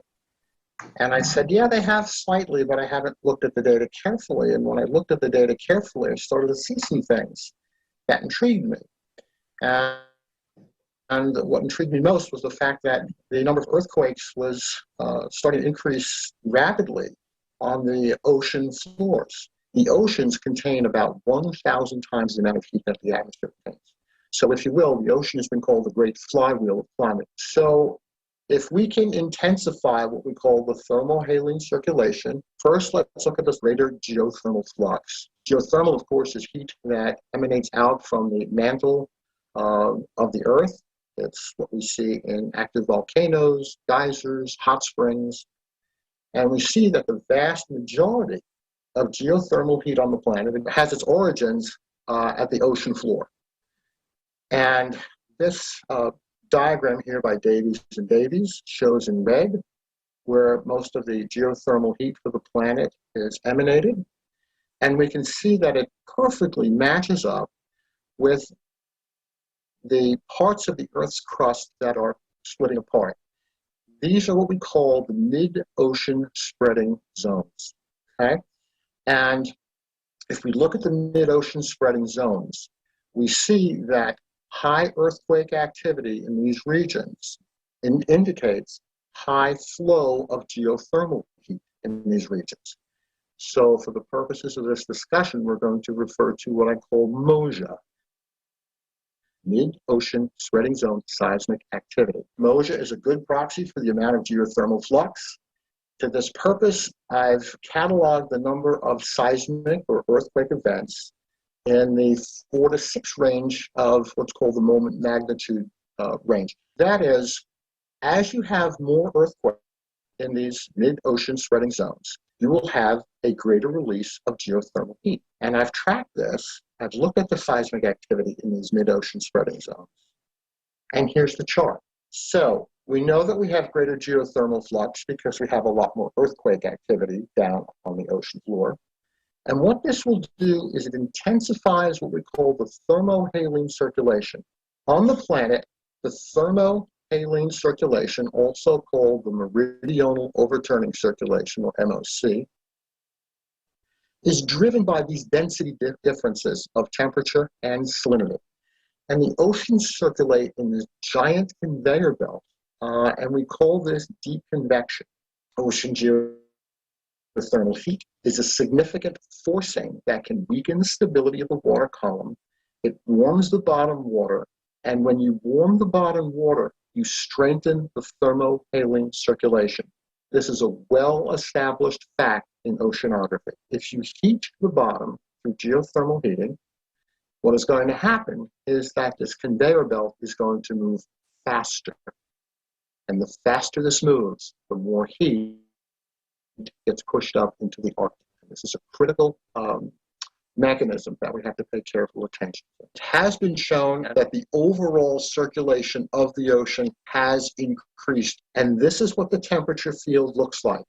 And you can see here the areas in red, primarily in the central and northern Atlantic, have been running much, much warmer than normal. We arrived at this state starting in 1995. That is, these anomalously high temperatures giving us what we call a positive AMO, which is the Atlantic multidecadal oscillation, has been around since 1995. Here we see a shot taken from the NASA Earth Observatory in 1979. Here we can see on a typical day the extent in 2007. We can see that it's been greatly reduced. And this is very, very important because as you melt snow and ice, you produce what is referred to as a positive feedback. So the net effect of all this, the intensification of the greater geothermal flux, which intensifies the thermohaline circulation, which increases oceanic heat transport in the Arctic, which also reduces snow and ice, results in increased Arctic temperatures. The reason we start this at 1979 is because this is the first year that satellite temperature data became available on a global scale. The mid-ocean spreading zone seismic activity plus global temperature is the bar graph in blue. Global temperatures are the curve in red. We find that the temperatures lag the mid-ocean seismic activity by 2 years. We see that these two curves match up very, very nicely. A correlation coefficient on this is 0.72, which is statistically significant, very high. 1995 was a very, very important year because it was an inflection point in global temperatures. That is, the mid-ocean seismic activity and consequently geothermal release suddenly spiked up in 1995, and we see that a number of other geophysical phenomena also changed in 1995 because it's all connected. That is well documented. A researcher by the name of James Camus, he's documented these fluxes under the ice sheets, and we do know, and we do have very good data that shows that, yes, a lot of the ice melt from Antarctic and Greenland is geothermally related. There's still a lot that we have to learn about climate change. And I believe that I have found a small piece of that. That is, I believe that seismic activity, which has been largely ignored in the literature, is one of the drivers of that climate change, and we need to explore it more, and we need to better integrate it into other understandings that we have about climate change. I believe in humans first, and I believe that we should exercise good stewardship, but that we should all try to take care of each other.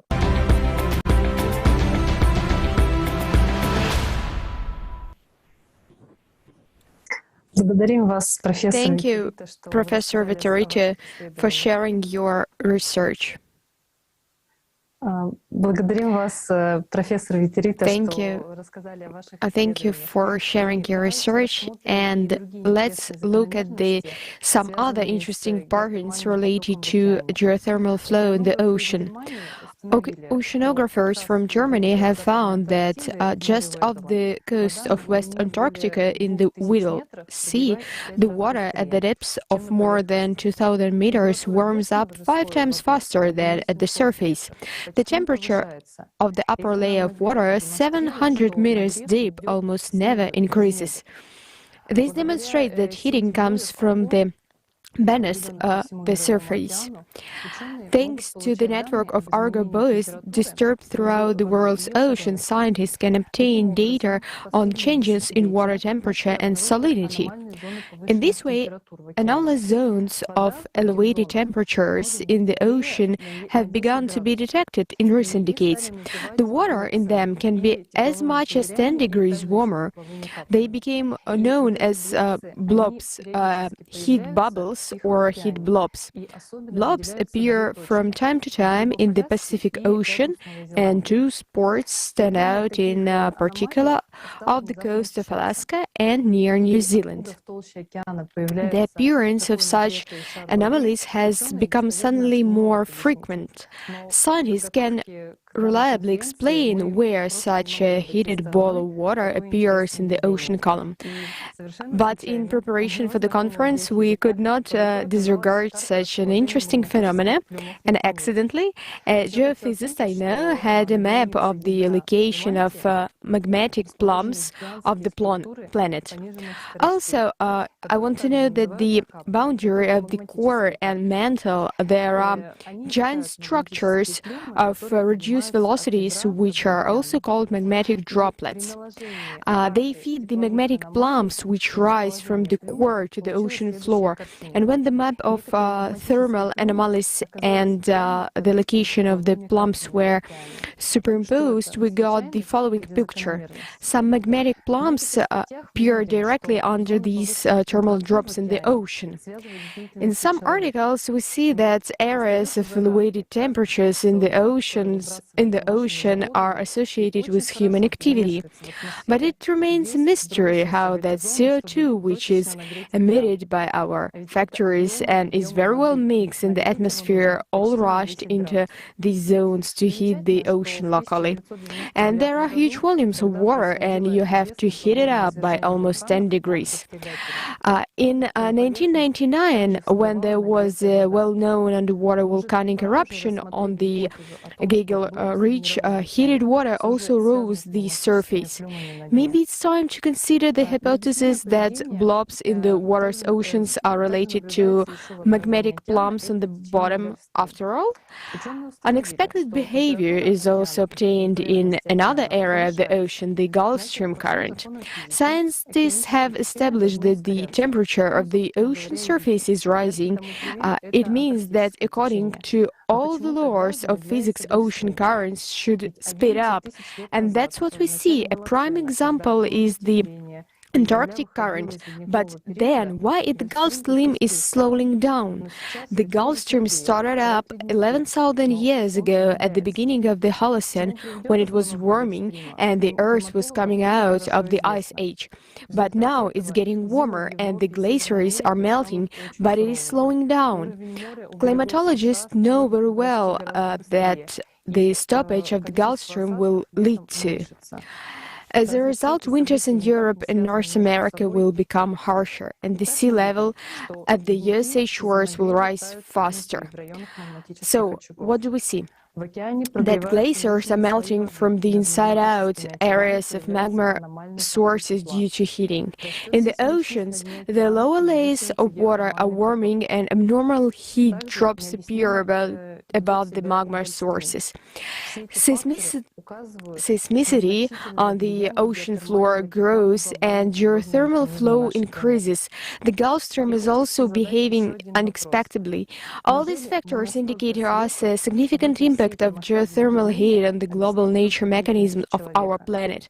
And I want to ask you another question. Are we so blind that we will explain all these large-scale phenomena only by human activity? All these processes have intensified in recent decades, and it is clear that they point to global changes within the planet. After all, we have so many smart people in science, but the consumer format of our society does not allow them to study topics that are really important for all of humanity. A creative society starts with the truth, and we are articulating this truth right now.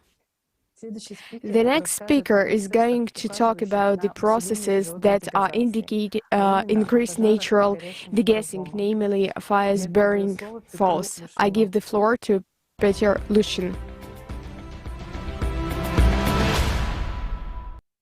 Greetings to the participants of the conference. Correlation of wildfires with faults in the Earth's crust. And first of all, the situation in Australia in the summer. Heat in the center of Australia. On the periphery, the temperature is few degrees lower, but although there are fires in hot places too, they occur mainly on the periphery, where the temperature is lower and where it is closer to the ocean. That is, the humidity is higher. Why is that? Well, because these most fire dangerous situations are correlated with the faults of the Earth's crust. This is in the west of Australia, as well as in the east and in the south, everywhere. So why is everything happening along the faults of the Earth's crust? Active faults in the Earth's crust mean ionization, which leads to a decrease in the humidity of atmospheric air, to many-fold decrease in precipitation. Experimental observations also show this. Those who have swum in the sea, where there's vegetation below, have noticed in summer that there are air bubbles coming from the bottom, and their flow rate can be measured. If there are faults in the Earth's crust, or an earthquake, then fountains of gas are visible on the underwater radars. When these gases reach the surface of water, if there is ice at the top, many bubbles can be observed in the ice. If they make a hole in the ice in these places, even fires occur. Satellite maps show that at places of high concentrations of gases over the centers of earthquakes, fountains of methane appear in the atmosphere, spreading for hundreds and thousands of kilometers. This takes place in the Caspian Sea, in the States, and in Mexico. Everywhere, plumes of methane spread from earthquake epicenters. Baikal region, 2009, there were not many earthquakes and fires, and they were only in the south of the region. But in 2010, there were hundreds of fires, and not only in the south, but also in the west of Baikal and in the southeast. And these fires were localized to linear features, lineaments. Look at the map of the earthquake's hypocenters. Yes, they go along Lake Baikal, but there are no fires there. In the northwest of Lake Baikal, there are no earthquakes at all, but there are hundreds of fires. It turns out that in that area, there is a magnetic anomaly and a fault in the Earth's crust. Next, similarly in Greece, in places where there is methane, there are massive fires, and where there is no methane, fires are sporadic. Turkey. There is a methane outbreak in central Turkey, so there are hundreds of fires, and these are not sporadic incidents. In India, they burn reeds. This is an ordinary situation, but extensive fires occur only in cases when there is an increased concentration of methane close to the Earth's surface. Southeast of the United States, fires are often lined up in lineaments. And if you look at the tectonic map, yes, they are all, or almost all, related to the faults of the Earth's crust. This is Florida and Texas and some other states. Everywhere, everything is the same.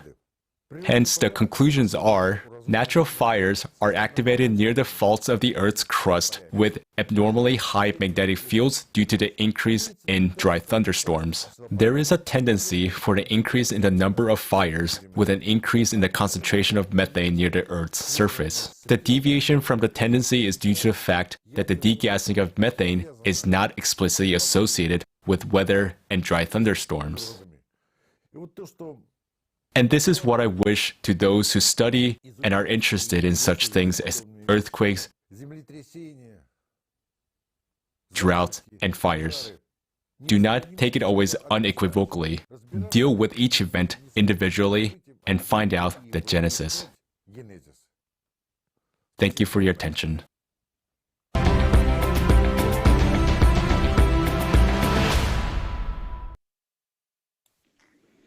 I'm very grateful to Piotr Lushvin for the information he has provided, because fires that occur along the faults become more and more frequent for a reason. Next, you will learn why they began to increase in certain places. We've been talking for years about the causes of global climate change, about the 12,000-year cycle of cataclysms, and about what will happen. But what I want to share with you now turned out to be a shock to me personally. I naively believed that there are areas on Earth that would be less prone to cataclysms, where earthquakes or volcanic eruptions don't happen, because they are far from the coastline for a tsunami to break through here. I thought that such a safe place was Siberia. But it turned out that I was deeply mistaken, and already in the near future, a devastating disaster could happen there, which would be fatal for all humankind, and you'll understand now why. For 10 years now, people have been trumpeting that Russia is heating up 3-4 times faster than the rest of the world. But have you seen how it exactly heats up? Look at this huge red spot that shows how atmospheric temperatures in Russia have changed over decades. Isn't it weird that this spot is located in the center of the country, in western Siberia, where the age of the plates is relatively young, and the plate itself is thinner? Precisely in this area, the permafrost degrades most rapidly. Isn't that strange? So what is the reason for the abnormal heating of Western Siberia? No, not in greenhouse gas emissions. The reason is the movement of the Earth's core. Yuri Barkin's works showed that even with small vibrations and movements of the core, all mantle layers experience deformations. In the late 19th, there was a jump of the core in the northern direction. The core shifted along the line from West Antarctica to West Siberia to the Taimyr Peninsula. The heat from the bowels now comes asymmetrically, and this is probably the reason why the glaciers in West Antarctica are melting the fastest. What is happening in Western Siberia? Heated fluids and magma rise higher to the junctions of the lithospheric plates, to the ocean floor and to the Earth's surface in the direction of the core's pressure.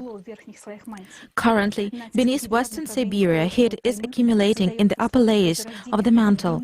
The push of the core towards the Taimyr Peninsula creates conditions for the emergence of deep magma sources.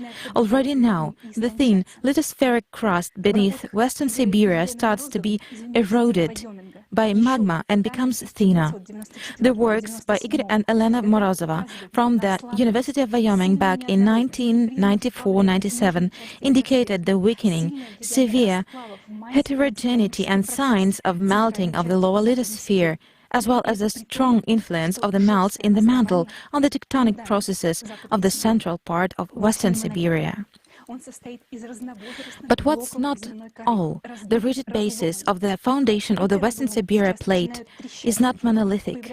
These faults are now beginning to crack. Seismicity is appearing where it didn't exist before, and this begins to affect even the neighboring, ancient thick plate of West-Eastern Siberia. Between the blocks of the rigid foundation of Western Siberia, at a depth of 2-3 kilometers, there are deep trenches called rifts, filled with sediments of a volcanic catastrophe that happened long ago, 250 million years ago. At the turn of the Permian and Triassic periods, the Earth was splitting apart here due to catastrophic eruptions that formed nearby magnetic layers called the East Siberian Traps. During these eruptions, the Earth experienced its greatest extinction, the Permian extinction, in which 19% of all species became extinct. And now this disaster could happen again. Already now, in various regions, magma begins to anomalously heat the plate. Groundwater boils and water vapor warms the atmosphere. The hydrothermal potential of the West Siberian plate has long been known, but the paradoxical thermal anomalies that have appeared in recent decades are alarming. Boreholes show unexpected values of water temperatures compared to neighboring areas. Look at the map. The modern increase in geothermal heat in the north is now directly above the ancient rift, exactly where the crust split 50 million years ago. About the other branch of the rift, in the southwestern part of the plate, water in people's wells suddenly starts boiling. And right now, in winter, in December, despite the frosts, peat bogs are burning under the snow. In addition, the North's magnetic pole is now drifting in this direction with acceleration, and in the outer core, right under this zone, the molten iron flow is accelerating. What does this indicate? The proximity of new catastrophic eruptions. And there are still many such areas with thin crust on the planet. And it is curious that it is in these regions that the number of forest fires has increased due to increased natural decaying along faults. Current trends suggest that in the coming decades, magma will start popping up in various places around the world, saying hello to us. The solid ground beneath our feet is beginning to crumble, even where we hoped we could be safe. If it is still not obvious that the problem is in magma, very soon everyone will be convinced of it. But what is happening now? National governments are afraid to tell the truth because they fear panic. One can understand them because they have nothing to offer people, because then the question will arise, how are governments preparing for the coming events? Meanwhile, governments are raising money to fight against CO2. How's that? And scientists echo this lie and engage in some nonsense with this notorious carbon dioxide, just to make a little more money for the last time. Because of such collaborationists, we are totally unaware. Meanwhile, the inevitable is getting closer, and we have no way to counteract it. I'm also afraid of what is going to happen. But, it's even scarier if we lose our time and our chance. And the responsibility for the death of billions of people in the next decade will be on our conscience. No, we will not allow civilization to perish because of our pride, laziness, or cowardice. And we have a solution, the only one and the most effective. We need all the scientists of the world to stop concentrating on their own narrow topics and mundane problems and combine their accumulated enormous amounts of knowledge and skills. Is it really difficult to establish communication between people? Just imagine, thousands of volunteers have been preparing for this conference. If we all begin to act to achieve the single greatest goal of our time, the survival of all mankind, in the shortest time possible, we would study all aspects of the ongoing climate change, and we would already be able to begin to find a mechanism to counteract it. But this is only possible if we form part of the creative society. Otherwise, there is no other way. So isn't it time to roll up our sleeves and join the ranks? Together, we really can do anything. Join in. Thank you, Elisaveta. Your information have left me speechless. and I believe many of our viewers as well. How much more convincing evidence do we need, guys? We're being constantly warned by nature that we are slowly crossing the red line and that inevitable is closing very fast, and we are not ready to withstand it. Let's now watch a video with the most alarming information.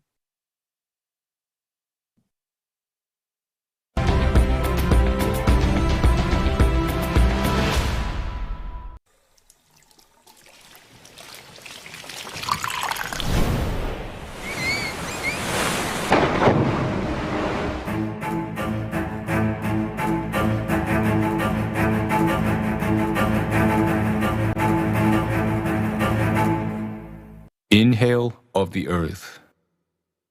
Scientists have been recording something frightening. Lakes, rivers, and waterfalls are disappearing all over the planet. Where is the water going so fast? Lakes. The second largest lake in Bolivia, which is called Pulpo, has simply dried up. Satellite images show that the water was still there in April 2013. But by January 2016, the lake had completely dried up. Not only has this become a tragedy for the people living there, but also a dire prediction about the future of many lakes on the global scale. The destruction of Lake Aguelo, that had been 6 meters deep, happened so suddenly as if someone removed a giant plug and released all the water. In just 7 years, the lake completely disappeared. In California, the state's second largest reservoir, Lake Oroville, is disappearing at a catastrophic rate. As you can see, even a buoy is at the lake bottom. For the first time in history, what was once the deepest reservoir has descended to a record low level. In Lake Pechera, the water disappeared along with fish. The narrow hole through which the lake apparently drained dragged down all the aquatic fauna with it. Rivers. The level of the Parada River, the second longest in South America after Amazon, is currently at its lowest level in 77 years. Water in the Atoyac River disappeared suddenly after a giant fissure had opened, through which the water left. The Great Indus River in Pakistan is left almost without water today. The size of its delta has shrunk by more than 5 times. Several settlements along the coast were deserted. Hundreds of people had to leave. In 2013, from a 3-meter deep raging torrent, the Sims River turned into something so shallow that it barely was above scientists' sneakers in the deepest part of the reservoir. The Rio Grande, an important river for the US residents, has begun to disappear. Despite its impressive size, its banks have already turned into a pile of sand and rocks. Many rivers in the US are in danger of drying up, from the mighty Colorado to the Gasconade. Waterfalls. One of the most majestic waterfalls in the world, the Iguazu Falls complex, which is almost 3 kilometers wide, has lately decreased by 5 times. The second most powerful waterfall in the world after Iguazu, Victoria Falls, was on the verge of disappearance in 2019. Ecuador's highest waterfall, San Rafael Falls, disappeared for good in 2020. Instead of a roaring, rushing waterfall, there is now a thin, barely visible brook flowing down the rocks.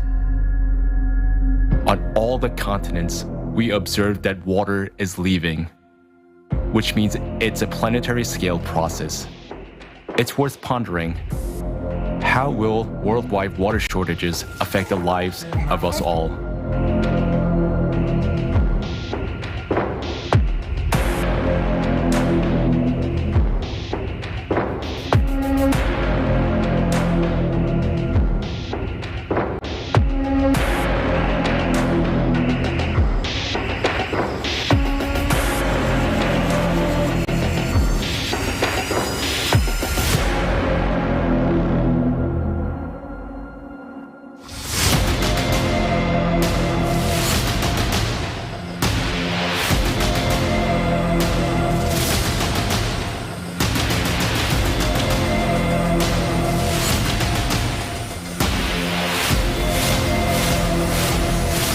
According to the research by American scientists, water level in the world's largest rivers have dropped significantly over the last 50 years.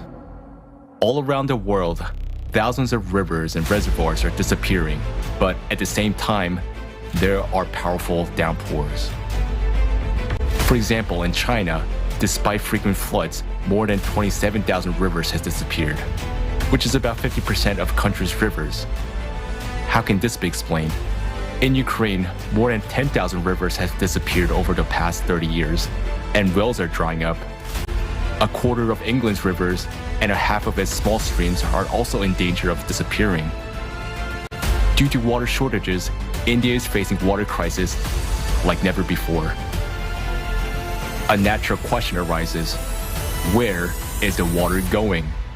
Currently, our planet is entering a cycle of planetary cataclysms, which occur every 12,000 years. During the cycle, galactic interaction affects the core of the planet, causing the core to become unbalanced, and it begins to jump. Because of this, the planet accelerates its rotation and begins to expand along its equator. Microcracks are formed, and water reservoirs goes down to greater depths. This intake of water by the planet can be compared to an inhale. Right now, the planet is inhaling. Does it mean that at some point it will exhale? So when and how will our planet exhale? As a result of the planet's acceleration, its centrifugal force changes and magma begins to rise to the surface of the Earth's crust and warm the underground waters. Already today, we're witnessing rapid melting of glaciers from the bottom up, heating of deep layers of the world's ocean, melting of permafrost, and cases when people see water in wells boiling up. In the bowels of Western Siberia alone, at a depth of 1.5 kilometers, there's an entire sea of hot water measuring 1 trillion cubic meters. And such bubbling and boiling underground sea are not only found under Siberia, but in many other regions as well. There is enough water to cause another biblical flood. So when magma reaches these huge reserves of water, this water will start to massively evaporate. Just imagine the quantities of water that will come out of the ground as the planet exhales. This will result in incessant downpours, causing catastrophic floods. We expect water to rise up by miles, so only the tops of the mountains will remain. The fact that the planet breathes has been mentioned since time immemorial. This already happened in the history of humankind. An example of this is the Great Flood, which is mentioned in many myths of the people of the world. Well, we have mentioned that the earth breathes, it absorbs water, and having contracted, gives it away. And this happens instantly. It can happen overnight. Our civilization is faced with the most terrible enemy, one that is merciless in its manifestation. He is already overpowering us, and we, because of our separation consumerist format, are not even fighting back. If we want to preserve life on the planet, we need to act as a united front. This is the only way to guarantee a secure future for us. To do this, it is vital for us to unite and change the format of society to the creative one. In this format, we will quickly develop technology which will provide us with the ability to preserve our lives as the Earth exhales. Right now, you decide what happens next and which scenario we will follow.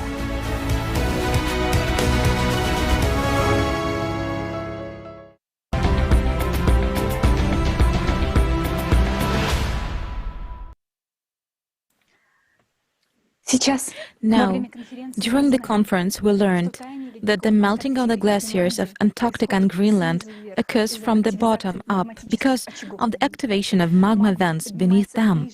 Magma is rising closer to the surface in areas of thin crust and in zones of known magmatic activity, and this is increasing volcanic eruptions in the ocean and on land. Seismicity on the ocean floor increases, geothermal heat increases, and this leads to heating of the lower layers of ocean water. This, in its turn, turn leads to accelerated currents and changes in atmospheric circulation. Earthquakes increase on land as well. Flammable gases are released through faults, and the number of natural wildfires increases. Underground waters in regions with a thin earth crust become abnormally heated. More sinkholes and karst funnels are forming. New cracks are being formed which divert water deep into the earth. All processes are intensifying. The conductor of these changes is the core of our planet, which has been undergoing changes in the cycle of 12,000 years due to the impact of external radiation. We underestimate the strength of the core. It seems to us that if the core is so huge and clumsy, it cannot affect the surface of the Earth. But we are deluded as the tiny bacteria on the crust of an apple, who think they are the reason the apple falls to the ground in the fall. I present to you the most recent open-source data available on the study of our planet's core and the consequences that these changes in the core cause.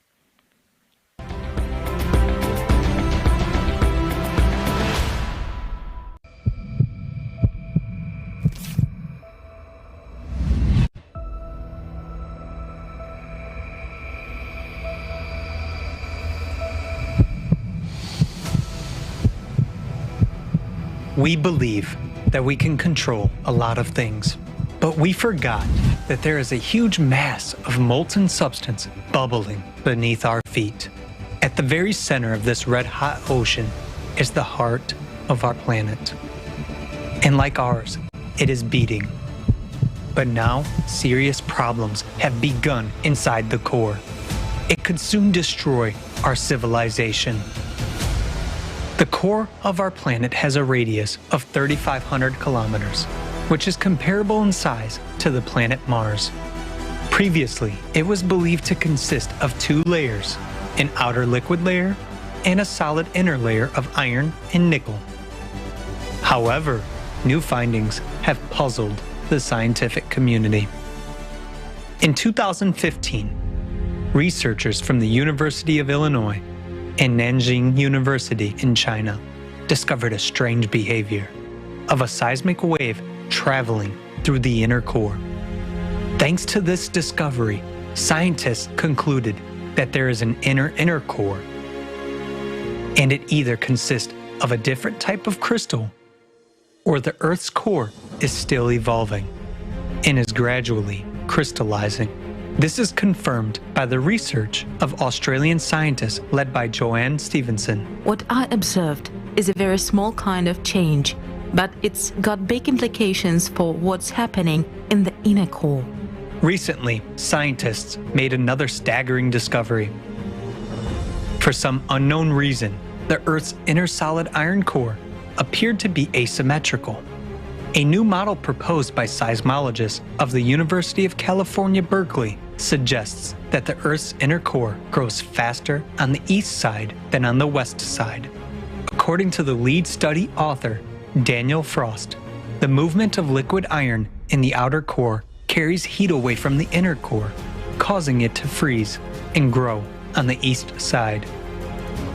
Phil Livermore of the University of Leeds and his colleagues were surprised when a trio of satellites called Swarm detected signs of a fast-flowing river of liquid metal in the Earth's outer core. Researchers indicate that this jet stream moves from Canada to Siberia and now wraps halfway around the planet. The vast jet stream, about 420 kilometers wide, has accelerated threefold since 2000. It remains a mystery why the speed of the iron stream has increased.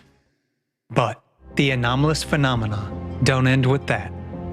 Geophysicists at the University of Maryland have analyzed thousands of recordings of seismic waves traveling through the Earth and discovered two strange structures at the Earth's core. One beneath Africa and the other one deep below the center of the Pacific Ocean. These structures are features of very dense, hot matter at the boundary between the core and the mantle. and are known as ultra-low velocity zones at the roots of deep-seated mantle plumes. Notably, each of these two giant blobs has an area comparable to that of a continent, and the height of each is 100 times higher than Mount Everest. In the year 2020, scientists discovered that the patch of hot material beneath Hawaii is even larger than they previously thought. A recent work by Maria Sekamestrenko, a seismologist at the University of Oxford, confirms these so-called blobs as a source of the hot mantle plumes, and those plumes can trigger devastating supervolcanic eruptions when they surface. The mantle plumes caused massive volcanic eruptions that formed Iceland and continue to drive the rumbling activity beneath Yellowstone. There is a high correlation between these events. Climate changes and mass extinctions over the past few 100 million years. The results of recent studies of the Earth's core and the structures around it are alarming. And while only scientists know about this threat now, it will soon become apparent to all inhabitants of the Earth. Another important evidence confirming that abnormal processes are taking place in the core is the drastic acceleration of the North Magnetic Pole's drift by 3.5 times over the past 20 years. Together with the extreme acceleration of the North Magnetic Pole movement, a mysterious anomaly weakens the planetary magnetic field, which protects us from dangerous galactic and solar radiation. Scientists have been able to calculate that the Earth's magnetic field has weakened by 9% over the past 200 years.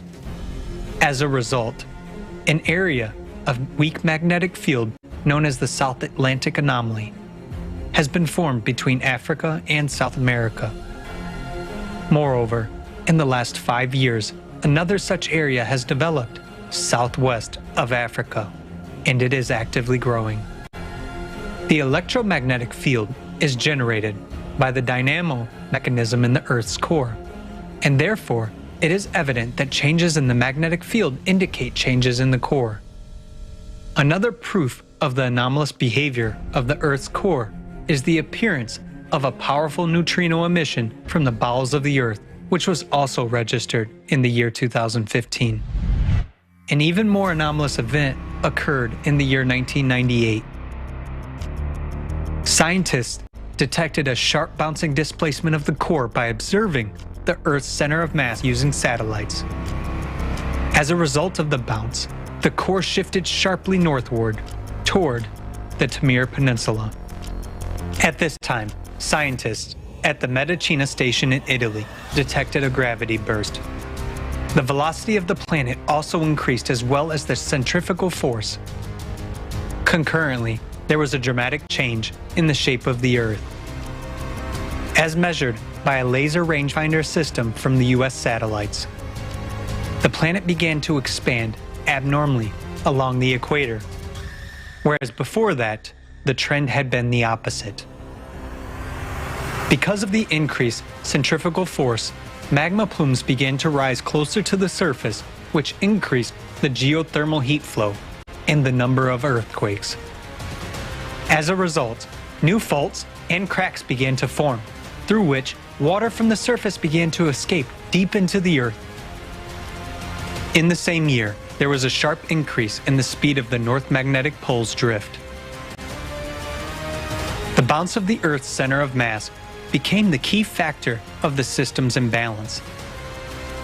This event led to a dissonance among all the Earth's shelves, which caused a dramatic increase in many natural disasters: earthquakes, volcanic eruptions, tsunamis, hurricanes, tornadoes, and so on. It is worth noting that during the same period, there was also synchronous bouncing changes in natural processes on the Sun, Moon, Mars, and other celestial bodies of the solar system. And this also occurred because of the displacement of their cores. This has led scientists to believe that such synchronous bounces may be caused by the influence of external factors on the solar system. In the year 2010, NASA scientists, together with French meteorologists, established a correlation between the increase in average annual temperatures and the rotation of the Earth's core. The fact that the core affects the climate has long been known in science. Back in the 1980s, a group of French scientists discovered that the movement of liquid material in the core directly affects the rotation of the Earth, which in turn affects the oceanic and atmospheric circulation. The bounce of '98 led to major changes on the Earth's surface. But this started even earlier. It is no coincidence that the New York Times published an article in 1985 about the leading role of the core in climate change. But you can't make the core pay taxes on gas emissions, while you can make people pay. So now, everyone has forgotten about these studies. But over the past 50 years, our planet has continued to accelerate. Since the year 2016, this trend has intensified even more. July 19th, 2020 was recorded as the shortest day in the history of observations. Even seemingly insignificant acceleration of the huge mass of the Earth will cause catastrophic consequences in the near future. It is clear from all the facts that the processes now taking place in the Earth's core are the cause of climate change. According to many researchers, such drastic global changes in the planet's core are caused by immense energies coming from the depths of space. Our planet is exposed to this radiation every 12,000 years. And right now, we are on the verge of a catastrophe. Scientists have yet to answer many questions, but it is clear that extreme changes are taking place in the core. The core bounces accelerate the planet's rotation and increase its centrifugal force, which brings the magma inside the mantle closer to the surface. This causes an increase in the power of volcanic eruptions and earthquakes, the number of which is increasing. Also, the process of magma uplift heats up groundwater, causing glaciers to melt from below, which leads to catastrophic floods.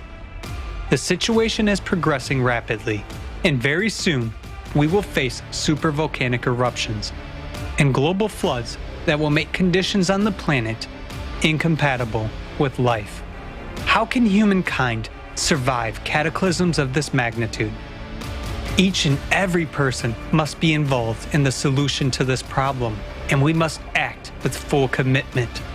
Now there is no time to shift responsibility to anyone else. The heart of our planet is already beating faster. This is causing catastrophic changes.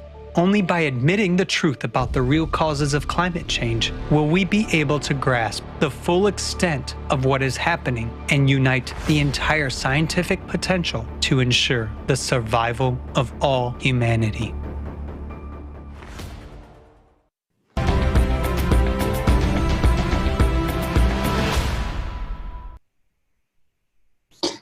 What is happening to the planet's core is truly, really shocking.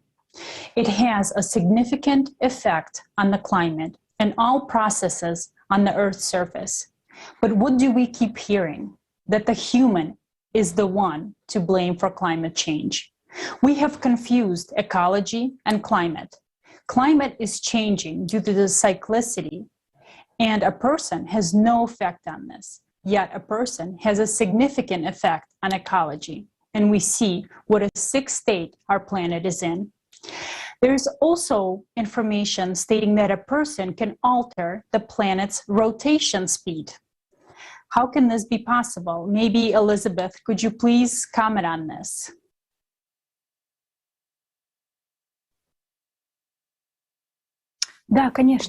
Yes, of course.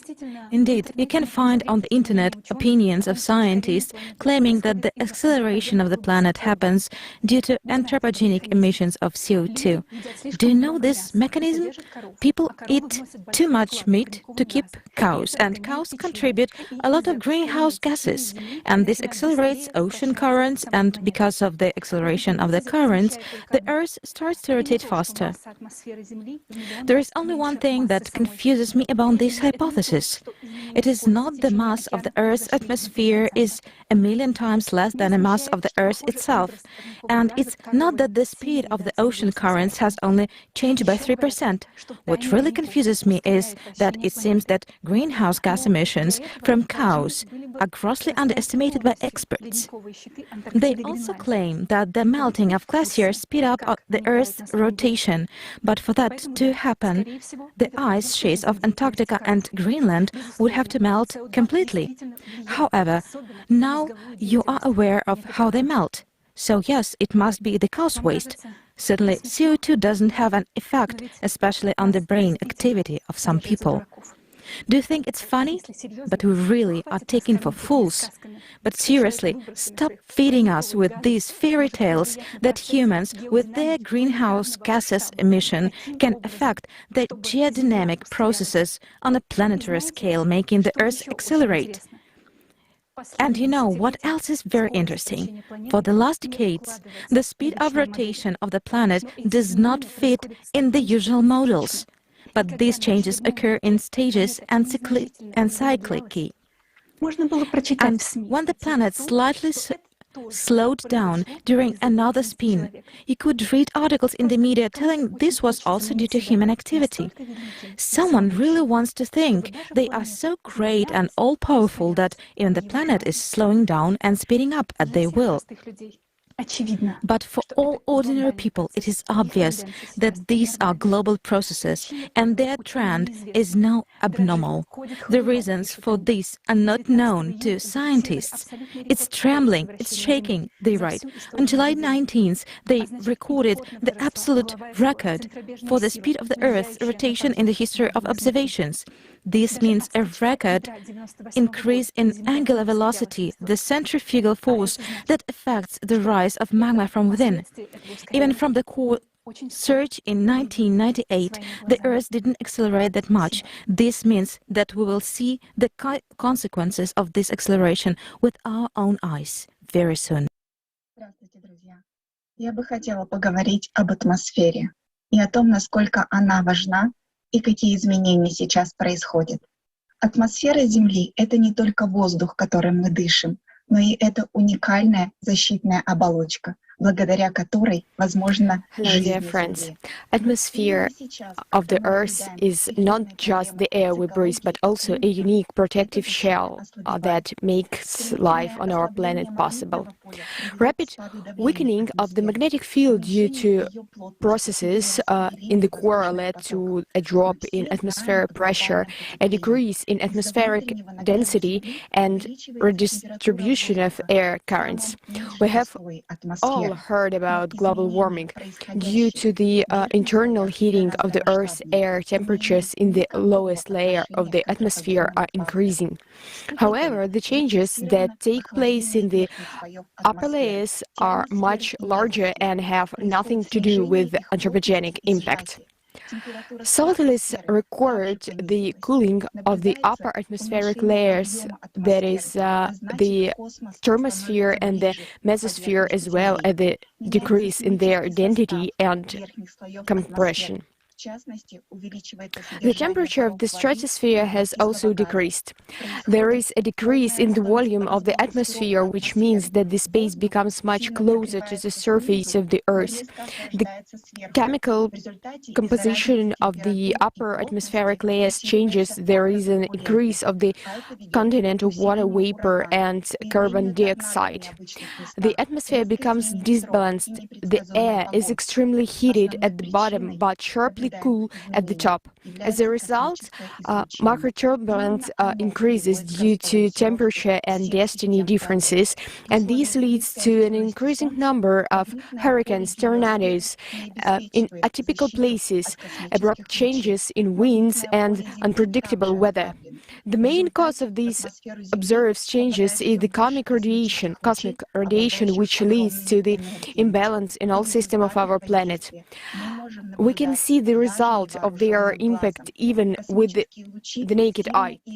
Cosmic rays strongly ionize the atmosphere, which contributes to the formation of unusual clouds that actually do not bring us anything good. In recent years, due to low temperatures and an increase in water vapor, the formation of silvery clouds in the upper atmospheric layers is observed more and more often. These clouds reflect sun rays and thus less the heat reaches the Earth. In the stratosphere, again, as a result of lower temperatures, nacreous clouds are formed and their emergence leads to destruction of the ozone layers. In the lower layers, ionization increases and the thunderstorm clouds are formed. Thunderstorm cyclones also to be mostly observed in tropical latitudes, but nowadays they are moving further and further to the north. The increased cloud formation due to cosmic rays impact will result in global cooling of the planet, but the most destructive effect is invisible. Cosmic rays cause additional destruction on the ozone layer, which means that the level of ultraviolet light is growing, and the chemical composition of the very top layers of the atmosphere changes. And the most dangerous thing is that cosmic rays directly affect the DNA molecules of living organisms, destroying them and provoking their mutations. We are witnessing tremendous changes in the atmosphere due to the 12,000-year cyclicity caused by galactic radiation. On the one hand, the atmosphere is unbalanced and its composition it is changing. On the other hand, due to the processes in the core, the magnetic field is weakened and its ability to keep the atmosphere increasingly deteriorates. As a result, the protective properties of the atmosphere are weakening. This has happened before in previous cycles, but now, as the environmental load of the planet is increasing, it may simply not be able to withstand it. We are human beings, we are biological structures, and we depend on the atmosphere, the temperature, the concentration of oxygen. And if we don't find a way to counteract the forces that affect the solar system and us, we will simply die. The electromagnetic field and the atmosphere were the defense mechanism against external factors, but now we see what happens to them due to cyclicity. But we do have a chance, and in order to survive, we need to act. Most people don't know what's going on right now, and that's why it's so important to inform them, to inform and not to demand a decision from anyone, but to decide for ourselves and take responsibility. The world leaders cannot decide it. They rule only small fragments and pieces. 6,000 years ago, we were divided into communities, and we still exist like this up to this day. But we all are human beings and we can change everything. It is extremely important for us to inform everyone in a short period of time to come to a decision that we want to live.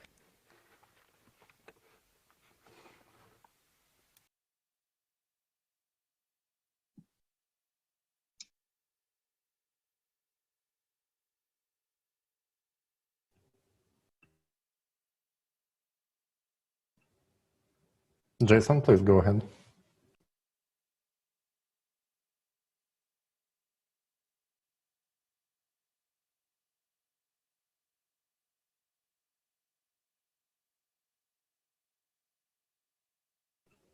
While Jason is solving some technical issues over there, I could take over with the next speech.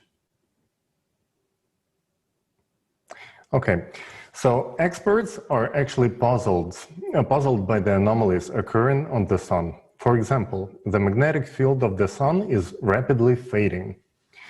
And the past 3 recent 11-year solar cycles have been unprecedentedly low, with each successive cycle being weaker than the previous one. This has never been observed during the space age. So the solar wind, the flowing outwards particles throughout the solar system that are supposed to be protecting us from radioactivity, actually cannot sufficiently perform its function anymore. And at the same time, satellite data shows the increase of radiation by 20%. And the reason is a flux of galactic cosmic radiation, which enters the solar system and the Earth's atmosphere. Some scientists suggest that we are at the minimum of solar activity and that something similar might have been observed earlier in the Middle Ages. But there are a few extremely alarming facts. So in 2019, astronomers recorded a powerful, record-breaking flare on the nearest star to the Sun, Proxima Centauri, and that flare was 1,000 times stronger than any known flare that previously was ever observed. So something similar, strange, occurs on the other stars near to the Sun, so-called inactive star of Barnard and the star of Wolf 359. And there is the theory that low activity on the Sun is actually only calm before the storm, along with super strong flares coming up. In addition, very strong radio signals are being recorded by astronomers coming from the center of our galaxy. And the thoughts are that those are starbursts, so new stars occurring over there. What is behind this strange star behavior? These are some very harmful radioactive rays of a new kind, which our devices are barely able to detect. It is something very small that on micro level destroys planetary cores and ignites new stars. But let's go back to our planet. So how does galactic cosmic rays affect the Earth? The fact is that the harmful galactic radiation is directed at the right angle to the Orion arm, in which the solar system and our planet are located. Previously, these rays passed at a tangent, but now we are approaching a point of near interaction. Unfortunately, little is known about this radiation. The issue requires urgent study and unification of all scientific potential of our civilization, of all researchers around the world. In 2001, Russian physicist Alexander Mikhailovich Mishin made a very important discovery. An extremely powerful stream of radiation was registered in a very specific region of space.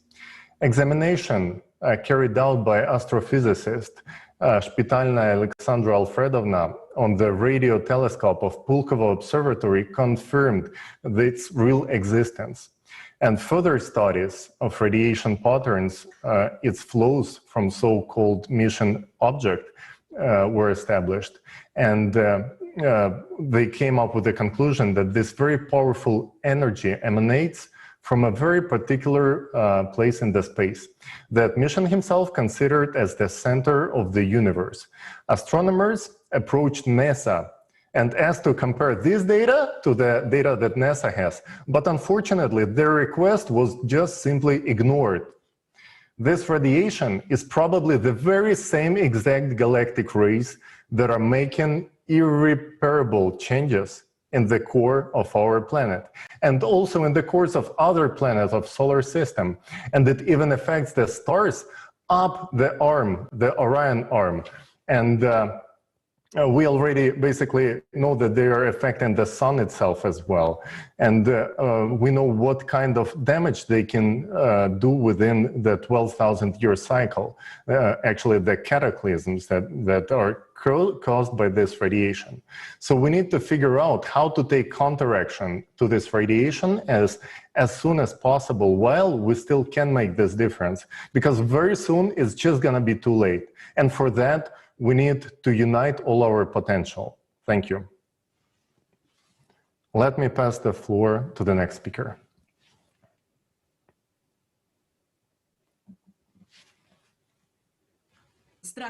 Hello. I welcome everyone to the conference Global Crisis, Time for the Truth. My name is Elena Podladchikova. I'm a PhD in space physics. I study the sun, climate and astrophysics. Currently, I'm working at the Davos Observatory on a number of space missions that deal with these fields. What's happening with the climate today is really unusual. As a scientist, it got me thinking. I started asking my colleagues, I started summarizing my research. And really, there's a lot of strange things going on. Let's approach this question in terms of solar activity. We all know that there is an 11-year cycle of solar activity, then there is a 100-year cycle and 200-year cycle. Give or take a few years, a 400-year cycle and so on. The upcoming period is what we in solar physics call a grand solar minimum. Most likely, it will last perhaps until 2045, according to our current estimate. During the periods of solar minima, especially a long protracted minimum like the current one, which has been going on since 2012, we are exposed to solar and cosmic rays. Cosmic rays are more energetic and more dangerous. Many stations on Earth that measure cosmic rays are, as expected, registering more and more cosmic rays, very highly charged particles. Cosmic rays are bad for human health. We scientists usually don't focus on that. We are kind of aware but don't write about it. There could be an effect on heart, on lungs, on a person's lifespan. I would say it's very dangerous. Cosmic rays coming to Earth are not good for the biosphere. We're studying their effects on soil, wetlands and water. Unfortunately, scientists aren't all united in these studies yet because everyone is studying their own area. I think scientists are very, very close now to figuring it out and will soon understand exactly what kind of coherent radiation is affecting the climate. We know very little about our environment and about space. We are scanning outer space at newer and newer wavelengths, at newer resolutions. The technology is improving extremely fast. Sources of coherent maser, laser radiation may be in many places in our galaxy, but the center of the galaxy probably has a strong source of coherent radiation. Again, this has been discovered by a Japanese telescope and a telescope array in Chile. This is a completely new established fact. For example, at Moscow State University, geologists have established the influence of cosmic objects, the center of our galaxy, gravitational and other interactions on geological processes. Friends, the situation is very serious. People are dying. We are aware of that. We can't deny it. A lot of research has been done. Hawking, Zeldovich. Unfortunately, in the past, a lot of scientific minds have been directed towards military developments.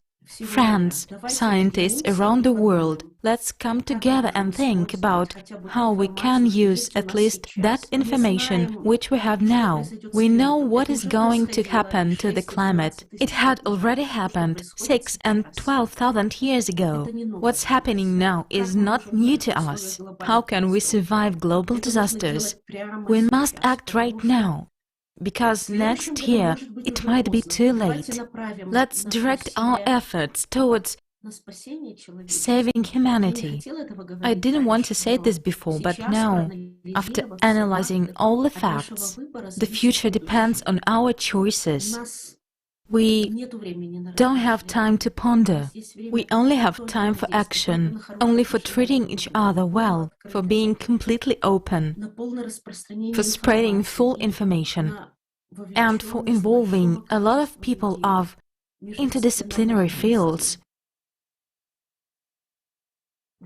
Are you ready? I'm ready for that. Friends, you know, we are geniuses. I'm not talking about me, I'm talking about all of us. Do you see how much we, humanity, have done and how much we have understood? Let's use that. Let's tell each other what we can do. And I believe that we will. Thank you, Mrs. Podlachikova. Thank you so much for this information, very hard information, very truthful information. And I would like to thank all our speakers for being open and honest to bring this truth to us today. Let's continue. And I would like to remind our viewers that right now you are watching a live broadcast of the conference, Global Crisis Time for the Truth. Ahead, we have a part dedicated to human slavery and refugees. Stay with us. A premiere of the documentary film will be shown soon for the first time today as part of this conference. Journalists look into human slavery and mistreatment of refugees. This film is produced by volunteers of Creative Society from all over the world. Now, let's get back to the solution of the climate crisis. Let's watch an excerpt from a video shield with the participation of Igor Mikhailovich Danilov.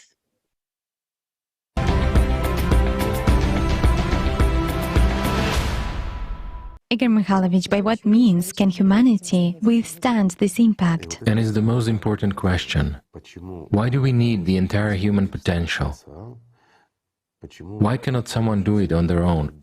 Because first of all, we don't have this knowledge. We don't have this kind of energy. We have to understand that the power of impact affecting our planet is enormous. So all the energy that we have on Earth that is available to us is not enough to counteract the power of impact that is taking place. There is a small nuance here too. I'll just explain for understanding. Let's not delve too much into this, it would take a lot of time. I understand that people might be curious, but the impact is taking place not at the macro, but at the micro level. In other words, it's not a direct impact of macro objects in outer space on macro objects. It's an interaction at the micro level between particles. It is an enormous energy. Again, I understand that the question will arise, but how is that? The interaction between large objects is a huge energy, but between particles it is weak. Well, yes. You see, our science is in such a state nowadays that we cannot answer many questions yet. That is why we need the combined potential to answer it. The interaction between particles, those that make up our entire universe, takes place at the energy level. It's an exchange of information as well as interconnections. That's where gravitation and many other things emerge. So these interactions are very strong. Look at what is happening to the planet. After all, destabilization comes from within the planet, while everything else is a consequence that we see. Now some people will say, what about other planets, my friends? On other planets too. We see what is happening now in the solar system, on other planets, those very landslides on Mars and many other things. There is activity too and everything else. This means it's all about cyclicity. It's just that it is somehow not trendy to talk about it, or somehow. After all, carbon dioxide couldn't have affected Mars and caused the formation of landslides, indicating instability there. But mainly the planets that have a core and magma are affected. If it's just a rock, it will remain a rock. There is nothing in it that would give rise to dissonance. There is only resonance between particles in it. It's just a rock. Whereas our planet is very complex. It has a core, magma, a crust, and an atmosphere. In other words, these are different spheres, just like in a human body, but they are coordinated. A single organism is formed. What will disorders in, say, a person's bone structure lead to? To irreversible consequences. The same is true for the vascular system or any other part. Whatever we take, any system, any disorder leads to a global destruction of the organism. It's the same with us here. Therefore, what do we need in order to counteract this? An equally strong counteraction. Let me give you a simple example. Let's use Tatiana, for example, for you to understand. Let's suppose I give her a little push, and she tilts. Why? Because there is a force of impact. And now resist it. You see, exactly the same impact, but she doesn't tilt. Why? Because she counteracts my action. If we don't put forward this counteraction, our world will simply collapse. Mars is an example of that. Those who are smart will understand, look and see where we are going. Why? Because the cause is the same, and the effect will be the same. Again, here we not only need to possess this energy, and in order to possess it, we need to discover these sources.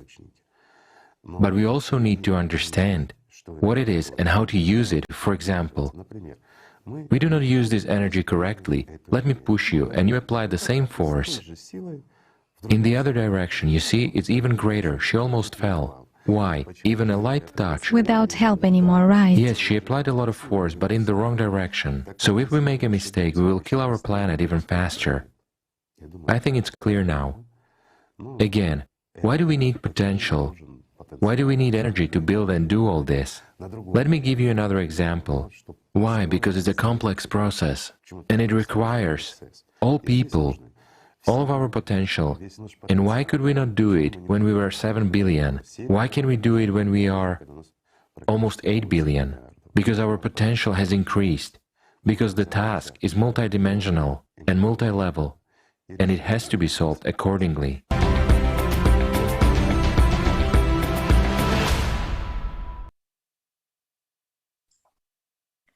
This conference has been going on for many hours, and I'd like to ask everyone a question. What do you think about everything that is happening in our world right now? Personally, I will hardly be able to fall asleep after what I have seen. At such moments, you begin to clearly understand that we really have no control over anything.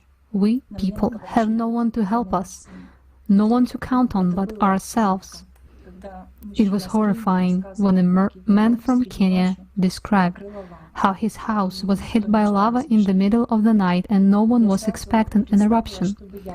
I immediately imagined what I would have done in this place, how I would have saved my children, whom I would have called first. So many people who have survived cataclysms said we were not ready for this, and we really are not. None of us. I keep seeing the image of a woman from India sobbing because her children died from the flood that swept everything away. I remember the eyes of the man who was dismantling metal from ships in dumps with his own hands, and how he said that all he feared in his job was death because he had a family. So do I. I get completely terrified by Chinese variant predicted for us by artificial consciousness Jackie. I have seen a lot of movies, but this is tougher than Hollywood. Do you know what images came to my mind? Images of me standing at the entrance of the city with my kids because there is nowhere else to go, holding their hands, and then how we enter there, how everything is taken away from us along with some last remaining photograph, and how we are separated, how I see my girl's eyes for the last time, how I ask myself what will happen to them next. I disagree with Jackie. I'm scared to die, but I don't even want to imagine living under those conditions. Now, at this time, when so much climate horror is taking place on Earth, sheer horror, when we are all in such danger, when cataclysms are gaining strength and synchronizing every day, at this very time when we need to consolidate and act in one and only right direction, we are divided into camps, even on the causes of what is happening, into those who are for CO2 and those who are against it. Although we are all in the same boat, we are all in the same danger. And now I would like to address all the scientists who are so defensive about the theory of the greenhouse gases' impact on climate change. Are you absolutely sure of your theory, 100% sure, or does it still remain merely profitable and profitable. You, scientists, can you, by your decisions to fight CO2 emissions, take responsibility for all 8 billion people? I live in Belgium. I pay a lot of taxes on CO2 emissions. I sometimes ride a bicycle, and I can actually solely ride a bicycle if I have to. But can you, scientists, guarantee that if we stop emitting CO2, the climate will get better? Can you take responsibility for all 8 billions?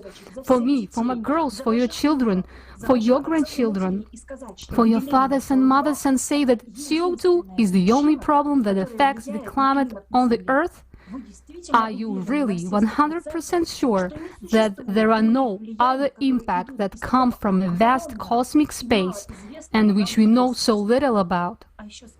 Also, tell me, have you ever experienced the loss of someone? Do you remember the bitterness of loss, when the thoughts were constantly swirling in your head? What could I have done to prevent this? Why didn't I do that to keep him or her alive? So now we are still at the point when we can do something if we make the right decisions instead of wasting precious time on yet another pointless business. After all, today your mother is not laying under the debris of an earthquake. Today your child has not yet been raped or beaten as they do to refugees. Right now, there is still a chance to change something, because later on you would be just crying in anticipation of death.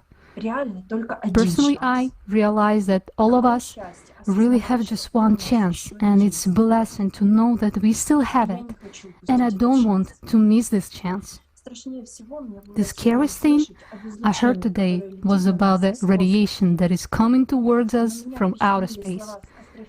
But I remember an astrophysicist who was addressing scientists and saying that if we now combine all of our scientific potential, we can find a solution. At that moment, you realize, without me, without you, without each and every one of us, they won't be able to do it. For scientists all over the world to unite, for them to really have this opportunity to work solely on those developments that will save our children's life, we need the contribution of each and every one of us, absolutely each and every one. The world conditions in which they will live depends on us and our actions.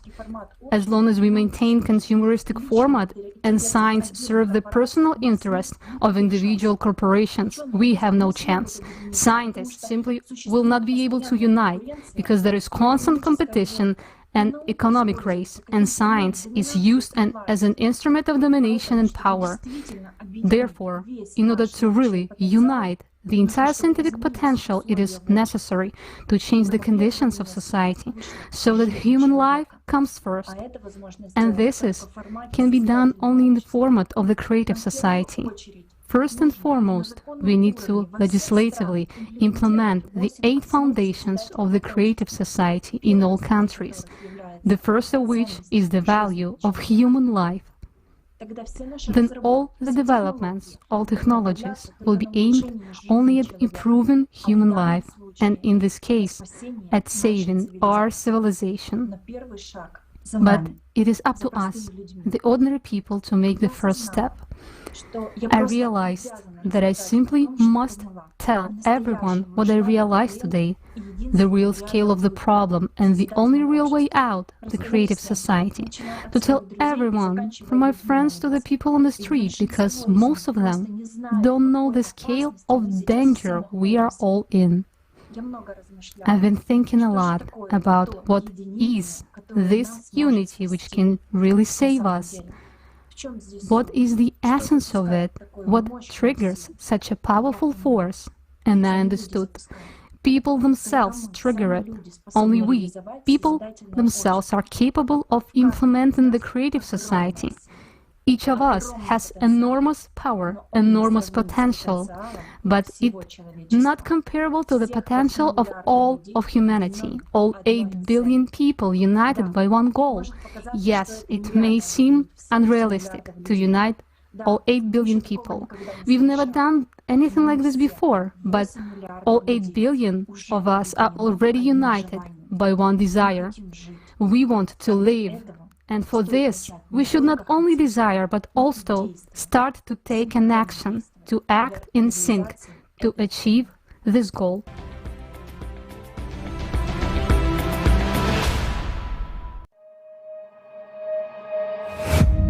Humanity, various races, nationalities, religions, but we are all sailing in the same boat in this ocean of life. And the course of all-absorbing consumerism, which our common ship has taken today, is leading us to precipice. Just a little longer, and we will irreversibly fall into the abyss of economic, social, and climate catastrophes. Perhaps someone doesn't want to see and admit obvious facts, yet being afraid to turn around and see the reality. In the endless rush, in the ordinary everyday routine, in the race for success and survival in this world of consumerism. But every day, more and more people stop and ask themselves these questions. Where is this world coming to? What does the future hold for me and my children? How can I make sure that the world will be a safe, happy, and prosperous place? After all, no matter how successful you are, if the whole world is falling apart, there is no way you can avoid a bitter fate. We can change the course of our ship, which is speeding into the abyss, and instead of the abyss of consumption, steer it in the direction of the creative society. But we can do this only together. We need to unite our collective human potential, become a united civilization, and row in one direction. Uniting in a common goal, we need to direct our attention, our efforts, our knowledge, and our skills to charting a new course. And how quickly we can do this depends on the choice of each person. Our salvation is only in our unity. Only by working together can we build a truly decent world. A world that will have a future for us and our children. And that is the creative society. We still have a chance, so let's take it.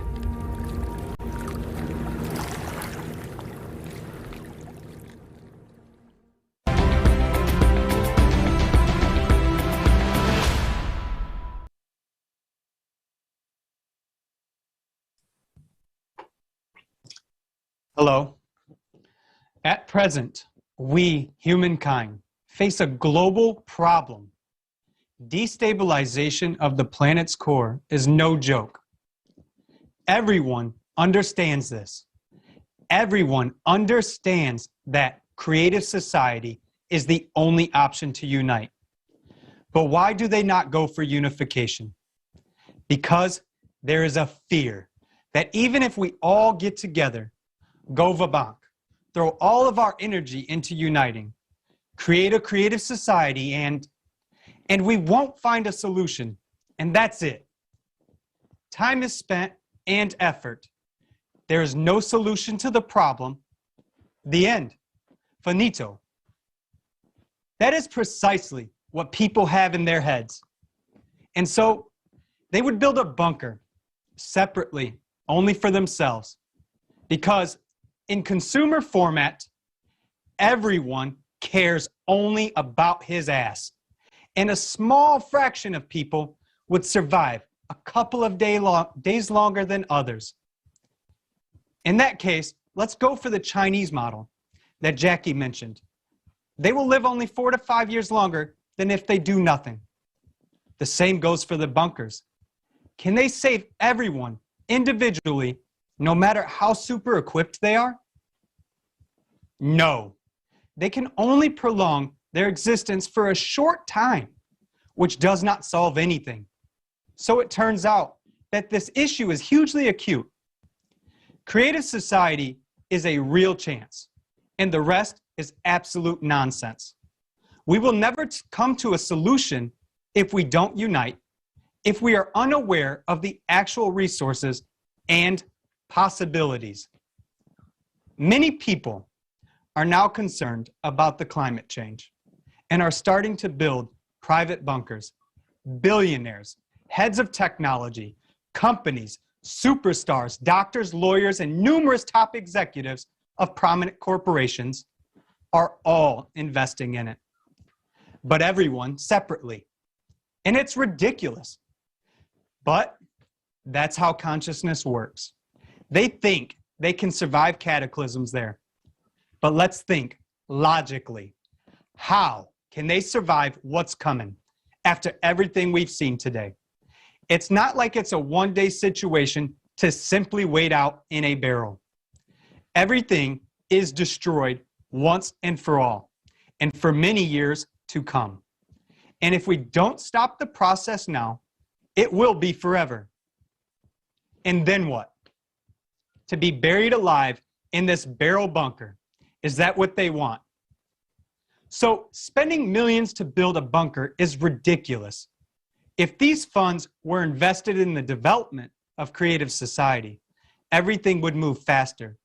And there is a much better chance that everyone would survive. It is much better than the prospect of dying in this barrel alone. We had a quote. Unfortunately, the demand for underground bunkers has increased again. We specialize in building them, but I would much rather build something else. However, we won't build anything else as long as there is a demand in this market. We can build anything because we have tremendous production capacity, but we specifically build bunkers. However, according to the head of a company specializing in the construction of underground bunkers, the number of orders has recently increased by 2,000%. He says, we can build anything because we have tremendous production capacity, but we specifically build bunkers because there's a demand for them. So I have a question. Maybe it's time for us to create a demand for creative society. Previously, it was thought that those who build bunkers were all nuts. Now, it is considered normal. But is it? It's time to think more broadly, not in the format of digging your own grave. Thank you all. Thank you, the speakers. Thank you to all of the scientists that have stepped forward. And thank you to our wonderful host and the technical support that makes this possible for all people all over the world and our interpreters. Thank you.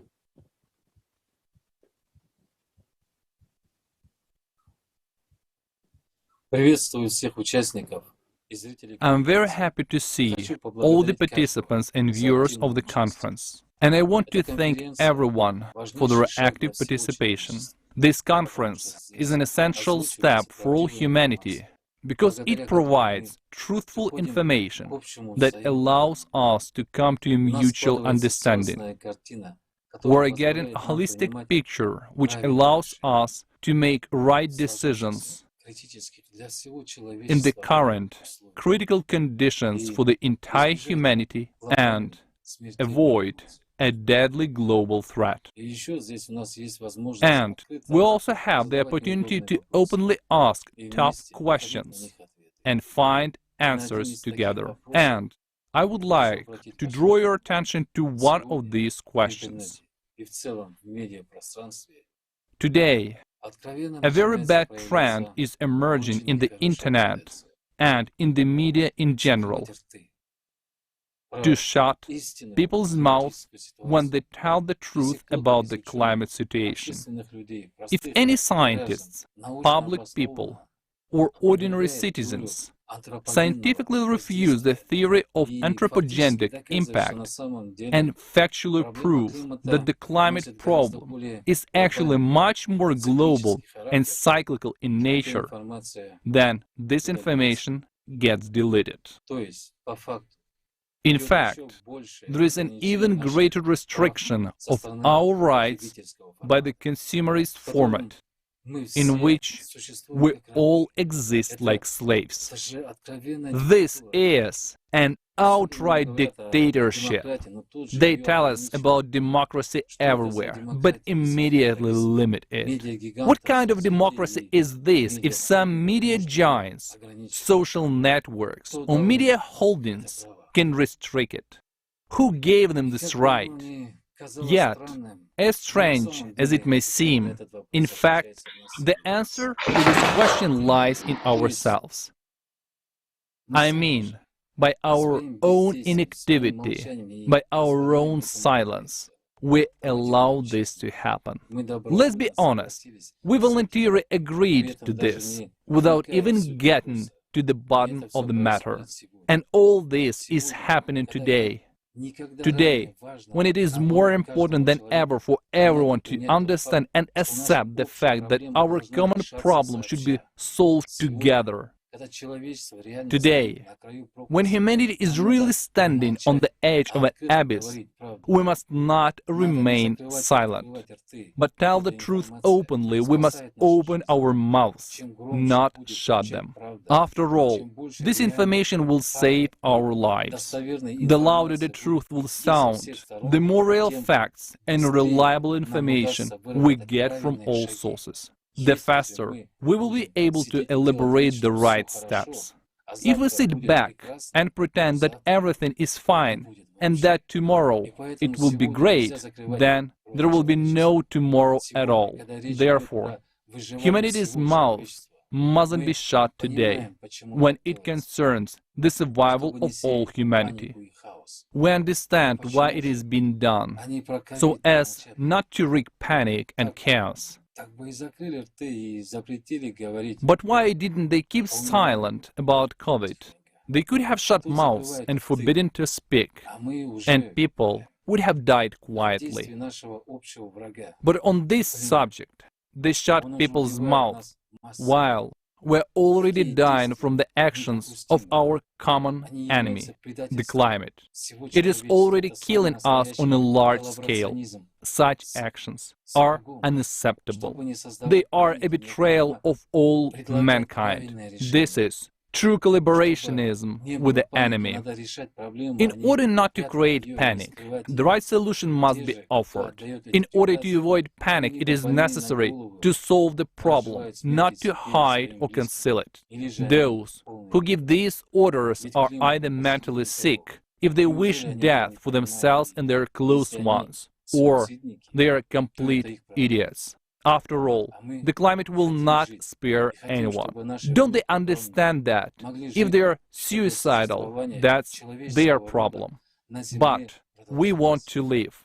And we want our grandchildren and great-grandchildren to be able to live and the human race to continue to exist on Earth. We want to live in the creative society, to live in dignity, to live humanly. In order to achieve this goal, all of us need to consolidate all our efforts today and not to allow these traitorous collaborationists to shut our mouths, not to agree with the lies imposed on us, but instead to be courageous and tell the truth, anywhere and everywhere to all people. Today, our strength is in the truth. The truth unites our hearts. The truth makes us stronger. The truth makes us united. The truth makes us people who are worthy of the creative society, the society that all the prophets dreamed of. Thank you.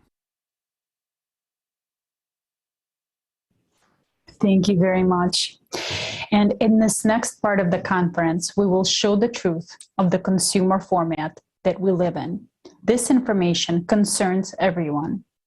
Dear viewers, please share this video. Please share this conference because everyone deserves to learn the truth. And also, we would like to remind you that we'll be watching the video on the refugees very soon, the documentary that will be released for the first time today. Dear viewers, finally we came to the moment of our conference that many of you have been waiting for.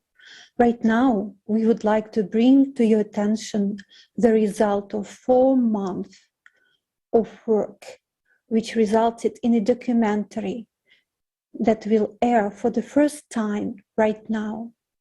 First, we would like to give our sincere gratitude to all the volunteers who have been tirelessly worked on this film. During these 4 months, we learned and acknowledge a lot of things. Sometimes it was really scary. But we knew that only by uncovering this truth about what is happening in society, we can change everything. We ourselves realized a lot of things, understood, experienced. Thank you all very much for everyone's hard work, for your help. The information is scary, but at the same time, you feel happiness inside from the fact that this gives a real chance to get freed from the consumer society. We ask you to share your feedback, understanding, and any comment with us about the next video. Please send your videos to info@creativesociety.com or just comment below the comment section. Let's watch it.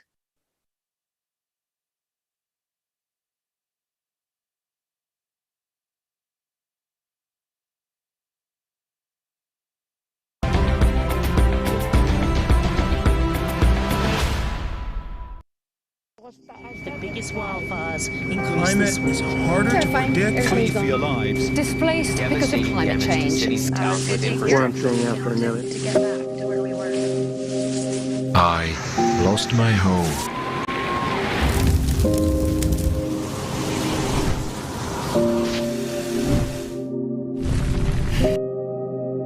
I lost my family.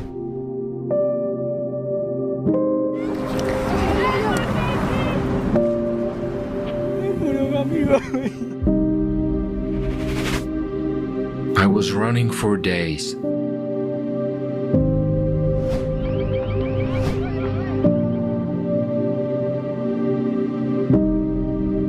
I swam.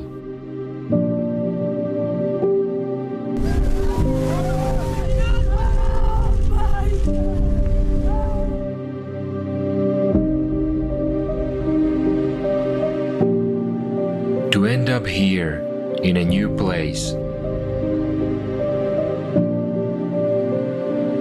I have no food and no place to sleep. I was trying to find someone, anything, to help me. No one is looking for me. No one needs me. Why is there such inhuman treatment of people? I was thinking about it and decided to figure it out. I reached out to journalists around the world. Over 4 months of communicating with refugees, the host party, and experts. What we have learned was not just unexpected, it was completely beyond the scope of our understanding of the situation. It was a horrible journey. You know, only me and my husband on a wheelchair. 4 days it was tough. I will never ever forget it. I arrived on a truck, or rather, under the truck. I stayed underneath, next to the wheels, for 16 hours. It was a disaster for my spine.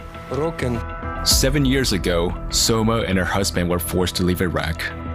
They managed to cross the Turkish border, but their documents are still pending. No camp, no nothing, no be yourself. They took just only Syrians. So we depend on ourselves. We registered in the UNHCR since 2015, but they left our files aside. Almost 7 years was too hard for me because we are in unstable situation. We are struggling too much. People are forced to leave their native lands.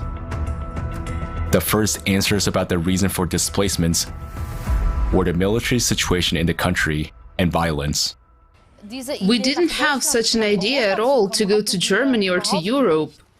But suddenly war broke out and we had to leave our apartments. We didn't have any other choice. I come from Afghanistan. I'm 25 years old. I've been living in Germany for 6 or 7 years. When I came to Germany, I was 17, and nobody helped me so far. I have a lot of problems. It was very difficult and dangerous along the way. It was very hard in Iran and in Bulgaria. For 5 days and nights, we had been walking over the mountains without food. We had only cookies or something that was in our backpacks. And yes, the journey was very hard.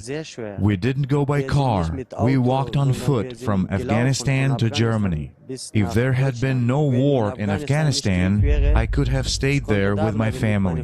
I left my family because of the war. I lost my father in the war. We managed to talk to a woman from Sweden who has been helping refugees. She asked us to hide her face for security reasons.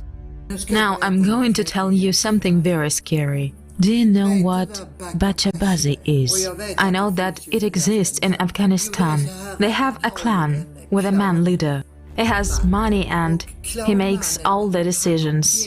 They are not allowed to touch girls, but they look for a handsome boy. They take that boy, put makeup on him, and he dances for them at night. Then the boy is forced to go with a man he's told to go with, and he is sexually abused.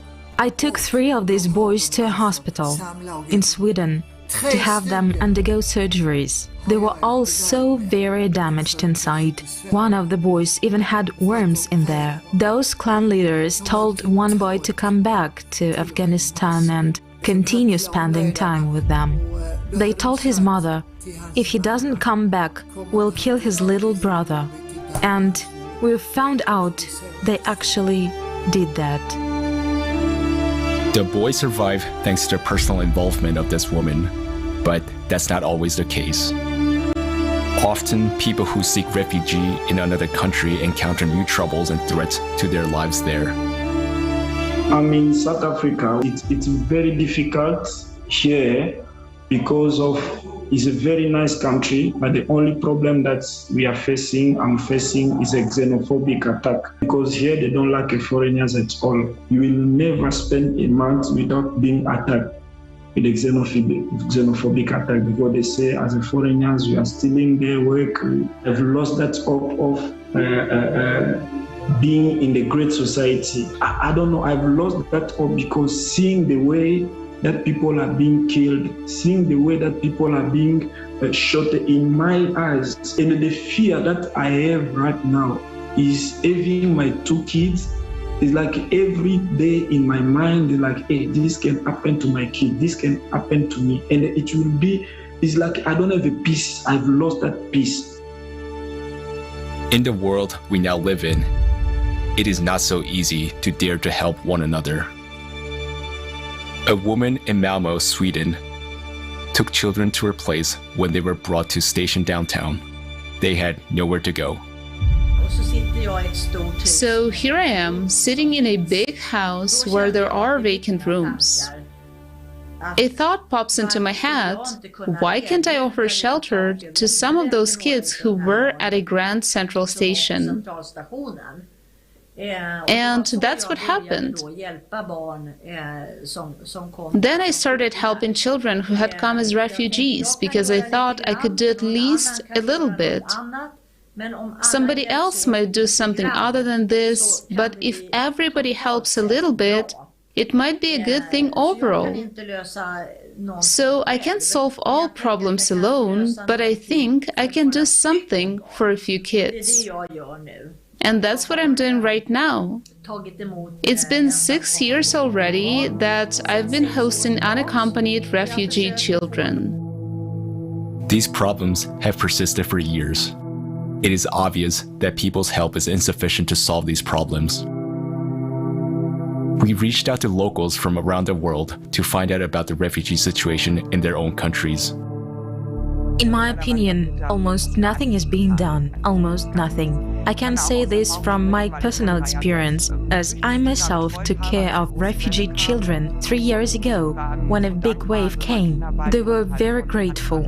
There were children with injuries from hand grenades. They were missing parts of ears, feet, and limbs. They were so sweet, so kind, and so happy. And then the city of our home assigned to us a church for 5 weeks. And then, suddenly and on the quiet, they were displaced. They had to move out because housing was too expensive. They just suddenly disappeared. We didn't talk to them anymore. They were just starting to adjust. They learned their first words in German. It really broke my heart, and I have absolutely no idea where these kids are now. Nothing is being done. Not enough is being done even for our children, the children who live in our own country. The migration crisis is increasingly affecting the lives of people who are forced to flee their homelands. Are we ready to host billions of people? What if I become a refugee myself? It was important for us to learn about the conditions for the people in the camps. Our reporter told us that they went to a camp, but they were not allowed to film. So we reached out to experts who know about it firsthand. These camps are too much big, the security is never enough, and really people go through every kind of abuse and violence on women, girls, teenagers is really too much. It's something that cannot exist inside a protected structure. Today, forced migration is inextricably linked to ongoing human rights violations. During the crossing of the borders, especially on the Croatian border, Romanian border and Hungarian border, the police take their belongings, they steal their money, and they destroy documents, sometimes the clothes. We have been seeing people that come naked from the border. There is this kind of pushback that is illegal procedure. I think it is estimated that up to 1 billion children aged 2 to 17 years have experienced physical, sexual, and emotional violence or neglect in the past year. Today, I received information from experts that shocked me. I didn't expect us to go this far. In the International Tribunal for Natural Justice, I attended a number of sessions when we addressed the question of trafficking of women and men, some to make them into prostitutes, and the men turning them into some form of slaves. I also turn the attention of the listeners to the fact that in North Africa, even in Libya, there was some form of a market where people were sold against $70, $100, $200 of young men to be taken to work for free, which means almost like slaves. And we are not talking about hundreds of them. The question of trafficking of women and others, among them young children, we're talking about 2 million people every year. So we're talking about a huge number of human beings who are being trafficked for purposes anything but human. A child can be sold many times. I remember one day I came across the story of a girl who was, she was Turkish. She had been sold 17 times, and she had been trafficked from one country to another 17 times. And she had experienced only rape, no working, no papers, and no money sent back to the country. Children and young people are being trafficked every day as we talk, every day, every minute, every hour. And what happens to them next, nobody knows. In Bangladesh, there is one area where openly that slavery market runs. How we do the auctions for anything. Like that the humans are, children are purchased and sale. Yeah, and Myanmar is that thing. 2016 when I was doing undercover operation, so that time I also sat in many auctions as a customer, as an undercover when I was doing the undercover. There where we were sitting for the auctions, 9-year-old girl, 10-year-old girl, as per the demands. So the trade called the first time sex. So whenever the auctions will happen, new girls arrive in the trade, so they put the auctions. So who will bid the last demand, the money, that person only will use that victim full night for his choice. I'm finding the problem that the new demands is going about the pedophile. So now there are a category of the clients which belongs to across the world. So they demand for the male child for the sex. The business that is made of spare parts, the human spare parts. How many children have been transferred from one place to another and then being operated on for some rich guys in different parts of the world to get a kidney or get something else from their bodies against their will, or because they don't have money, somebody will contribute a kidney against money. This is happening in Egypt, for example. Many people are poor. They say, well, if I can live with one kidney, I will give the other kidney against $5,000 or so.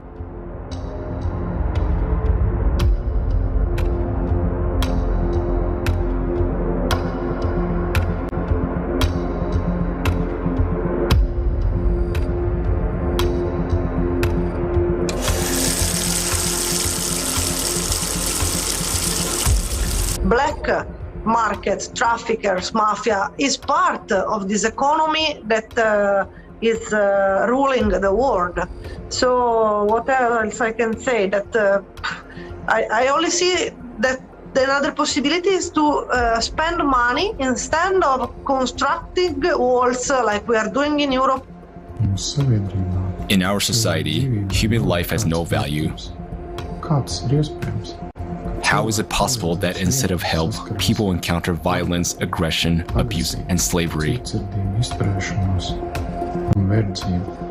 This is not a migration crisis, but this is a crisis of humaneness.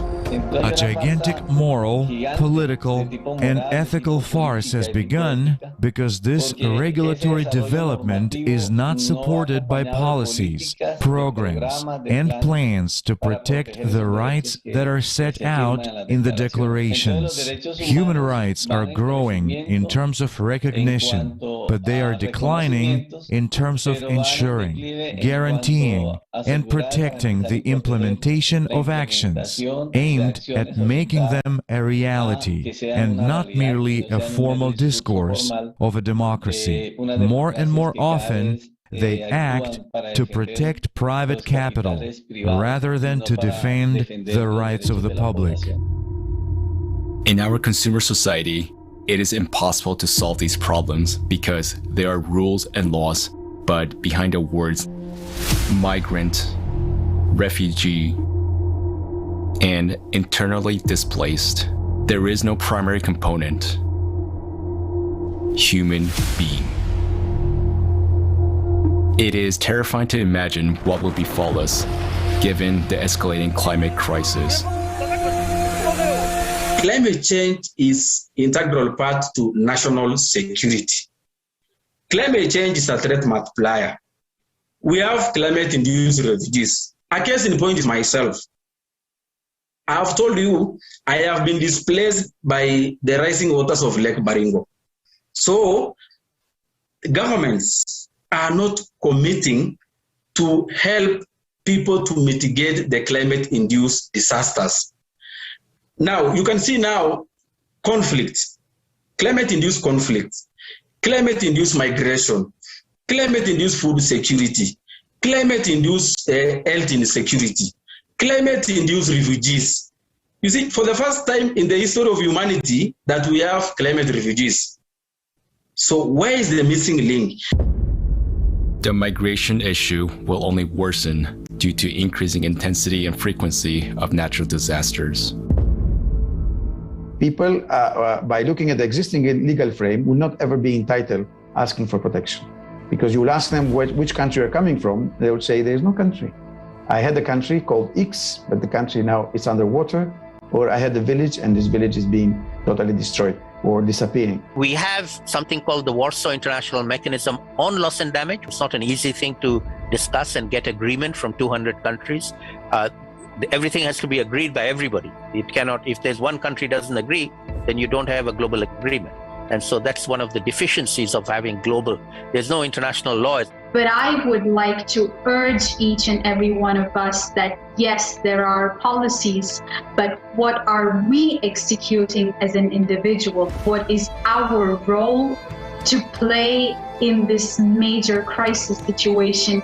And I think that this is the truth that we need to answer to ourselves individually and collectively. People who don't want to know anything about child trafficking, child rape, hunger, or other scourges of our times, they are part of the problem. Because not only they don't do anything, but they're silenced. And when the climate change will be so tough and so bad that people from some regions will be forced to migrate to other parts, we will go back to the same situation. And then those children and those people are the easiest prey to human trafficking because they have nothing. And sometimes they don't even have an identity. It turns out that there are still no effective programs for the resettlement of refugees. For so many years, the United Nations has been working. For so many years, the Refugee Rights Commission has been working. So many humanitarian organizations and NGOs around the world have been working, but there are no working, established or adopted programs on how to work with these refugees. There are none. And the Refugee Commission itself admits this. Actually, we see that not everyone cares about ordinary people. But if they don't realize that we are all interconnected, no money, no private jets, no private yachts will get them to safety. If the whole earth starts exploding, flooding, and drying up, it's just going to hit everyone. Now refugees are forced to leave their homes. They face condemnation and cruelty. They are left alone with their misfortune because of the consumerist format of society. Tomorrow's climate catastrophes could be upon us as well. Answer yourself honestly. Are you ready to face what refugees face? Are you sure you won't be in their shoes? That you and your loved ones won't have to go through what they're going through.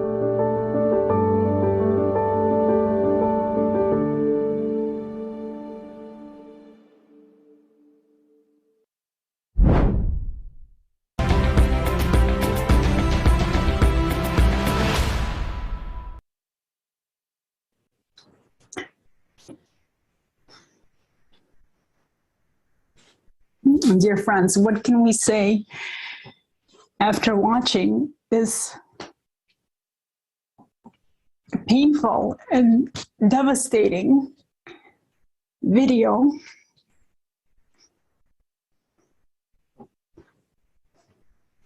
We live in this consumerist format, and if we're quiet after watching this, after knowing what's going on, then we support this. We can see that there are kids, women, suffering everywhere, and we support this. Don't you think it's time to change this format? Don't you think it's time to show that we are better than this? It is painful, but it is time for the truth. And I think we've seen the truth today. And now let's watch the next video.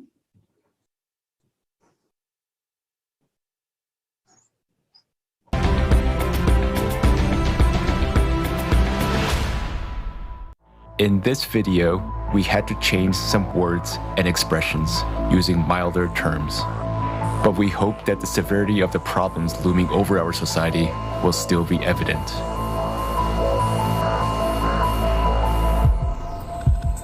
In the 21st century, human civilization boasts about its high level of intellectual development and incredible technological achievements. At the same time, at least half the world's population do not receive the health service they need. 8 million deaths occur every year as a result of poor quality of medical care. Healthcare costs are so high that they drive about 100 million people into extreme poverty each year. Living below the poverty line leads to an increase in child labor. Nearly 1 child out of every 10 is forced to work. Often, this work involves hazardous machinery and poisonous fumes. The list of products produced by child slave labor includes gold and precious stones, coffee, cocoa, rice, baby products, and clothing. According to UN statistics alone, more than 40 million people are victims of modern slavery. Forced labor, child labor, forced marriage, debt bondage, human trafficking for illegal exploitation, and recruitment of children for armed conflict. In the consumeristic format of society, people have already surpassed wild animals in terms of cruelty. More and more often, children are used as live bombs. In Nigeria, criminals put an explosive on a girl with a baby in her arms. After years of warfare, the economic crisis and drought have caused famine in Afghanistan. There is a well-known case where a mother was forced to sell her little daughter for 400 euros to feed her other children. Today, more than 41 million people are one step to death from starvation, and about 811 million people are starving. Meanwhile, every year, more than 1 billion tons of food are thrown away, and unsold goods, including those produced by means of slave labor, are destroyed. The absurdity of consumer society is that a human himself has become a commodity. Annual income from human trafficking worldwide is $150 billion, which is the largest source of illicit profit in the world. There are 534 human trafficking flows registered in 148 countries. The number of detected child victims has tripled over the last 15 years. Victims of traffickers are mainly migrants and jobless people, as they are the most vulnerable. International treaties proclaim goals of ending poverty and slavery. But in the context of a mass consumption economy, the whole system is designed to protect private capital. In the consumerist format of society, money is more valuable than human life. Worldwide, more than 2 million children a year become victims of trafficking for all kinds of exploitation. In Mexico, 25% of all women who are victims of trafficking are girls under 18. Please help. My husband threatens me. He beats me.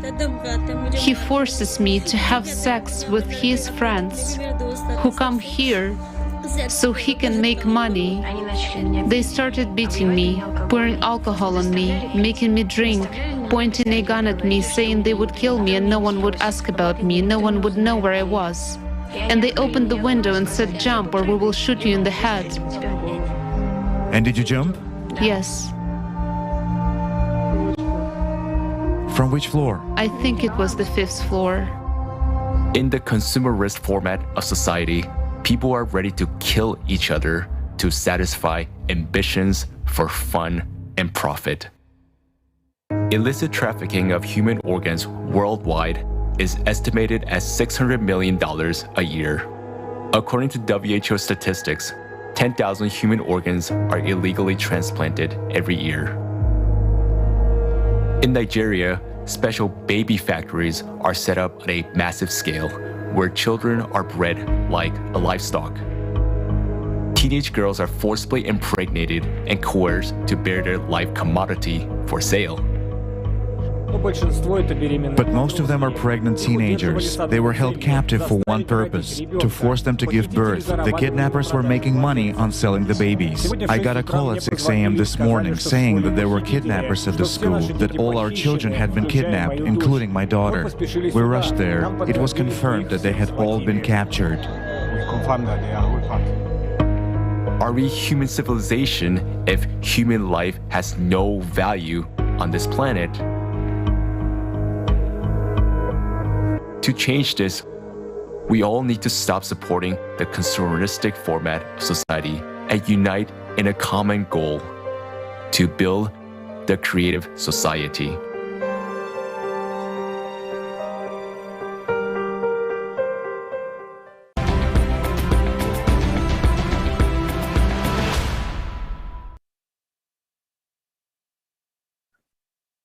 Ну что здесь сказать?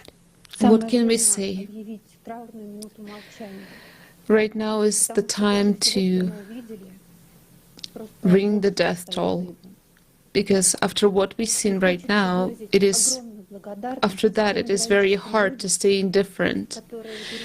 And I would like to express my gratitude to those heroic people who overcame their fear and made this video, and to those who left their comfort zone a long time ago and saved people from slavery literally behind enemy lines. When we were preparing for this conference, it was a great honor for us to meet such people. You've seen a lot of them from the previous videos. They are a true example of heroism, but there are still very few of them, and they have to confront the entire system built on economic gain in a society where money talks.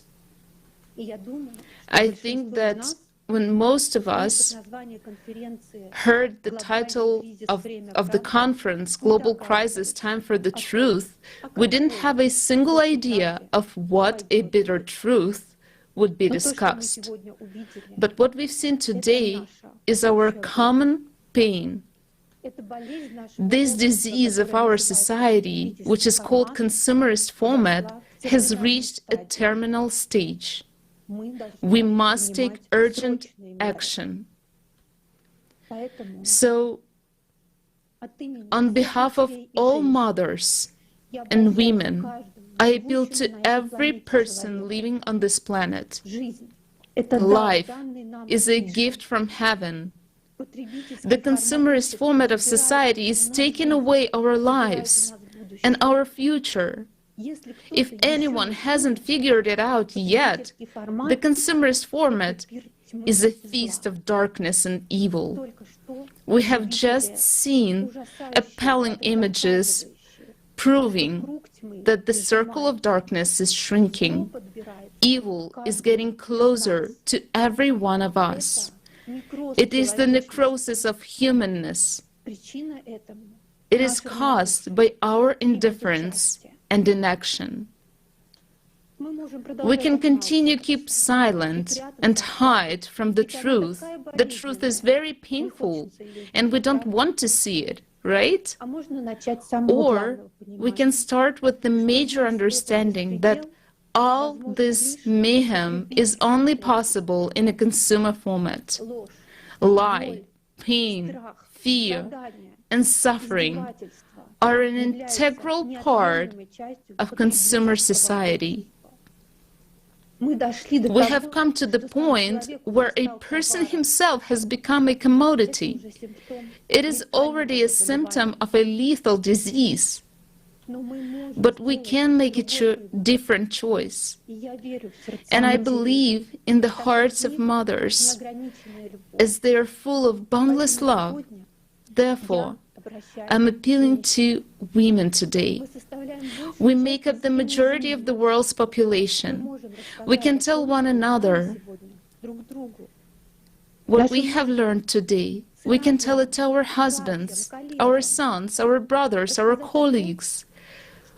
We can tell them that if you choose creative society today, you are becoming directly involved in stopping slavery on this planet. If your heart and your voice are with those who unite humanity in the creative society, you are directly involved in stopping people from being trafficked for organs. If you spread the word about the creative society to those you know, then all of us will be able to quickly unite our potential in one goal, and then not a single child, not a single human in the world will not suffer from sexual or any other kind of abuse anymore.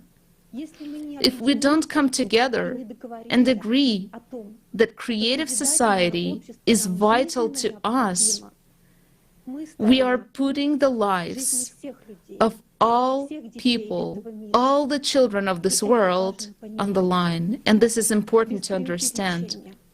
Without exaggeration, a great responsibility lies on each one of us today. But it is also a great honor to be part of the solution, because as soon as we unite our joint potential in one single goal, in building the creative society, in changing the format towards the creative society, it will take place very fast.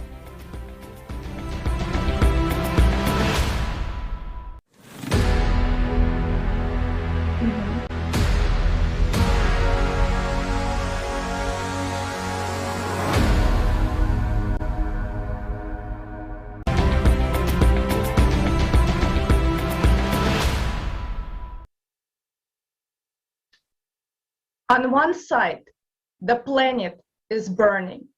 The other is engulfed in water. The earthquakes are shaking our houses. Oxygen is depleting. The volcanoes are erupting. Yet, we have nowhere to run. We are separated. Each of us is trying to save their own life, because there is no more food or water left. Riots are starting to happen. Imagine the destruction, the chaos, and the horror of it all. We are left alone in a crumbling world to die. The worst part is this is not a movie. It is real life. The truth is, each person living on the planet today decides the fate of the whole humanity. There is not going to be one hero to save us all. We all must become heroes ourselves. We are used to complicating everything so much that we cannot even imagine how we can all survive this apocalyptic scenario that is unfolding in front of our eyes. Yet, the solution is so simple. We just need to give up our laziness, foolishness, selfishness, and pridefulness to see it. The good news is that we already have a survival guide of our civilization. It is the creative society. The guide is only 3 easy steps. First, you have to understand what the creative society is and how it will benefit you, your family. This is the step you must take on your own. The second step is an informational stage where we spread the concept of creative society around the globe by telling everyone, your family, friends, and even your mother-in-law. So we can unite in one idea of building a creative society. Third, once the majority knows and supports creative society, we can move into the implementation stage, where we would use our full potential to build it in 2 years or less. Why is a creative society possible today? Today, we are more aware of global issues, more technologically advanced than we were 10 years ago. Also, there are 8 billion of us, meaning altogether we form an egregore. What is an egregore? It is not just a sophisticated term. It is when intelligent individuals collectively act for the good of the whole community. Good examples are beehives and anthills. Each insect remains as an individual, but collectively everyone works towards a common goal. For us, this means as soon as we decide to focus our attention on the immediate needs, then together we will withstand all the challenges.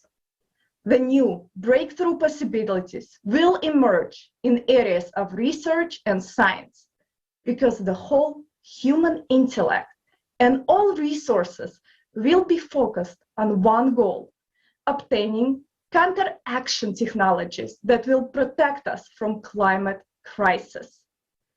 Let's all get over our laziness and pridefulness, and let's follow the Creative Society's survival guide, the 3 easy steps. Learn more, spread information, and unite to build a creative society.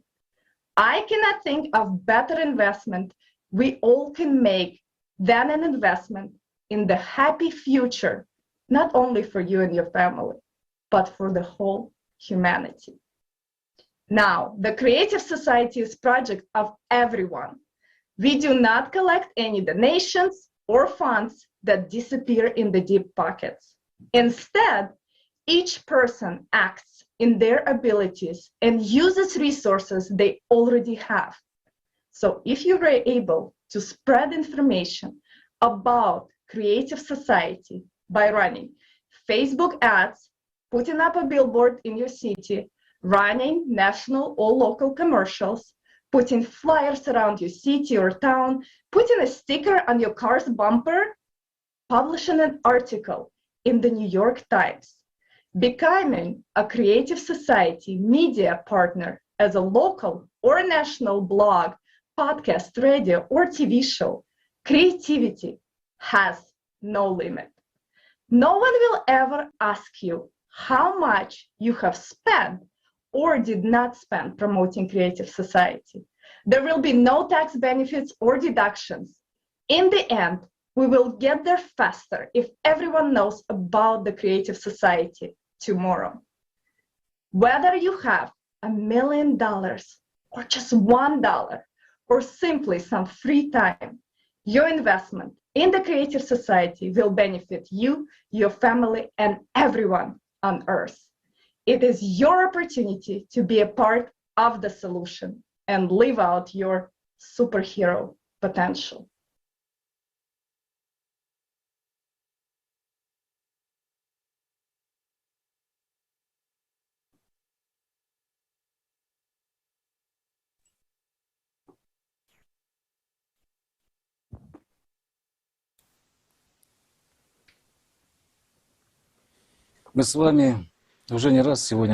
Today, we have heard such words as consumerist format more than once. That it is both the cause of humanity's global crisis and, at the same time, the stumbling block in solving these problems. The consumerist format itself implies incessant struggle, division, disunity, war, violence, and slavery. We see all these examples in our history. A 6,000-year history of wars. But today, we can turn this habit of fighting to our advantage. In everyday life, the laws of the consumerist format are reflected in relationships between people, in a family, between friends. At work, someone is constantly striving for domination.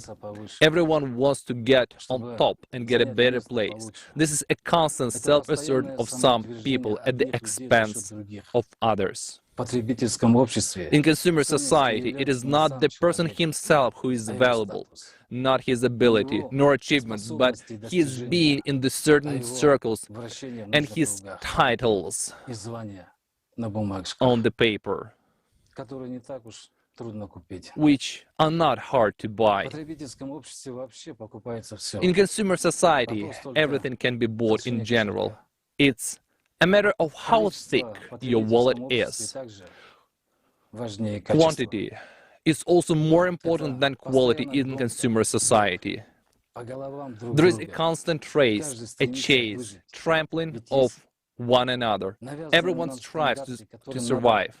After all, there are imposed standards that one must confront to. In order not to feel like an outsider at the feast of life, but it is not intelligence, consciousness, humanness, or honor. It is merely appearance, an expensive phone, a car, a house, the opportunity to travel, and so forth. In other words, it is not a person's qualities, but the illusion of success he can afford. Having satisfied one desire, he immediately gets another. The chase for illusion begets greed. Greed that leads to wars. When you are no longer satisfied with what you got, you begin to take things from others by force. And in such a format, losses and destruction are inevitable. Everyone dies in this struggle: kings, rulers, ordinary people, and entire empires. This is an integral and unavoidable part of the consumerist format. Is that really all we're capable of? The consumerist format is a step into the abyss, and that's where we have all been heading for thousands of years, and now we have come to that very brink. This path has cost us the most precious things of all, human lives. But the consumerist format is temporary. Sooner or later, humanity becomes convinced that it leads to a dead end. Because constant fighting with each other, destroying each other, means fighting with life itself. But don't we people want to live? Don't we want to live in stability and prosperity? Don't we want to live in respect and prosperity? Of course we do. No sane person would say that these values are alien to him. This is what we want to see at the forefront of the society we live in.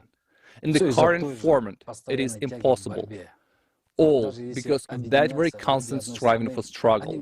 Even if people of one country unite, they will fight against the other one. We want change. But we're always waiting for something.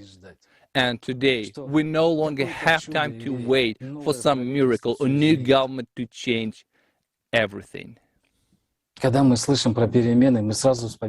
we hear about change, we immediately think of struggle. We're not each other's enemies. Our main and only enemy today is the climate.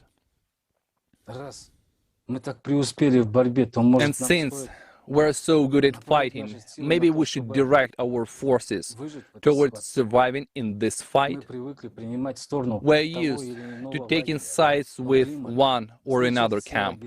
But the climate will blow all camps away. If we don't unite now, we just won't have time. Wouldn't that be stupid? To lose the whole world simply because we're afraid of losing the illusion? We do not trust, we do not understand, we're afraid to face the truth. The most important thing is at stake, our lives. We must combine all our forces for the survival of everyone. The climate does not care what country you're from, what income you have, how many education degrees or children you have. This enemy has come without declaring war. It will wipe us all out. If we have nothing to counteract it, and today no country can offer common idea or ideology, we're all divided and separated. And some people will never want to live by the laws of others. But we can begin to live by common laws, the same for all. We have a way out. There is the creative society, the 8 foundations that are close and important to every person. The creative society for everyone. It's the kind of society everyone wants.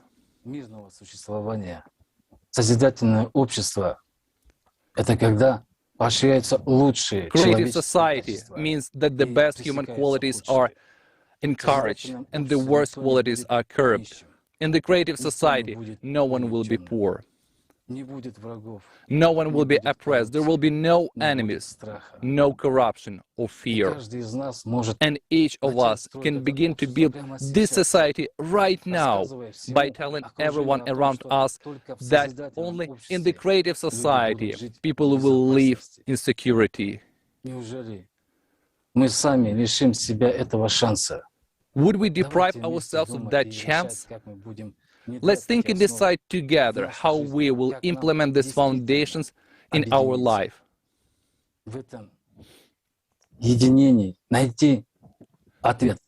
And find in this unity the answer to the climate threat. We can do this, but only together. We have everything: technology, information and resources. We have everything. We just need to stop being afraid, being lazy. Really figure this out and cast aside illusions and division. Today, millions of people are already building the creative society, but each person matters. If you are not with us, all of us will lose. After all, this is our common struggle, the only struggle in our entire history by winning which all of us win. Friends, we must start living in a new way. If we do not begin to live in a new way, we will not begin to live at all. Thank you. Either we build a creative society, or we destroy one another. That's not a scary story. That's reality. Everyone is looking for a super idea now, a supranational idea, a uniting one, and no one has this idea, not in a single country of the world, and will not have. Because the only idea today is the idea of peaceful existence, the idea of what all people want. Isn't it so? It is. And what do all people want? All people precisely want the creative society. Perhaps we shall repeat that over the last years, probably it's about 9 years, we've been working. Volunteers all over the world carried out various surveys. There was Lagoda, then Alatra, there were various projects, and millions of people have really been surveyed in all parts of the globe, everywhere. And everyone wants the same thing, and based on what people really want, the 8 foundations of the creative society have been built. It is people's desire, it is what they want, and this has to be done. All beastly qualities must be suppressed and forbidden at the legislative level and at all other levels. But all humane qualities must be promoted and developed, and this is easy. That's the most significant difference.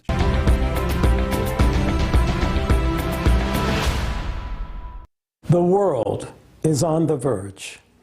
The facts and evidence voiced at the conference have convinced us of that once again. We appreciate everyone who's been with us today. Participants of the conference have raised the topical issues of the consumerist format of society, which are aggravating against the background of our climate and environmental crisis. The data voiced on the monitoring of our climate change and the ecosphere state of our planet are striking.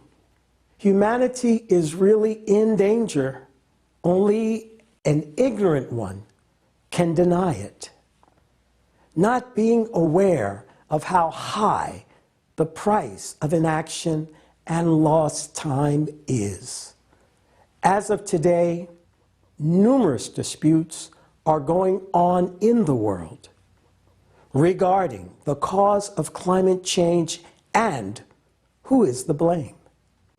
However, these disputes only result in discord, division, and shifting of responsibility onto one another.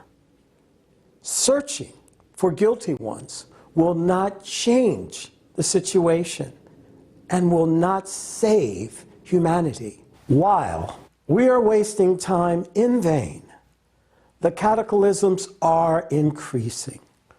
The planet is dying because of our inaction, and consequently, the chance for humanity's salvation is diminishing day after day. We as humankind are approaching the critical point after which we no longer will be able to change anything. If we do not act now, we deprive the entire humanity of the future. I emphasize, the entire humanity. We will destroy ourselves, our near and dear people, and our whole civilization through our indifference, lack of understanding, and our unwillingness, meaning through our inaction.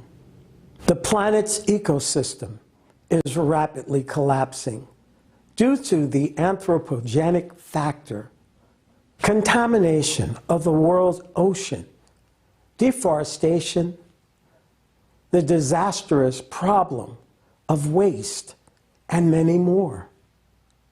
However, the main problem is even more serious. Society with a consumerist worldview treats the environment merely as an endless resource, thoughtlessly using it beyond measure for the sake of someone's personal profit. Verily, selfishness and greed have overshadowed our minds. Our momentary striving for enrichment has become more important for us than our own future and the future of our loved ones. The worst thing about the consumerist slavish ideology is that we, people, are merely a resource in somebody else's hands for increasing their own selfish goals. As a result, our inhumanist begets global crisis not only in the environment, economy, and other fields of human activity. The main crisis is the moral one. It has exceeded all limits.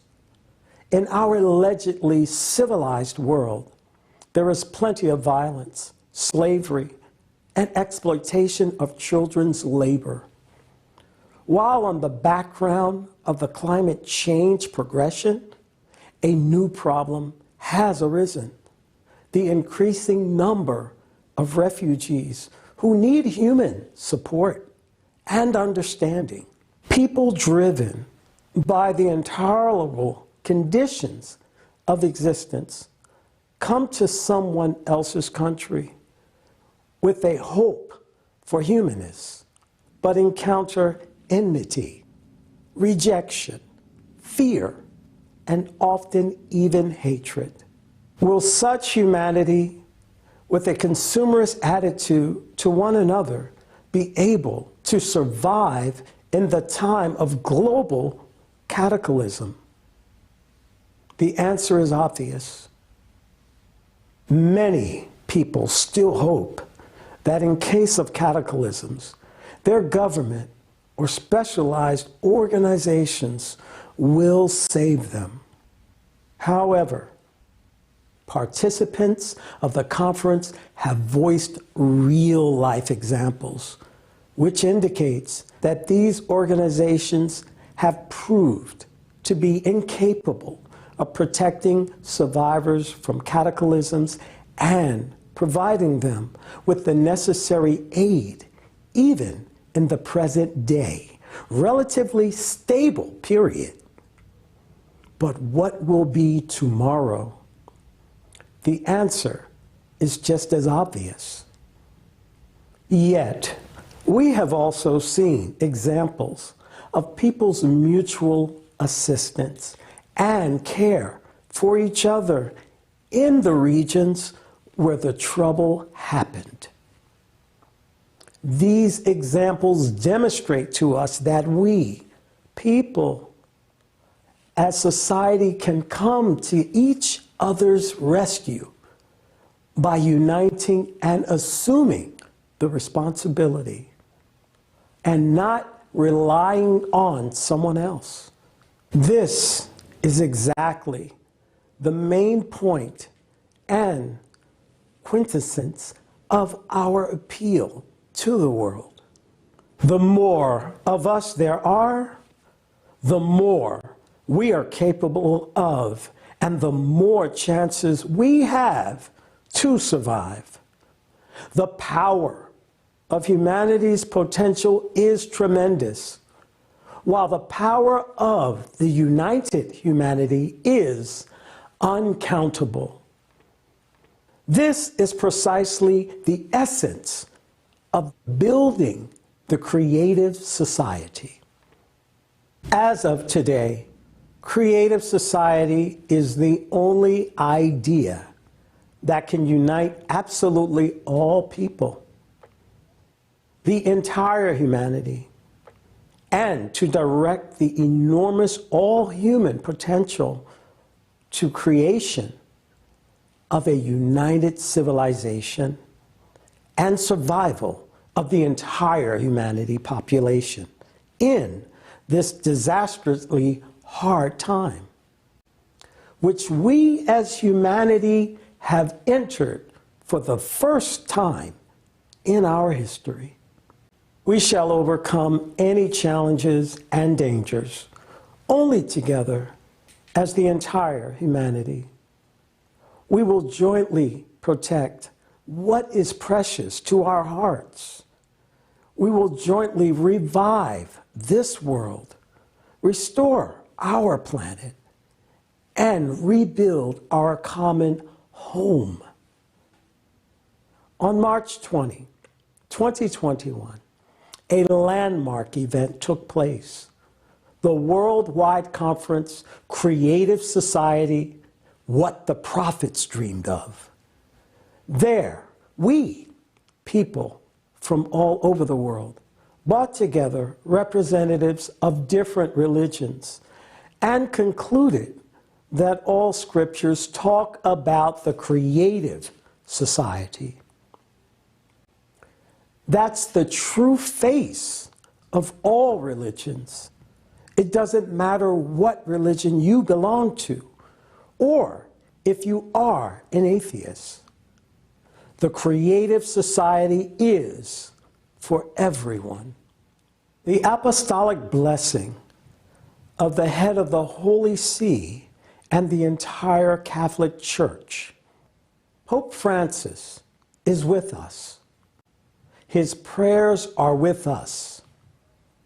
Today, the whole world must unite in building the creative society where humanity's potential plays a key role and where every person's life is of the highest value. Today, building the creative society must become the #1 task for every sensible person on this planet. I would like to express gratitude to every participant of the Creative Society Project. You are the ones who are driven by pure conscience, superior moral qualities, the highest manifestation of altruism and love of fellow human beings, and who act by the call of their hearts. Every participant of the Creative Society Project is an inspiring example of unshakable faith in humanity's ability not only to save our home, but to build a new, wonderful world for each citizen of our united society. I'm proud of being here with you today. I'm proud of being a participant of the Creative Society Project. And it's a great honor for me to stand shoulder to shoulder with you. My dear friends, despite the collaborationism of the consumer format, we must win. We have nowhere to retreat. We have one planet. We must all unite and win. And victory will be ours. May God bless us all.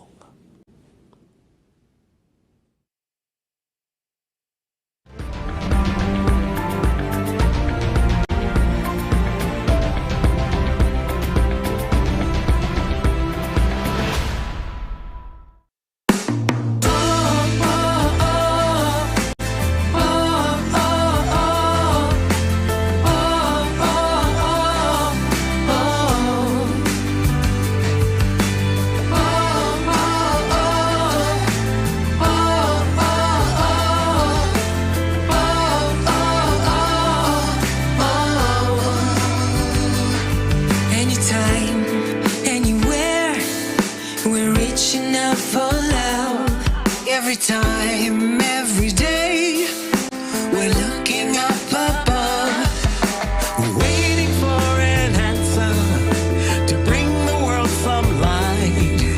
We need to come together to make the future bright. It is time for truth, nothing to fear for anymore. We can open any door. It is time for truth. Tell the world what we're about. Stand up and shout it out. It's time for truth.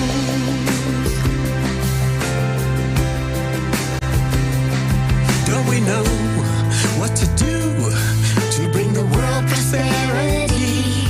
Only way that is true is through creative society. Let's make the change together. We're stronger if we're one. Creating peace forever. Together we are strong. It is time for truth. Nothing to fear for anymore. We can just open any door. It is time for truth. Tell the whole world what we're about. Stand up and shout it out. It's time for Real love from above, cause we're all one family. We can unite the world and reconcile humanity. Let's end the wars for profit, address the pressing topics, and get connected everywhere like fiber optic. Read the signs of the times, it ain't hard to see. It's time for peace and love, it's time for unity. It's time to put aside the drama, do it for the youth. It's time to stand together, for real it's time for truth. It is time for truth.